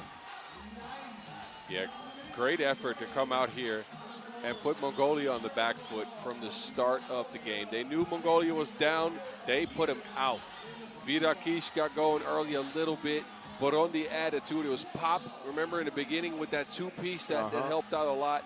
But they never let up on defense is probably the most important thing here, as they needed this W, and they came out and got it. How often, and we talked about during the game, how often have we seen a Hungarian team in a similar situation take a different path?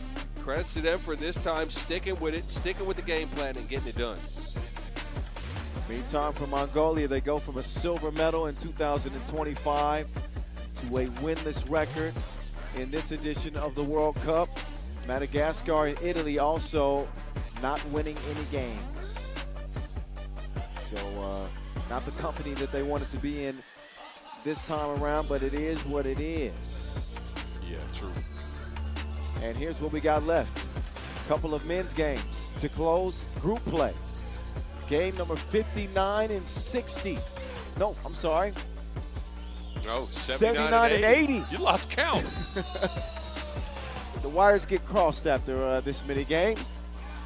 Latvia, Mongolia, and the USA and Poland. See if the Poles have any fight left, even though they have no hopes of playing on.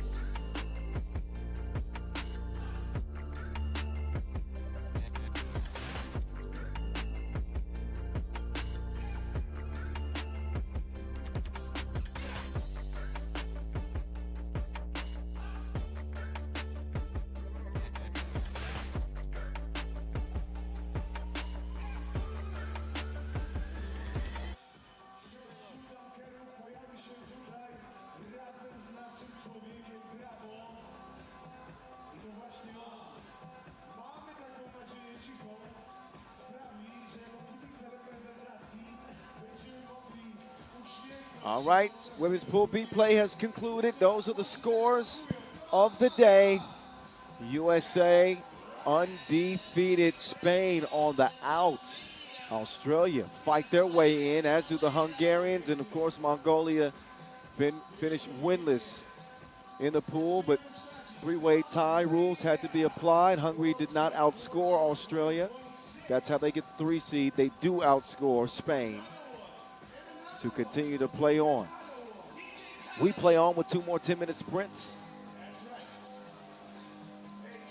Women's Pool A standings first as they wrapped up yesterday. Netherlands looking good. So is Azerbaijan. As for Pool C, Germany 4-0, as are the German men, as they earn the top spot out of that group. We saw Pool D today. Ukraine. Wow. Ukraine. Number 1 spot out of the group. France and Lithuania moving on as well.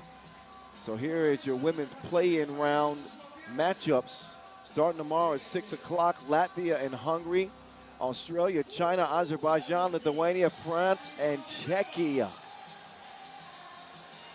That will be fun. The 1 seeds, by the way, straight to the quarterfinals. So they won't be playing tomorrow. We'll see them on, what day is it? Today's It's Thursday. Well, you'll see them on Saturday. There we go. Day number 4 in the twilight hours. Latvia have turned the page. They came out with a strong win over Czechia. They will come out for the last time in group play now.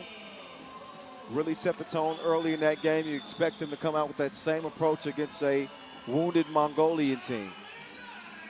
Wounded in that they played tough, but ended up losing to the United States. They left it all on the floor in that one. They did beat Poland, but a 3-point loss to Czechia has put them in a tough spot. But not out yet. Yeah, I was going to say, if they're not out yet. Not out yet.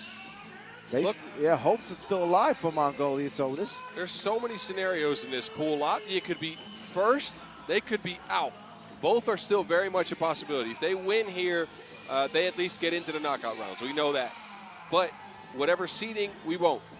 Now, in a loss here, Mongolia would actually have the tiebreaker over them, meaning they actually would be out, because that would tie both these teams at 2-2. USA's at 2 as well, but USA's beaten both Latvia and Mongolia. So on an L here and a Mongolian win, regardless of the score, Latvia are done. I mean, is this? No, I'm looking at it as you say that. Mongolia's got a win over Poland. Latvia have a win over Poland and over Czechia. USA have a win over Latvia and Mongolia. Well, couldn't it be a 3-way tie in the group? No, because the first tiebreaker is the individual results. Only if it comes down to you can't go head-to-head results with the 3-way tie. First, yes, in this pool you can. It's a 5-team pool, so you go head-to-head results first. And again, USA wins over Latvia, Mongolia.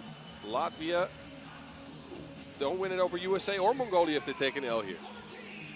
Look, I might be wrong, but I think this is the scenario, Kyle. I've done some math. I've had no help. 3-way tiebreakers, Boz, always go to points.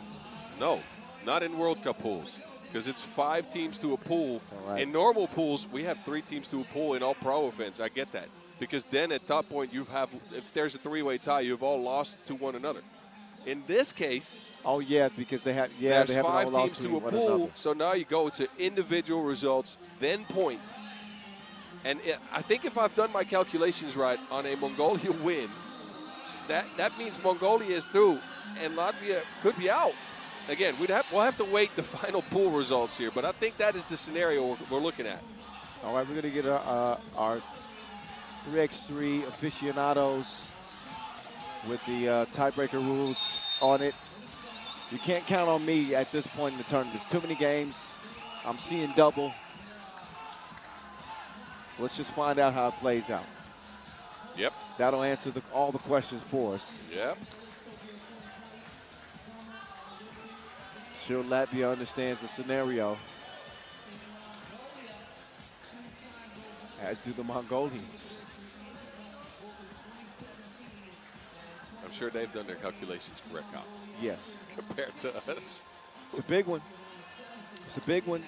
One that you cannot count Mongolia out of, especially if Arianbo comes out with the same type of offensive-minded approach as he did in the previous game.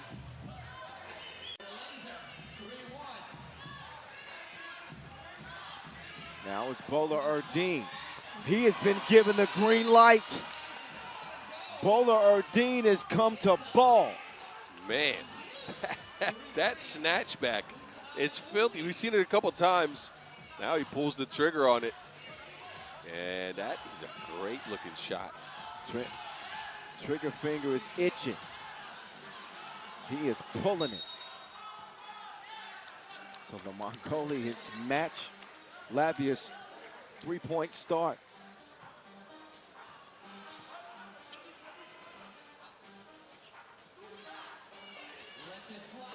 Two-piece. Batman has turned back the clock. He's the Michael Keaton version all of a sudden here in 2026.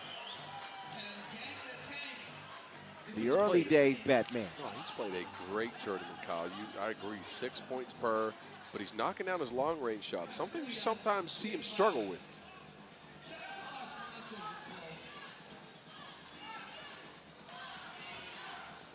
The enforcer to the Batman. Robin. Robbed of the two-point shot. Didn't have the touch. Bola Erdine. Not that time. Fun guard matchup. Bola Erdine and the Aces, by the way, tried to bait the officials into an offensive foul. Does not work. Raimo converts. And it's back out to a three-point lead for Latvia that quick.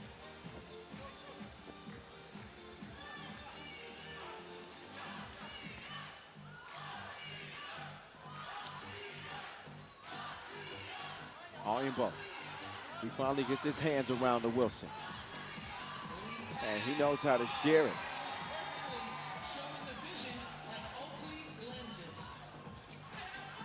Oh, anything you can do, we can do better. That one ends with a punch from Latsis. He's got three.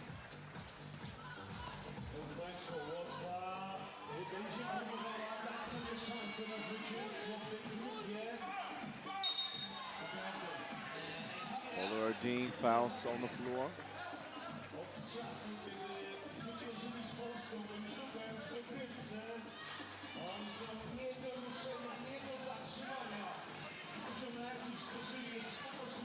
Batman, wild shot from him. The Mongol Lion will corral it. Can he knock down a two ball? Not that time. Loose ball goes to Batman. He has it cleared. Latsis thought he had a seal. Instead, Arianbo will drop it off. Bola Erdine will operate from the right wing. Gets it back, gives it up. Dilgun in for the score. Great pass. Lost the handle on the ball there, got it back, and great timing with Dulkun Gunkiak to get him open for a layup.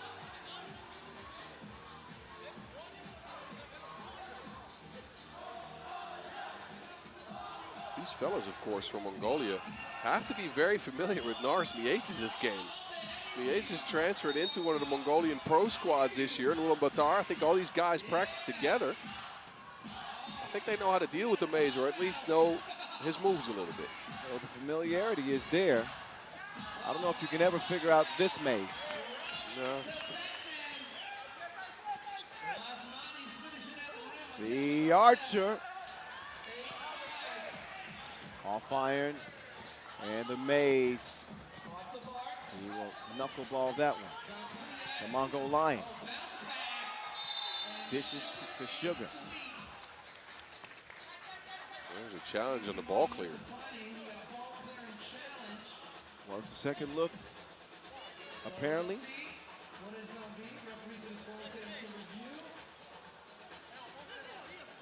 Oh, I don't think he did. Oh, from that look right there. I see a heel on the line. I wonder if they can find an angle that's conclusive, though. From some angles, it looks like that heel's lifted. You see that? Well, see, that's not a conclusive angle. I hope that's not the angle the officials are getting right there. because there's no way they can make the determination with that. Even that angle, it's, I mean. No, and you got to be 100% clear to overturn a call. I don't know if they can get it. Because here, got to be frank, here it kind of looks like he gets it, no, when he lifts the heel. Challenge one. Challenge is one, no basket.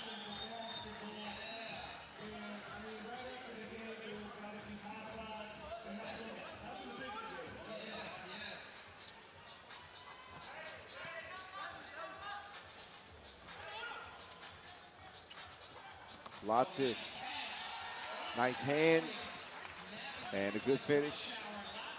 Quick hands from Raimo. 9-5 lead, Latvia. Lotsis is having himself a day, man. 4 points already on a two-piece and a couple of lob passes into the paint for him to finish. This Latvia team knows how to use him so well because he's so vertical. He's a pretty sturdy guy, takes the contact here. No call on the play, still finishes. Lotsis is an underrated player, I would say. If he got a few more touches, they gave him the keys. I think we get to see his full potential and him blossom, but still plays well his role in the system.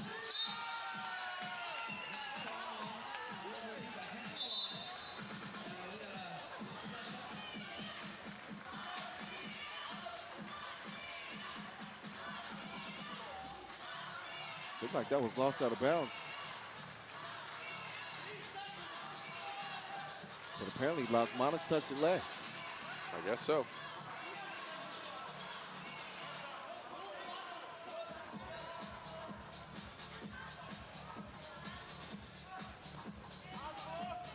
Back to business. Nothing happening for Arianbo.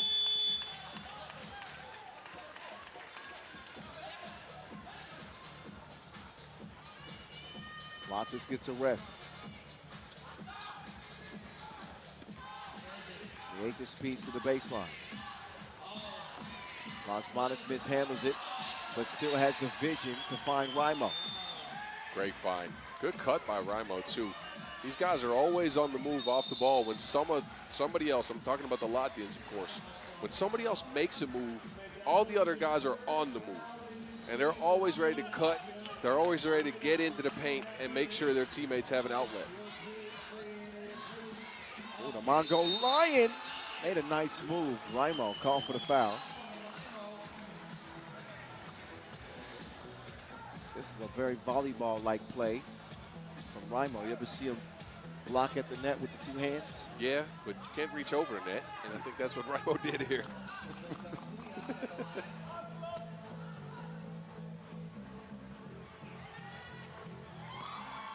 Free throws drained. 2-possession lead. Yazis with a dime delivery. That goes, would have been a goaltend anyway. Another touch of sugar inside. Lasmanis with a sweet stroke outside. What a game from Lasmanis. What a game. 7 points. Foul called on Lotsis. It would be tough for Lotsis to stop Ugu Gankuyak, the Mongolian, when he goes to the basket. But I'll be honest with you, Mongolia's had no answer, frankly, for any of the cutting that Latvia has implemented here. The backdoor cuts have worked. The cut through the middle have worked. Mongolia normally a pretty sturdy defensive team, but they have not gotten a grip on the Latvians.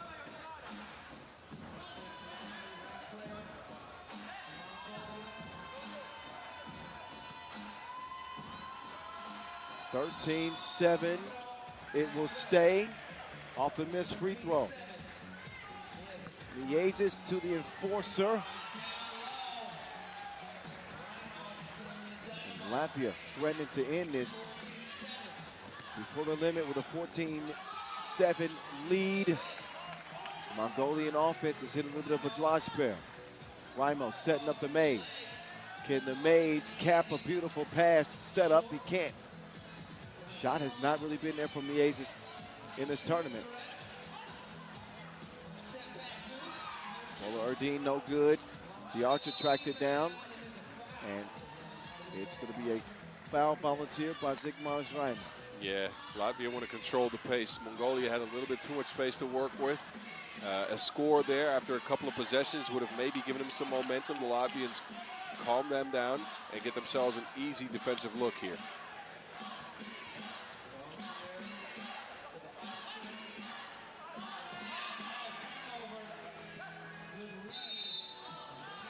Turnover turned into a foul against Mongolia. Just the third. Yeah, but again, Kyle, I think the rule in 3x3 to me is, or rule of thumb is, the most uncomfortable team most often loses. And I think Latvia has made teams extremely uncomfortable today. Think back on Czechia where they put a ton of ball pressure on them, were super physical. Here against Mongolia, it's not so much a defensive end of the ball, though they've been really good there. It's been the offense where they've cut, moved, and played with a lot of pace.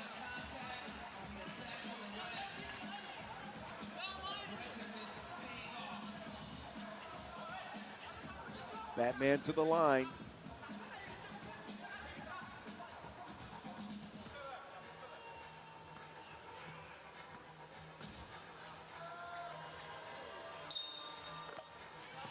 Count it. Latvia inching closer.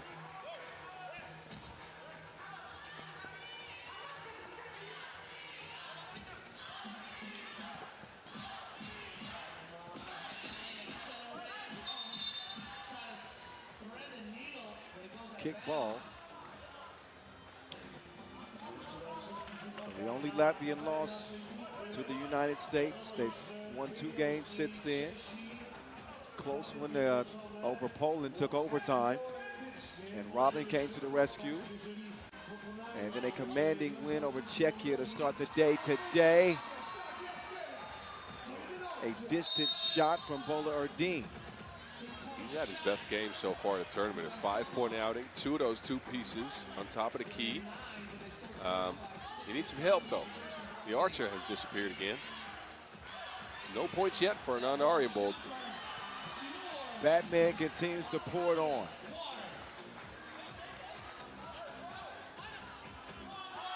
Oh, Batman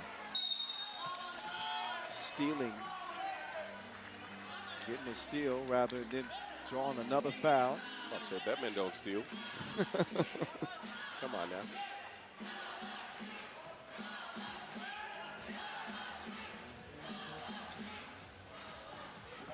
Lotsis, nope.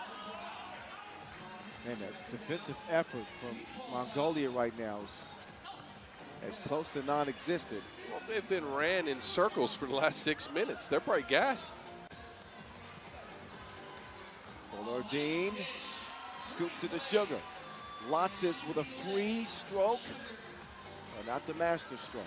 Missed it. 16-10. A 2 here will go a long way to helping Mongolia's confidence. Aryabold clears it. And a couple of easy buckets for Mongolia now. Oh, but that's not a smart foul. Yeah, number 7. 2 free throws coming up for Latvia. I think they wanted to stop the clock, but had no awareness of the fact that they were at the bonus. Well, they do stop the clock. An immediate timeout is what both teams will get to recharge. But Las Manos, Batman, is going to go to the line, and he's already got 9 in this game. It's been a vintage Batman game. He's gotten it done from all spots of the floor, too. Mid-range, 2 pieces, finishing at the rim. He's been super active in the rebound, running in for a couple of offensive ones. Is it 2021? All over again. He's turned the clock back.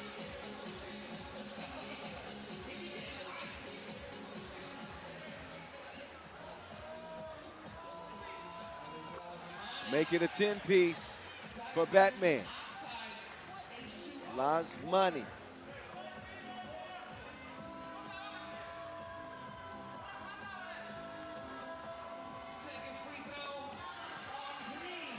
Las Manos, 11 points in the game. You rarely see that. Ball bounces off the ref, but that remains in play. Las Manas with 12 points in the game. Ain't nothing comical about that for Mongolia. The Batman gives it to Robin. Says, you have a try. Game point for Latvia. The 5th foul. That will allow Mongolia to get reset.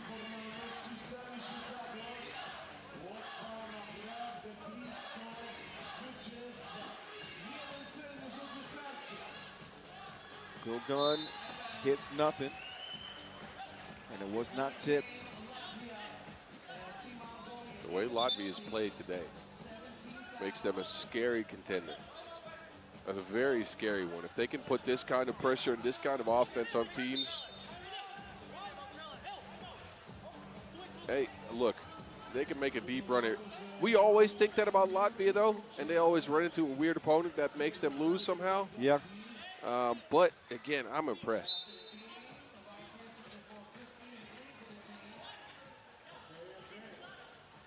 Last time we may have saw Latvia make a really deep run at the World Cup was 2023, I believe. Yeah, that's when they picked up a bronze. But, you know, again, something about this team, whenever they play this way, makes you believe. Because they got all the ingredients a good 3x3 team needs. They got the attitude, that's for sure. Then they got the scores. They got the defense in Raimo and Lachis. And a lot of these elements work together to make them a very pacey, dangerous squad that can blitz you early in games. Same thing happened here to Mongolia and to Czechia earlier.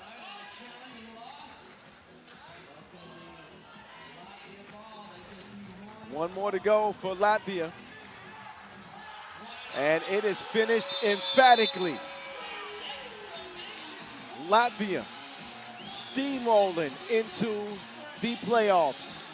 Whether it's the 1 seed or not, we won't find that out until the end of the next game. But Mongolia are going to fall again, and their hopes have been vanquished by the Cape Crusader, Batman, and Latvia.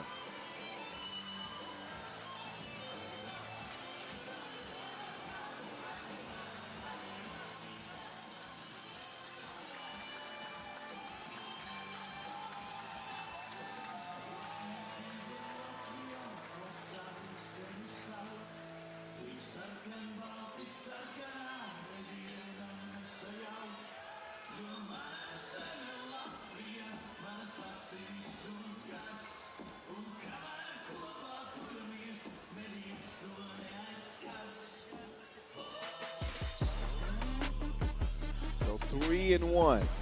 Latvia wrap up with 77 total points scored. Czechia also finished 74 points. 3-1 with 74 points scored. This next game, just to set the stage, could trigger a 3-way tie at the top of the pool. Right. USA win. All these teams, USA, Latvia, Czechia, have played each other and have defeated each other and lost to each other. Then it would go down to points, with Latvia now at 77, Czechia at 74, and the USA at 58. So the best they could do is 79. So in case of a USA win and a bunch of points, USA will come out of pool in first place. Now again, Poland could spoil the party. How much fight do they have left? I don't know. Zibo will fight. I can guarantee you that. Oh, we know that.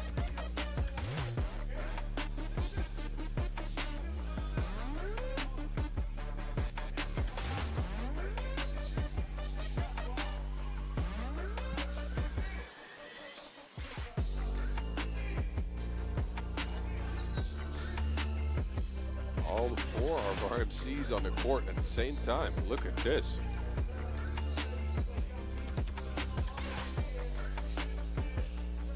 So we've got some news just now. That's not good for the Polish fans out there.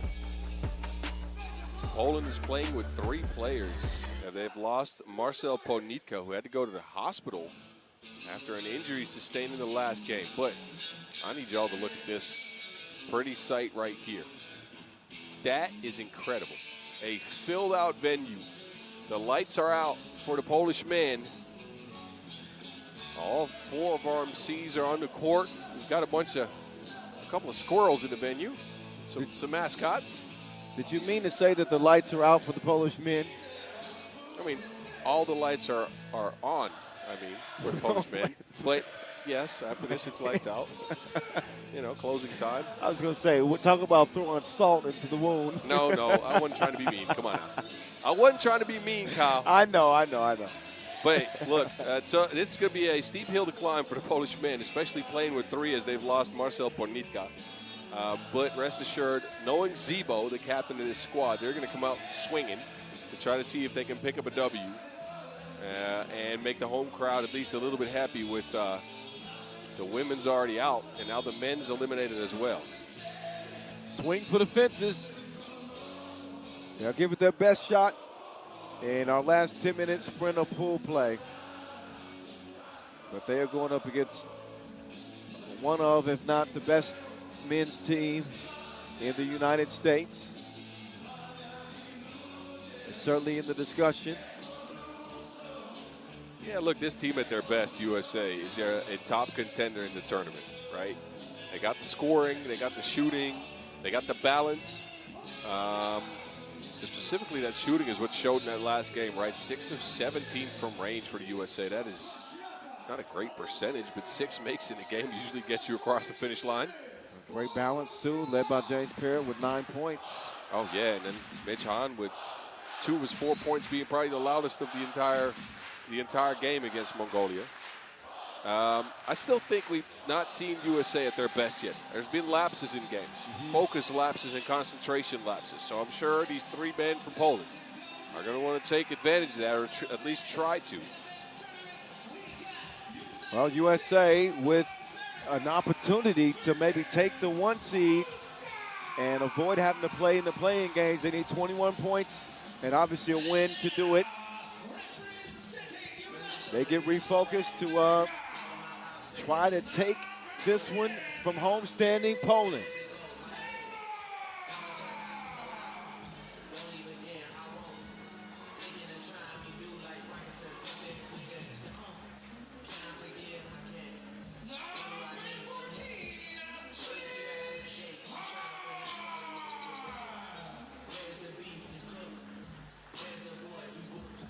I'm keeping a close eye on Mitch Hahn in this one because we've seen these games where Mitch Hahn explodes. I want to see him put together back-to-back really strong performances. Agreed.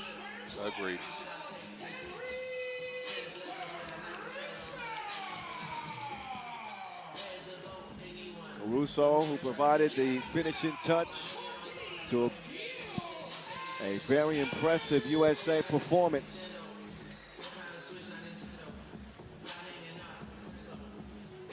Lost their 2nd game of the tournament against Czechia. And that'll be a thing of a distant past if they get a win here. Yeah, most definitely. And look, that game against Czechia wasn't a well-played game. I think today they've shown their best so far. But again, they're going to have to go up against, in the Netherlands, we have a saying for these guys. A trapped cat will make a weird move. Y'all got a lot of weird sayings in the Netherlands. And I'm going to keep them coming, too. Keep them coming on a froggy day. Look, this Polish squad, they have nothing to play for outside of pride, the people that have come to the venue to watch them play, and they don't have a substitute, so they're going to be gunning. And you never know with these fellas because they're talented basketball players. They could be knocking shots down. Boz? No, not a lot of chance. But all I'm saying is I've seen weirder things happen. I haven't. You haven't been to enough places, Dean.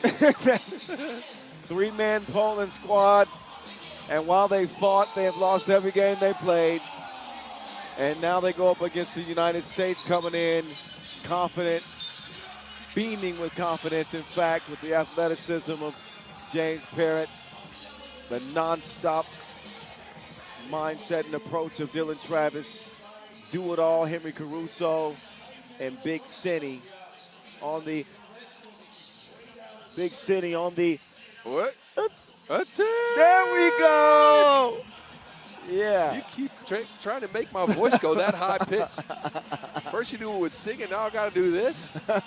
We got to start getting the World of Warcraft reference out here. Leroy Jenkins. Never mind, I'm done. I was just trying to get the blood flow circulating for this last game. Oh, yeah. It is, the temperatures are cold. I ain't gonna lie, it's just dipped. Yeah, It has dipped. is. I'm wearing 4 layers now. But we can dip after this game. Oh, yeah. 80 games in the books after this one, Kyle. Hey, good work so far. You too. It's been a blast. Yep. Pool play, always a long journey. But the pressure really turns up tomorrow.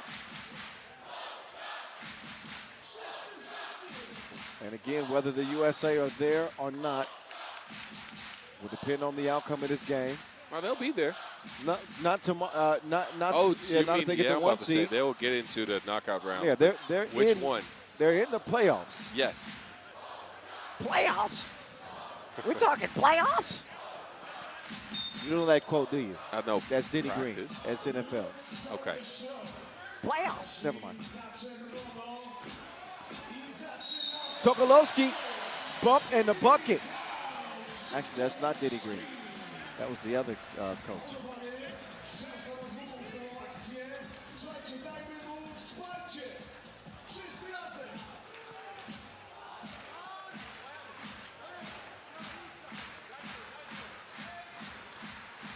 Well, that's a start for Poland. Yes, it is.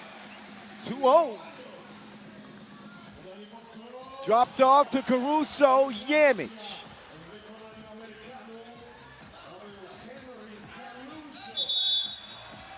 Offensive foul. Dylan Travis. And he's had a couple of scares today. The ankle scare in the last game. And Zamoyski getting a little reckless with that offhand.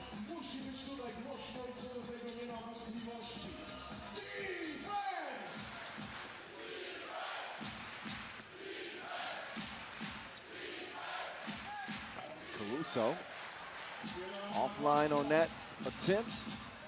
Pair will poke it away. I do think that the USA have to be cautious of their approach to this game. They cannot come into this game like it's in the bag. Although they are favored in every way. Sokolowski, 2-ball, halfway down and out. But the extra effort will get the fellas in red the rock. Wyshynski takes it at Big City, and that'll count with the foul. Wow. All right.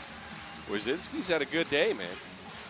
He is close to leading Poland in scoring in a tournament. 5.7-point spurt. Now he's, instead of just posting up and shooting, he's adding the Euro step finish. Okay. So far, no Punika, no problem for Poland. They're ponying up, that's for sure.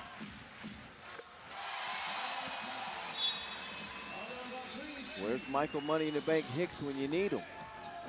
Yeah, you're right. This would be the type of game where he would drop 15.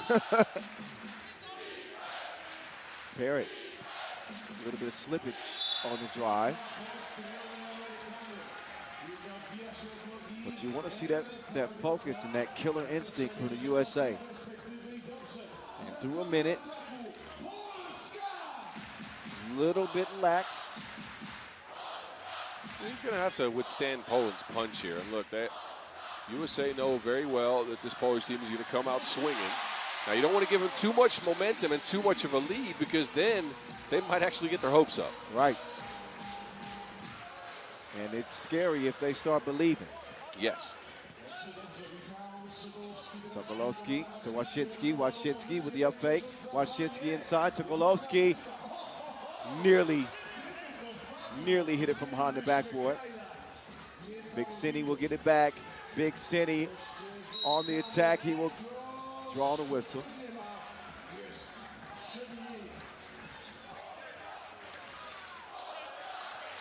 He's up off the ground quickly. And John corn-fed.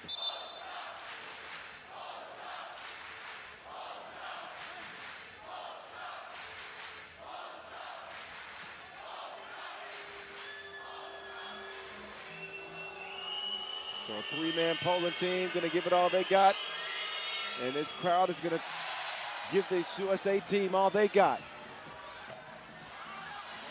Offline is Hahn, and Caruso called for the foul.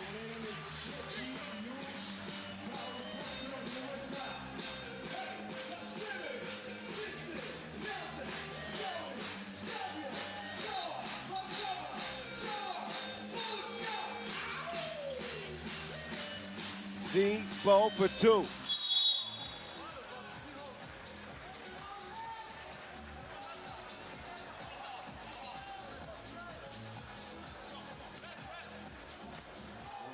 USA will take over.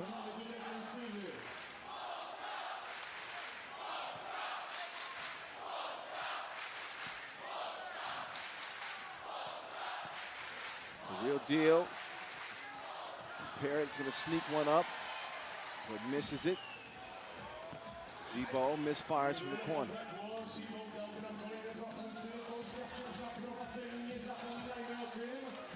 Real deal with a flick out to the Caruso. He can't land the two. USA is struggling a little bit on offense. I got to be frank. Shots are missing. Sokolowski applying pressure. That's a fifth foul on the USA. Poland looking to make the home crowd proud, and they're giving it their all here in the first 2.5 minutes of the game.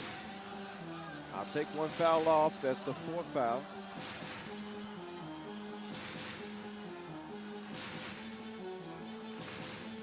And the 6 point for Poland.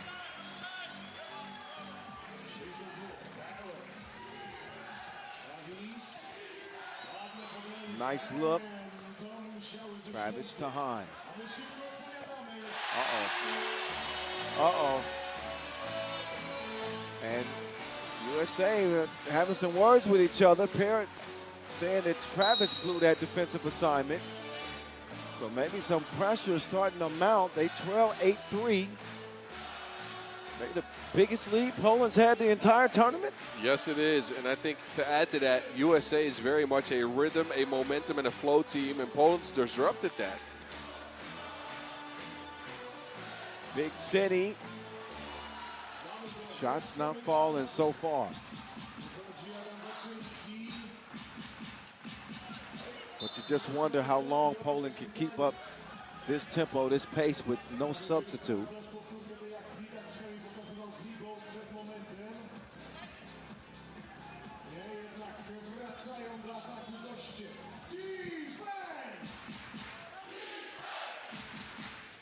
USA have had a bunch of close games in this tournament. You could say they've been living on the edge. Right. Surviving and advancing. Parrott with the block, and we'll all get a break and a media timeout. Not exactly. We saw this one starting 8-3 Poland. Well, again, you knew Poland would throw a punch early. If you are a 3x3 team that has that capability, you try to punch him back and put him down as quick as you can. Now they have some hope. The crowd's gotten behind them. They've gotten 8 points. Their offense, however you want to define their offense, it's a lot of one-on-ones, has clicked somewhat. Yeah. And they have managed to keep USA away from running around, putting pace on them. USA is playing very slow 3x3 right now. That's playing right into Poland's hands. They don't have to move with it. And you know the incentive to have an opportunity to upset the USA in their last game. You know, ease the pain of all those other losses for the Polish fans, too. Oh, yeah. James Parrott wakes up with a two-piece. Sokolowski fires back. Long rebound to Dylan Travis. Caruso knocked down. Well, they're right back in it. Oh, yeah, that certainly took the wind out of the sails of this Poland start.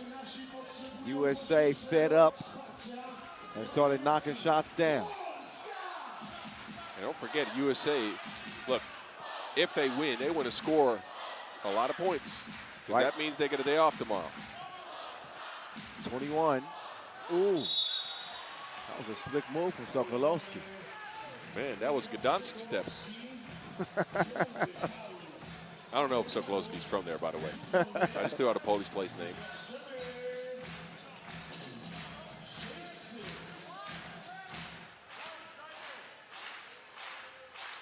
Sokolowski shooting one. Poland's lead at 2. Zebo will confiscate the rock from Hahn. Sokolowski, 10-7.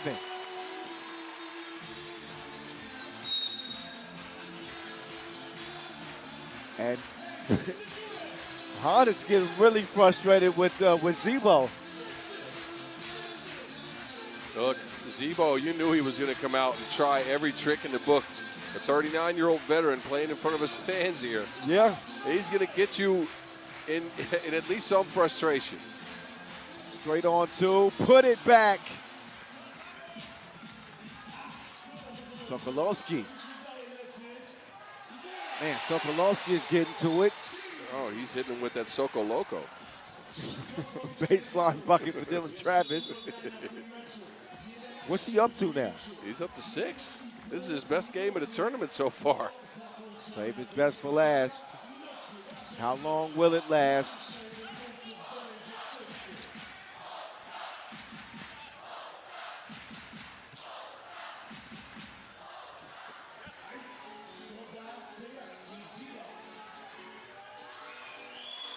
Parrott from Omaha. He's been in rhythm shooting that 2-piece the entire tournament. The whip, and then batted by Parrott.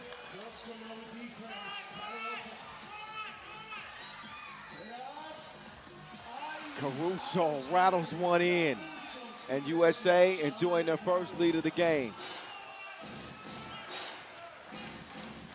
Sokolowski is going to bully Parrott inside.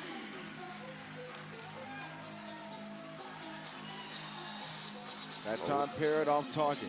Poland's getting out of gas here. They're not playing defense anymore. They're just playing offense. Well, they got no substitute. Oh, travel called on Travis.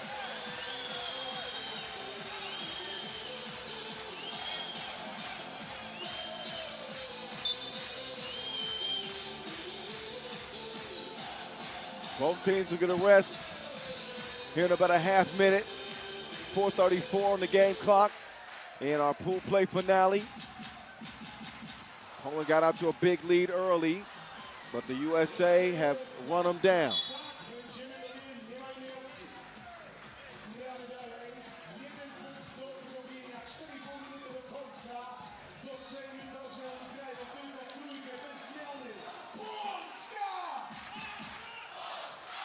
Zebo with a filthy dish, and Parrott ain't no parody. He is serious on the defensive end. Call that man a dishwasher. He wiped that off. Better be like Bryson Tiller. Don't.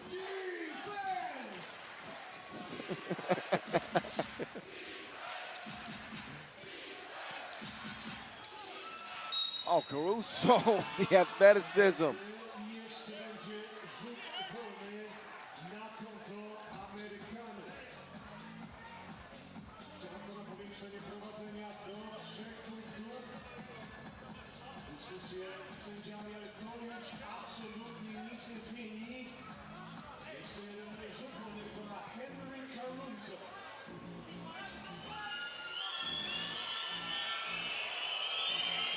Caruso hearing it from the crowd. Extra effort on the offensive glass preserves the ball. USA, Dylan Travis, attack!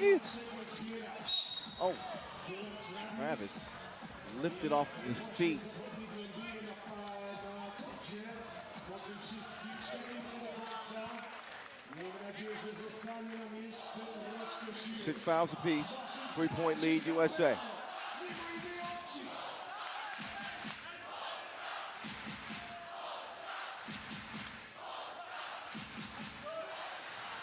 Oh, extra effort from Travis. And high. That's what you expect from your leader. Parrott drives in, kicks, wait a minute. Offensive. Offensive foul, his momentum carried him right through Sokolowski. No free throws, but it is foul number 7 on the United States. 3:44 left in the game. USA established control, and you never know how much gas Poland has left in the tank. This minute will help. They'll get some oxygen, but USA has climbed all the way back to lead here by 3. I haven't seen enough twos from Poland to be a contender. They've gone by ones, oddly enough. I think if you want to make a run here late, you got to try to unlock the long-range scope. You got to try to unlock the shot and see if you can just gun yourself into a win. If not, they're going to fall over. Look at these guys. They're still gassed. They just had a minute to sit down.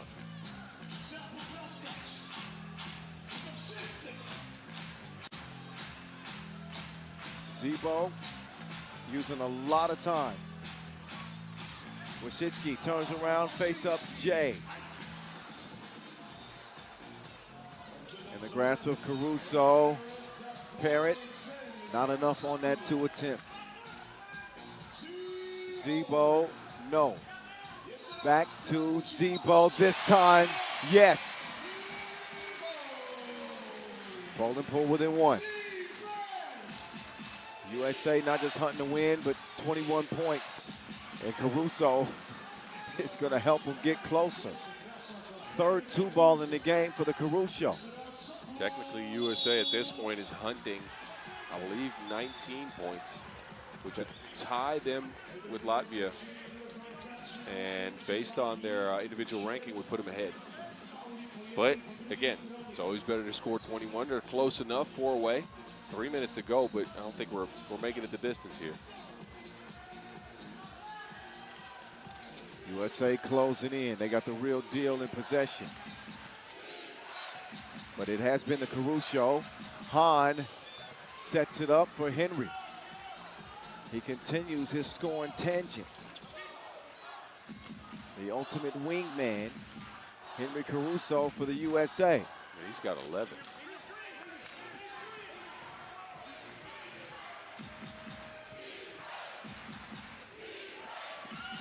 Big Senny drizzle from deep. There's the 20-point mark for the USA.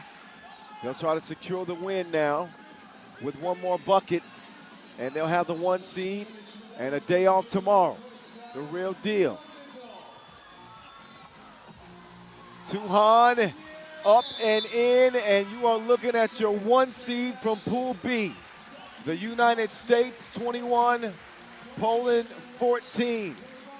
80 games in the books now as pool play is done. Over. Finito. Playing rounds begin tomorrow, and I can't wait. Me neither. Me neither. But let's look back at this. USA started out sluggish. They upped the pace later in the game. They figured out what action worked. It was the screening game with a pop, and of course Henry Caruso ends with 11 points. What a game by him. What a game by USA. Eventually, after a sluggish start, to pull this one out, get the first in the pool. A 3-way tie at top 2. Czechia ends up in 3rd, Latvia in 2nd. Interesting pool. I'm sure the Polish fans aren't happy with the way it played out, though. The men actually put forth a credible effort. You got to give them that, especially on that first day in a close loss against Mongolia and a overtime loss in Latvia against Latvia. Couldn't quite bring it today. No, it didn't help that they didn't have Pocitka. Bonitka wasn't here for this game. Yeah, playing with 3 is difficult.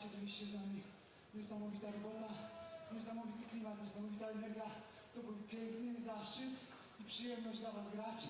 Dziękujemy. Pamiętajcie, my już nie gramy, ale zostańcie tutaj do końca, do dobra dyscypliny, dlatego aby wszyscy zobaczyli, że w Polsce jest najpiękniejszy klimat i są najlepsi kibice na świecie. Dziękujemy Wam z całego serca. Dzięki bardzo. Zebo with some words for the crowd. He is a Polish legend. And while they didn't get the job done, always great to see him play. And the crowd has given them so much love, he decides to give something back. Obviously, I don't speak Polish, but I'm sure it was a class act speech. I'm sure We know Zebo. We know Zebo. He always has the right words. He said the Polish supporters are the best in the world. And I know what dziękuję means, thank you. So showing some gratitude. No Polish team will play on any further as we get ready to enter the play-in rounds, elimination 3x3 the rest of the way, as the stakes only get higher. Man. One last look at the highlights, and then we'll show you the final pool standings and results of the day. And put pool play to bed officially. Stick around.